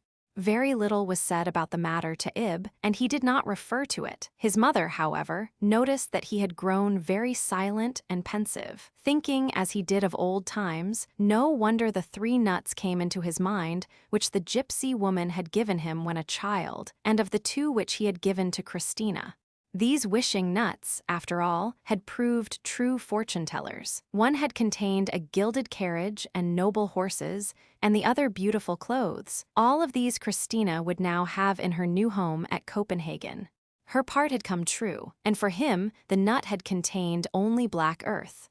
The gypsy woman had said it was the best for him. Perhaps it was, and this also would be fulfilled.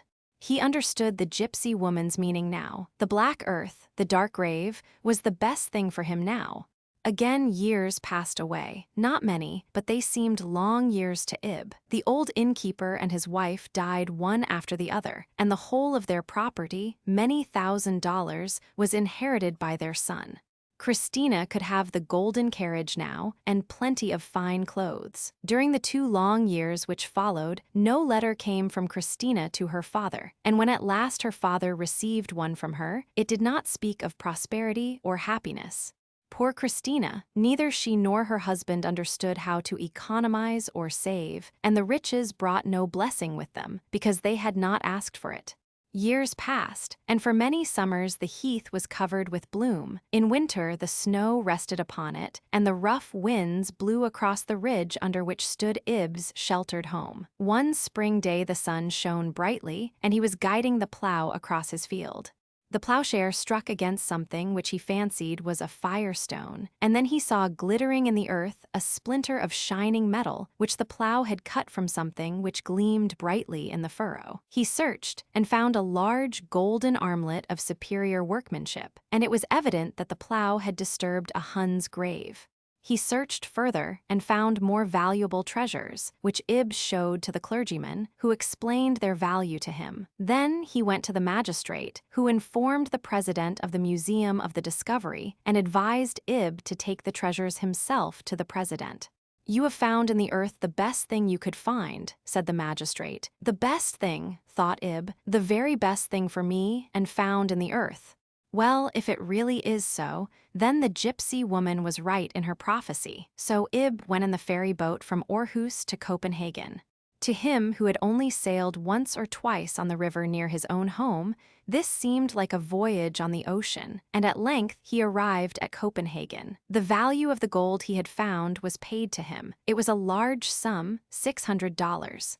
Then Ib of the Heath went out and wandered about in the great city. On the evening before the day he had settled to return with the captain of the passage boat, Ib lost himself in the streets and took quite a different turning to the one he wished to follow. He wandered on till he found himself in a poor street of the suburb called Christian's Haven. Not a creature could be seen. At last, a very little girl came out of one of the wretched-looking houses, and Ib asked her to tell him the way to the street he wanted. She looked up timidly at him and began to cry bitterly. He asked her what was the matter, but what she said he could not understand. So he went along the street with her, and as they passed under a lamp, the light fell on the little girl's face. A strange sensation came over Ib as he caught sight of it. The living, breathing embodiment of little Christina stood before him, just as he remembered her in the days of her childhood. He followed the child to the wretched house, and ascended the narrow, crazy staircase which led to a little garret in the roof. The air in the room was heavy and stifling, no light was burning, and from one corner came sounds of moaning and sighing. It was the mother of the child who lay there on a miserable bed. With the help of a match, Ib struck a light and approached her. "Can I be of any service to you?" he asked. "This little girl brought me up here, but I am a stranger in this city. Are there no neighbors or anyone whom I can call?" Then he raised the head of the sick woman and smoothed her pillow. He started as he did so. It was Christina of the Heath. No one had mentioned her name to Ib for years. It would have disturbed his peace of mind, especially as the reports respecting her were not good. The wealth which her husband had inherited from his parents had made him proud and arrogant. He had given up his certain appointment and traveled for 6 months in foreign lands, and, on his return, had lived in great style and got into terrible debt. For a time he had trembled on the high pedestal on which he had placed himself, till at last he toppled over, and ruin came. His numerous merry companions and the visitors at his table said it served him right, for he had kept house like a madman. One morning, his corpse was found in the canal. The cold hand of death had already touched the heart of Christina. Her youngest child, looked for in the midst of prosperity, had sunk into the grave when only a few weeks old, and at last Christina herself became sick unto death, and lay, forsaken and dying, in a miserable room, amid poverty she might have borne in her younger days, but which was now more painful to her from the luxuries to which she had lately been accustomed. It was her eldest child, also a little Christina, whom Ib had followed to her home, where she suffered hunger and poverty with her mother.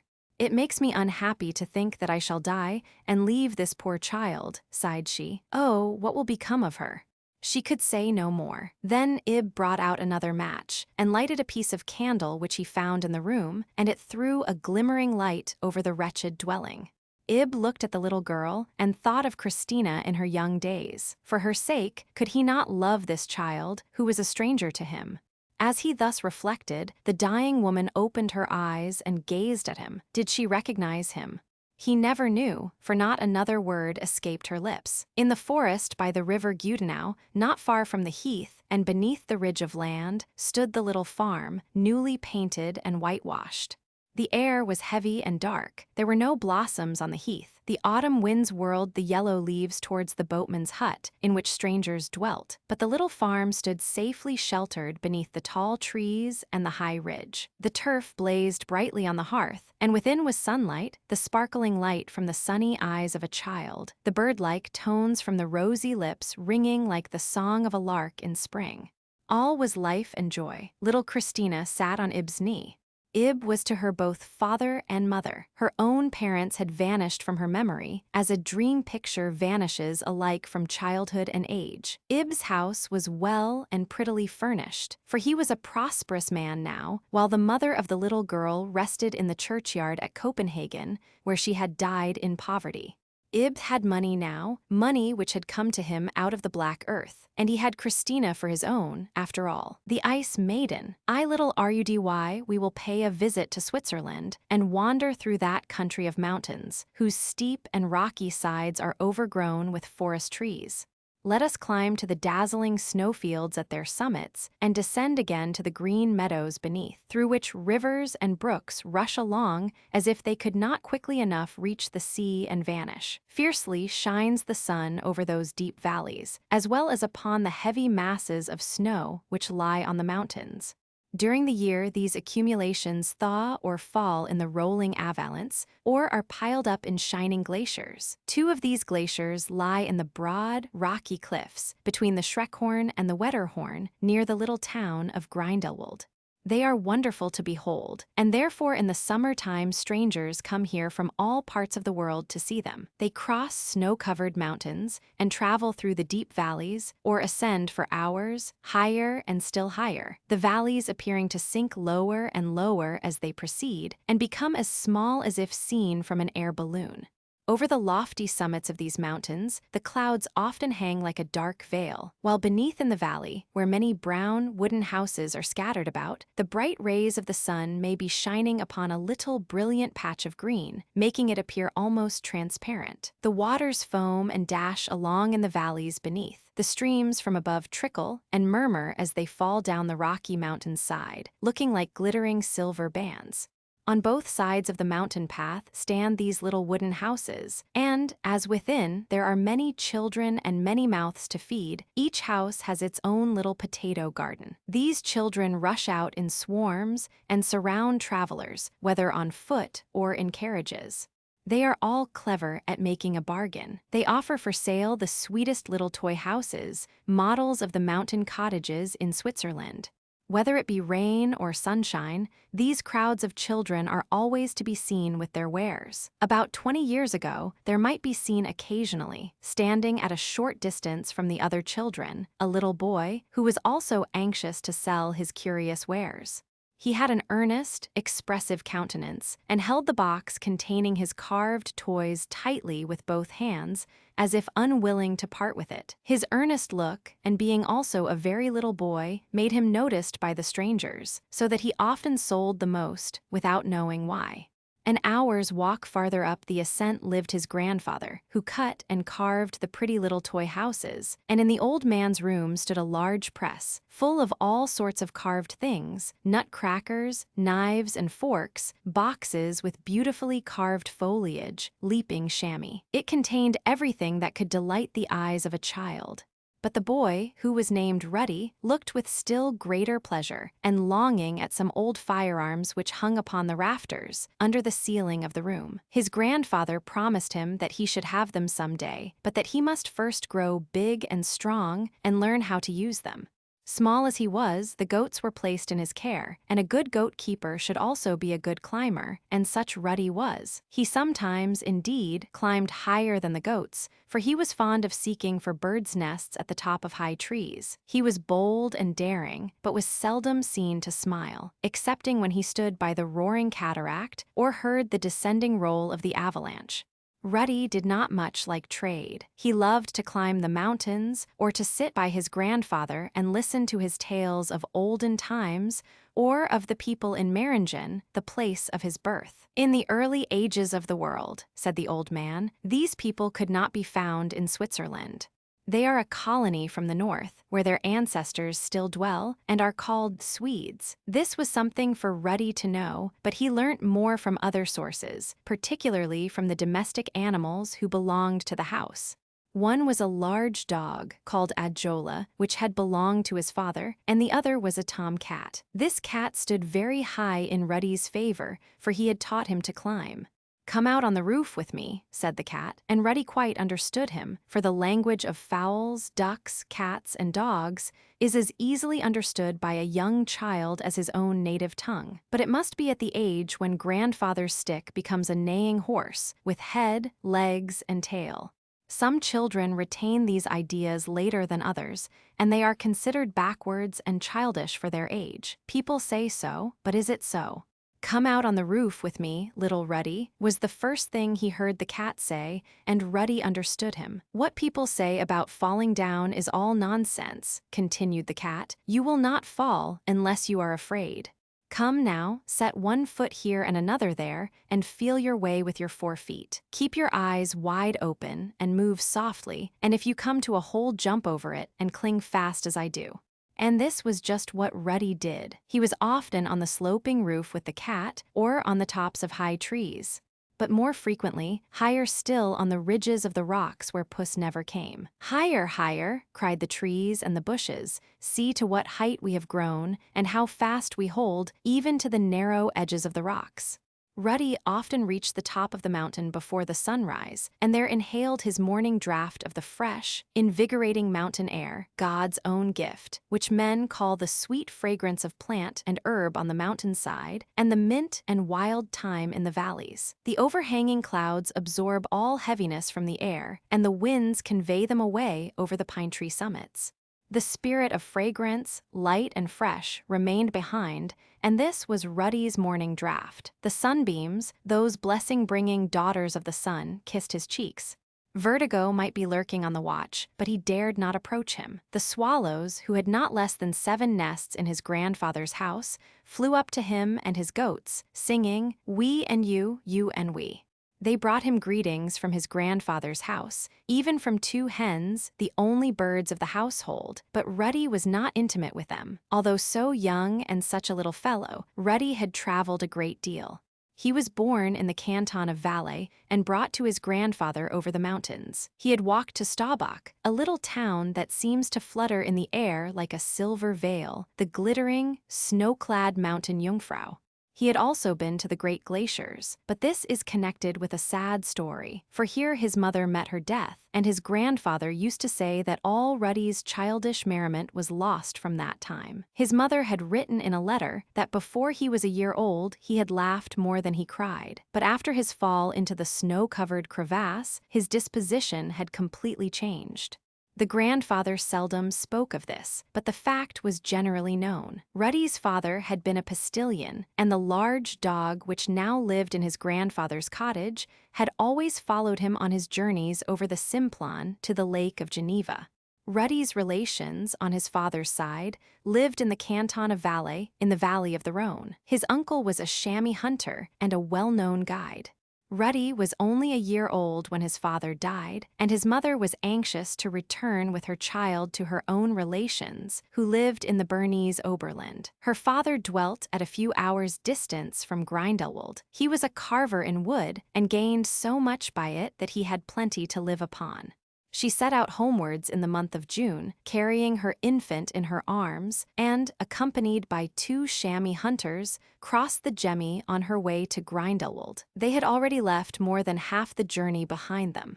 They had crossed high ridges and traversed snow fields. They could even see her native valley with its familiar wooden cottages. They had only one more glacier to climb.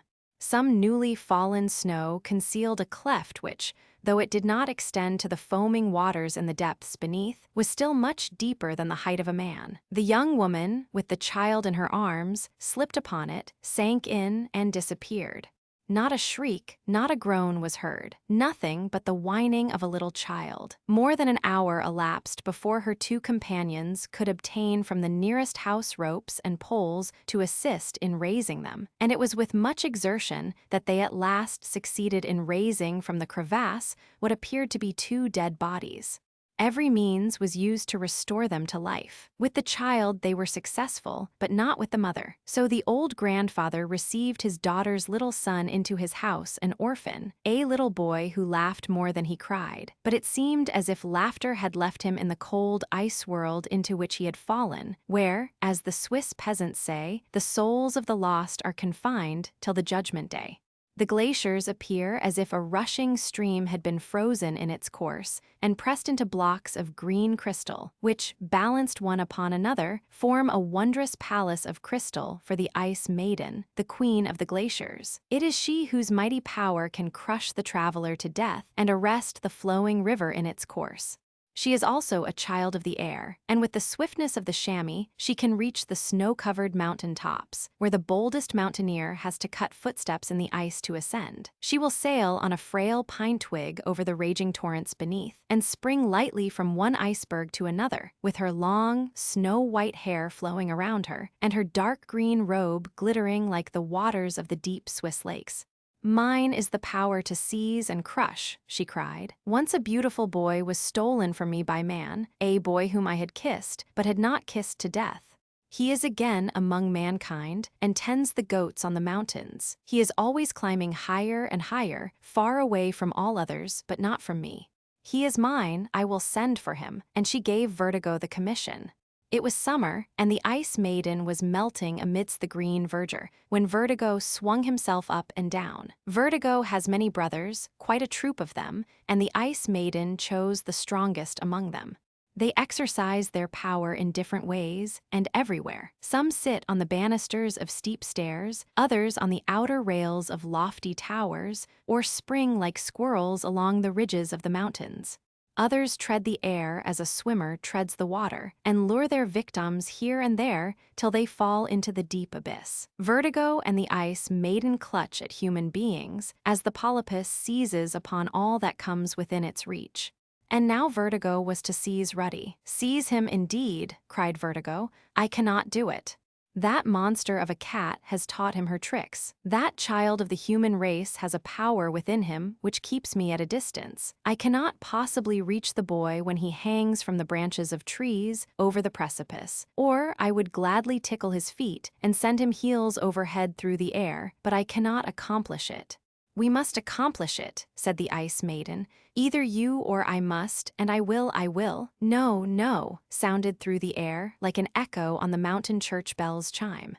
It was an answer in song, in the melting tones of a chorus from others of nature's spirits, good and loving spirits, the daughters of the sunbeam. They who place themselves in a circle every evening on the mountain peaks. There they spread out their rose-colored wings, which, as the sun sinks, become more flaming red, until the lofty Alps seem to burn with fire. Men call this the alpine glow. After the sun has set, they disappear within the white snow on the mountain tops and slumber there till sunrise, when they again come forth. They have great love for flowers, for butterflies, and for mankind, and from among the latter they had chosen little Ruddy. You shall not catch him, you shall not seize him. They sang, greater and stronger than he have I seized, said the Ice Maiden. Then the daughters of the sun sang a song of the traveler, whose cloak had been carried away by the wind. The wind took the covering, but not the man. It could even seize upon him, but not hold him fast. The children of strength are more powerful, more ethereal, even than we are. They can rise higher than our parent, the sun. They have the magic words that rule the wind and the waves and compel them to serve and obey, and they can, at last, cast off the heavy, oppressive weight of mortality and soar upwards. Thus sweetly sounded the bell-like tones of the chorus. And each morning, the sun's rays shone through the one little window of the grandfather's house upon the quiet child. The daughters of the sunbeam kissed him. They wished to thaw and melt and obliterate the ice kiss which the queenly maiden of the glaciers had given him as he lay in the lap of his dead mother, in the deep crevasse of ice from which he had been so wonderfully rescued.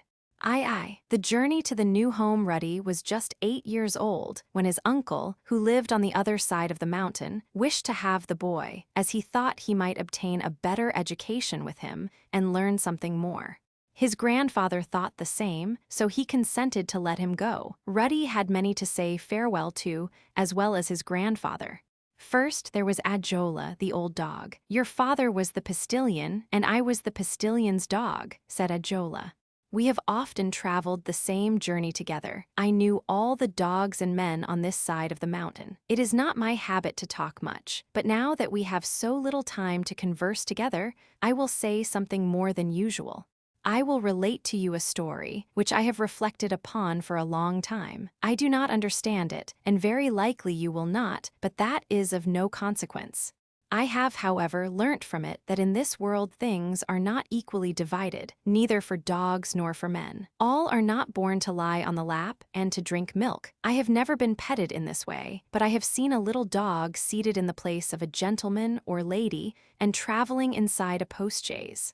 The lady, who was his mistress, or of whom he was master, carried a bottle of milk, of which the little dog now and then drank. She also offered him pieces of sugar to crunch. He sniffed at them proudly, but would not eat one, so she ate them herself. I was running along the dirty road by the side of the carriage, as hungry as a dog could be, chewing the cud of my own thoughts, which were rather in confusion, but many other things seemed in confusion also. Why was not I lying on a lap and traveling in a coach? I could not tell, yet I knew I could not alter my own condition, either by barking or growling.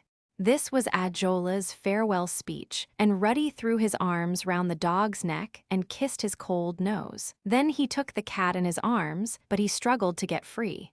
You are getting too strong for me, he said, but I will not use my claws against you. Clamber away over the mountains. It was I who taught you to climb.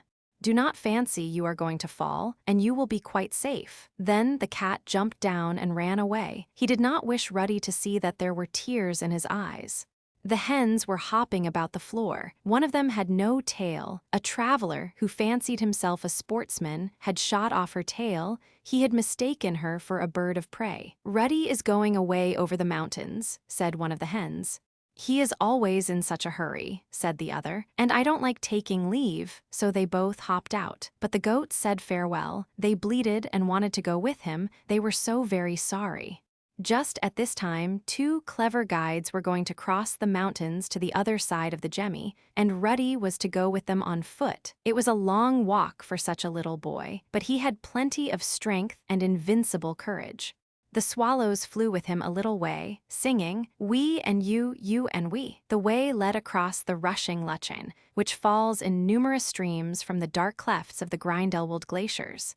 Trunks of fallen trees and blocks of stone form bridges over these streams. After passing a forest of alders, they began to ascend, passing by some blocks of ice that had loosened themselves from the side of the mountain and lay across their path. They had to step over these ice blocks or walk round them.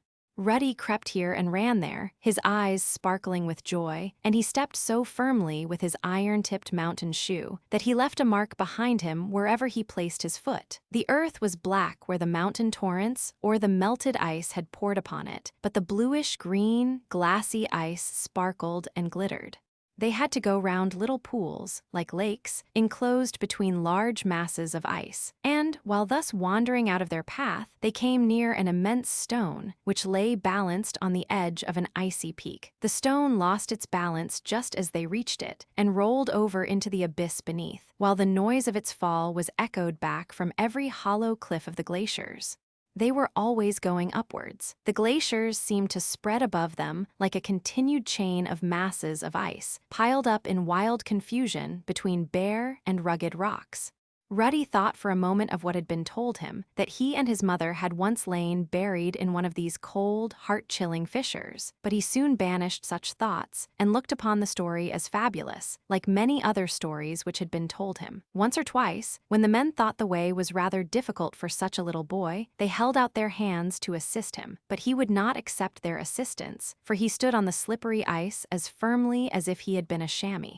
They came at length to rocky ground, sometimes stepping upon moss-covered stones, sometimes passing beneath stunted fir trees, and again through green meadows. The landscape was always changing, but ever above them towered the lofty snow-clad mountains, whose names not only Ruddy but every other child knew, the Jungfrau, the Monk, and the Eiger.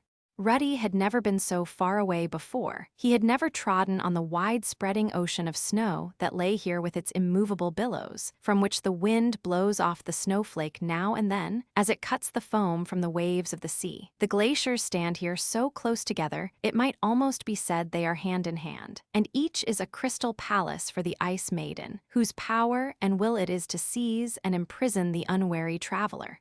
The sun shone warmly, and the snow sparkled as if covered with glittering diamonds. Numerous insects, especially butterflies and bees, lay dead in heaps on the snow. They had ventured too high, or the wind had carried them here and left them to die of cold. Around the Wetterhorn hung a feathery cloud, like a wool bag, and a threatening cloud too, for as it sunk lower it increased in size, and concealed within was a foehn, fearful in its violence should it break loose. This journey, with its varied incidents, the wild paths, the night passed on the mountain, the steep rocky precipices, the hollow clefts, in which the rustling waters from time immemorial had worn away passages for themselves through blocks of stone, all these were firmly impressed on Ruddy's memory. In a forsaken stone building, which stood just beyond the seas of snow, they one night took shelter.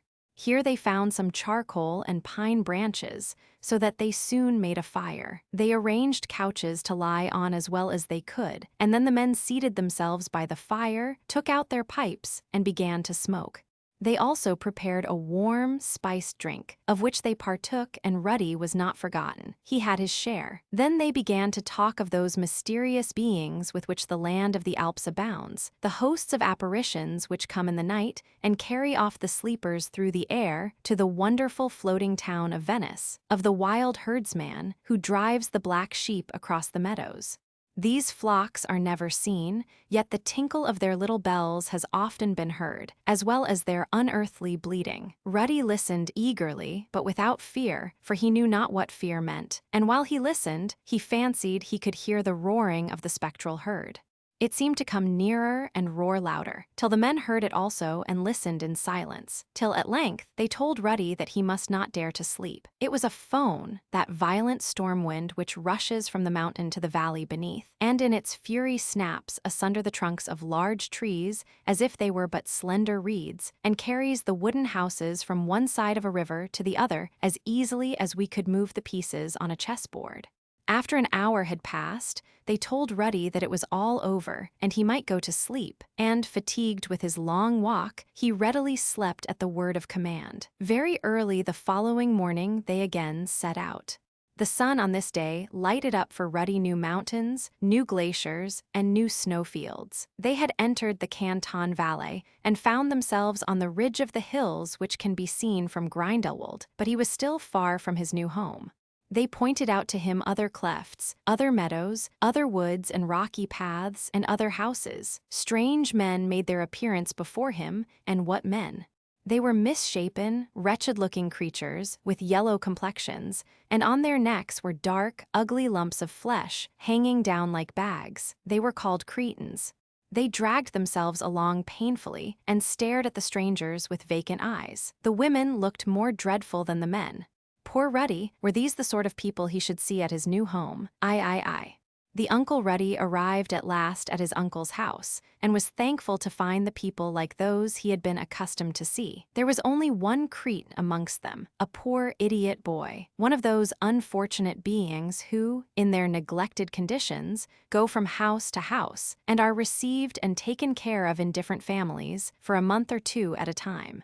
Poor Sapperly had just arrived at his uncle's house when Ruddy came. The uncle was an experienced hunter. He also followed the trade of a cooper. His wife was a lively little person, with a face like a bird, eyes like those of an eagle, and a long, hairy throat. Everything was new to Ruddy, the fashion of the dress, the manners, the employments, and even the language, but the latter his childish ear would soon learn. He saw also that there was more wealth here, when compared with his former home at his grandfather's. The rooms were larger, the walls were adorned with the horns of the chamois and brightly polished guns. Over the door hung a painting of the Virgin Mary, fresh alpine roses, and a burning lamp stood near it. Ruddy's uncle was, as we have said, one of the most noted chamois hunters in the whole district, and also one of the best guides. Ruddy soon became the pet of the house, but there was another pet, an old hound, blind and lazy, who would never more follow the hunt, well as he had once done so. But his former good qualities were not forgotten, and therefore the animal was kept in the family and treated with every indulgence. Ruddy stroked the old hound, but he did not like strangers, and Ruddy was as yet a stranger. He did not, however, long remain so. He soon endeared himself to every heart and became like one of the family. "We are not very badly off here in the Canton Valley," said his uncle one day. "We have the chamois, they do not die so fast as the wild goats, and it is certainly much better here now than in former times. How highly the old times have been spoken of, but ours is better. The bag has been opened, and a current of air now blows through our once confined valley. Something better always makes its appearance when old, worn-out things fail." When his uncle became communicative, he would relate stories of his youthful days, and farther back still of the warlike times in which his father had lived. Valais was then, as he expressed it, only a closed-up bag, quite full of sick people, miserable cretins. But the French soldiers came, and they were capital doctors. They soon killed the disease and the sick people, too.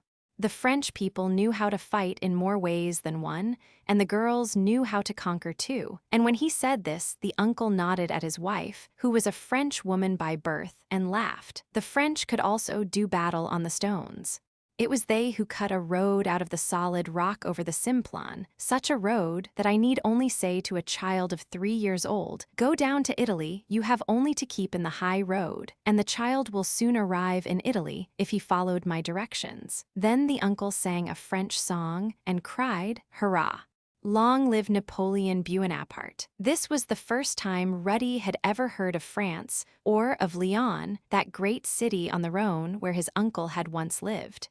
His uncle said that Ruddy, in a very few years, would become a clever hunter. He had quite a talent for it. He taught the boy to hold a gun properly, and to load and fire it. He told him that when on the fissures of the rocks he could find no place for his feet, he must support himself on his elbows, and cling with his legs, and even lean firmly with his back, for this could be done when necessary. He told him also that the chamois are very cunning. They place lookers out on the watch, but the hunter must be more cunning than they are, and find them out by the scent. One day, when Ruddy went out hunting with his uncle, he hung a coat and hat on an alpine staff, and the chamois mistook it for a man, as they generally do. The mountain path was narrow here. Indeed, it was scarcely a path at all, only a kind of shelf, close to the yawning abyss. The snow that lay upon it was partially thawed, and the stones crumbled beneath the feet. Every fragment of stone broken off struck the sides of the rock in its fall, till it rolled into the depths beneath and sunk to rest. Upon this shelf, Ruddy's uncle laid himself down and crept forward. At about 100 paces behind him stood Ruddy, upon the highest point of the rock, watching a great vulture hovering in the air. With a single stroke of his wing, the bird might easily cast the creeping hunter into the abyss beneath and make him his prey. Ruddy's uncle had eyes for nothing but the chamois, who, with its young kid, had just appeared round the edge of the rock. So Ruddy kept his eyes fixed on the bird. He knew well what the great creature wanted. Therefore he stood in readiness to discharge his gun at the proper moment. Suddenly the chamois made a spring, and his uncle fired and struck the animal with the deadly bullet, while the young kid rushed away, as if for a long life he had been accustomed to danger and practiced flight. The large bird, alarmed at the report of the gun, wheeled off in another direction, and Ruddy's uncle was saved from danger, of which he knew nothing till he was told of it by the boy. While they were both in pleasant mood, wending their way homewards, and the uncle whistling the tune of a song he had learnt in his young days, they suddenly heard a peculiar sound which seemed to come from the top of the mountain. They looked up, and saw above them, on the overhanging rock, the snow-covering heave and lift itself as a piece of linen, stretched on the ground to dry, raises itself when the wind creeps under it. Smooth as polished marble slabs, the waves of snow cracked and loosened themselves, and then suddenly, with the rumbling noise of distant thunder, fell like a foaming cataract into the abyss. An avalanche had fallen, not upon Ruddy and his uncle, but very near them. Alas, a great deal too near. "Hold fast, Ruddy," cried his uncle. "Hold fast with all your might." Then Ruddy clung with his arms to the trunk of the nearest tree, while his uncle climbed above him and held fast by the branches. The avalanche rolled past them at some distance, but the gust of wind that followed, like the storm wings of the avalanche, snapped asunder the trees and bushes over which it swept, as if they had been but dry rushes, and threw them about in every direction. The tree to which Ruddy clung was thus overthrown, and Ruddy dashed to the ground. The higher branches were snapped off and carried away to a great distance, and among these shattered branches lay Ruddy's uncle with his skull fractured. When they found him, his hand was still warm, but it would have been impossible to recognize his face. Ruddy stood by, pale and trembling. It was the first shock of his life, the first time he had ever felt fear. Late in the evening, he returned home with the fatal news, to that home which was now to be so full of sorrow. His uncle's wife uttered not a word, nor shed a tear, till the corpse was brought in. Then her agony burst forth. The poor cretin crept away to his bed, and nothing was seen of him during the whole of the following day. Towards evening, however, he came to Ruddy and said, "Will you write a letter for me?" Sapperly cannot write. Sapperly can only take the letters to the post. "A letter for you," said Ruddy. "Who do you wish to write to?" "To the Lord Christ," he replied. "What do you mean?" asked Ruddy. Then the poor idiot, as the cretin was often called, looked at Ruddy with a most touching expression in his eyes, clasped his hands, and said, solemnly and devoutly, "Sapperly wants to send a letter to Jesus Christ, to pray him to let Sapperly die, and not the master of the house here." Ruddy pressed his hand and replied, "A letter would not reach him up above. It would not give him back whom we have lost." It was not, however, easy for Ruddy to convince Sapperly of the impossibility of doing what he wished. "Now you must work for us," said his foster mother, and Ruddy very soon became the entire support of the house. IV. Babtta, who was the best marksman in the Canton Valais. The chamois knew well. "Save yourselves from Ruddy," they might well say. "And who is the handsomest marksman?" "Oh, it is Ruddy," said the maidens, but they did not say, "Save yourselves from Ruddy." Neither did anxious mothers say so, for he bowed to them as pleasantly as to the young girls. He was so brave and cheerful. His cheeks were brown, his teeth white, and his eyes dark and sparkling. He was now a handsome young man of 20 years. The most icy water could not deter him from swimming. He could twist and turn like a fish. None could climb like he, and he clung as firmly to the edges of the rocks as a limpet. He had strong muscular power, as could be seen when he leapt from rock to rock. He had learnt this first from the cat, and more lately from the chamois. Ruddy was considered the best guide over the mountains. Everyone had great confidence in him. He might have made a great deal of money as guide. His uncle had also taught him the trade of a cooper, but he had no inclination for either. His delight was in chamois hunting, which also brought him plenty of money. Ruddy would be a very good match, as people said, if he would not look above his own station. He was also such a famous partner in dancing that the girls often dreamt about him, and one and another thought of him even when awake. "He kissed me in the dance," said Annette, the schoolmaster's daughter, to her dearest friend, but she ought not to have told this, even to her dearest friend. It is not easy to keep such secrets. They are like sand in a sieve, they slip out. It was therefore soon known that Ruddy, so brave and so good as he was, had kissed someone while dancing, and yet he had never kissed her who was dearest to him. Ah, said an old hunter, he has kissed Annette, has he? He has begun with A, and I suppose he will kiss through the whole alphabet. But a kiss in the dance was all the busy tongues could accuse him of. He certainly had kissed Annette, but she was not the flower of his heart. Down in the valley, near Bex, among the great walnut trees, by the side of a little rushing mountain stream, lived a rich miller. His dwelling house was a large building, 3 stories high, with little turrets. The roof was covered with chips, bound together with tin plates that glittered in sunshine and in the moonlight. The largest of the turrets had a weathercock, representing an apple pierced by a glittering arrow, in memory of William Tell. The mill was a neat and well-ordered place that allowed itself to be sketched and written about, but the miller's daughter did not permit any to sketch or write about her. So, at least, Ruddy would have said, for her image was pictured in his heart. Her eyes shone in it so brightly that quite a flame had been kindled there, and like all other fires, it had burst forth so suddenly that the miller's daughter, the beautiful Babette, was quite unaware of it. Ruddy had never spoken a word to her on the subject. The miller was rich, and on that account, Babette stood very high and was rather difficult to aspire to. But said Ruddy to himself, nothing is too high for a man to reach. He must climb with confidence in himself, and he will not fail. He had learnt this lesson in his youthful home. It happened once that Ruddy had some business to settle at Bex. It was a long journey at that time, for the railway had not been opened. From the glaciers of the Rhone, at the foot of the Simplon, between its ever-changing mountain summits, stretches the valley of the Canton Valley. Through it runs the noble river of the Rhone, which often overflows its banks, covering fields and highways and destroying everything in its course. Near the towns of Sion and St. Maurice, the valley takes a turn and bends like an elbow, and behind St. Maurice becomes so narrow that there is only space enough for the bed of the river and a narrow carriage road. An old tower stands here, as if it were guardian to the Canton Valley, which ends at this point, and from it we can look across the stone bridge to the toll house on the other side, where the Canton Vaud commences. Not far from this spot stands the town of Bex, and at every step can be seen an increase of fruitfulness and verdure. It is like entering a grove of chestnut and walnut trees.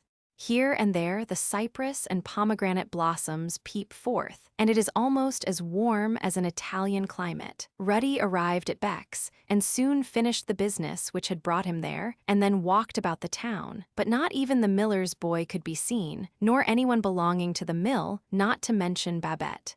This did not please him at all. Evening came on. The air was filled with the perfume of the wild thyme and the blossoms of the lime trees, and the green woods on the mountains seemed to be covered with a shining veil, blue as the sky. Over everything reigned a stillness, not of sleep or of death, but as if nature were holding her breath, that her image might be photographed on the blue vault of heaven. Here and there, amidst the trees of the silent valley, stood poles which supported the wires of the electric telegraph. Against one of these poles leaned an object so motionless that it might have been mistaken for the trunk of a tree, but it was Ruddy, standing there as still as at that moment was everything around him. He was not asleep, neither was he dead, but just as the various events in the world, matters of momentous importance to individuals, were flying through the telegraph wires without the quiver of a wire or the slightest tone, so, through the mind of Ruddy, thoughts of overwhelming importance were passing without an outward sign of emotion. The happiness of his future life depended upon the decision of his present reflections. His eyes were fixed on one spot in the distance, a light that twinkled through the foliage from the parlor of the miller's house, where Babette dwelt. Ruddy stood so still that it might have been supposed he was watching for a chamois, but he was in reality like a chamois, who will stand for a moment, looking as if it were chiseled out of the rock, and then, if only a stone rolled by, would suddenly bound forward with a spring, far away from the hunter. And so, with Ruddy, a sudden roll of his thoughts roused him from his stillness and made him bound forward with determination to act. "Never despair," cried he. "A visit to the mill, to say good evening to the miller and good evening to little Babette, can do no harm. No one ever fails who has confidence in himself. If I am to be Babette's husband, I must see her some time or other." Then Ruddy laughed joyously and took courage to go to the mill. He knew what he wanted. He wanted to marry Babette. The clear water of the river rolled over its yellow bed, and willows and lime trees were reflected in it as Ruddy stepped along the path to the miller's house. But as the children sing, there was no one at home in the house, only a kitten at play. The cat standing on the steps put up its back and cried, "Mew." But Ruddy had no inclination for this sort of conversation. He passed on and knocked at the door. No one heard him, no one opened the door. "Mew," said the cat again, and had Ruddy been still a child, he would have understood this language, and known that the cat wished to tell him there was no one at home. So he was obliged to go to the mill and make inquiries, and there he heard that the miller had gone on a journey to Interlachen and taken Babette with him to the great shooting festival, which began that morning and would continue for 8 days, and that people from all the German settlements would be there. Poor Ruddy, we may well say. It was not a fortunate day for his visit to Bex. He had just to return the way he came, through Saint, Maurice, and Sion, to his home in the valley. But he did not despair. When the sun rose the next morning, his good spirits had returned. Indeed, he had never really lost them. "Babette is at Interlachen," said Ruddy to himself, "many days' journey from here. It is certainly a long way for anyone who takes the high road, but not so far if he takes a short cut across the mountain, and that just suits a chamois hunter. I have been that way before, for it leads to the home of my childhood, where, as a little boy, I lived with my grandfather, and there are shooting matches at Interlachen. I will go and try to stand first in the match. Babette will be there, and I shall be able to make her acquaintance." Carrying his light knapsack, which contained his Sunday clothes, on his back, and with his musket and his game bag over his shoulder, Ruddy started to take the shortest way across the mountain. Still, it was a great distance. The shooting matches were to commence on that day and to continue for a whole week. He had been told also that the miller and Babette would remain that time with some relatives at Interlachen. So over the gemmy Ruddy climbed bravely and determined to descend the side of the Grindelwald. Bright and joyous were his feelings as he stepped lightly onwards, inhaling the invigorating mountain air. The valley sunk as he ascended, the circle of the horizon expanded. One snow-capped peak after another rose before him, till the whole of the glittering alpine range became visible. Ruddy knew each ice-clad peak, and he continued his course towards the Schreckhorn, with its white powdered stone finger raised high in the air. At length, he had crossed the highest ridges, and before him lay the green pasture lands sloping down towards the valley, which was once his home. The buoyancy of the air made his heart light. Hill and valley were blooming in luxuriant beauty, and his thoughts were youthful dreams, in which old age or death were out of the question. Life, power, and enjoyment were in the future, and he felt free and light as a bird. And the swallows flew round him, as in the days of his childhood, singing, "We and you and we."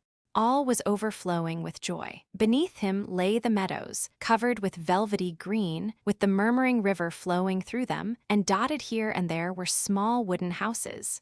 He could see the edges of the glaciers, looking like green glass against the soiled snow, and the deep chasms beneath the loftiest glacier. The church bells were ringing, as if to welcome him to his home with their sweet tones. His heart beat quickly, and for a moment he seemed to have forgotten Babette, so full were his thoughts of old recollections. He was, in imagination, once more wandering on the road where, when a little boy, he, with other children, came to sell their curiously carved toy houses. Yonder, behind the fir trees, still stood his grandfather's house, his mother's father, but strangers dwelt in it now. Children came running to him, as he had once done, and wished to sell their wares. One of them offered him an alpine rose. Ruddy took the rose as a good omen and thought of Babette. He quickly crossed the bridge where the two rivers flow into each other. Here he found a walk overshadowed with large walnut trees, and their thick foliage formed a pleasant shade. Very soon he perceived in the distance waving flags on which glittered a white cross on a red ground, the standard of the Danes as well as of the Swiss, and before him lay Interlachen. "It is really a splendid town, like none other that I have ever seen," said Ruddy to himself. It was indeed a Swiss town in its holiday dress, not like the many other towns, crowded with heavy stone houses, stiff and foreign-looking. No, here it seemed as if the wooden houses on the hills had run into the valley and placed themselves in rows and ranks by the side of the clear river, which rushes like an arrow in its course. The streets were rather irregular, it is true, but still this added to their picturesque appearance. There was one street which Ruddy thought the prettiest of them all. It had been built since he had visited the town when a little boy. It seemed to him as if all the neatest and most curiously carved toy houses which his grandfather once kept in the large cupboard at home had been brought out and placed in this spot, and that they had increased in size since then, as the old chestnut trees had done. The houses were called hotels, the woodwork on the windows and balconies was curiously carved, the roofs were gaily painted, and before each house was a flower garden, which separated it from the macadamized high road. These houses all stood on the same side of the road, so that the fresh, green meadows, in which were cows grazing, with bells on their necks, were not hidden. The sound of these bells is often heard amidst alpine scenery. These meadows were encircled by lofty hills, which receded a little in the center, so that the most beautifully formed of Swiss mountains, the snow-crowned Jungfrau, could be distinctly seen glittering in the distance. A number of elegantly dressed gentlemen and ladies from foreign lands, and crowds of country people from the neighboring cantons, were assembled in the town. Each marksman wore the number of hits he had made twisted in a garland round his hat. Here were music and singing of all descriptions, hand organs, trumpets, shouting, and noise. The houses and bridges were adorned with verses and inscriptions. Flags and banners were waving. Shot after shot was fired, which was the best music to Ruddy's ears. And amidst all this excitement he quite forgot Babette, on whose account only he had come. The shooters were thronging round the target, and Ruddy was soon amongst them. But when he took his turn to fire, he proved himself the best shot, for he always struck the bull's-eye. "Who may that young stranger be?" was the inquiry on all sides. "He speaks French as it is spoken in the Swiss cantons, and makes himself understood very well when he speaks German," said some. "He lived here, when a child, with his grandfather, in a house on the road to Grindelwald," remarked one of the sportsmen. And full of life was this young stranger. His eyes sparkled, his glance was steady, and his arm sure, therefore he always hit the mark. Good fortune gives courage, and Ruddy was always courageous. He soon had a circle of friends gathered round him. Everyone noticed him and did him homage. Babette had quite vanished from his thoughts when he was struck on the shoulder by a heavy hand, and a deep voice said to him in French, "You are from the Canton Valais." Ruddy turned round and beheld a man with a ruddy, pleasant face and a stout figure. It was the rich miller from Bex. His broad, portly person hid the slender, lovely Babette, but she came forward and glanced at him with her bright, dark eyes. The rich miller was very much flattered at the thought that the young man, who was acknowledged to be the best shot and was so praised by everyone, should be from his own canton. Now was Ruddy really fortunate. He had traveled all this way to this place, and those he had forgotten were now come to seek him. When country people go far from home, they often meet with those they know and improve their acquaintance. Ruddy, by his shooting, had gained the first place in the shooting match, just as the miller at home at Bex stood first, because of his money and his mill. So the two men shook hands, which they had never done before. Babette, too, held out her hand to Ruddy frankly, and he pressed it in his and looked at her so earnestly that she blushed deeply. The miller talked of the long journey they had traveled and of the many towns they had seen. It was his opinion that he had really made as great a journey as if he had traveled in a steamship, a railway carriage, or a postchaise. "I came by a much shorter way," said Ruddy. "I came over the mountains. There is no road so high that a man may not venture upon it." "Ah, yes, and break your neck," said the miller. "And you look like one who will break his neck some day. You are so daring." "Oh, nothing ever happens to a man if he has confidence in himself," replied Ruddy. The miller's relations at Interlachen, with whom the miller and Babette were staying, invited Ruddy to visit them when they found he came from the same canton as the miller. It was a most pleasant visit. Good fortune seemed to follow him, as it does those who think and act for themselves, and who remember the proverb, "Nuts are given to us, but they are not cracked for us." And Ruddy was treated by the miller's relations almost like one of the family, and glasses of wine were poured out to drink to the welfare of the best shooter. Babette clinked glasses with Ruddy, and he returned thanks for the toast. In the evening, they all took a delightful walk under the walnut trees in front of the stately hotels. There were so many people, and such crowding, that Ruddy was obliged to offer his arm to Babette. Then he told her how happy it made him to meet people from the Canton Vaud, for Vaud and Valais were neighboring cantons. He spoke of this pleasure so heartily that Babette could not resist giving his arm a slight squeeze, and so they walked on together and talked and chatted like old acquaintances. Ruddy felt inclined to laugh sometimes at the absurd dress and walk of the foreign ladies, but Babette did not wish to make fun of them, for she knew there must be some good, excellent people amongst them. She herself had a godmother who was a high-born English lady. 18 years before, when Babette was christened, this lady was staying at Beck's, and she stood godmother for her and gave her the valuable brooch she now wore in her bosom. Her godmother had twice written to her, and this year she was expected to visit Interlachen with her 2 daughters. "But they are old maids," added Babette, who was only 18. "They are nearly 30. Her sweet little mouth was never still a moment, and all that she said sounded in Ruddy's ears as matters of the greatest importance, and at last he told her what he was longing to tell. How often he had been at Beck's, how well he knew the mill, and how often he had seen Babette, when most likely she had not noticed him. And lastly, that full of many thoughts which he could not tell her, he had been to the mill on the evening when she and her father had started on their long journey, but not too far for him to find a way to overtake them. Babette became quite silent after hearing all this. It was almost too much, and it troubled her. And while they thus wandered on, the sun sunk behind the lofty mountains.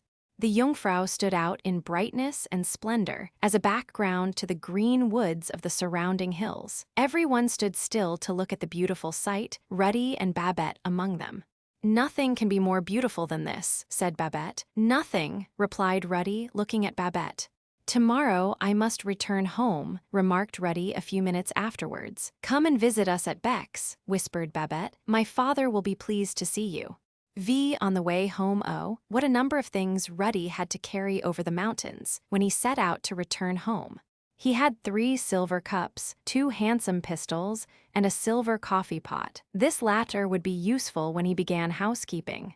But all these were not the heaviest weight he had to bear. Something mightier and more important he carried with him in his heart, over the high mountains, as he journeyed homeward. The weather was dismally dark and inclined to rain. The clouds hung low, like a morning veil on the tops of the mountains, and shrouded their glittering peaks. In the woods could be heard the sound of the axe and the heavy fall of the trunks of the trees as they rolled down the slopes of the mountains. When seen from the heights, the trunks of these trees looked like slender stems, but on a nearer inspection, they were found to be large and strong enough for the masts of a ship. The river murmured monotonously, the wind whistled, and the clouds sailed along hurriedly. Suddenly there appeared, close by Ruddy's side, a young maiden. He had not noticed her till she came quite near to him.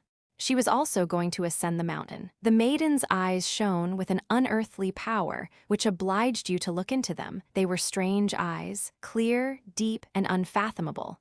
"Hast thou a lover?" asked Ruddy. All his thoughts were naturally on love just then. "I have none," answered the maiden with a laugh. It was as if she had not spoken the truth.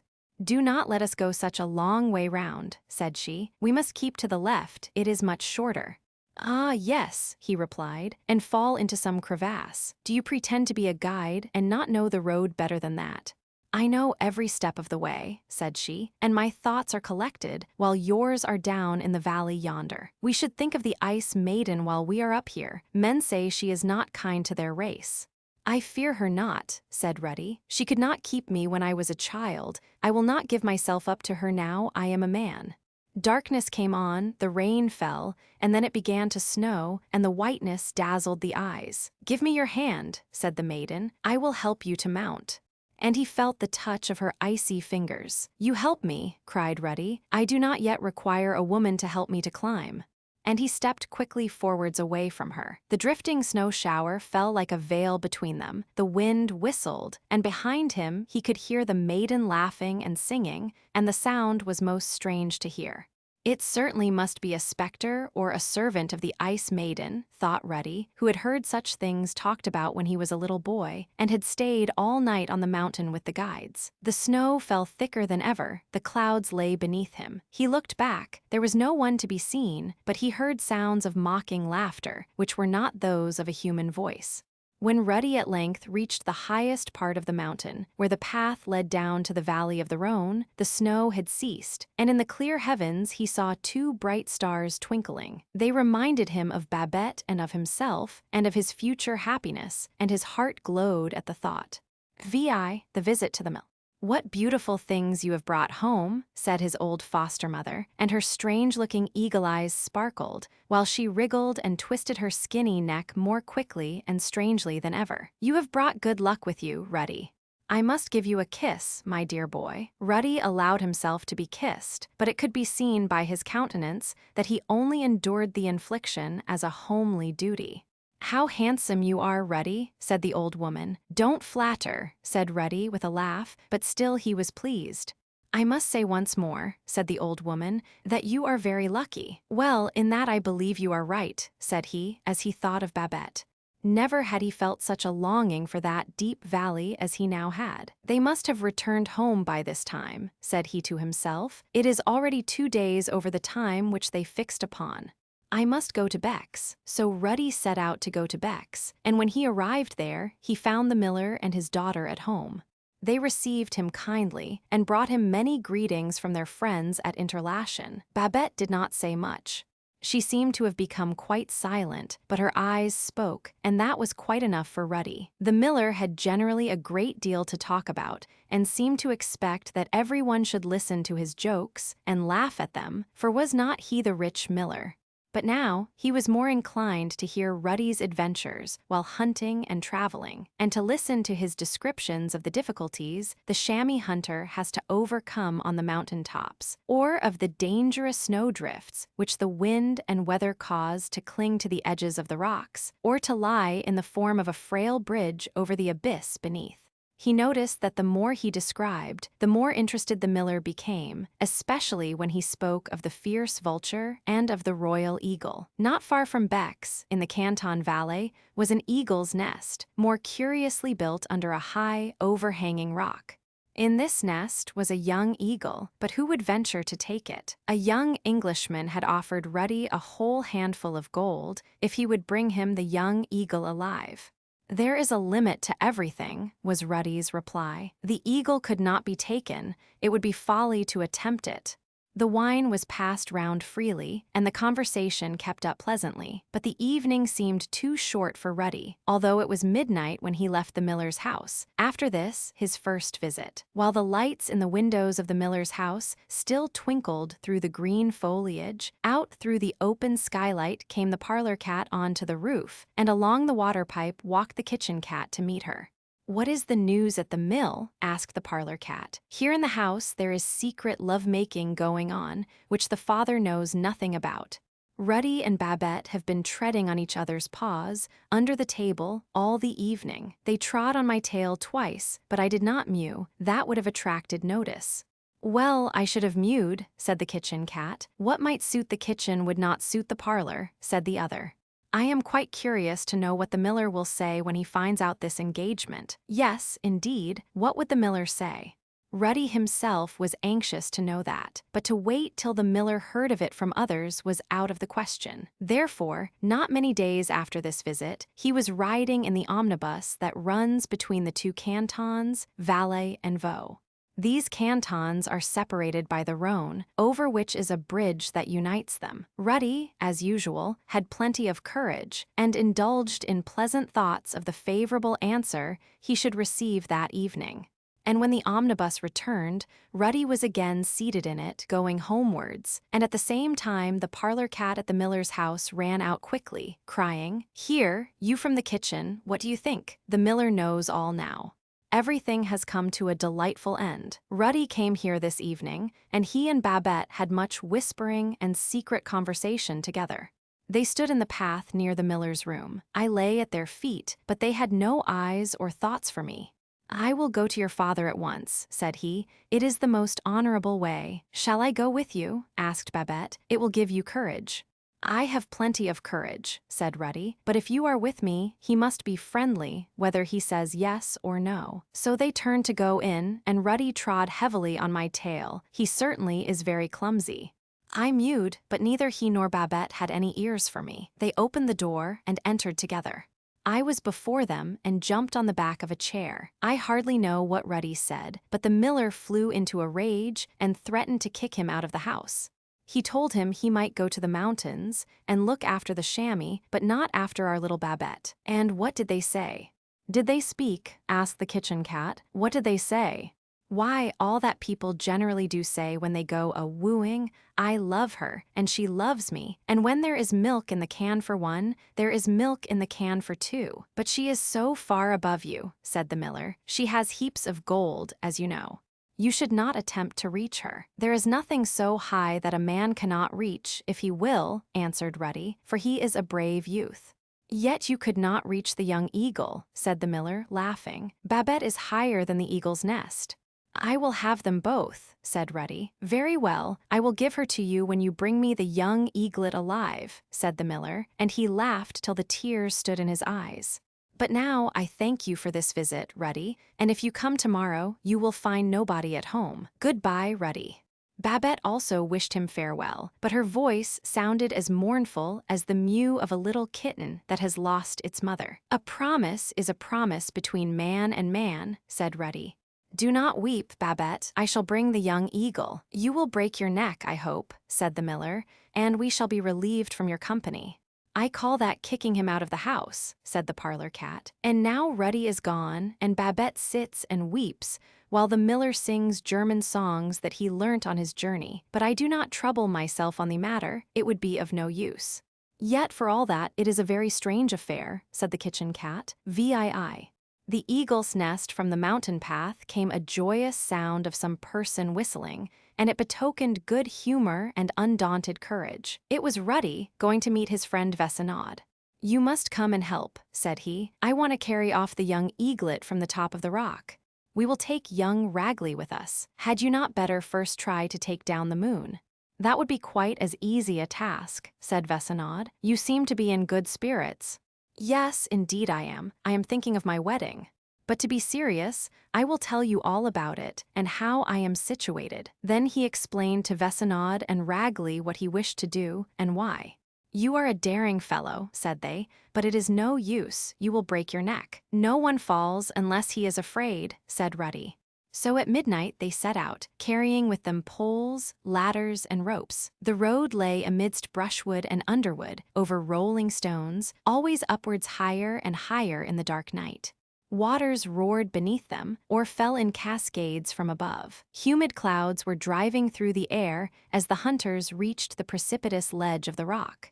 It was even darker here, for the sides of the rocks almost met, and the light penetrated only through a small opening at the top. At a little distance from the edge could be heard the sound of the roaring, foaming waters in the yawning abyss beneath them.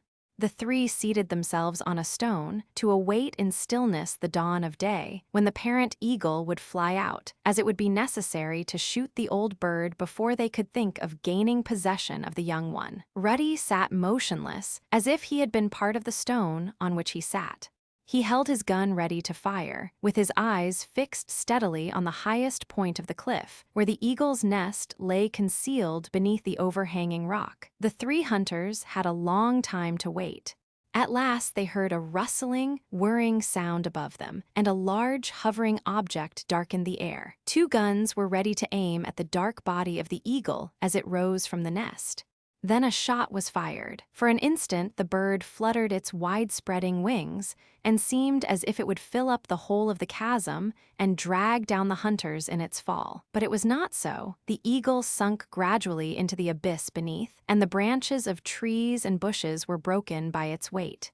Then the hunters roused themselves. 3 of the longest ladders were brought and bound together. The topmost ring of these ladders would just reach the edge of the rock, which hung over the abyss, but no farther. The point beneath which the eagle's nest lay sheltered was much higher, and the sides of the rock were as smooth as a wall. After consulting together, they determined to bind together 2 more ladders and to hoist them over the cavity, and so form a communication with the 3 beneath them by binding the upper ones to the lower. With great difficulty, they contrived to drag the 2 ladders over the rock, and there they hung for some moments, swaying over the abyss. But no sooner had they fastened them together than Ruddy placed his foot on the lowest step. It was a bitterly cold morning. Clouds of mist were rising from beneath, and Ruddy stood on the lower step of the ladder as a fly rests on a piece of swinging straw, which a bird may have dropped from the edge of the nest it was building on some tall factory chimney. But the fly could fly away if the straw were shaken. Ruddy could only break his neck. When Ruddy began to ascend, the ladder trembled like the web of the spider when it draws out the long, delicate threads. But as soon as he reached the 4th of the ladders, which had been bound together, he felt more confidence. He knew that they had been fastened securely by skillful hands. The 5th ladder, that appeared to reach the nest, was supported by the sides of the rock, yet it swung to and fro and flapped about like a slender reed and as if it had been bound by fishing lines. It seemed a most dangerous undertaking to ascend it, but Ruddy knew how to climb. He had learnt that from the cat, and he had no fear. He did not observe Vertigo, who stood in the air behind him, trying to lay hold of him with his outstretched polypus arms. When at length he stood on the topmost step of the ladder, he found that he was still some distance below the nest, and not even able to see into it. Only by using his hands and climbing could he possibly reach it. He tried the strength of the stunted trees and the thick underwood upon which the nest rested, and of which it was formed, and finding they would support his weight, he grasped them firmly, and swung himself up from the ladder till his head and breast were above the nest. And then what an overpowering stench came from it, for in it lay the putrid remains of lambs, chamois, and birds. "I have thee now," she cried. In a corner of the eagle's nest sat the young eaglet, a large and powerful bird, though still unable to fly. Ruddy fixed his eyes upon it, held on by one hand with all his strength, and with the other threw a noose round the young eagle. The string slipped to its legs. Ruddy tightened it, and thus secured the bird alive. Then flinging the sling over his shoulder, so that the creature hung a good way down behind him, he prepared to descend with the help of a rope, and his foot soon touched safely the highest step of the ladder. Then Ruddy, remembering his early lesson in climbing, "Hold fast and do not fear," descended carefully down the ladders, and at last stood safely on the ground with the young living eaglet, where he was received with loud shouts of joy and congratulations. VIII. "What fresh news the parlor cat had to tell, there is what you asked for," said Ruddy, as he entered the miller's house at Beck's, and placed on the floor a large basket. He removed the lid as he spoke, and a pair of yellow eyes, encircled by a black ring, stared forth with a wild, fiery glance that seemed ready to burn and destroy all that came in its way. Its short, strong beak was open, ready to bite, and on its red throat were short feathers like stubble. "The young eaglet!" cried the miller. Babette screamed and started back, while her eyes wandered from Ruddy to the bird in astonishment. "You are not to be discouraged by difficulties, I see," said the miller. "And you will keep your word," replied Ruddy. "Each has his own characteristic, whether it is honor or courage." "But how is it you did not break your neck?" asked the miller. "Because I held fast," answered Ruddy, "and I mean to hold fast to Babette." "You must get her first," said the miller, laughing, and Babette thought this a very good sign. "We must take the bird out of the basket," said she. "It is getting into a rage. How its eyes glare! How did you manage to conquer it?" Then Ruddy had to describe his adventure, and the miller's eyes opened wide as he listened. "With your courage and your good fortune, you might win 3 wives," said the miller. "Oh, thank you," cried Ruddy. "But you have not won Babette yet," said the miller, slapping the young alpine hunter on the shoulder playfully.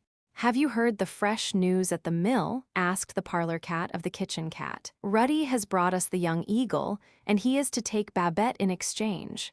They kissed each other in the presence of the old man, which is as good as an engagement. He was quite civil about it, drew in his claws, and took his afternoon nap, so that the two were left to sit and wag their tails as much as they pleased.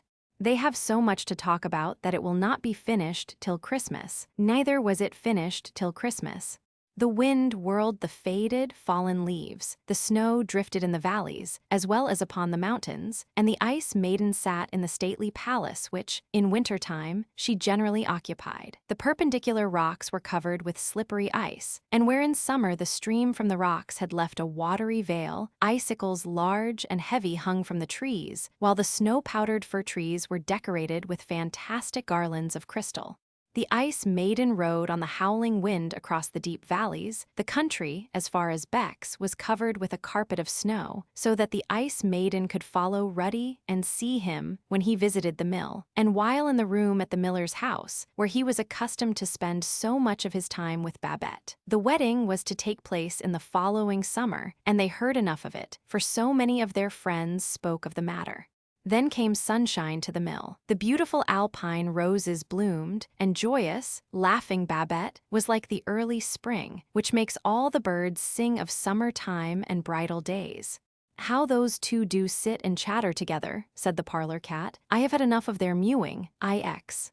The ice maiden the walnut and chestnut trees, which extend from the bridge of St. Maurice, by the river Rhone, to the shores of the Lake of Geneva, were already covered with the delicate green garlands of early spring, just bursting into bloom, while the Rhone rushed wildly from its source among the green glaciers, which form the ice palace of the ice maiden. She sometimes allows herself to be carried by the keen wind to the lofty snowfields, where she stretches herself in the sunshine on the soft snowy cushions.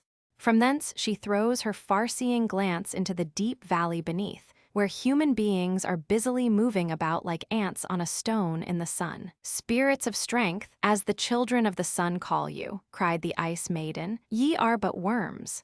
Let but a snowball roll, and you and your houses and your towns are crushed and swept away." And she raised her proud head, and looked around her with eyes that flashed death from their glance. From the valley came a rumbling sound. Men were busily at work blasting the rocks to form tunnels and laying down roads for the railway. "They are playing at work underground, like moles," said she. "They are digging passages beneath the earth, and the noise is like the reports of cannons. I shall throw down my palaces, for the clamor is louder than the roar of thunder." Then there ascended from the valley a thick vapor, which waved itself in the air like a fluttering veil. It rose, as a plume of feathers from a steam engine, to which, on the lately opened railway, a string of carriages was linked, carriage to carriage, looking like a winding serpent. The train shot past with the speed of an arrow. "They play at being masters down there, those spirits of strength," exclaimed the ice maiden, "but the powers of nature are still the rulers."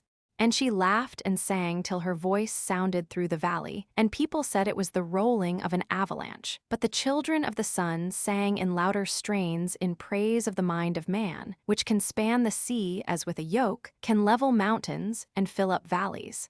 It is the power of thought which gives man the mastery over nature. Just at this moment there came across the snowfield, where the ice maiden sat, a party of travelers. They had bound themselves fast to each other, so that they looked like one large body on the slippery plains of ice encircling the deep abyss. "Worms!" exclaimed the ice maiden. "You, the lords of the powers of nature." And she turned away and looked maliciously at the deep valley where the railway train was rushing by. "There they sit, these thoughts," she exclaimed. "There they sit in their power over nature's strength. I see them all. One sits proudly apart, like a king, others sit together in a group. Yonder, half of them are asleep, and when the steam dragon stops, they will get out and go their way. The thoughts go forth into the world, and she laughed. There goes another avalanche, said those in the valley beneath. It will not reach us, said two who sat together behind the steam dragon. Two hearts and one beat, as people say. They were Ruddy and Babette, and the miller was with them. I am like the luggage, said he. I am here as a necessary appendage. There sit those two, said the ice maiden. Many a chamois have I crushed. Millions of alpine roses have I snapped and broken off. Not a root have I spared. I know them all, and their thoughts, those spirits of strength. And again she laughed. There rolls another avalanche, said those in the valley. The godmother at Montreux, one of the towns which encircle the northeast part of the Lake of Geneva, lived Babette's godmother, the noble English lady, with her daughters and a young relative. They had only lately arrived, yet the miller had paid them a visit and informed them of Babette's engagement to Ruddy. The whole story of their meeting at Interlachen and his brave adventure with the eaglet were related to them, and they were all very much interested and as pleased about Ruddy and Babette as the miller himself. The three were invited to come to Montreux. It was but right for Babette to become acquainted with her godmother, who wished to see her very much. A steamboat started from the town of Villeneuve, at one end of the Lake of Geneva, and arrived at Bernex, a little town beyond Montreux, in about half an hour. And in this boat, the miller, with his daughter and Ruddy, set out to visit her godmother. They passed the coast which has been so celebrated in song. Here, under the walnut trees, by the deep blue lake, sat Byron and wrote his melodious verses about the prisoner confined in the gloomy castle of Chillon. Here, where Clarens, with its weeping willows, is reflected in the clear water, wandered Rousseau, dreaming of Hellas. The river Rhone glides gently by beneath the lofty snow-capped hills of Savoy, and not far from its mouth lies a little island in the lake, so small that, seen from the shore, it looks like a ship. The surface of the island is rocky, and about 100 years ago, a lady caused the ground to be covered with earth, in which 3 acacia trees were planted, and the whole enclosed with stone walls. The acacia trees now overshadow every part of the island. Babette was enchanted with the spot. It seemed to her the most beautiful object in the whole voyage, and she thought how much she should like to land there. But the steamship passed it by and did not stop till it reached Bernex. The little party walked slowly from this place to Montreux, passing the sunlit walls with which the vineyards of the little mountain town of Montreux are surrounded, and peasants' houses, overshadowed by fig trees, with gardens in which grow the laurel and the cypress. Halfway up the hill stood the boarding house in which Babette's godmother resided. She was received most cordially. Her godmother was a very friendly woman, with a round, smiling countenance. When a child, her head must have resembled one of Raphael's cherubs. It was still an angelic face, with its white locks of silvery hair. The daughters were tall, elegant, slender maidens. The young cousin, whom they had brought with them, was dressed in white from head to foot. He had golden hair and golden whiskers, large enough to be divided amongst 3 gentlemen, and he began immediately to pay the greatest attention to Babette. Richly bound books, note paper, and drawings lay on the large table. The balcony window stood open, and from it could be seen the beautiful wide extended lake, the water so clear and still that the mountains of Savoy, with their villages, woods, and snow-crowned peaks, were clearly reflected in it. Ruddy, who was usually so lively and brave, did not in the least feel himself at home. He acted as if he were walking on peas over a slippery floor. How long and wearisome the time appeared. It was like being in a treadmill. And then they went out for a walk, which was very slow and tedious. 2 steps forward and 1 backwards had Ruddy to take to keep pace with the others. They walked down to Chillon and went over the old castle on the rocky island. They saw the implements of torture, the deadly dungeons, the rusty fetters in the rocky walls, the stone benches for those condemned to death, the trapdoors through which the unhappy creatures were hurled upon iron spikes and impaled alive. They called looking at all these a pleasure. It certainly was the right place to visit. Byron's poetry had made it celebrated in the world. Ruddy could only feel that it was a place of execution. He leaned against the stone framework of the window and gazed down into the deep, blue water and over to the little island with the 3 acacias, and wished himself there, away and free from the whole chattering party. But Babette was most unusually lively and good-tempered. "I have been so amused," she said. The cousin had found her quite perfect. "He is a perfect fop," said Ruddy, and this was the first time Ruddy had said anything that did not please Babette. The Englishman had made her a present of a little book in remembrance of their visit to Chillon. It was Byron's poem, The Prisoner of Chillon, translated into French so that Babette could read it. "The book may be very good," said Ruddy, "but that finely combed fellow who gave it to you is not worth much." "He looks something like a flour sack without any flour," said the miller, laughing at his own wit. Ruddy laughed too, for so had he appeared to him, XI. The cousin, when Ruddy went a few days after to pay a visit to the mill, he found the young Englishman there. Babette was just thinking of preparing some trout to set before him. She understood well how to garnish the dish with parsley and make it look quite tempting. Ruddy thought all this quite unnecessary. What did the Englishman want there? What was he about? Why should he be entertained and waited upon by Babette? Ruddy was jealous, and that made Babette happy. It amused her to discover all the feelings of his heart, the strong points and weak ones. Love was to her as yet only a pastime, and she played with Ruddy's whole heart. At the same time, it must be acknowledged that her fortune, her whole life, her inmost thoughts, her best and most noble feelings in this world were all for him.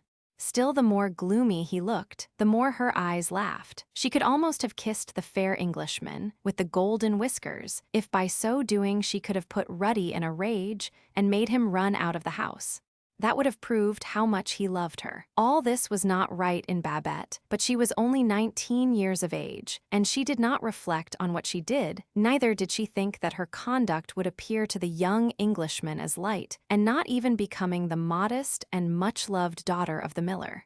The mill at Beck stood in the highway, which passed under the snow-clad mountains, and not far from a rapid mountain stream, whose water seemed to have been lashed into a foam like soap suds. This stream, however, did not pass near enough to the mill, and therefore the mill wheel was turned by a smaller stream which tumbled down the rocks on the opposite side, where it was opposed by a stone mill dam, and obtained greater strength and speed, till it fell into a large basin, and from thence through a channel to the mill wheel. This channel sometimes overflowed, and made the path so slippery that anyone passing that way might easily fall in and be carried towards the mill wheel with frightful rapidity. Such a catastrophe nearly happened to the young Englishman.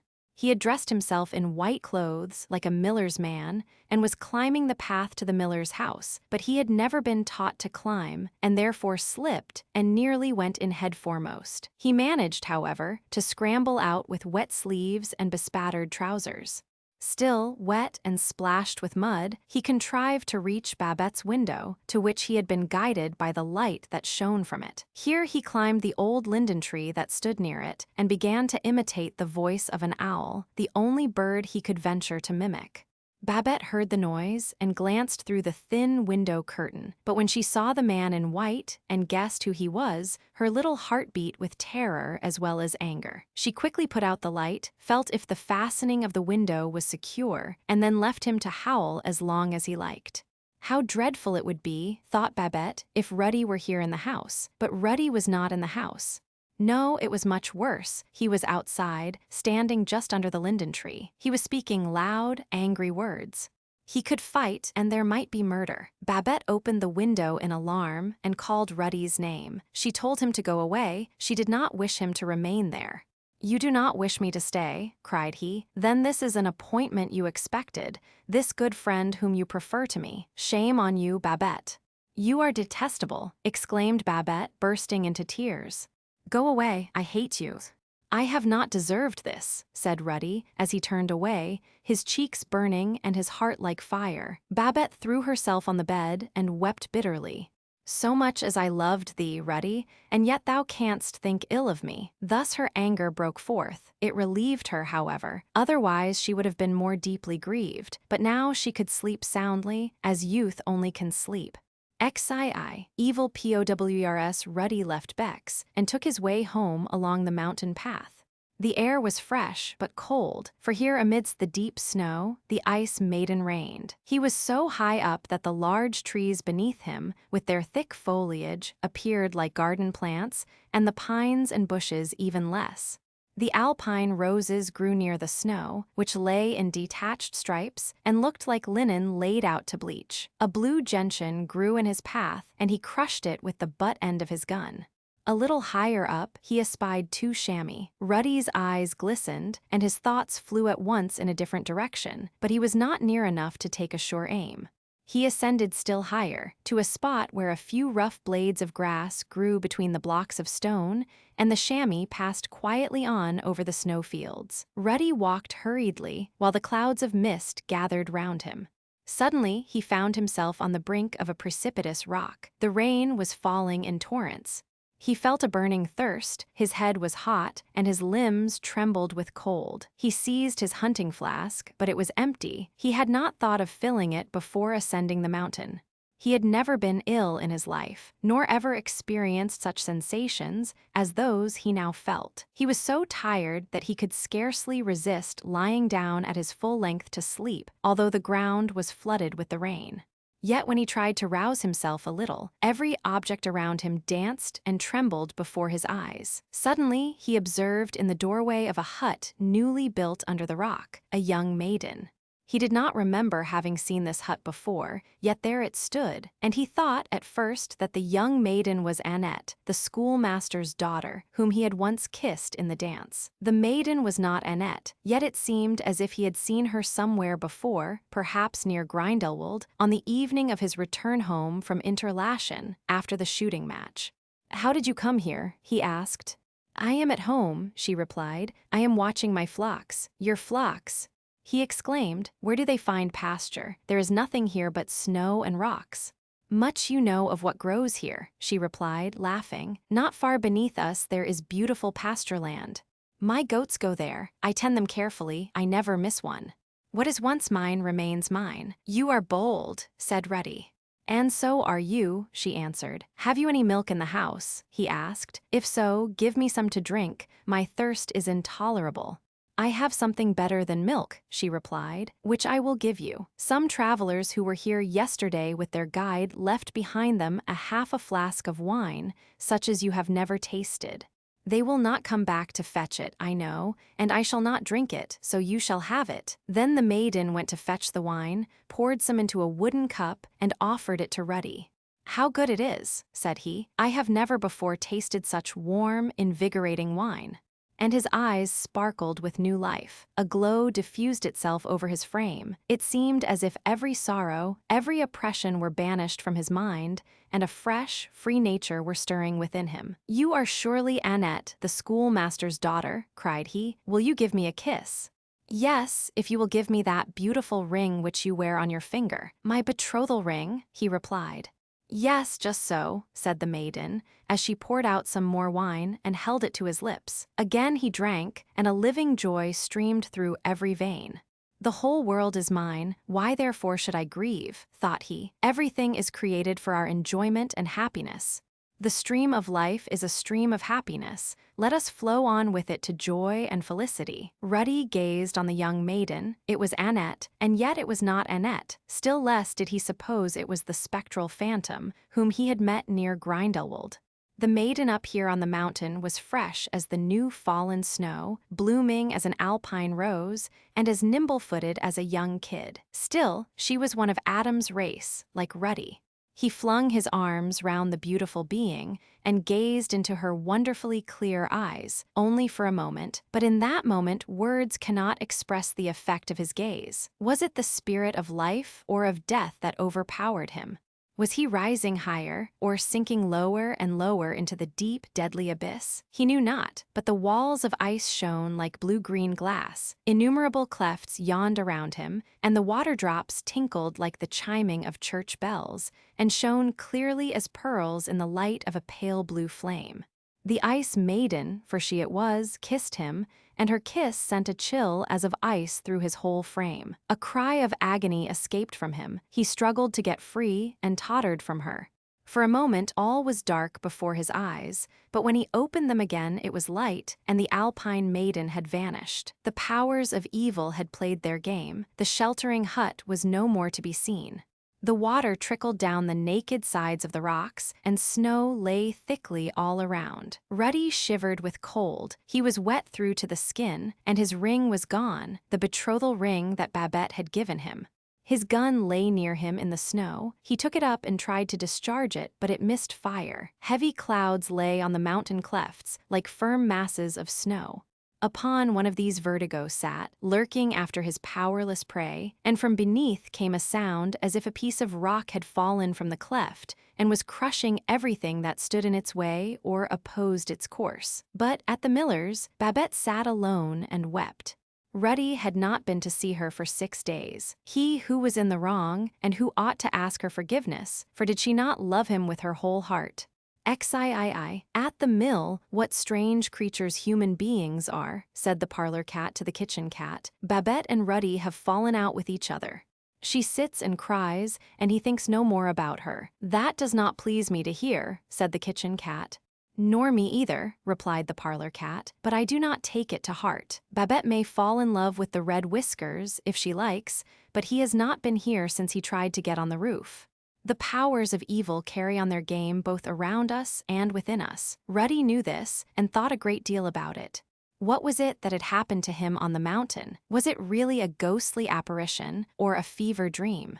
Ruddy knew nothing of fever or any other ailment, but while he judged Babette, he began to examine his own conduct.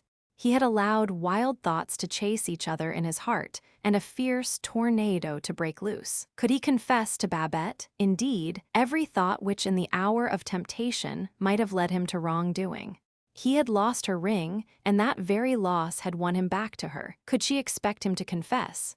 He felt as if his heart would break while he thought of it, and while so many memories lingered on his mind. He saw her again, as she once stood before him, a laughing, spirited child. Many loving words, which she had spoken to him out of the fullness of her love, came like a ray of sunshine into his heart, and soon it was all sunshine as he thought of Babette. But she must also confess she was wrong, that she should do. He went to the mill, he went to confession. It began with a kiss, and ended with Ruddy being considered the offender. It was such a great fault to doubt Babette's truth, it was most abominable of him. Such mistrust, such violence, would cause them both great unhappiness. This certainly was very true, she knew that, and therefore Babette preached him a little sermon, with which she was herself much amused, and during the preaching of which she looked quite lovely. She acknowledged, however, that on one point Ruddy was right. Her godmother's nephew was a fop. She intended to burn the book which he had given her, so that not the slightest thing should remain to remind her of him. Well, that quarrel is all over, said the kitchen cat. Ruddy is come back, and they are friends again, which they say is the greatest of all pleasures. I heard the rats say one night, said the kitchen cat, that the greatest pleasure in the world was to eat tallow candles and to feast on rancid bacon. Which are we to believe, the rats or the lovers? Neither of them, said the parlor cat. It is always the safest plan to believe nothing you hear. The greatest happiness was coming for Ruddy and Babette. The happy day, as it is called, that is, their wedding day, was near at hand. They were not to be married at the church at Bex, nor at the miller's house. Babette's godmother wished the nuptials to be solemnized at Montreux, in the pretty little church in that town. The miller was very anxious that this arrangement should be agreed to. He alone knew what the newly married couple would receive from Babette's godmother, and he knew also that it was a wedding present well worth a concession. The day was fixed, and they were to travel as far as Villeneuve the evening before, to be in time for the steamer which sailed in the morning for Montreux, and the godmother's daughters were to dress and adorn the bride. Here in this house there ought to be a wedding day kept, said the parlor cat, or else I would not give a mew for the whole affair. There is going to be great feasting, replied the kitchen cat. Ducks and pigeons have been killed, and a whole roebuck hangs on the wall. It makes me lick my lips when I think of it. Tomorrow morning they will begin the journey. Yes, tomorrow. And this evening, for the last time, Ruddy and Babette sat in the miller's house as an engaged couple. Outside, the Alps glowed in the evening sunset, the evening bells chimed, and the children of the sunbeams sang, "Whatever happens is best, XIV." Night VISIONS, the sun had gone down, and the clouds lay low on the valley of the Rhone. The wind blew from the south across the mountains. It was an African wind, a wind which scattered the clouds for a moment and then suddenly fell. The broken clouds hung in fantastic forms upon the wood-covered hills by the rapid Rhone. They assumed the shapes of antediluvian animals, of eagles hovering in the air, of frogs leaping over a marsh, and then sunk down upon the rushing stream and appeared to sail upon it, although floating in the air. An uprooted fir tree was being carried away by the current and marking out its path by eddying circles on the water. Vertigo and his sisters were dancing upon it and raising these circles on the foaming river. The moon lighted up the snow on the mountain tops, shone on the dark woods, and on the drifting clouds those fantastic forms which at night might be taken for spirits of the powers of nature. The mountain dweller saw them through the panes of his little window. They sailed in hosts before the ice maiden as she came out of her palace of ice. Then she seated herself on the trunk of the fir tree as on a broken skiff, and the water from the glaciers carried her down the river to the open lake. "The wedding guests are coming," sounded from air and sea. These were the sights and sounds without. Within there were visions, for Babette had a wonderful dream. She dreamt that she had been married to Ruddy for many years, and that, one day when he was out chamois hunting, and she alone in their dwelling at home, the young Englishman with the golden whiskers sat with her. His eyes were quite eloquent, and his words possessed a magic power. He offered her his hand, and she was obliged to follow him. They went out of the house and stepped downwards, always downwards, and it seemed to Babette as if she had a weight on her heart which continually grew heavier. She felt she was committing a sin against Ruddy, a sin against God. Suddenly she found herself forsaken, her clothes torn by the thorns and her hair gray. She looked upwards in her agony, and there, on the edge of the rock, she espied Ruddy. She stretched out her arms to him, but she did not venture to call him or to pray, and had she called him, it would have been useless, for it was not Ruddy, only his hunting coat and hat hanging on an alpenstock, as the hunters sometimes arrange them to deceive the chamois. "Oh," she exclaimed in her agony, "oh, that I had died on the happiest day of my life, my wedding day. Oh my God, it would have been a mercy and a blessing had Ruddy traveled far away from me, and I had never known him. None know what will happen in the future." And then, in ungodly despair, she cast herself down into the deep rocky gulf. The spell was broken, a cry of terror escaped her and she awoke. The dream was over, it had vanished. But she knew she had dreamt something frightful about the young Englishman, yet months had passed since she had seen him or even thought of him. Was he still at Montreux, and should she meet him there on her wedding day? A slight shadow passed over her pretty mouth as she thought of this, and she knit her brows, but the smile soon returned to her lip, and joy sparkled in her eyes, for this was the morning of the day on which she and Ruddy were to be married, and the sun was shining brightly. Ruddy was already in the parlor when she entered it, and they very soon started for Villeneuve. Both of them were overflowing with happiness, and the miller was in the best of tempers, laughing and merry. He was a good, honest soul and a kind father. "Now we are masters of the house," said the parlor cat. XV, the conclusion. It was early in the afternoon, and just at dinner time, when the three joyous travelers reached Villeneuve. After dinner, the miller placed himself in the armchair, smoked his pipe, and had a little nap. The bridal pair went arm in arm out through the town and along the high road, at the foot of the wood-covered rocks, and by the deep blue lake. The gray walls and the heavy, clumsy-looking towers of the gloomy castle of Chillon were reflected in the clear flood. The little island, on which grew the three acacias, lay at a short distance, looking like a bouquet rising from the lake. "How delightful it must be to live there," said Babette, who again felt the greatest wish to visit the island, and an opportunity offered to gratify her wish at once, for on the shore lay a boat, and the rope by which it was moored could be very easily loosened. They saw no one near, so they took possession of it without asking permission of anyone, and Ruddy could row very well. The oars divided the pliant water like the fins of a fish, that water which, with all its yielding softness, is so strong to bear and to carry, so mild and smiling when at rest, and yet so terrible in its destroying power. A white streak of foam followed in the wake of the boat, which, in a few minutes, carried them both to the little island, where they went on shore, but there was only just room enough for two to dance. Ruddy swung Babette round 2 or 3 times, and then, hand in hand, they sat down on a little bench under the drooping acacia tree and looked into each other's eyes, while everything around them glowed in the rays of the setting sun.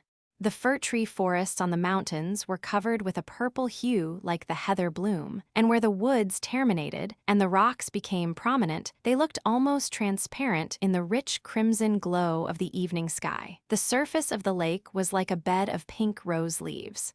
As the evening advanced, the shadows fell upon the snow-capped mountains of Savoy, painting them in colors of deep blue, while their topmost peaks glowed like red lava. And for a moment, this light was reflected on the cultivated parts of the mountains, making them appear as if newly risen from the lap of earth, and giving to the snow-crested peak of the Dent du Midi the appearance of the full moon as it rises above the horizon. "How very beautiful it is, and what happiness to be here," exclaimed Babette. "Earth has nothing more to bestow upon me," said Ruddy. "An evening like this is worth a whole life. Often have I realized my good fortune, but never more than in this moment. I feel that if my existence were to end now, I should still have lived a happy life. What a glorious world this is! One day ends, and another begins even more beautiful than the last. How infinitely good God is, Babette. I have such complete happiness in my heart," said she. "Earth has no more to bestow," answered Ruddy. And then came the sound of the evening bells, borne upon the breeze over the mountains of Switzerland and Savoy, while still, in the golden splendor of the west, stood the dark blue mountains of Jura. "God grant you all that is brightest and best," exclaimed Babette. "He will," said Ruddy. "He will tomorrow. Tomorrow you will be wholly mine, my own sweet wife." "The boat!" cried Babette suddenly. The boat in which they were to return had broken loose, and was floating away from the island. "I will fetch it back," said Ruddy. Throwing off his coat and boots, he sprang into the lake and swam with strong efforts towards it. The dark blue water from the glaciers of the mountains was icy cold and very deep. Ruddy gave but one glance into the water beneath, but in that one glance he saw a gold ring rolling, glittering, and sparkling before him. His engaged ring came into his mind, but this was larger and spread into a glittering circle in which appeared a clear glacier. Deep chasms yawned around it. The water drops glittered as if lighted with blue flame and tinkled like the chiming of church bells. In one moment he saw what would require many words to describe. Young hunters and young maidens, men and women who had sunk in the deep chasms of the glaciers, stood before him here in lifelike forms, with eyes open and smiles on their lips, and far beneath them could be heard the chiming of the church bells of buried villages, where the villagers knelt beneath the vaulted arches of churches in which ice blocks formed the organ pipes, and the mountains streamed the music. On the clear, transparent ground sat the Ice Maiden. She raised herself towards Ruddy and kissed his feet, and instantly a cold, deathly chill, like an electric shock, passed through his limbs. Ice or fire? It was impossible to tell, the shock was so instantaneous. "Mine, mine," sounded around him and within him. "I kissed thee when thou wert a little child. I once kissed thee on the mouth, and now I have kissed thee from heel to toe. Thou art wholly mine." And then he disappeared in the clear, blue water. All was still. The church bells were silent. The last tone floated away with the last red glimmer on the evening clouds.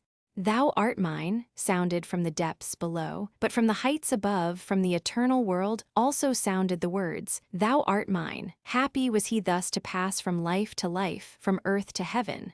A cord was loosened, and tones of sorrow burst forth. The icy kiss of death had overcome the perishable body. It was but the prelude before life's real drama could begin, the discord which was quickly lost in harmony. Do you think this a sad story? Poor Babette. For her it was unspeakable anguish. The boat drifted farther and farther away. No one on the opposite shore knew that the betrothed pair had gone over to the little island. The clouds sunk as the evening drew on, and it became dark. Alone, in despair, she waited and trembled. The weather became fearful. Flash after flash lighted up the mountains of Jura, Savoy, and Switzerland, while peals of thunder, that lasted for many minutes, rolled over her head. The lightning was so vivid that every single vine stem could be seen for a moment as distinctly as in the sunlight at noonday, and then all was veiled in darkness. It flashed across the lake in winding, zigzag lines, lighting it up on all sides, while the echoes of the thunder grew louder and stronger. On land, the boats were all carefully drawn up on the beach. Every living thing sought shelter, and at length the rain poured down in torrents. "Where can Ruddy and Babette be in this awful weather?" said the miller. Poor Babette sat with her hands clasped, and her head bowed down, dumb with grief. She had ceased to weep and cry for help. "In the deep water," she said to herself. "Far down he lies, as if beneath a glacier." Deep in her heart rested the memory of what Ruddy had told her of the death of his mother, and of his own recovery, even after he had been taken up as dead from the cleft in the glacier. "Ah," she thought, "the ice maiden has him at last." Suddenly there came a flash of lightning, as dazzling as the rays of the sun on the white snow. The lake rose for a moment like a shining glacier, and before Babette stood the pallid, glittering, majestic form of the Ice Maiden, and at her feet lay Ruddy's corpse. "Mine!" she cried, and again all was darkness around the heaving water. "How cruel," murmured Babette. "Why should he die just as the day of happiness drew near? Merciful God, enlighten my understanding, shed light upon my heart, for I cannot comprehend the arrangements of thy providence, even while I bow to the decree of thy almighty wisdom and power." And God did enlighten her heart. A sudden flash of thought, like a ray of mercy, recalled her dream of the preceding night. All was vividly represented before her. She remembered the words and wishes she had then expressed, that what was best for her, and for Ruddy she might piously submit to. "Woe is me," she said. "Was the germ of sin really in my heart? Was my dream a glimpse into the course of my future life, whose thread must be violently broken to rescue me from sin? Oh, miserable creature that I am." Thus she sat lamenting in the dark night, while through the deep stillness the last words of Ruddy seemed to ring in her ears. "This earth has nothing more to bestow." Words, uttered in the fullness of joy, were again heard amid the depths of sorrow. Years have passed since this sad event happened. The shores of the peaceful lake still smile in beauty. The vines are full of luscious grapes. Steamboats with waving flags pass swiftly by. Pleasure boats, with their swelling sails, skim lightly over the watery mirror like white butterflies. The railway is opened beyond Chillon and goes far into the deep valley of the Rhone. At every station, strangers alight with red-bound guidebooks in their hands, in which they read of every place worth seeing. They visit Chillon and observe on the lake the little island with the 3 acacias, and then read in their guidebook the story of the bridal pair who, in the year 1856, rode over to it.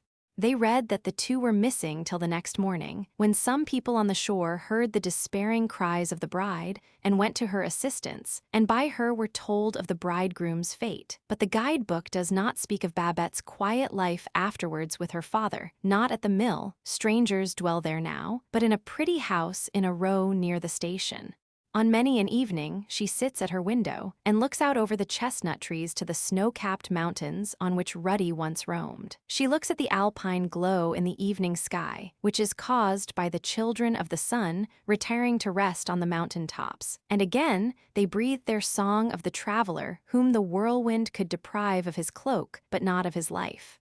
There is a rosy tint on the mountain snow, and there are rosy gleams in each heart in which dwells the thought, God permits nothing to happen which is not the best for us. But this is not often revealed to all, as it was revealed to Babette in her wonderful dream. The Jewish maiden. In a charity school among the children sat a little Jewish girl. She was a good, intelligent child and very quick at her lessons, but the scripture lesson class she was not allowed to join, for this was a Christian school. During the hour of this lesson, the Jewish girl was allowed to learn her geography or to work her sum for the next day. And when her geography lesson was perfect, the book remained open before her, but she read not another word, for she sat silently listening to the words of the Christian teacher. He soon became aware that the little one was paying more attention to what he said than most of the other children. "Read your book, Sarah," he said to her gently. But again and again he saw her dark, beaming eyes fixed upon him, and once, when he asked her a question, she could answer him even better than the other children. She had not only heard, but understood his words and pondered them in her heart. Her father, a poor but honest man, had placed his daughter at the school on the conditions that she should not be instructed in the Christian faith. But it might have caused confusion or raised discontent in the minds of the other children if she had been sent out of the room, so she remained. And now it was evident this could not go on. The teacher went to her father and advised him to remove his daughter from the school or to allow her to become a Christian. "I cannot any longer be an idle spectator of those beaming eyes, which express such a deep and earnest longing for the words of the gospel," said he. Then the father burst into tears. "I know very little of the law of my fathers," said he, "but Sarah's mother was firm in her belief as a daughter of Israel, and I vowed to her on her deathbed that our child should never be baptized. I must keep my vow. It is to me even as a covenant with God himself." And so the little Jewish girl left the Christian school. Years rolled by. In one of the smallest provincial towns, in a humble household, lived a poor maiden of the Jewish faith as a servant. Her hair was black as ebony, her eye dark as night, yet full of light and brilliancy so peculiar to the daughters of the East. It was Sarah. The expression in the face of the grown-up maiden was still the same as when, a child, she sat on the schoolroom form, listening with thoughtful eyes to the words of the Christian teacher. Every Sunday there sounded forth, from a church close, by the tones of an organ and the singing of the congregation. The Jewish girl heard them in the house where, industrious and faithful in all things, she performed her household duties. "Thou shalt keep the Sabbath holy," said the voice of the law in her heart. But her Sabbath was a working day among the Christians, which was a great trouble to her. And then, as the thought arose in her mind, "Does God reckon by days and hours?" her conscience felt satisfied on this question, and she found it a comfort to her that on the Christian Sabbath she could have an hour for her own prayers undisturbed. The music and singing of the congregation sounded in her ears while at work in her kitchen, till the place itself became sacred to her. Then she would read in the Old Testament, that treasure and comfort to her people, and it was indeed the only scriptures she could read. Faithfully in her inmost thoughts had she kept the words of her father to her teacher when she left the school, and the vow he had made to her dying mother that she should never receive Christian baptism. The New Testament must remain to her a sealed book, and yet she knew a great deal of its teaching, and the sound of the gospel truths still lingered among the recollections of her childhood. One evening she was sitting in a corner of the dining room while her master read aloud. It was not the gospel he read, but an old storybook, therefore she might stay and listen to him.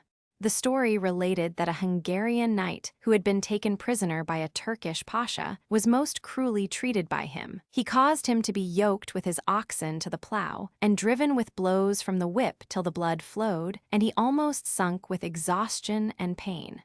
The faithful wife of the knight at home gave up all her jewels, mortgaged her castle and land, and his friends raised large sums to make up the ransom demanded for his release, which was most enormously high. It was collected at last, and the knight released from slavery and misery. Sick and exhausted, he reached home. Ere long came another summons to a struggle with the foes of Christianity. The still living knight heard the sound. He could endure no more. He had neither peace nor rest. He caused himself to be lifted on his war horse. The color came into his cheeks, and his strength returned to him again as he went forth to battle and to victory. The very same pasha who had yoked him to the plow became his prisoner and was dragged to a dungeon in the castle. But an hour had scarcely passed when the knight stood before the captive pasha and inquired, "What do you suppose awaiteth thee?" "I know," replied the Pasha. "Retribution." "Yes, the retribution of a Christian," replied the knight. "The teaching of Christ, the teacher, commands us to forgive our enemies, to love our neighbors, for God is love. Depart in peace, return to thy home. I give thee back to thy loved ones, but in future be mild and humane to all who are in trouble." Then the prisoner burst into tears and exclaimed, "Oh, how could I imagine such mercy and forgiveness? I expected pain and torment. It seemed to me so sure that I took poison, which I secretly carried about me, and in a few hours its effects will destroy me. I must die. Nothing can save me, but before I die, explain to me the teaching which is so full of love and mercy, so great and godlike." Oh, that I may hear his teaching and die a Christian, and his prayer was granted. This was the legend which the master read out of the old storybook. Everyone in the house who was present listened and shared the pleasure. But Sarah, the Jewish girl, sitting so still in a corner, felt her heart burn with excitement. Great tears came into her shining dark eyes, and with the same gentle piety with which she had once listened to the gospel while sitting on the form at school, she felt its grandeur now, and the tears rolled down her cheeks. Then the last words of her dying mother rose before her, "Let not my child become a Christian," and with them sounded in her heart the words of the law, "Honor thy father and thy mother." "I am not admitted among the Christians," she said. "They mock me as a Jewish girl. The neighbors' boys did so last Sunday when I stood looking in through the open church door at the candles burning on the altar and listening to the singing. Ever since I sat on the school bench, I have felt the power of Christianity, a power which, like a sunbeam, streams into my heart, however closely I may close my eyes against it. But I will not grieve thee, my mother, in thy grave. I will not be unfaithful to my father's vow. I will not read the Bible of the Christian. I have the God of my fathers, and in him I will trust." And again years passed by. Sarah's master died, and his widow found herself in such reduced circumstances that she wished to dismiss her servant maid. But Sarah refused to leave the house, and she became a true support in time of trouble, and kept the household together by working till late at night with her busy hands to earn their daily bread. Not a relative came forward to assist them, and the widow was confined to a sick bed for months and grew weaker from day to day. Sarah worked hard, but contrived to spare time to amuse her and watch by the sick bed. She was gentle and pious, an angel of blessing in that house of poverty. "My Bible lies on the table yonder," said the sick woman one day to Sarah. "Read me something from it. The night appears so long, and my spirit thirsts to hear the word of God." And Sarah bowed her head. She took the book and folded her hand over the Bible of the Christians, and at last opened it and read to the sick woman. Tears stood in her eyes as she read, and they shone with brightness, for in her heart it was light. "Mother," she murmured, "thy child may not receive Christian baptism, nor be admitted into the congregation of Christian people. Thou hast so willed it, and I will respect thy command. We are therefore still united here on earth, but in the next world there will be a higher union, even with God himself, who leads and guides his people till death. He came down from heaven to earth to suffer for us, that we should bring forth the fruits of repentance. I understand it now. I know not how I learnt this truth, unless it is through the name of Christ."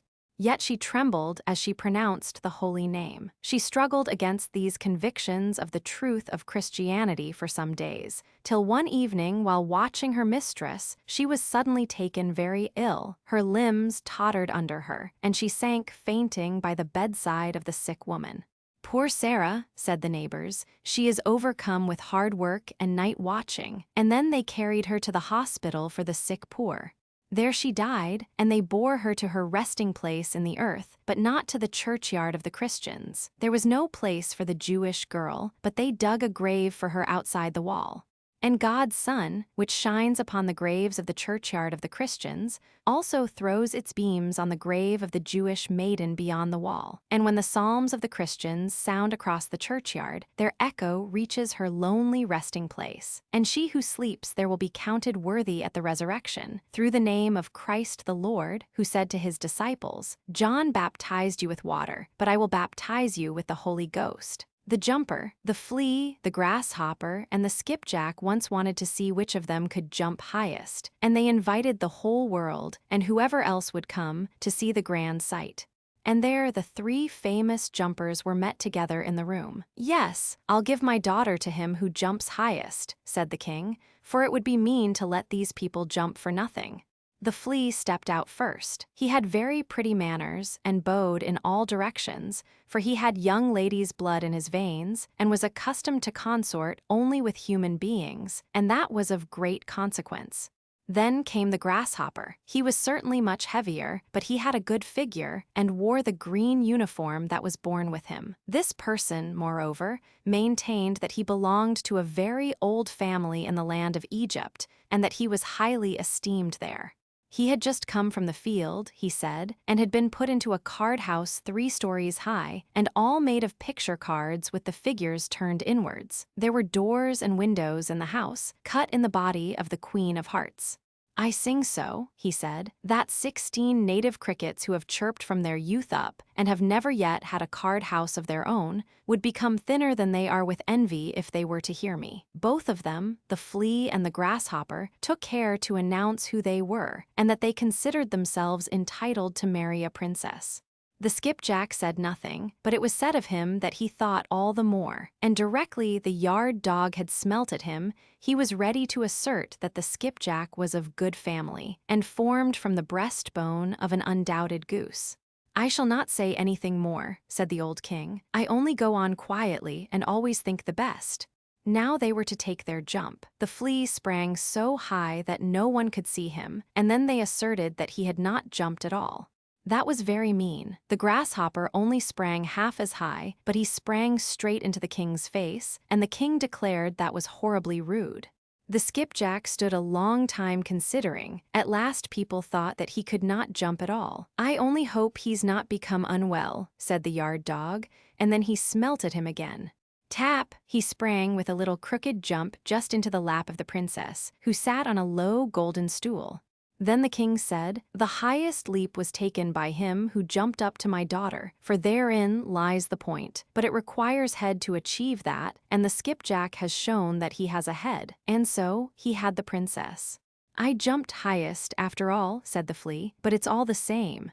Let her have the goose bone with its lump of wax and bit of stick. I jumped to the highest, but in this world a body is required if one wishes to be seen." And the flea went into foreign military service, where it is said he was killed. The grasshopper seated himself out in the ditch, and thought and considered how things happened in the world. And he too said, "Body is required, body is required." And then he sang his own melancholy song, and from that we have gathered this story, which they say is not true, though it's in print. The last dream of the old oak. In the forest, high up on the steep shore, and not far from the open seacoast, stood a very old oak tree. It was just 365 years old, but that long time was to the tree as the same number of days might be to us. We wake by day and sleep by night, and then we have our dreams. It is different with the tree. It is obliged to keep awake through 3 seasons of the year, and does not get any sleep till winter comes. Winter is its time for rest, its night after the long day of spring, summer, and autumn. On many a warm summer, the ephemera, the flies that exist for only a day, had fluttered about the old oak, enjoyed life and felt happy, and if, for a moment, one of the tiny creatures rested on one of his large fresh leaves, the tree would always say, "Poor little creature.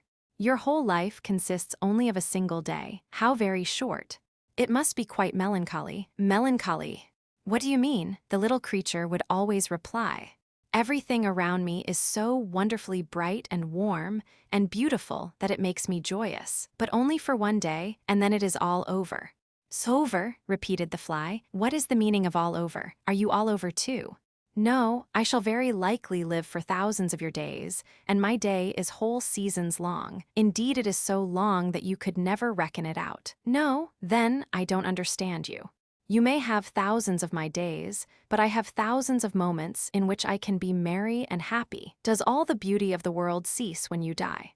"No," replied the tree, "it will certainly last much longer, infinitely longer than I can even think of." "Well, then," said the little fly, "we have the same time to live, only we reckon differently."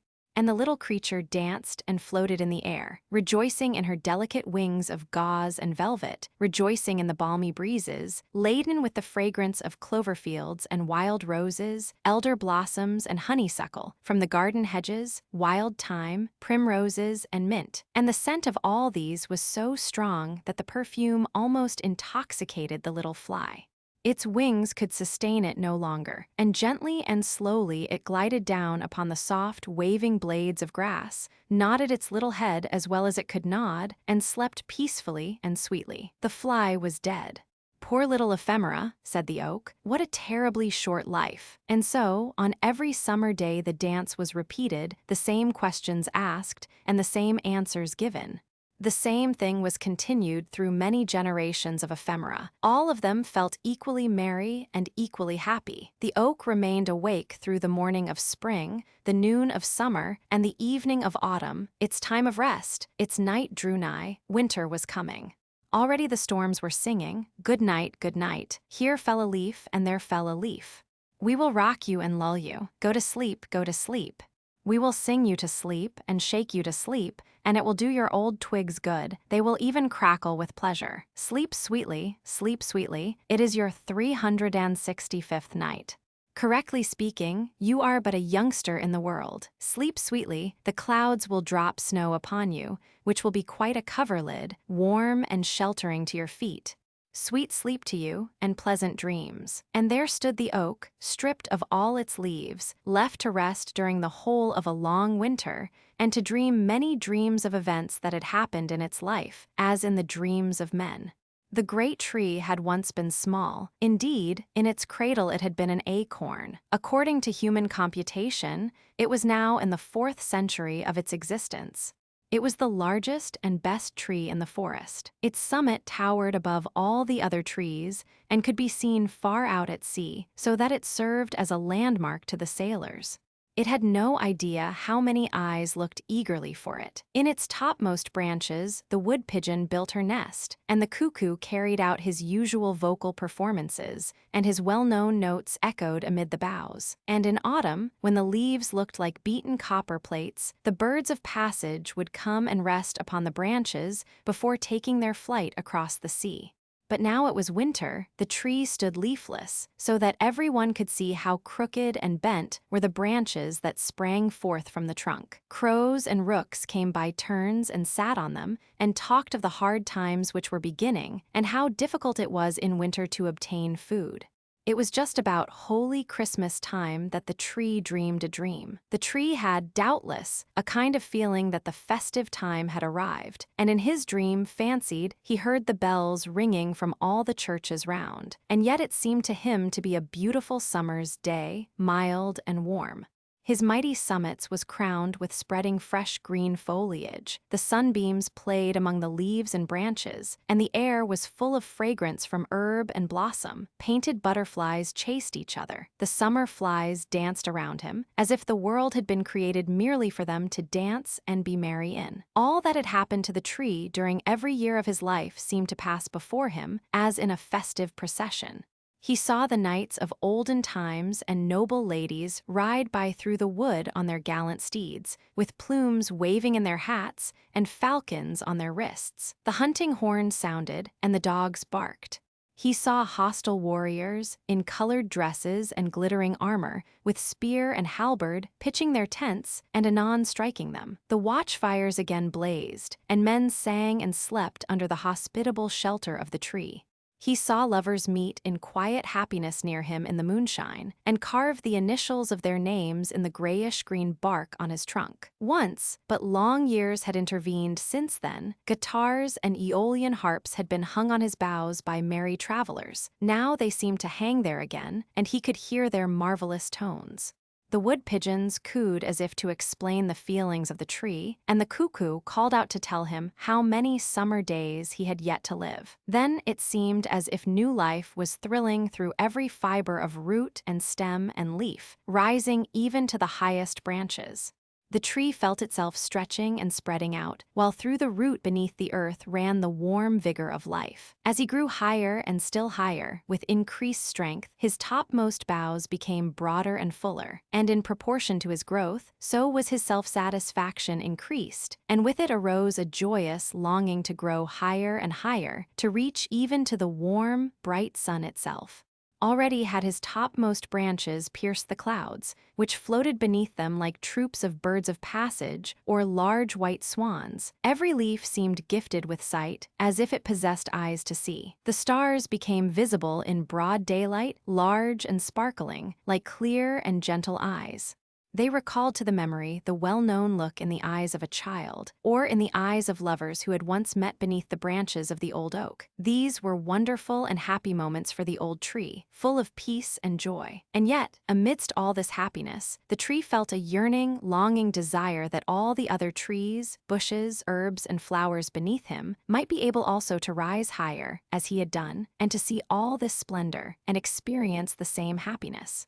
The grand, majestic oak could not be quite happy in the midst of his enjoyment, while all the rest, both great and small, were not with him. And this feeling of yearning trembled through every branch, through every leaf, as warmly and fervently as if they had been the fibers of a human heart. The summit of the tree waved to and fro, and bent downwards, as if in his silent longing he sought for something. Then there came to him the fragrance of thyme, followed by the more powerful scent of honeysuckle and violets, and he fancied he heard the note of the cuckoo. At length his longing was satisfied. Up through the clouds came the green summits of the forest trees, and beneath him the oak saw them rising and growing higher and higher. Bush and herb shot upward, and some even tore themselves up by the roots to rise more quickly. The birch tree was the quickest of all. Like a lightning flash, the slender stem shot upwards in a zigzag line, the branches spreading around it like green gauze and banners. Every native of the wood, even to the brown and feathery rushes, grew with the rest, while the birds ascended with the melody of song. On a blade of grass that fluttered in the air like a long, green ribbon sat a grasshopper, cleaning his wings with his legs. May beetles hummed, the bees murmured, the birds sang, each in his own way. The air was filled with the sounds of song and gladness. "But where is the little blue flower that grows by the water?" asked the oak, "and the purple bellflower and the daisy?" You see, the oak wanted to have them all with him. "Here we are here," sounded in voice and song. "But the beautiful time of last summer, where is that?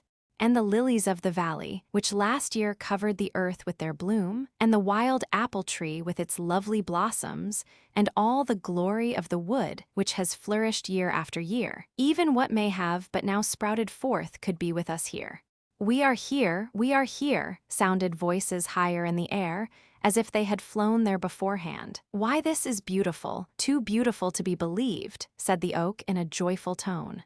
"I have them all here, both great and small, not one has been forgot. Can such happiness be imagined? It seemed almost impossible. In heaven with the eternal God, it can be imagined, and it is possible," sounded the reply through the air. And the old tree, as it still grew upwards and onwards, felt that his roots were loosening themselves from the earth. "It is right so, it is best," said the tree. "No fetters hold me now. I can fly up to the very highest point in light and glory, and all I love are with me, both small and great. All are here." Such was the dream of the old oak, and while he dreamed, a mighty storm came rushing over land and sea at the holy Christmas time. The sea rolled in great billows towards the shore. There was a cracking and crushing heard in the tree. The root was torn from the ground just at the moment when in his dream he fancied it was being loosened from the earth. He fell. His 365 years were passed as the single day of the ephemera. On the morning of Christmas Day, when the sun rose, the storm had ceased. From all the churches sounded the festive bells, and from every hearth, even of the smallest hut, rose the smoke into the blue sky, like the smoke from the festive thank-offerings on the Druids' altars. The sea gradually became calm, and on board a great ship that had withstood the tempest during the night, all the flags were displayed, as a token of joy and festivity. "The tree is down." "The old oak, our landmark on the coast," exclaimed the sailors. "It must have fallen in the storm of last night." Who can replace it? Alas, no one. This was a funeral oration over the old tree, short but well meant.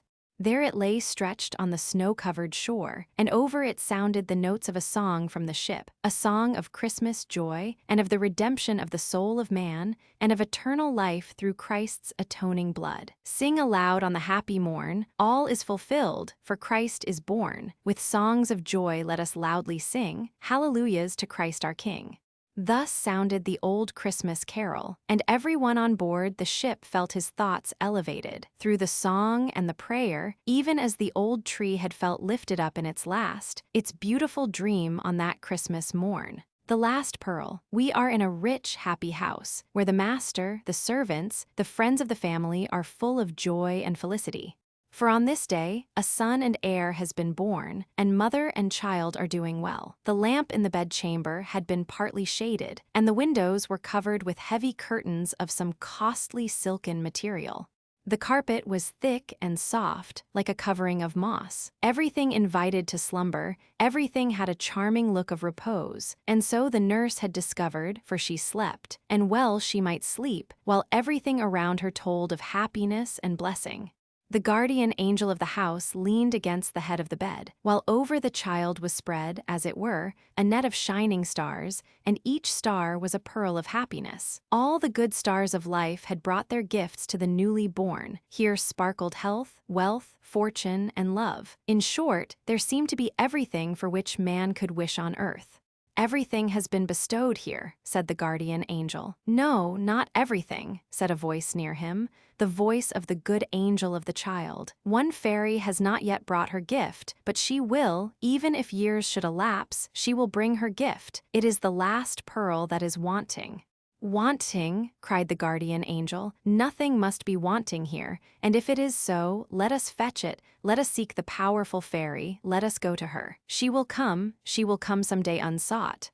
Her pearl must not be missing, it must be there, that the crown, when worn, may be complete. Where is she to be found? Where does she dwell? Said the guardian angel. Tell me, and I will procure the pearl.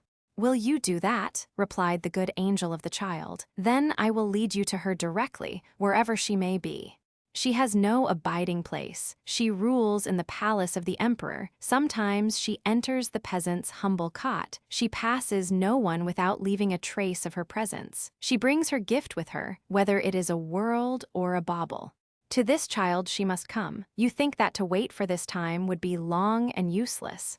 Well then, let us go for this pearl, the only one lacking amidst all this wealth. Then hand in hand they floated away to the spot where the fairy was now lingering. It was in a large house with dark windows and empty rooms, in which a peculiar stillness reigned. A whole row of windows stood open, so that the rude wind could enter at its pleasure, and the long white curtains waved to and fro in the current of air. In the center of one of the rooms stood an open coffin, in which lay the body of a woman, still in the bloom of youth and very beautiful. Fresh roses were scattered over her. The delicate folded hands and the noble face glorified in death by the solemn, earnest look which spoke of an entrance into a better world were alone visible. Around the coffin stood the husband and children, a whole troop, the youngest in the father's arms. They were come to take a last farewell look of their mother. The husband kissed her hand, which now lay like a withered leaf, but which a short time before had been diligently employed in deeds of love for them all.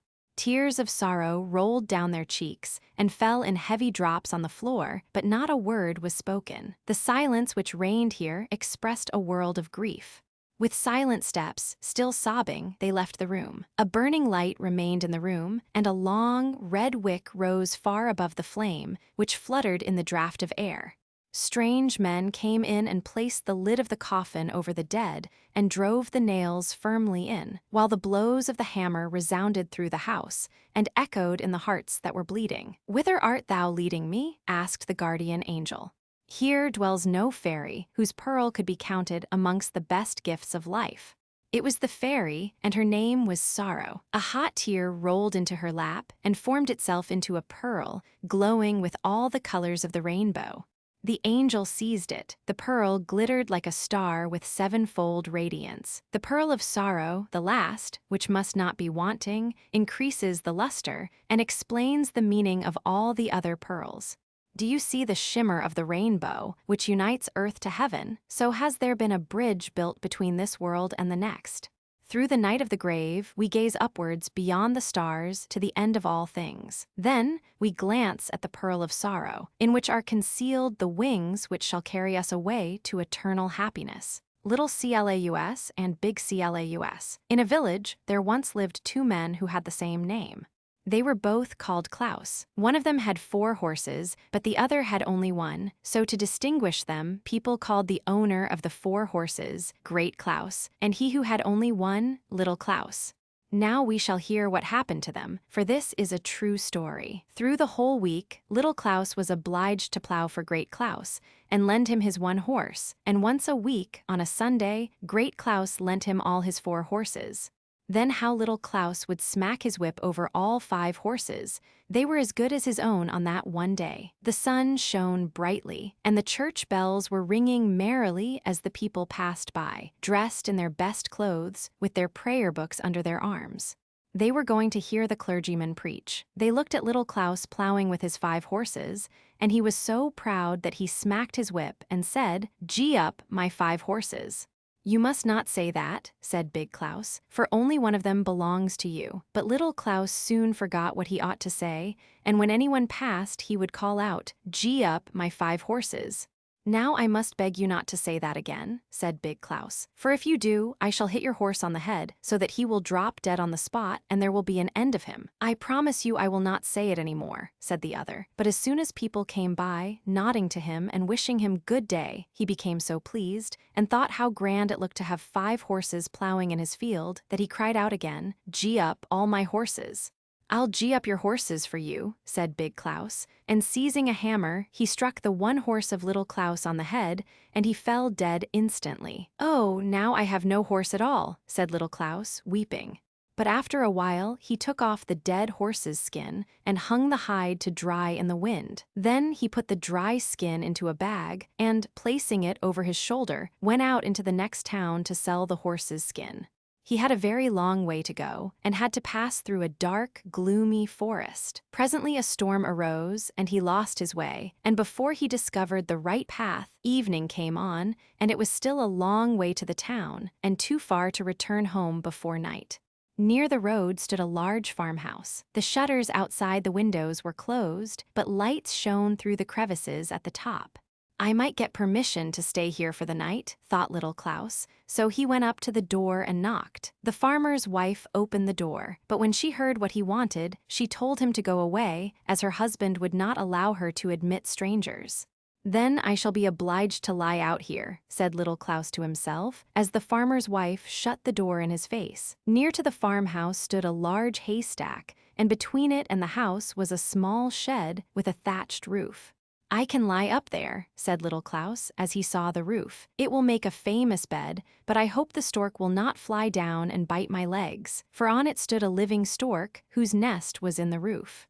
The farmer's wife and the sexton were sitting at the table together, and she filled his glass and helped him plenteously to fish, which appeared to be his favorite dish. "If I could only get some, too," thought Little Klaus. And then, as he stretched his neck towards the window, he spied a large, beautiful pie. Indeed, they had a glorious feast before them.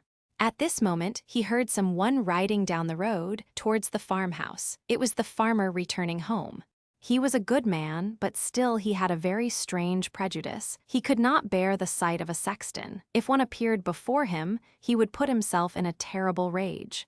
In consequence of this dislike, the sexton had gone to visit the farmer's wife during her husband's absence from home, and the good woman had placed before him the best she had in the house to eat. When she heard the farmer coming, she was frightened, and begged the sexton to hide himself in a large empty chest that stood in the room. He did so, for he knew her husband could not endure the sight of a sexton. The woman then quickly put away the wine and hid all the rest of the nice things in the oven, for if her husband had seen them, he would have asked what they were brought out for. "Oh dear," sighed Little Klaus from the top of the shed, as he saw all the good things disappear. "Is anyone up there?" asked the farmer, looking up and discovering little Klaus. "Why are you lying up there? Come down and come into the house with me." So little Klaus came down and told the farmer how he had lost his way and begged for a night's lodging. "All right," said the farmer, "but we must have something to eat first." The woman received them both very kindly, laid the cloth on a large table, and placed before them a dish of porridge. The farmer was very hungry and ate his porridge with a good appetite, but little Klaus could not help thinking of the nice roast meat, fish, and pies, which he knew were in the oven. Under the table, at his feet, lay the sack containing the horse's skin, which he intended to sell at the next town. Now little Klaus did not relish the porridge at all, so he trod with his foot on the sack under the table, and the dry skin squeaked quite loud. "Hush," said little Klaus to his sack, at the same time treading upon it again, till it squeaked louder than before. "Hallo! What have you got in your sack?" asked the farmer. "Oh, it is a conjurer," said little Klaus, "and he says we need not eat porridge, for he has conjured the oven full of roast meat, fish, and pie." "Wonderful!" cried the farmer, starting up and opening the oven door, and there lay all the nice things hidden by the farmer's wife, but which he supposed had been conjured there by the wizard under the table. The woman dared not say anything, so she placed the things before them, and they both ate of the fish, the meat, and the pastry.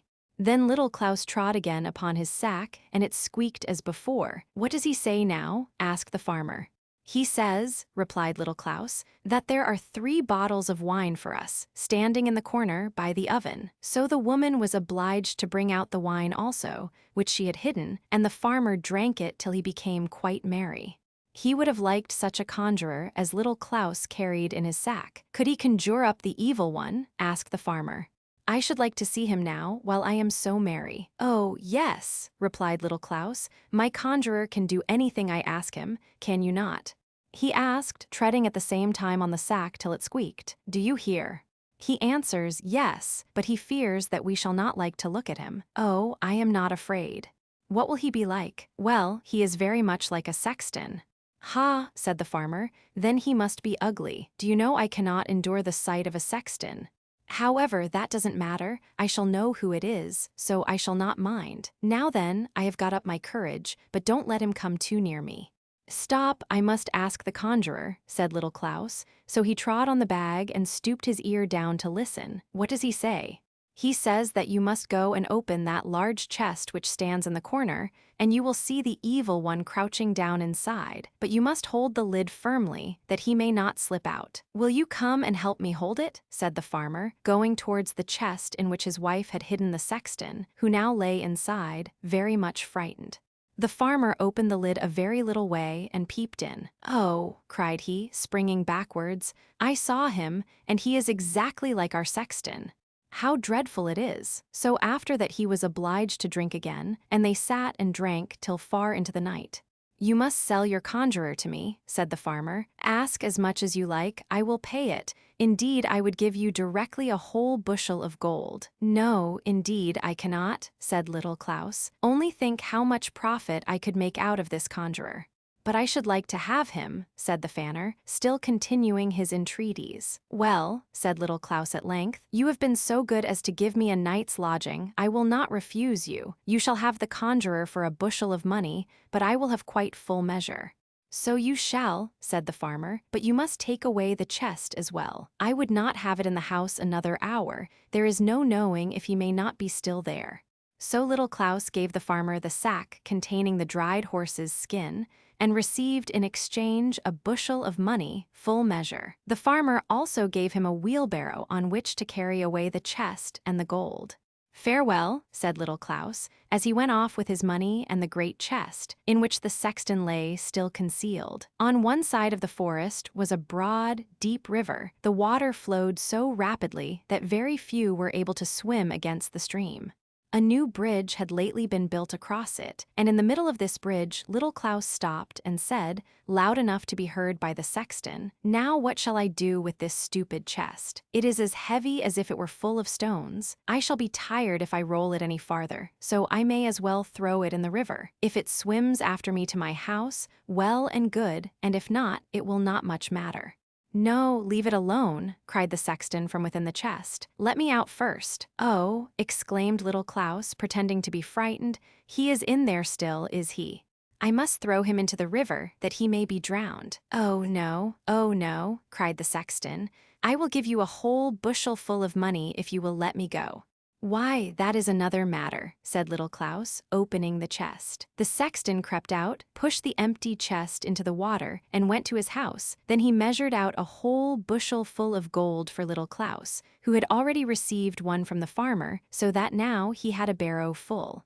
"I have been well paid for my horse," said he to himself when he reached home, entered his own room, and emptied all his money into a heap on the floor. "How vexed Great Klaus will be when he finds out how rich I have become all through my one horse, but I shall not tell him exactly how it all happened." Then he sent a boy to Great Klaus to borrow a bushel measure. "What can he want it for?" thought Great Klaus. So he smeared the bottom of the measure with tar, that some of whatever was put into it might stick there and remain. And so it happened, for when the measure returned, 3 new silver florins were sticking to it. "What does this mean?" said Great Klaus. So he ran off directly to little Klaus and asked, "Where did you get so much money?" "Oh, for my horse's skin. I sold it yesterday." "It was certainly well paid for then," said Great Klaus, and he ran home to his house, seized a hatchet, and knocked all his 4 horses on the head, flayed off their skins, and took them to the town to sell. "Skins, skins, who'll buy skins?" he cried as he went through the streets. All the shoemakers and tanners came running and asked how much he wanted for them. "A bushel of money for each," replied Great Klaus. "Are you mad?" they all cried. "Do you think we have money to spend by the bushel?" "Skins, skins," he cried again, "who'll buy skins?" But to all who inquired the price, his answer was, "A bushel of money." "He is making fools of us," said they all. Then the shoemakers took their straps, and the tanners their leather aprons, and began to beat Great Klaus. "Skins, skins." They cried, mocking him, "Yes, we'll mark your skin for you till it is black and blue." "Out of the town with him," said they. And Great Klaus was obliged to run as fast as he could. He had never before been so thoroughly beaten. "Ah," said he, as he came to his house, "Little Klaus shall pay me for this. I will beat him to death." Meanwhile, the old grandmother of little Klaus died. She had been cross, unkind, and really spiteful to him, but he was very sorry, and took the dead woman and laid her in his warm bed to see if he could bring her to life again. There he determined that she should lie the whole night, while he seated himself in a chair in a corner of the room as he had often done before. During the night, as he sat there, the door opened, and in came Great Klaus with a hatchet. He knew well where little Klaus's bed stood, so he went right up to it and struck the old grandmother on the head, thinking it must be little Klaus. "There," cried he, "now you cannot make a fool of me again," and then he went home. "That is a very wicked man," thought little Klaus. "He meant to kill me. It is a good thing for my old grandmother that she was already dead, or he would have taken her life." Then he dressed his old grandmother in her best clothes, borrowed a horse of his neighbor, and harnessed it to a cart. Then he placed the old woman on the back seat, so that she might not fall out as he drove, and rode away through the wood. By sunrise, they reached a large inn, where little Klaus stopped and went to get something to eat. The landlord was a rich man, and a good man too, but as passionate as if he had been made of pepper and snuff. "Good morning," said he to little Klaus. "You are come betimes today." "Yes," said little Klaus. "I am going to the town with my old grandmother. She is sitting at the back of the wagon, but I cannot bring her into the room. Will you take her a glass of mead? But you must speak very loud, for she cannot hear well." "Yes, certainly I will," replied the landlord, and pouring out a glass of mead, he carried it out to the dead grandmother, who sat upright in the cart. "Here is a glass of mead from your grandson," said the landlord. The dead woman did not answer a word, but sat quite still. "Do you not hear?" cried the landlord as loud as he could. "Here is a glass of mead from your grandson." Again and again he bawled it out, but as she did not stir, he flew into a passion and threw the glass of mead in her face. It struck her on the nose, and she fell backwards out of the cart, for she was only seated there, not tied in. "Hallo!" cried little Klaus, rushing out of the door and seizing hold of the landlord by the throat. "You have killed my grandmother. See, here is a great hole in her forehead." "Oh, how unfortunate," said the landlord, wringing his hands. "This all comes of my fiery temper. Dear little Klaus, I will give you a bushel of money. I will bury your grandmother as if she were my own. Only keep silent, or else they will cut off my head, and that would be disagreeable." So it happened that little Klaus received another bushel of money, and the landlord buried his old grandmother as if she had been his own. When little Klaus reached home again, he immediately sent a boy to Great Klaus, requesting him to lend him a bushel measure. "How is this?" thought Great Klaus. "Did I not kill him? I must go and see for myself." So he went to little Klaus and took the bushel measure with him. "How did you get all this money?" asked Great Klaus, staring with wide open eyes at his neighbor's treasures. "You killed my grandmother instead of me," said little Klaus, "so I have sold her for a bushel of money." "That is a good price at all events," said Great Klaus. So he went home, took a hatchet, and killed his old grandmother with one blow. Then he placed her on a cart and drove into the town to the apothecary and asked him if he would buy a dead body. "Whose is it, and where did you get it?" asked the apothecary. "It is my grandmother," he replied. "I killed her with a blow that I might get a bushel of money for her. Heaven preserve us!" Cried the apothecary, "You are out of your mind. Don't say such things, or you will lose your head." And then he talked to him seriously about the wicked deed he had done, and told him that such a wicked man would surely be punished. Great Klaus got so frightened that he rushed out of the surgery, jumped into the cart, whipped up his horses, and drove home quickly. The apothecary and all the people thought him mad, and let him drive where he liked. "You shall pay for this," said Great Klaus, as soon as he got into the highroad. "That you shall, little Klaus." So as soon as he reached home, he took the largest sack he could find and went over to little Klaus. "You have played me another trick," said he. "First, I killed all my horses, and then my old grandmother, and it is all your fault, but you shall not make a fool of me any more." So he laid hold of little Klaus round the body and pushed him into the sack, which he took on his shoulders, saying, "Now I'm going to drown you in the river." He had a long way to go before he reached the river, and little Klaus was not a very light weight to carry. The road led by the church, and as they passed, he could hear the organ playing and the people singing beautifully. Great Klaus put down the sack close to the church door and thought he might as well go in and hear a psalm before he went any farther. Little Klaus could not possibly get out of the sack, and all the people were in church, so in he went. "Oh dear, sighed little Klaus in the sack as he turned and twisted about, but he found he could not loosen the string with which it was tied. Presently an old cattle driver, with snowy hair, passed by, carrying a large staff in his hand, with which he drove a large herd of cows and oxen before him. They stumbled against the sack in which lay little Klaus and turned it over. "Oh dear," sighed little Klaus, "I am very young, yet I am soon going to heaven." "And I, poor fellow," said the drover, "I who am so old already cannot get there." "Open the sack," cried little Klaus. "Creep into it instead of me, and you will soon be there." "With all my heart," replied the drover, opening the sack, from which sprung little Klaus as quickly as possible. "Will you take care of my cattle?" said the old man, as he crept into the bag. "Yes," said little Klaus, and he tied up the sack, and then walked off with all the cows and oxen. When Great Klaus came out of church, he took up the sack and placed it on his shoulders. It appeared to have become lighter, for the old drover was not half so heavy as little Klaus. "How light he seems now," said he. "Ah, it is because I have been to a church." So he walked on to the river, which was deep and broad, and threw the sack containing the old drover into the water, believing it to be little Klaus. "There you may lie," he exclaimed. "You will play me no more tricks now." Then he turned to go home, but when he came to a place where two roads crossed, there was little Klaus driving the cattle. "How is this?" said Great Klaus. "Did I not drown you just now?" "Yes," said little Klaus. "You threw me into the river about half an hour ago." "But wherever did you get all these fine beasts?" asked Great Klaus. "These beasts are sea cattle," replied little Klaus. "I'll tell you the whole story, and thank you for drowning me. I am above you now. I am really very rich. I was frightened, to be sure, while I lay tied up in the sack, and the wind whistled in my ears when you threw me into the river from the bridge, and I sank to the bottom immediately. But I did not hurt myself, for I fell upon beautifully soft grass which grows down there, and in a moment the sack opened, and the sweetest little maiden came towards me. She had snow-white robes and a wreath of green leaves on her wet hair. She took me by the hand and said, "So you are come, little Klaus, and here are some cattle for you to begin with.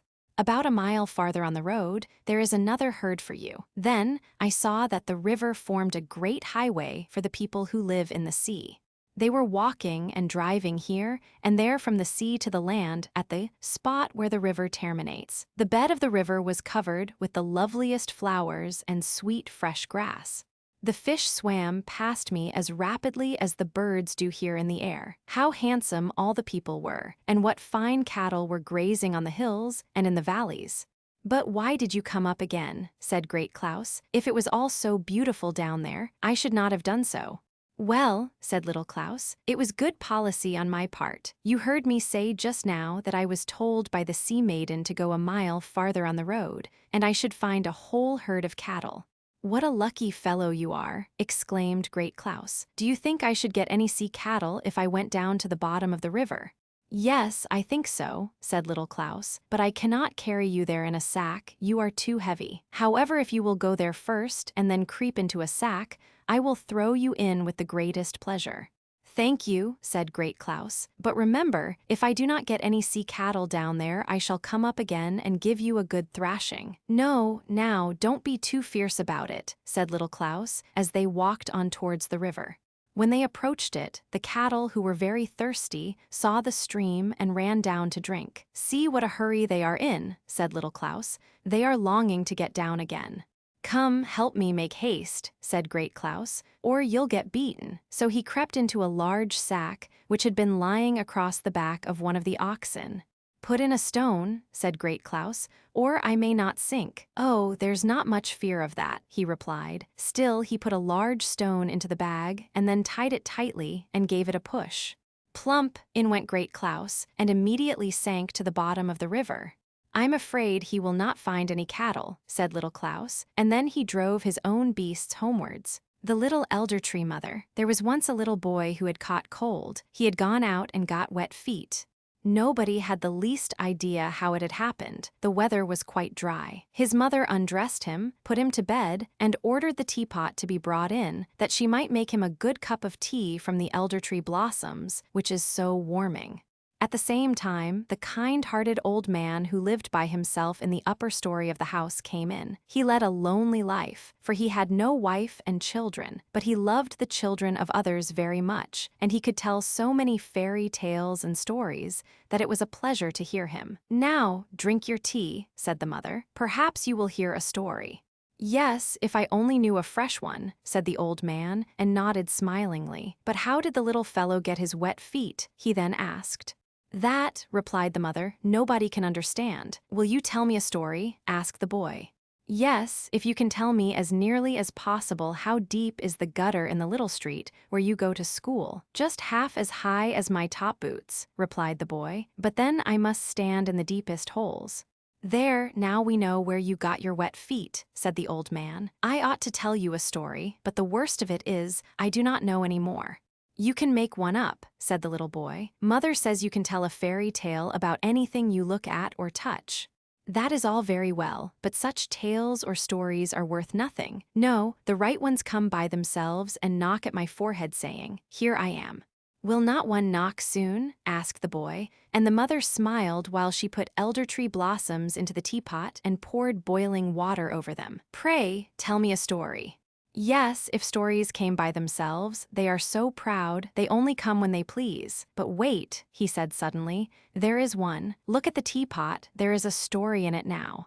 And the little boy looked at the teapot. The lid rose up gradually, the elder tree blossoms sprang forth one by one, fresh and white. Long boughs came forth. Even out of the spout they grew up in all directions and formed a bush, nay, a large elder tree, which stretched its branches up to the bed and pushed the curtains aside. And there were so many blossoms and such a sweet fragrance. "What is this woman's name?" asked the little boy. "Well, the Romans and Greeks used to call her a dryad," said the old man, "but we do not understand that. Out in the sailors' quarter they give her a better name. There she is called Elder Tree Mother. Now, you must attentively listen to her and look at the beautiful elder tree." Just such a large tree, covered with flowers, stands out there. It grew in the corner of an humble little yard. Under this tree sat two old people one afternoon in the beautiful sunshine. He was an old sailor, and she his old wife. They had already great-grandchildren, and were soon to celebrate their golden wedding, but they could not remember the date, and the elder tree mother was sitting in the tree and looked as pleased as this one here. "I know very well when the golden wedding is to take place," she said, but they did not hear it. They were talking of bygone days. "Well, do you remember," said the old sailor, "when we were quite small and used to run about and play? It was in the very same yard where we now are. We used to put little branches into the ground and make a garden." "Yes," said the old woman, "I remember it very well. We used to water the branches, and one of them, an elder tree branch, took root and grew and became the large tree under which we are now sitting as old people." "Certainly, you are right," he said, "and in yonder corner stood a large water tub. There I used to sail my boat, which I had cut out myself. It sailed so well, but soon I had to sail somewhere else. But first we went to school to learn something," she said, "and then we were confirmed. We both wept on that day, but in the afternoon we went out hand in hand, and ascended the high round tower, and looked out into the wide world right over Copenhagen and the sea. Then we walked to Fredericksburg, where the king and the queen were sailing about in their magnificent boat on the canals. But soon I had to sail about somewhere else, and for many years I was traveling about far away from home. And I often cried about you, for I was afraid lest you were drowned and lying at the bottom of the sea. Many a time I got up in the night and looked if the weathercock had turned. It turned often, but you did not return. I remember one day distinctly. The rain was pouring down in torrents. The dustman had come to the house where I was in service. I went down with the dustbin and stood for a moment in the doorway and looked at the dreadful weather. Then the postman gave me a letter. It was from you. Heavens, how that letter had traveled about! I tore it open and read it. I cried and laughed at the same time and was so happy. Therein was written that you were staying in the hot countries where the coffee grows. These must be marvelous countries. You said a great deal about them, and I read all while the rain was pouring down and I was standing there with the dustbin. Then suddenly someone put his arm round my waist. "Yes, and you gave him a hearty smack on the cheek," said the old man. "I did not know that it was you. You had come as quickly as your letter, and you looked so handsome, and so you do still. You had a large yellow silk handkerchief in your pocket and a shining hat on. You looked so well, and the weather in the street was horrible. Then we married," he said. "Do you remember how we got our first boy, and then Mary, Niels, Peter, John, and Christian?" "Oh, yes, and now they have all grown up and have become useful members of society whom everybody cares for. And their children have had children again," said the old sailor. "Yes, these are children's children, and they are strong and healthy. If I am not mistaken, our wedding took place at this season of the year." "Yes, today is your golden wedding day," said the little elder tree mother, stretching her head down between the two old people, who thought that she was their neighbor who was nodding to them. They looked at each other and clasped hands. Soon afterwards the children and grandchildren came, for they knew very well that it was the golden wedding day. They had already wished them joy and happiness in the morning, but the old people had forgotten it, although they remembered things so well that had passed many, many years ago. The elder tree smelt strongly, and the setting sun illuminated the faces of the two old people, so that they looked quite rosy. The youngest of the grandchildren danced round them, and cried merrily that there would be a feast in the evening, for they were to have hot potatoes, and the elder mother nodded in the tree and cried, "Hooray," with the others. "But that was no fairy tale," said the little boy who had listened to it. "You will presently understand it," said the old man who told the story. "Let us ask little elder tree mother about it."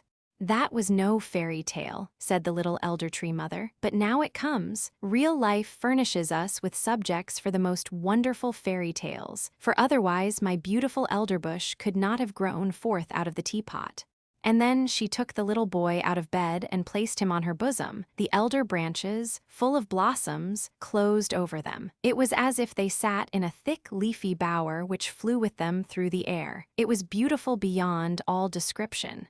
She and the boy kissed each other, and then they were of the same age and felt the same joys. They walked hand in hand out of the bower, and now stood at home in a beautiful flower garden. Near the green lawn, the father's walking stick was tied to a post. There was life in this stick for the little ones, for as soon as they seated themselves upon it, the polished knob turned into a neighing horse's head, a long black mane was fluttering in the wind, and 4 strong, slender legs grew out. The animal was fiery and spirited. They galloped round the lawn. "Hooray! Now we shall ride far away many miles," said the boy. "We shall ride to the nobleman's estate where we were last year." And they rode round the lawn again, and the little girl, who, as we know, was no other than the little elder tree mother, continually cried, "Now we are in the country. Do you see the farmhouse there, with the large baking stove, which projects like a gigantic egg out of the wall into the road? The elder tree spreads its branches over it, and the cock struts about and scratches for the hens. Look how proud he is. Now we are near the church. It stands on a high hill under the spreading oak trees. One of them is half dead. Now we are at the smithy, where the fire roars and the half-naked men beat with their hammers so that the sparks fly far and wide. Let's be off to the beautiful farm." And they passed by everything the little girl, who was sitting behind on the stick, described, and the boys saw it, and yet they only went round the lawn. Then they played in a sidewalk and marked out a little garden on the ground. She took elder blossoms out of her hair and planted them, and they grew exactly like those the old people planted when they were children, as we have heard before. They walked about hand in hand, just as the old couple had done when they were little, but they did not go to the round tower nor to the Fredericksburg garden. No, the little girl seized the boy round the waist, and then they flew far into the country. It was spring and it became summer, it was autumn and it became winter, and thousands of pictures reflected themselves in the boy's eyes and heart, and the little girl always sang again, "You will never forget that." And during their whole flight, the elder tree smelt so sweetly. He noticed the roses and the fresh beeches, but the elder tree smelt much stronger, for the flowers were fixed on the little girl's bosom, against which the boy often rested his head during the flight. "It is beautiful here in spring," said the little girl, and they were again in the green beechwood, where the thyme breathed forth sweet fragrance at their feet, and the pink anemones looked lovely in the green moss. "Oh, that it were always spring in the fragrant beechwood! Here it is splendid in summer," she said, and they passed by old castles of the age of chivalry. The high walls and indented battlements were reflected in the water of the ditches, on which swans were swimming and peering into the old shady avenues. The corn waved in the field like a yellow sea. Red and yellow flowers grew in the ditches, wild hops and convolvuli in full bloom in the hedges. In the evening the moon rose, large and round, and the hayricks in the meadows smelt sweetly. One can never forget it. "Here it is beautiful in autumn," said the little girl, and the atmosphere seemed twice as high and blue, while the wood shone with crimson, green, and gold. The hounds were running off. Flocks of wild fowl flew screaming over the barrows, while the bramble bushes twined round the old stones. The dark blue sea was covered with white-sailed ships, and in the barns sat old women, girls, and children picking hops into a large tub. The young ones sang songs, and the old people told fairy tales about goblins and sorcerers. It could not be more pleasant anywhere. "Here it's agreeable in winter," said the little girl, and all the trees were covered with hoarfrost, so that they looked like white coral. The snow creaked under one's feet as if one had new boots on. One shooting star after another traversed the sky. In the room, the Christmas tree was lit, and there were song and merriment. In the peasant's cottage, the violins sounded, and games were played for apple quarters. Even the poorest child said, "It is beautiful in winter," and indeed it was beautiful. And the little girl showed everything to the boy, and the elder tree continued to breathe forth sweet perfume, while the red flag with the white cross was streaming in the wind. It was the flag under which the old sailor had served. The boy became a youth. He was to go out into the wide world, far away to the countries where the coffee grows. But at parting, the little girl took an elder blossom from her breast and gave it to him as a keepsake. He placed it in his prayer book, and when he opened it in distant lands, it was always at the place where the flower of remembrance was lying, and the more he looked at it, the fresher it became, so that he could almost smell the fragrance of the woods at home. He distinctly saw the little girl, with her bright blue eyes, peeping out from behind the petals, and heard her whispering, "Here it is beautiful in spring, in summer, in autumn, and in winter," and hundreds of pictures passed through his mind. Thus many years rolled by. He had now become an old man, and was sitting, with his old wife, under an elder tree in full bloom. They held each other by the hand exactly as the great-grandfather and the great-grandmother had done outside, and like them, they talked about bygone days and of their golden wedding. The little girl with the blue eyes and elder blossoms in her hair was sitting high up in the tree and nodded to them, saying, "Today is the golden wedding," and then she took 2 flowers out of her wreath and kissed them. They glittered at first like silver, then like gold, and when she placed them on the heads of the old people, each flower became a golden crown. There they both sat like a king and queen under the sweet-smelling tree, which looked exactly like an elder tree, and he told his wife the story of the elder tree mother as it had been told him when he was a little boy. They were both of opinion that the story contained many points like their own, and these similarities they liked best. "Yes, so it is," said the little girl in the tree. "Some call me Little Elder Tree Mother, others a Dryad, but my real name is Remembrance. It is I who sit in the tree which grows and grows. I can remember things and tell stories, but let's see if you have still got your flower." And the old man opened his prayer book. The elder blossom was still in it, and as fresh as if it had only just been put in. Remembrance nodded, and the 2 old people, with the golden crowns on their heads, sat in the glowing evening sun. They closed their eyes and, well, now the story is ended. The little boy in bed did not know whether he had dreamt it or heard it told. The teapot stood on the table, but no elder tree was growing out of it, and the old man who had told the story was on the point of leaving the room, and he did go out. "How beautiful it was," said the little boy. "Mother, I have been to warm countries." "I believe you," said the mother. "If one takes 2 cups of hot elder tea, it is quite natural that one gets into warm countries." And she covered him up well, so that he might not take cold.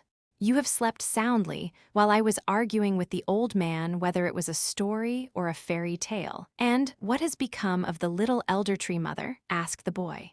"She is in the teapot," said the mother, "and there she may remain." "Little Ida's flowers." "My poor flowers are quite dead," said little Ida. "They were so pretty yesterday evening, and now all the leaves are hanging down quite withered."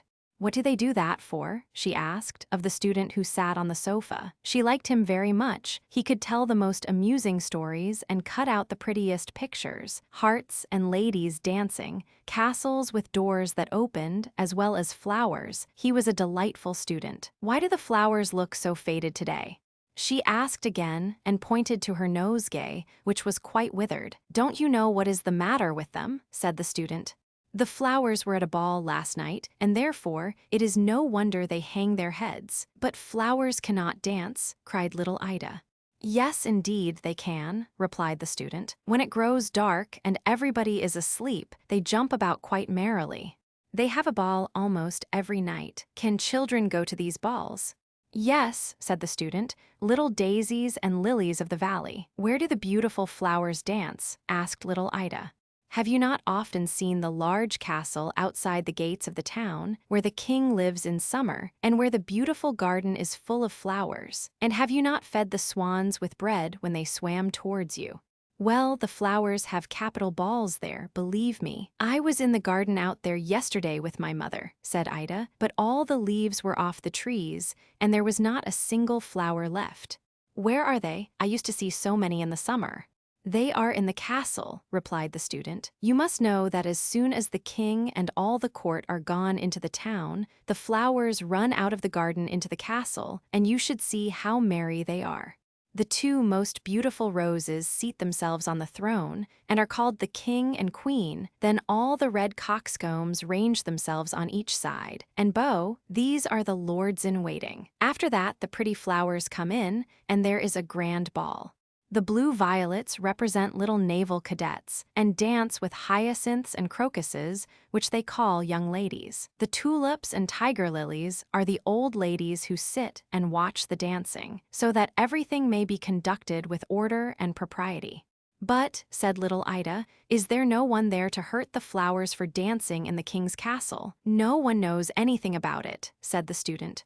"The old steward of the castle, who has to watch there at night, sometimes comes in, but he carries a great bunch of keys, and as soon as the flowers hear the keys rattle, they run and hide themselves behind the long curtains and stand quite still, just peeping their heads out. Then the old steward says, 'I smell flowers here,' but he cannot see them." "Oh, how capital," said little Ida, clapping her hands. "Should I be able to see these flowers?" "Yes," said the student. "Mind you think of it the next time you go out. No doubt you will see them, if you peep through the window. I did so today, and I saw a long yellow lily lying stretched out on the sofa. She was a court lady." "Can the flowers from the botanical gardens go to these balls?" asked Ida. "It is such a distance." "Oh, yes," said the student, "whenever they like, for they can fly. Have you not seen those beautiful red, white, and yellow butterflies that look like flowers? They were flowers once.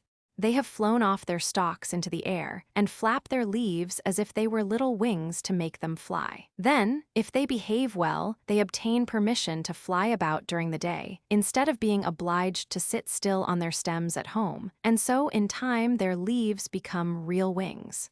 It may be, however, that the flowers in the botanical gardens have never been to the king's palace, and therefore they know nothing of the merry doings at night which take place there. I will tell you what to do, and the botanical professor, who lives close by here, will be so surprised. You know him very well, do you not? Well, next time you go into his garden, you must tell one of the flowers that there is going to be a grand ball at the castle. Then that flower will tell all the others, and they will fly away to the castle as soon as possible. And when the professor walks into his garden, there will not be a single flower left. How he will wonder what has become of them. But how can one flower tell another? Flowers cannot speak. "No, certainly not," replied the student, "but they can make signs. Have you not often seen that when the wind blows they nod at one another and rustle all their green leaves?" "Can the professor understand the signs?" asked Ida. "Yes, to be sure he can. He went one morning into his garden and saw a stinging nettle making signs with its leaves to a beautiful red carnation. It was saying, 'You are so pretty, I like you very much.' But the professor did not approve of such nonsense, so he clapped his hands on the nettle to stop it. Then the leaves, which are its fingers, stung him so sharply that he has never ventured to touch a nettle since." "Oh, how funny," said Ida, and she laughed. "How can anyone put such notions into a child's head?" said a tiresome lawyer, who had come to pay a visit and sat on the sofa. He did not like the student, and would grumble when he saw him cutting out droll or amusing pictures. Sometimes it would be a man hanging on a gibbet and holding a heart in his hand as if he had been stealing hearts. Sometimes it was an old witch riding through the air on a broom and carrying her husband on her nose. But the lawyer did not like such jokes, and he would say as he had just said, "How can anyone put such nonsense into a child's head? What absurd fancies there are." But to little Ida, all these stories which the student told her about the flowers seemed very droll, and she thought over them a great deal. The flowers did hang their heads because they had been dancing all night and were very tired, and most likely they were ill. Then she took them into the room where a number of toys lay on a pretty little table, and the whole of the table drawer besides was full of beautiful things. Her doll Sophie lay in the doll's bed asleep, and little Ida said to her, "You must really get up, Sophie, and be content to lie in the drawer tonight. The poor flowers are ill, and they must lie in your bed, then perhaps they will get well again." So she took the doll out, who looked quite cross and said not a single word, for she was angry at being turned out of her bed. Ida placed the flowers in the doll's bed and drew the quilt over them. Then she told them to lie quite still and be good while she made some tea for them, so that they might be quite well and able to get up the next morning. And she drew the curtains close round the little bed, so that the sun might not shine in their eyes. During the whole evening, she could not help thinking of what the student had told her. And before she went to bed herself, she was obliged to peep behind the curtains into the garden where all her mother's beautiful flowers grew, hyacinths and tulips, and many others. Then she whispered to them quite softly, "I know you are going to a ball tonight. But the flowers appeared as if they did not understand, and not a leaf moved. Still, Ida felt quite sure she knew all about it. She lay awake a long time after she was in bed, thinking how pretty it must be to see all the beautiful flowers dancing in the king's garden. I wonder if my flowers have really been there, she said to herself, and then she fell asleep. In the night she awoke. She had been dreaming of the flowers and of the student, as well as of the tiresome lawyer who found fault with him. It was quite still in Ida's bedroom, the night lamp burnt on the table, and her father and mother were asleep. I wonder if my flowers are still lying in Sophie's bed, she thought to herself. How much I should like to know. She raised herself a little and glanced at the door of the room where all her flowers and playthings lay. It was partly open, and as she listened, it seemed as if someone in the room was playing the piano, but softly and more prettily than she had ever before heard it. Now all the flowers are certainly dancing in there, she thought. Oh, how much I should like to see them. But she did not dare move for fear of disturbing her father and mother. If they would only come in here, she thought, but they did not come, and the music continued to play so beautifully and was so pretty that she could resist no longer. She crept out of her little bed, went softly to the door and looked into the room. Oh, what a splendid sight there was, to be sure. There was no night lamp burning, but the room appeared quite light, for the moon shone through the window upon the floor and made it almost like day. All the hyacinths and tulips stood in 2 long rows down the room. Not a single flower remained in the window, and the flower pots were all empty. The flowers were dancing gracefully on the floor, making turns and holding each other by their long green leaves as they swung round. At the piano sat a large yellow lily, which little Ida was sure she had seen in the summer, for she remembered the student saying she was very much like Miss Lena, one of Ida's friends. They all laughed at him then, but now it seemed to little Ida as if the tall, yellow flower was really like the young lady. She had just the same manners while playing, bending her long yellow face from side to side and nodding in time to the beautiful music. Then she saw a large purple crocus jump into the middle of the table where the playthings stood, go up to the doll's bedstead and draw back the curtains. There lay the sick flowers, but they got up directly and nodded to the others as a sign that they wished to dance with them. The old rough doll, with the broken mouth, stood up and bowed to the pretty flowers. They did not look ill at all now, but jumped about and were very merry, yet none of them noticed little Ida. Presently it seemed as if something fell from the table. Ida looked that way and saw a slight carnival rod jumping down among the flowers as if it belonged to them. It was, however, very smooth and neat, and a little wax doll with a broad-brimmed hat on her head, like the one worn by the lawyer, sat upon it. The carnival rod hopped about among the flowers on its 3 red stilted feet and stamped quite loud when it danced the mazurka. The flowers could not perform this dance. They were too light to stamp in that manner. All at once, the wax doll, which rode on the carnival rod, seemed to grow larger and taller, and it turned round and said to the paper flowers, "How can you put such things in a child's head? They are all foolish fancies." And then the doll was exactly like the lawyer with the broad-brimmed hat, and looked as yellow and as cross as he did. But the paper dolls struck him on his thin legs, and he shrunk up again and became quite a little wax doll. This was very amusing, and Ida could not help laughing. The carnival rod went on dancing, and the lawyer was obliged to dance also. It was no use. He might make himself great and tall, or remain a little wax doll with a large black hat. Still, he must dance. Then at last the other flowers interceded for him, especially those who had lain in the doll's bed, and the carnival rod gave up his dancing. At the same moment, a loud knocking was heard in the drawer, where Ida's doll Sophie lay with many other toys. Then the rough doll ran to the end of the table, laid himself flat down upon it, and began to pull the drawer out a little way. Then Sophie raised himself and looked round quite astonished. "There must be a ball here tonight," said Sophie. "Why did not somebody tell me? Will you dance with me?" said the rough doll. "You are the right sort to dance with, certainly," said she, turning her back upon him. Then she seated herself on the edge of the drawer and thought that perhaps one of the flowers would ask her to dance, but none of them came. Then she coughed, hem, hem, ahem, but for all that not one came. The shabby doll now danced quite alone and not very badly after all. As none of the flowers seemed to notice Sophie, she let herself down from the drawer to the floor so as to make a very great noise. All the flowers came round her directly and asked if she had hurt herself, especially those who had lain in her bed. But she was not hurt at all, and Ida's flowers thanked her for the use of the nice bed and were very kind to her. They led her into the middle of the room where the moon shone and danced with her, while all the other flowers formed a circle round them. Then Sophie was very happy and said they might keep her bed. She did not mind lying in the drawer at all, but the flowers thanked her very much and said, "We cannot live long. Tomorrow morning we shall be quite dead, and you must tell little Ida to bury us in the garden, near to the grave of the canary. Then, in the summer we shall wake up and be more beautiful than ever." "No, you must not die," said Sophie, as she kissed the flowers. Then the door of the room opened, and a number of beautiful flowers danced in. Ida could not imagine where they could come from, unless they were the flowers from the king's garden.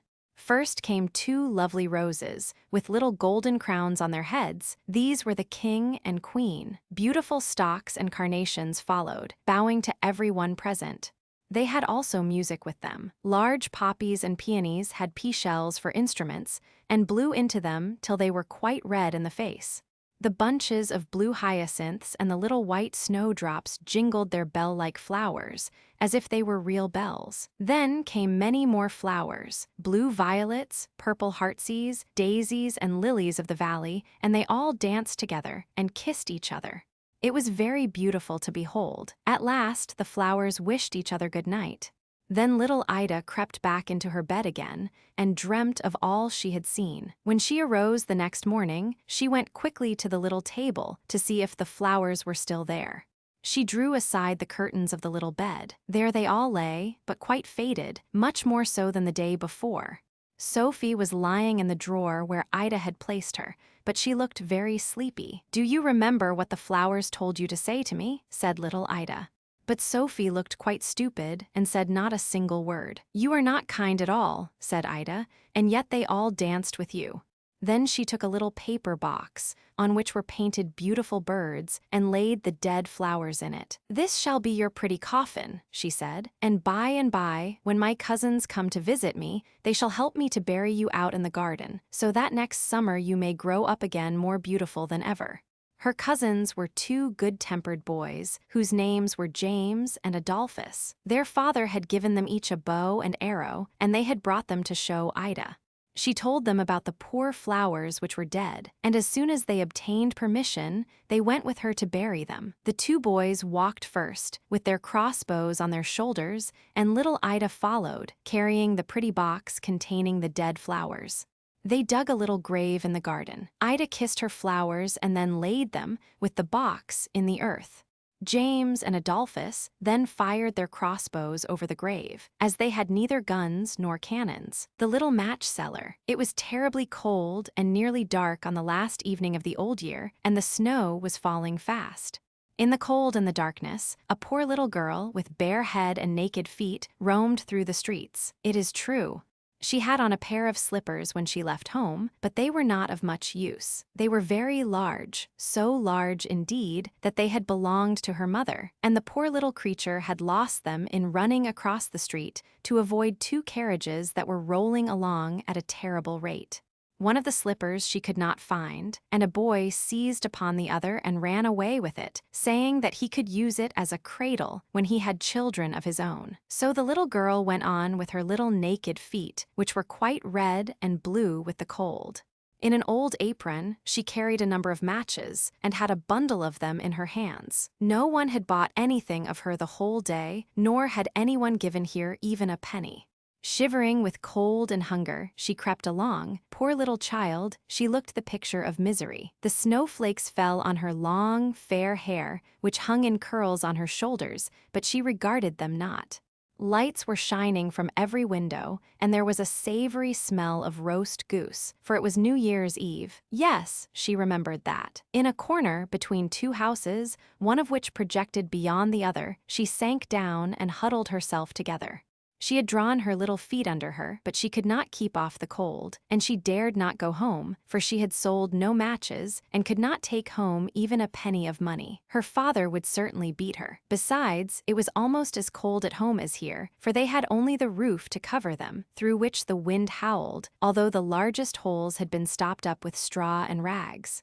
Her little hands were almost frozen with the cold. Perhaps a burning match might be some good if she could draw it from the bundle and strike it against the wall just to warm her fingers. She drew one out scratch. How it sputtered as it burnt. It gave a warm, bright light, like a little candle, as she held her hand over it. It was really a wonderful light. It seemed to the little girl that she was sitting by a large iron stove with polished brass feet and a brass ornament. How the fire burned, and seemed so beautifully warm that the child stretched out her feet as if to warm them, when lo! The flame of the match went out, the stove vanished, and she had only the remains of the half-burnt match in her hand. She rubbed another match on the wall. It burst into a flame, and where its light fell upon the wall it became as transparent as a veil, and she could see into the room. The table was covered with a snowy white tablecloth, on which stood a splendid dinner service, and a steaming roast goose, stuffed with apples and dried plums. And what was still more wonderful, the goose jumped down from the dish and waddled across the floor, with a knife and fork in its breast, to the little girl. Then the match went out, and there remained nothing but the thick, damp, cold wall before her. She lighted another match, and then she found herself sitting under a beautiful Christmas tree. It was larger and more beautifully decorated than the one which she had seen through the glass door at the rich merchant's. Thousands of tapers were burning upon the green branches, and colored pictures, like those she had seen in the show windows, looked down upon it all. The little one stretched out her hand towards them, and the match went out. The Christmas lights rose higher and higher, till they looked to her like the stars in the sky. Then she saw a star fall, leaving behind it a bright streak of fire. Someone is dying, thought the little girl, for her old grandmother, the only one who had ever loved her and who was now dead, had told her that when a star falls, a soul was going up to God. She again rubbed a match on the wall, and the light shone round her. In the brightness stood her old grandmother, clear and shining, yet mild and loving in her appearance. "Grandmother," cried the little one, "oh, take me with you. I know you will go away when the match burns out. You will vanish like the warm stove, the roast goose, and the large, glorious Christmas tree." And she made haste to light the whole bundle of matches, for she wished to keep her grandmother there. And the matches glowed with a light that was brighter than the noonday, and her grandmother had never appeared so large or so beautiful. She took the little girl in her arms, and they both flew upwards in brightness and joy far above the earth, where there was neither cold nor hunger nor pain, for they were with God. In the dawn of morning there lay the poor little one, with pale cheeks and smiling mouth, leaning against the wall. She had been frozen to death on the last evening of the year, and the New Year's sun rose and shone upon a little corpse. The child still sat, in the stiffness of death, holding the matches in her hand, one bundle of which was burnt. She tried to warm herself, said some. No one imagined what beautiful things she had seen, nor into what glory she had entered with her grandmother on New Year's Day. The Little Mermaid, far out in the ocean, where the water is as blue as the prettiest cornflower, and as clear as crystal, it is very, very deep. So deep, indeed, that no cable could fathom it. Many church steeples, piled one upon another, would not reach from the ground beneath to the surface of the water above. There dwell the Sea King and his subjects. We must not imagine that there is nothing at the bottom of the sea but bare yellow sand.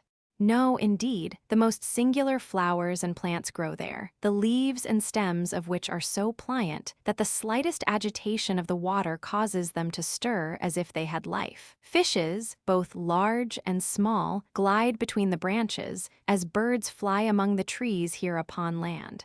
In the deepest spot of all stands the castle of the Sea King. Its walls are built of coral, and the long, Gothic windows are of the clearest amber.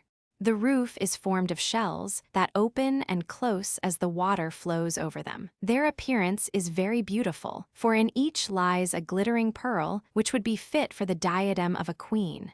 The Sea King had been a widower for many years, and his aged mother kept house for him. She was a very wise woman and exceedingly proud of her high birth. On that account, she wore 12 oysters on her tail, while others, also of high rank, were only allowed to wear 6. She was, however, deserving of very great praise, especially for her care of the little sea princesses, her granddaughters. They were 6 beautiful children, but the youngest was the prettiest of them all. Her skin was as clear and delicate as a rose leaf, and her eyes as blue as the deepest sea. But like all the others, she had no feet, and her body ended in a fish's tail. All day long they played in the great halls of the castle, or among the living flowers that grew out of the walls. The large amber windows were open, and the fish swam in, just as the swallows fly into our houses when we open the windows, excepting that the fishes swam up to the princesses, ate out of their hands, and allowed themselves to be stroked. Outside the castle there was a beautiful garden, in which grew bright red and dark blue flowers, and blossoms like flames of fire. The fruit glittered like gold, and the leaves and stems waved to and fro continually. The earth itself was the finest sand, but blue as the flame of burning sulfur. Over everything lay a peculiar blue radiance, as if it were surrounded by the air from above, through which the blue sky shone, instead of the dark depths of the sea. In calm weather the sun could be seen, looking like a purple flower, with the light streaming from the calyx.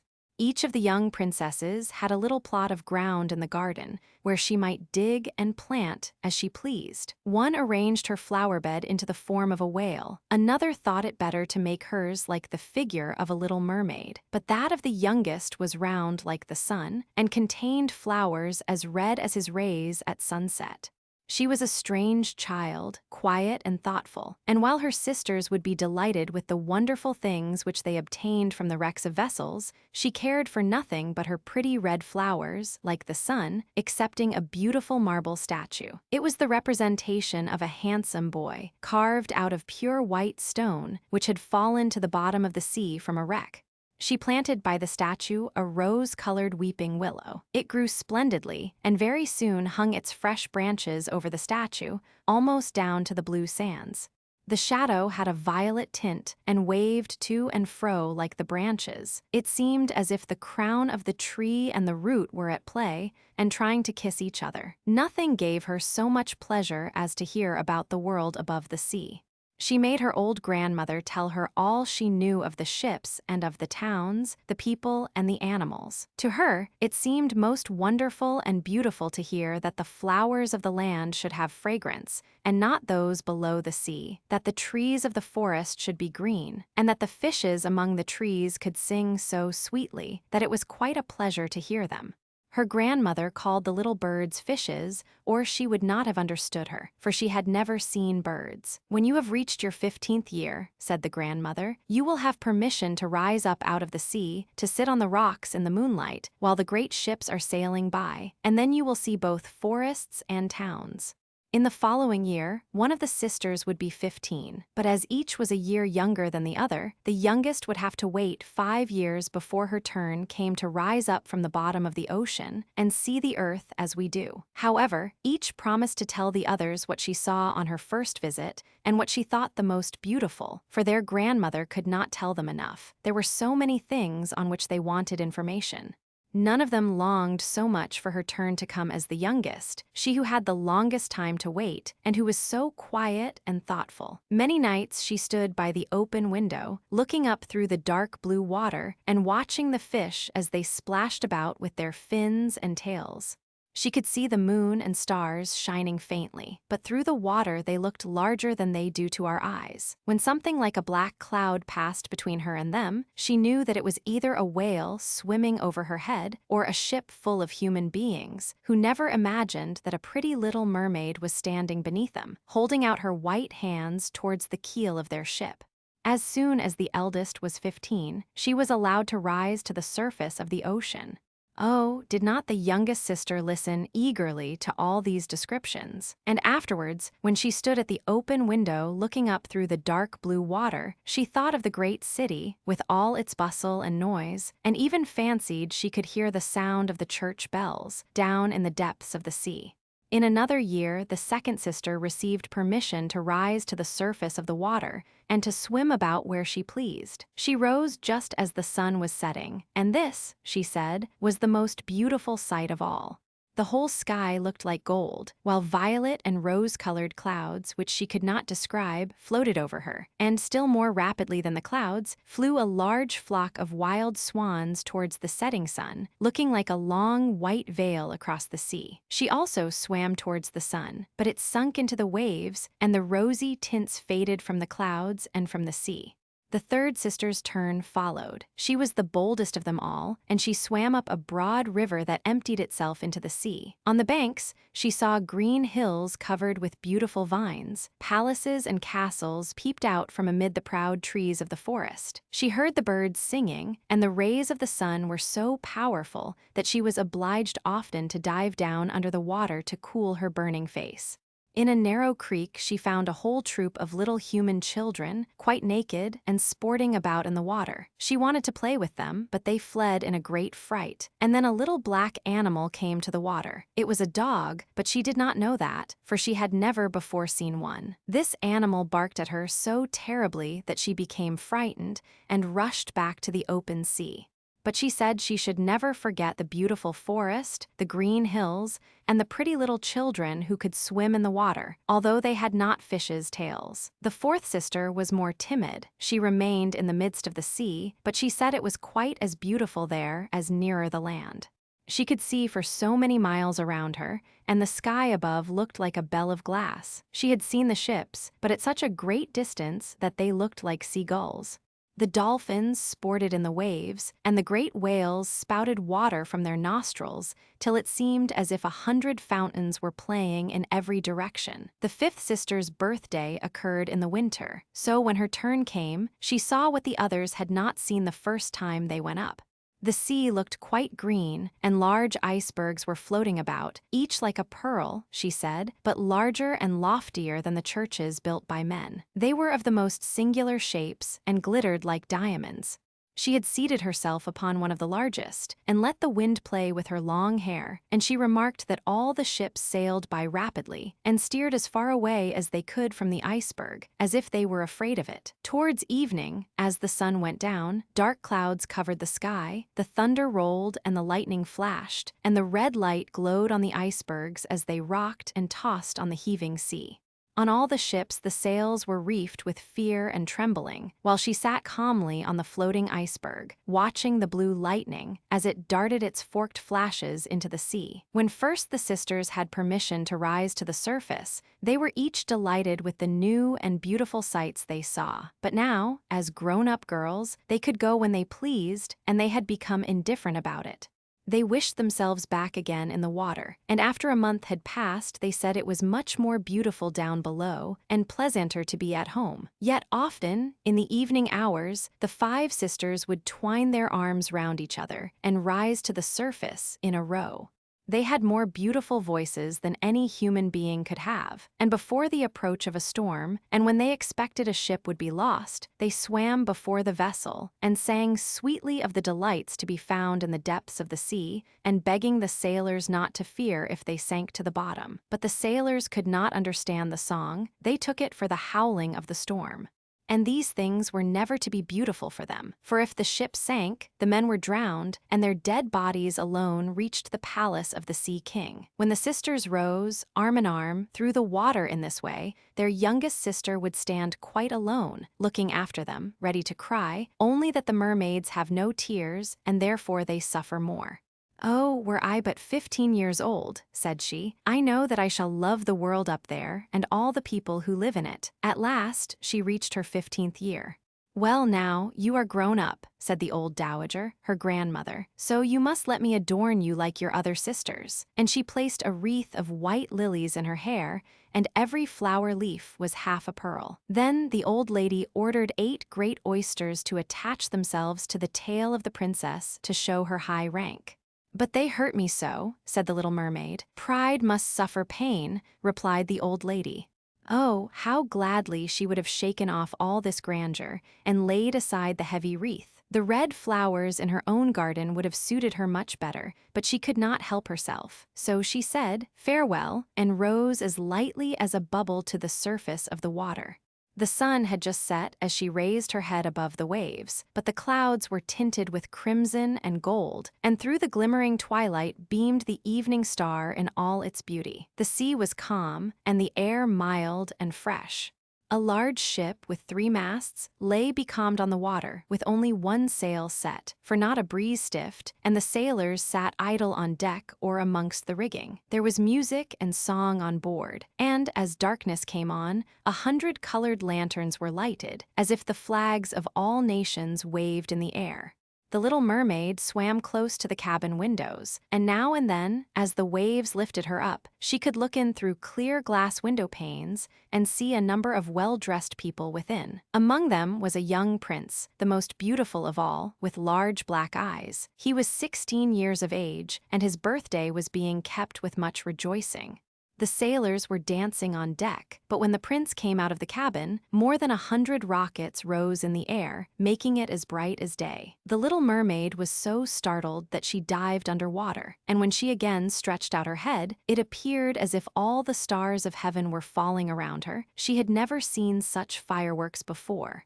Great suns spurted fire about, splendid fireflies flew into the blue air, and everything was reflected in the clear, calm sea beneath. The ship itself was so brightly illuminated that all the people, and even the smallest rope, could be distinctly and plainly seen. And how handsome the young prince looked as he pressed the hands of all present and smiled at them, while the music resounded through the clear night air. It was very late, yet the little mermaid could not take her eyes from the ship or from the beautiful prince. The colored lanterns had been extinguished, no more rockets rose in the air, and the cannon had ceased firing, but the sea became restless, and a moaning, grumbling sound could be heard beneath the waves. Still the little mermaid remained by the cabin window, rocking up and down on the water which enabled her to look in. After a while, the sails were quickly unfurled, and the noble ship continued her passage. But soon the waves rose higher, heavy clouds darkened the sky, and lightning appeared in the distance. A dreadful storm was approaching. Once more the sails were reefed, and the great ship pursued her flying course over the raging sea. The waves rose mountains high, as if they would have overtopped the mast, but the ship dived like a swan between them, and then rose again on their lofty, foaming crests. To the little mermaid this appeared pleasant sport, not so to the sailors. At length the ship groaned and creaked. The thick planks gave way under the lashing of the sea as it broke over the deck. The mainmast snapped asunder like a reed, the ship lay over on her side, and the water rushed in. The little mermaid now perceived that the crew were in danger. Even she herself was obliged to be careful to avoid the beams and planks of the wreck, which lay scattered on the water. But he must not die, so she swam about among the beams and planks which strewed the surface of the sea, forgetting that they could crush her to pieces. Then she dived deeply under the dark waters, rising and falling with the waves, till at length she managed to reach the young prince, who was fast losing the power of swimming in that stormy sea. His limbs were failing him, his beautiful eyes were closed, and he would have died had not the little mermaid come to his assistance.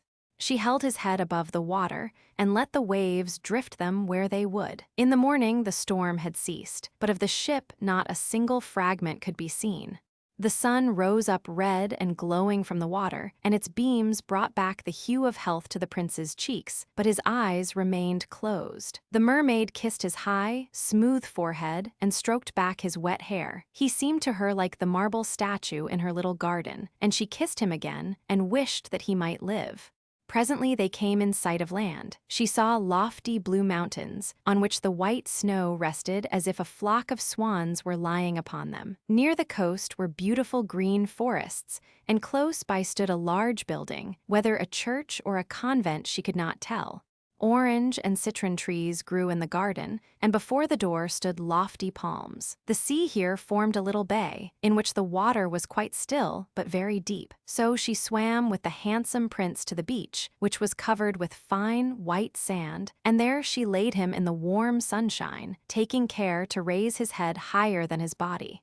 Then bells sounded in the large white building, and a number of young girls came into the garden. The little mermaid swam out farther from the shore and placed herself between some high rocks that rose out of the water. Then she covered her head and neck with the foam of the sea so that her little face might not be seen, and watched to see what would become of the poor prince.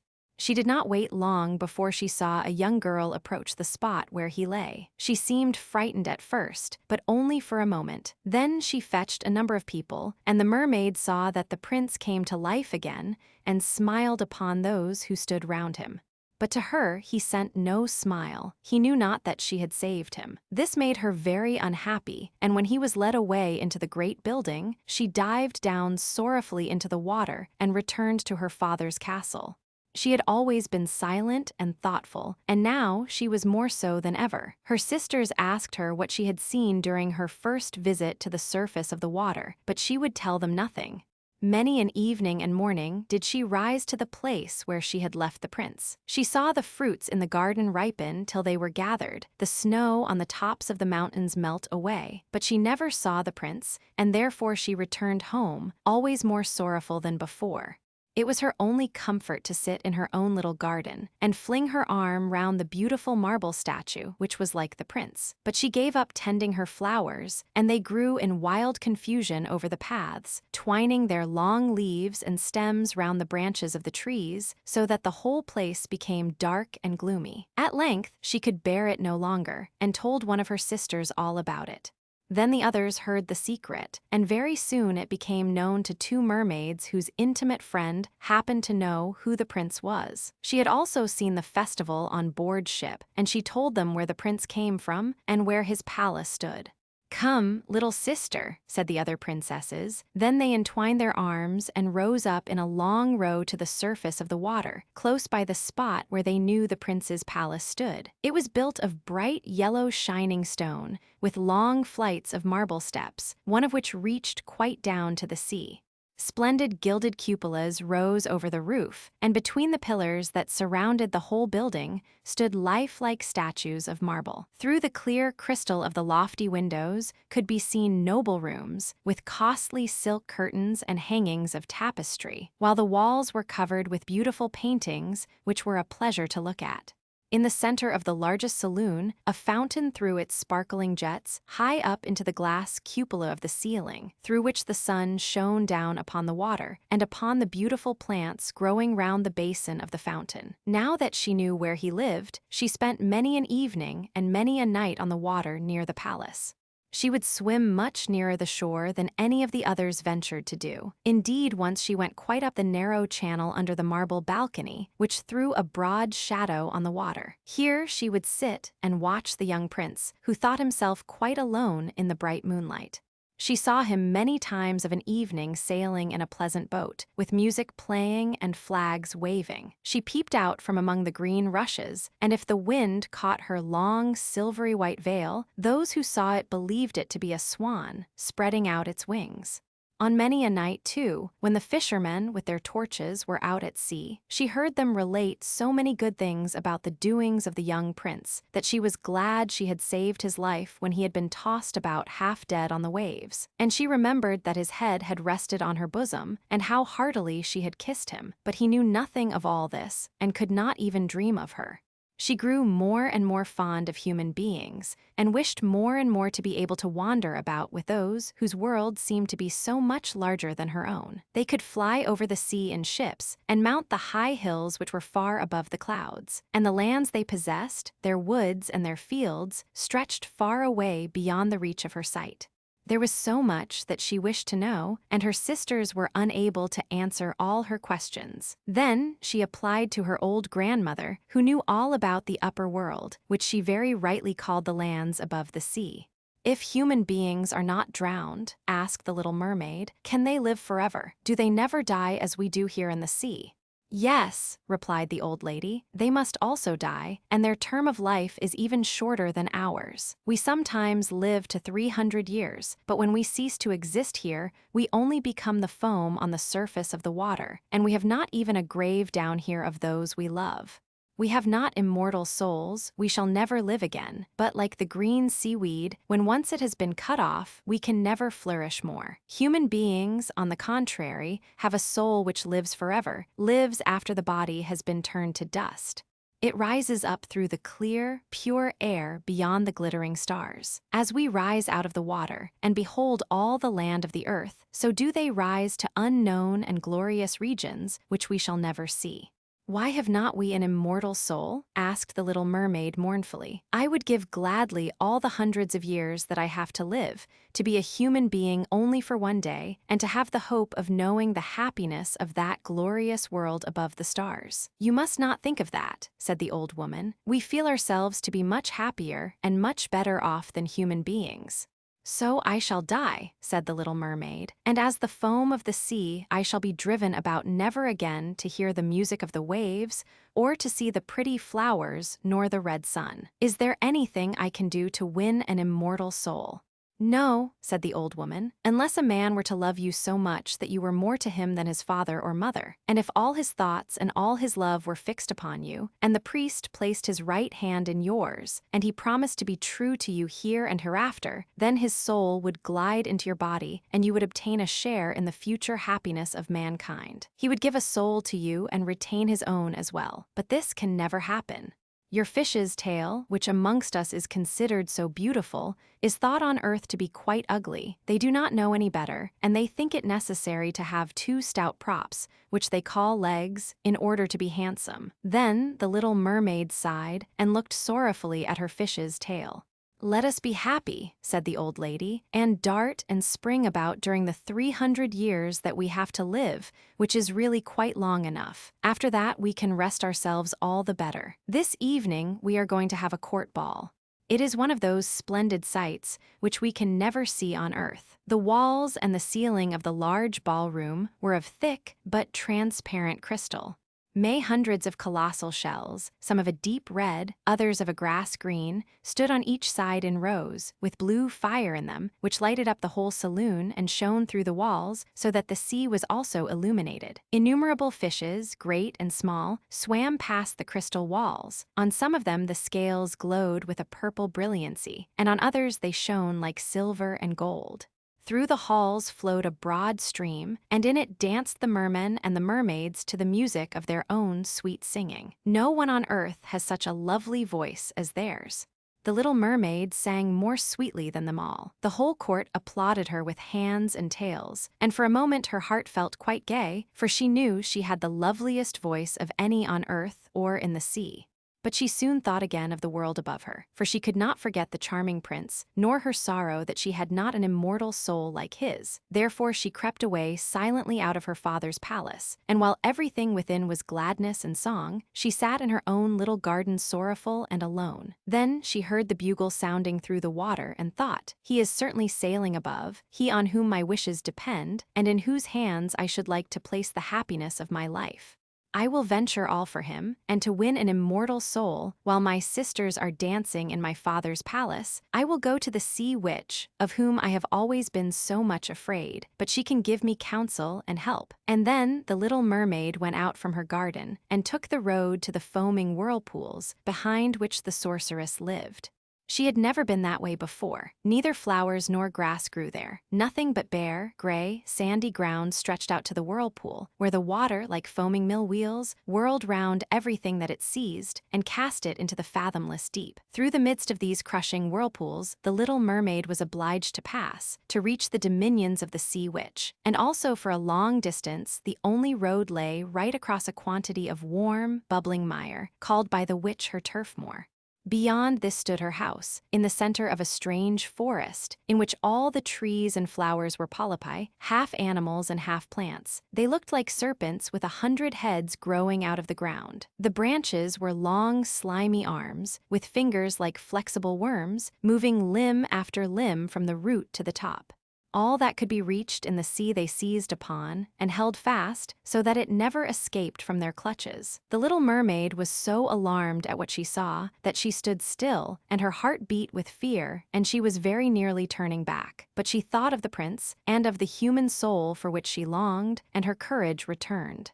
She fastened her long, flowing hair round her head so that the polypi might not seize hold of it. She laid her hands together across her bosom, and then she darted forward as a fish shoots through the water, between the supple arms and fingers of the ugly polypi, which were stretched out on each side of her.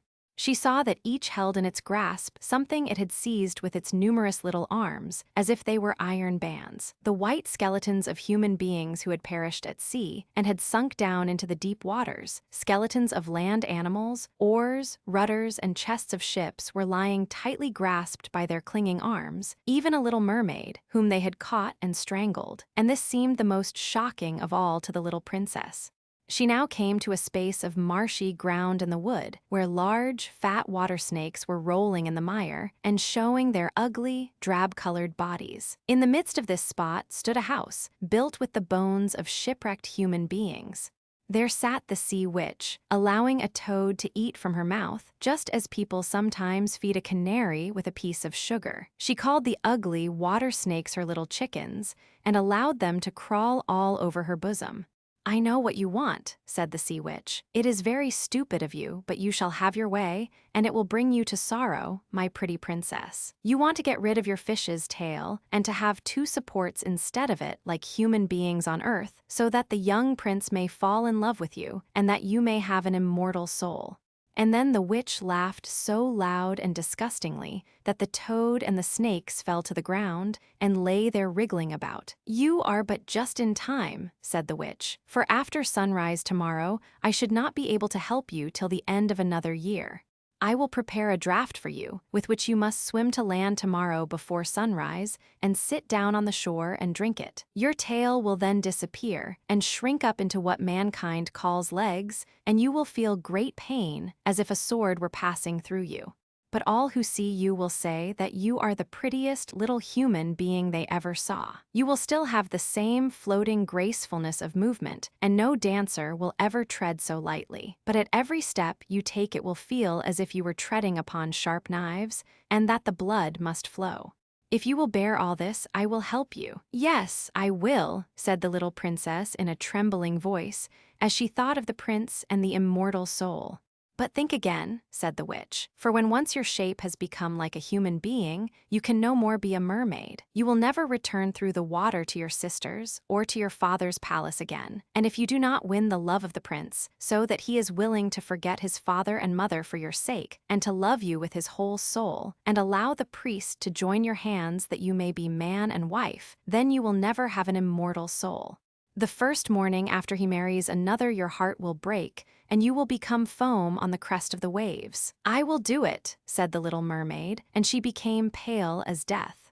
"But I must be paid also," said the witch, "and it is not a trifle that I ask. You have the sweetest voice of any who dwell here in the depths of the sea, and you believe that you will be able to charm the prince with it also, but this voice you must give to me. The best thing you possess will I have for the price of my draught.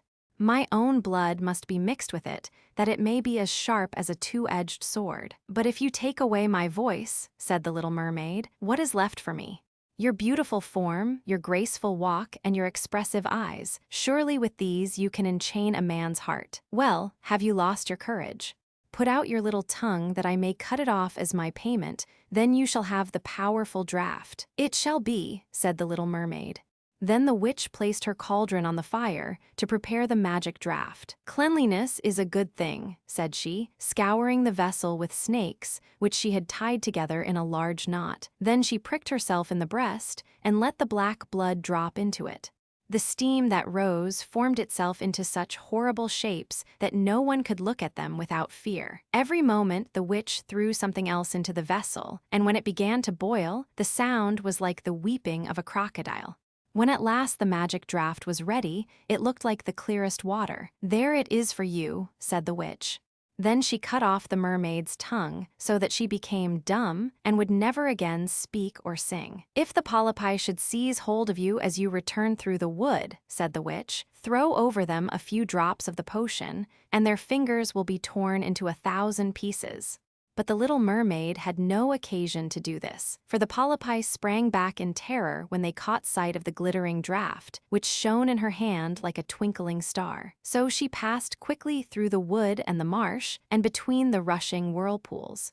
She saw that in her father's palace the torches in the ballroom were extinguished, and all within asleep, but she did not venture to go into them, for now she was dumb and going to leave them forever. She felt as if her heart would break. She stole into the garden, took a flower from the flower beds of each of her sisters, kissed her hand 1,000 times towards the palace, and then rose up through the dark blue waters.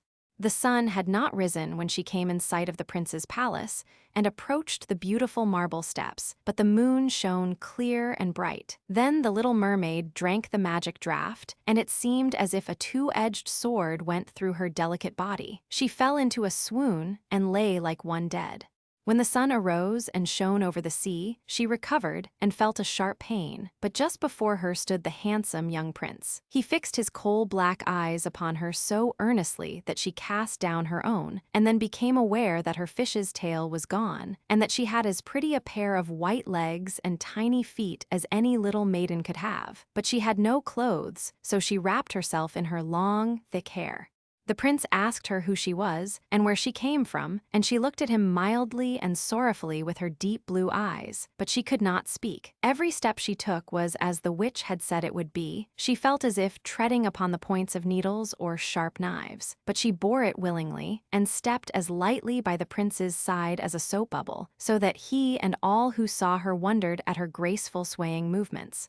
She was very soon arrayed in costly robes of silk and